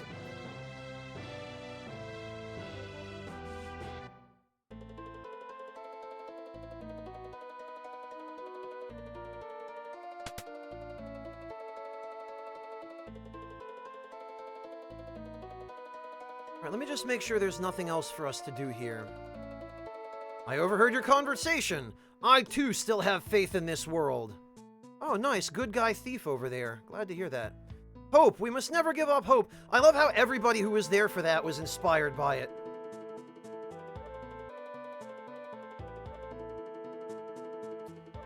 Alright, as for our good friends Edgar and Setzer. Diamond armor. Setzer, he's gonna basically be a magic user at this point, so earrings.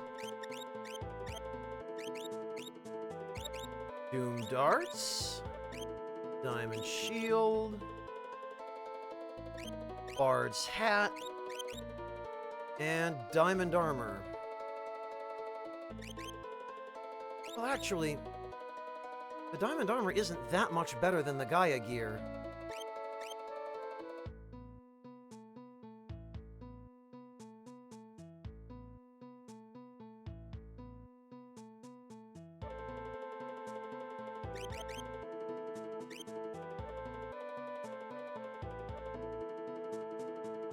That's the next quest we've been given, Mojo, yes. Yeah, Circular, it is kind of goofy, isn't it? How, just for the purpose of moving the plot along, someone who's given up living can suddenly just decide, oh, you know what, I changed my mind. It's cool, I'll help you fight again. Gold armor we can get rid of.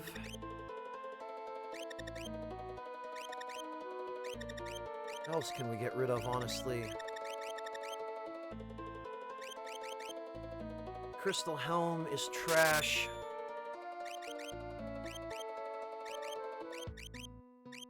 The buckler we don't need. The gold shields we definitely don't need, because the diamond shields are just better in every way. The darts. The boomerang we don't need.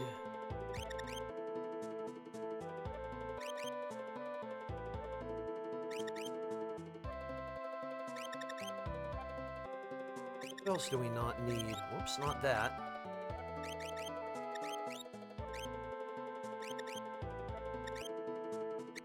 Damn it, not that either.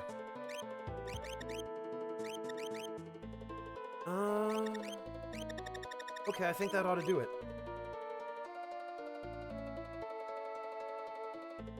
Yeah, Wingless, that's a little bit more realistic. Right, well, are you just gonna sit there like a chump crying about it? Or are you gonna do something about it?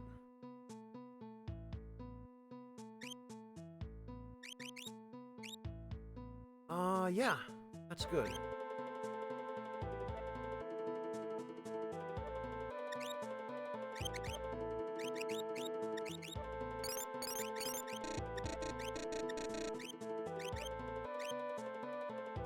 Show, I've got plenty of stuff to throw. I don't know if you saw those 99 shuriken. 99 of each type of scroll. 15 ninja stars.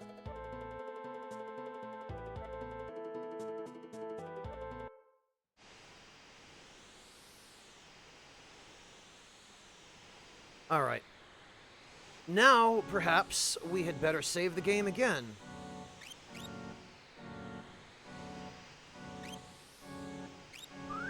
Overwrite that.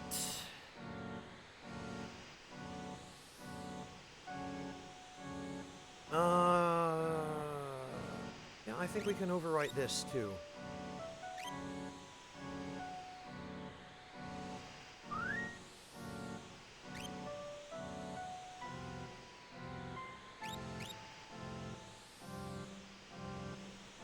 Yeah, Vosser, that's what open borders are for, man. Alright, we gotta just sneak down here and make our way this way. Oh, look, isn't that convenient? It's right there.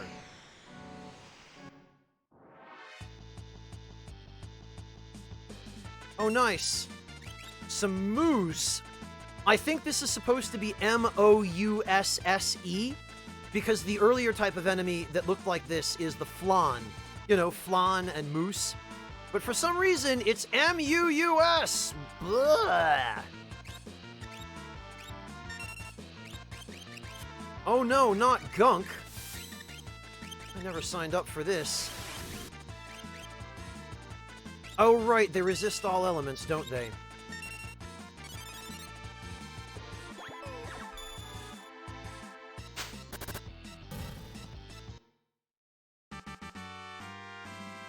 Now that's what I'm talking about.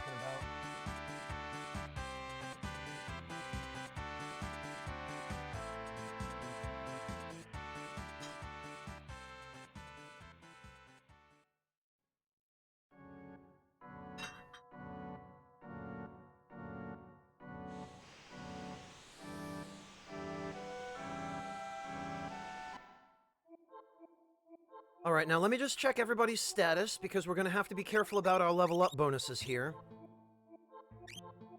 10,000, 4,000, and 10,000. Okay, no, we are definitely good to go. Celis is the only one who is about to level up anytime soon.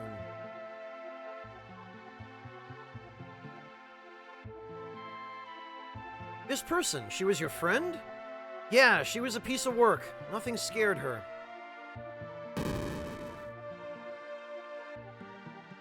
Could be anything lurking down here, so keep your eyes peeled.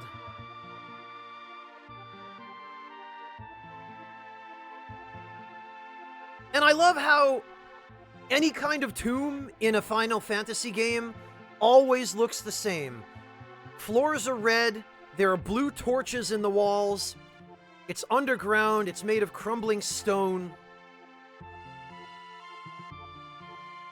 Like, look at this place.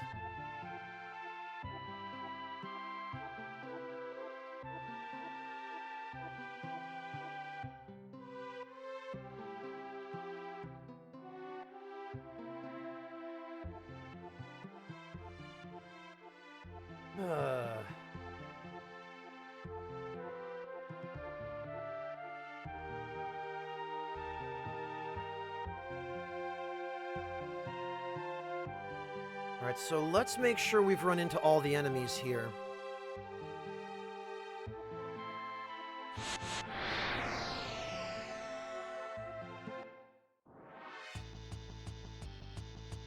Oh, there's Orog. I don't know where he came from, but I'm pretty sure he's undead.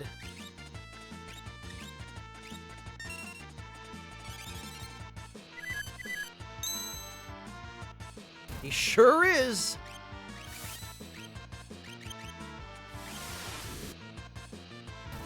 Later, idiot!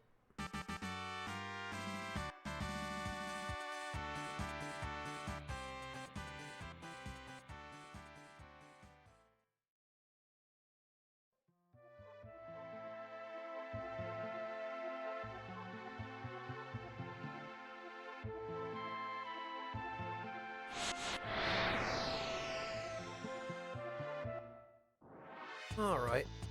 Yeah, Temuer, I guess. Ah, there we go. Look at this big, intimidating enemy. Look at how strong and tough he is. Look at how dangerous he must be. I'm so terrified. Oh. There he goes.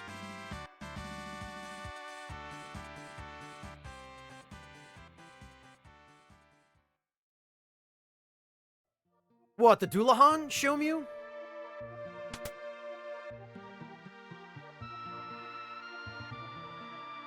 What, the Osteosaur Temuer? Yeah, he is. And I think...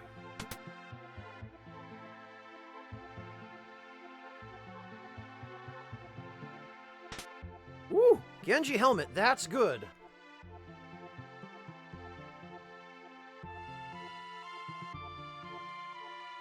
That, I think we should probably give to Edgar. Yup, that raw defense, though.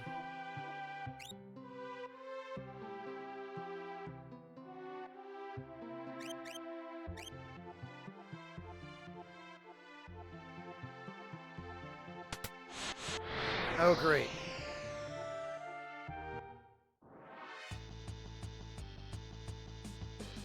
Oh, X-rays. I remember these. I don't think they like fire.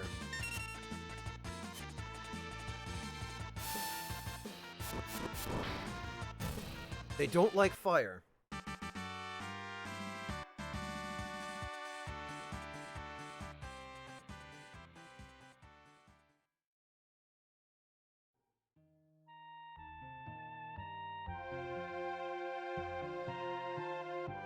Alright, now I think we need to go this way.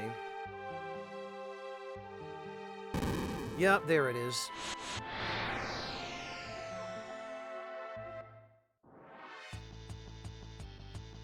More X-rays. You know what?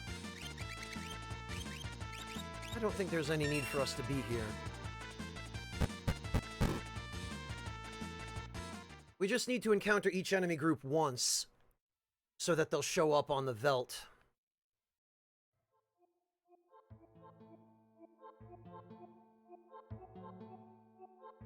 And I think we need to... Yeah, we have to flip that switch.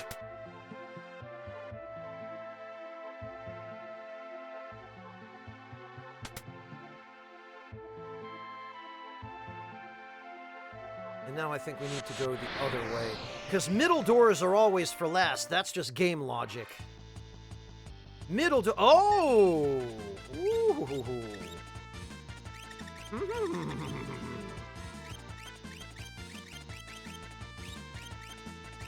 A Marlboro it is. A nice enemy skill it has. I don't know why I'm Yoda all of a sudden. What happened?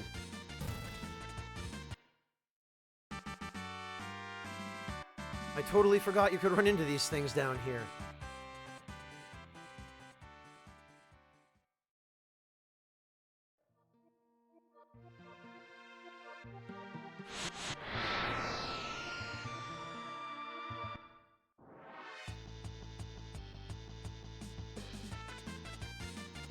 But boy, I'll take it, because that's a really excellent rage for Gao. Don't get any ideas, friends. I'm not a dancing monkey. Because I don't know how to dance. Ooh, crystal mail. That's alright, I think. Is it good enough to justify... Yeah, I guess. Well, no. I guess it's only a tiny bit better than the diamond armor.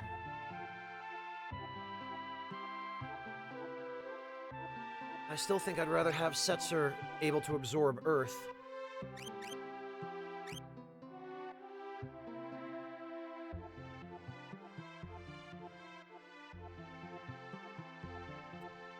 All right.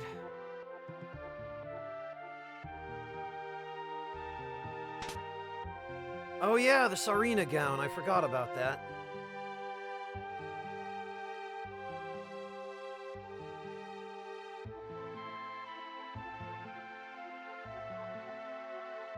Also, I think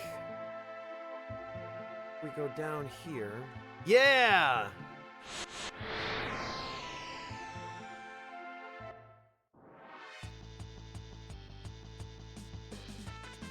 Oh no, it's Oscar and he's mad.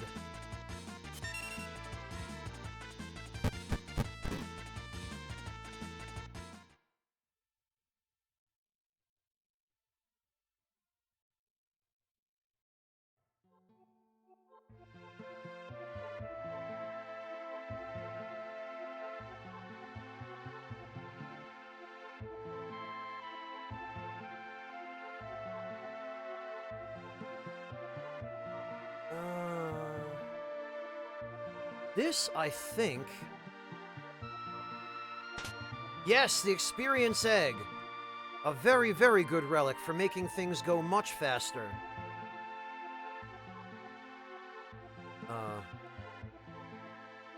Oh, there we go.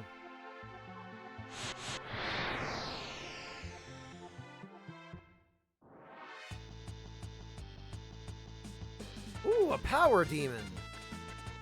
That sounds powerful.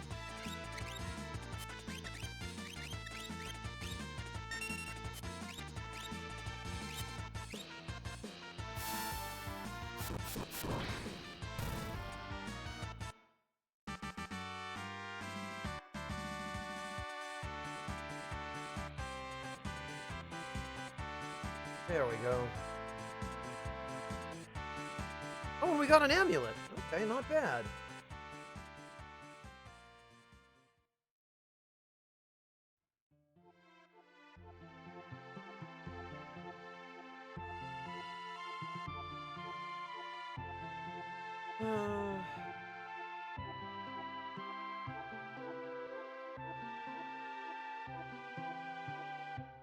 Oh, wait a minute. I think there was a door down there we had to go through.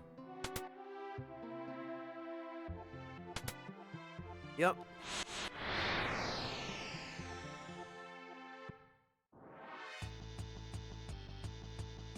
Sure was. Oops, not that.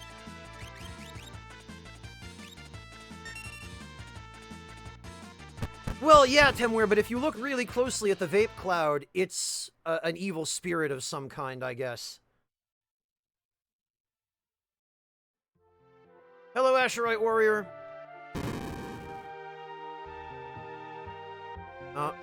Turtle wants none of this.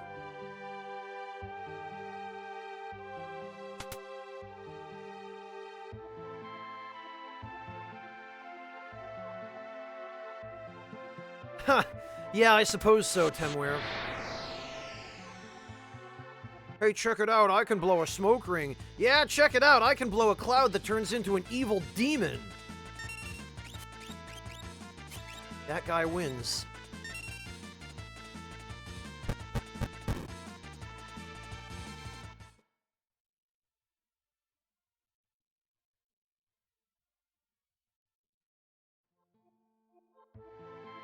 Alright. Now I think we need to go through here. The tombstone is blank. Carve something? Nothing appropriate comes to... Oh! This is an optional puzzle, actually, which I think just gives us a hint at where the Experience Egg is. So we don't actually need to do that.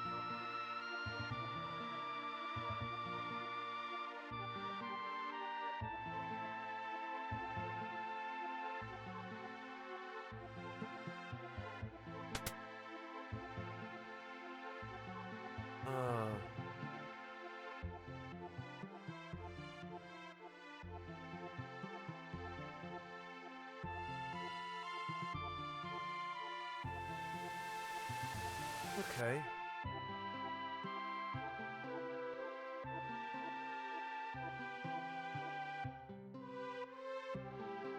Wait a minute, this isn't... I think this is right. Was there another door in the main hall? I don't think so.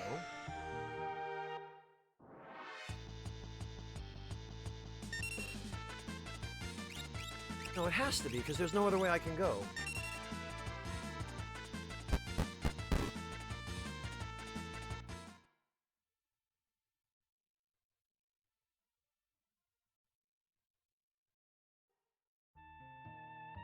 Pretty sure we have to go this way.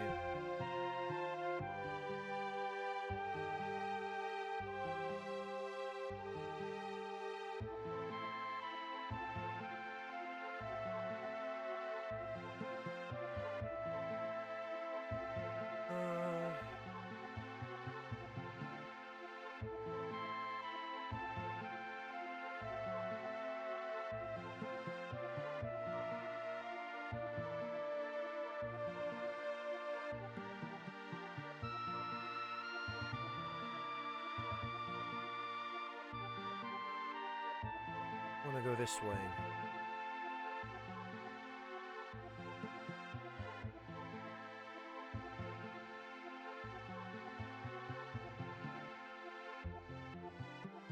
Yeah, alright. Oh, good, and a save point.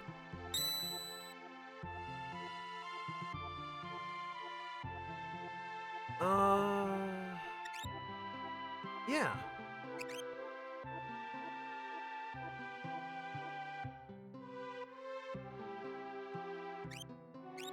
There we go.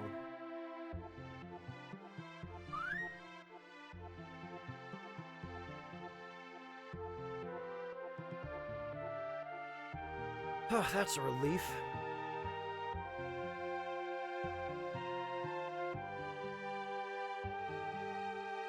And I think on that note, I desperately need to go get some dinner and some rest. Almost said some bed again. So what we're going to do is we're going to raid my new friend Vesmic Gaming, who is also playing Final Fantasy VI, and is very much trying to get his channel off the ground. He's sitting there with about 6 viewers. He's at roughly the same point in the game that I'm at, so it actually works out perfectly. And I think if you guys like me, you'll probably really like him too. He's pretty chill, he's laid back, he's got a great voice to listen to. So I'm going to call it here. Thank you all so very much for joining me today, and thank you, Patman, I appreciate that. And I hope you will all join me again tomorrow when we pick up tonight, or when we pick up right where we've left off tonight, or this morning, or whatever time it even is, because I don't know anymore. In any case, good night, everyone, and thank you all again. I'll catch everybody tomorrow.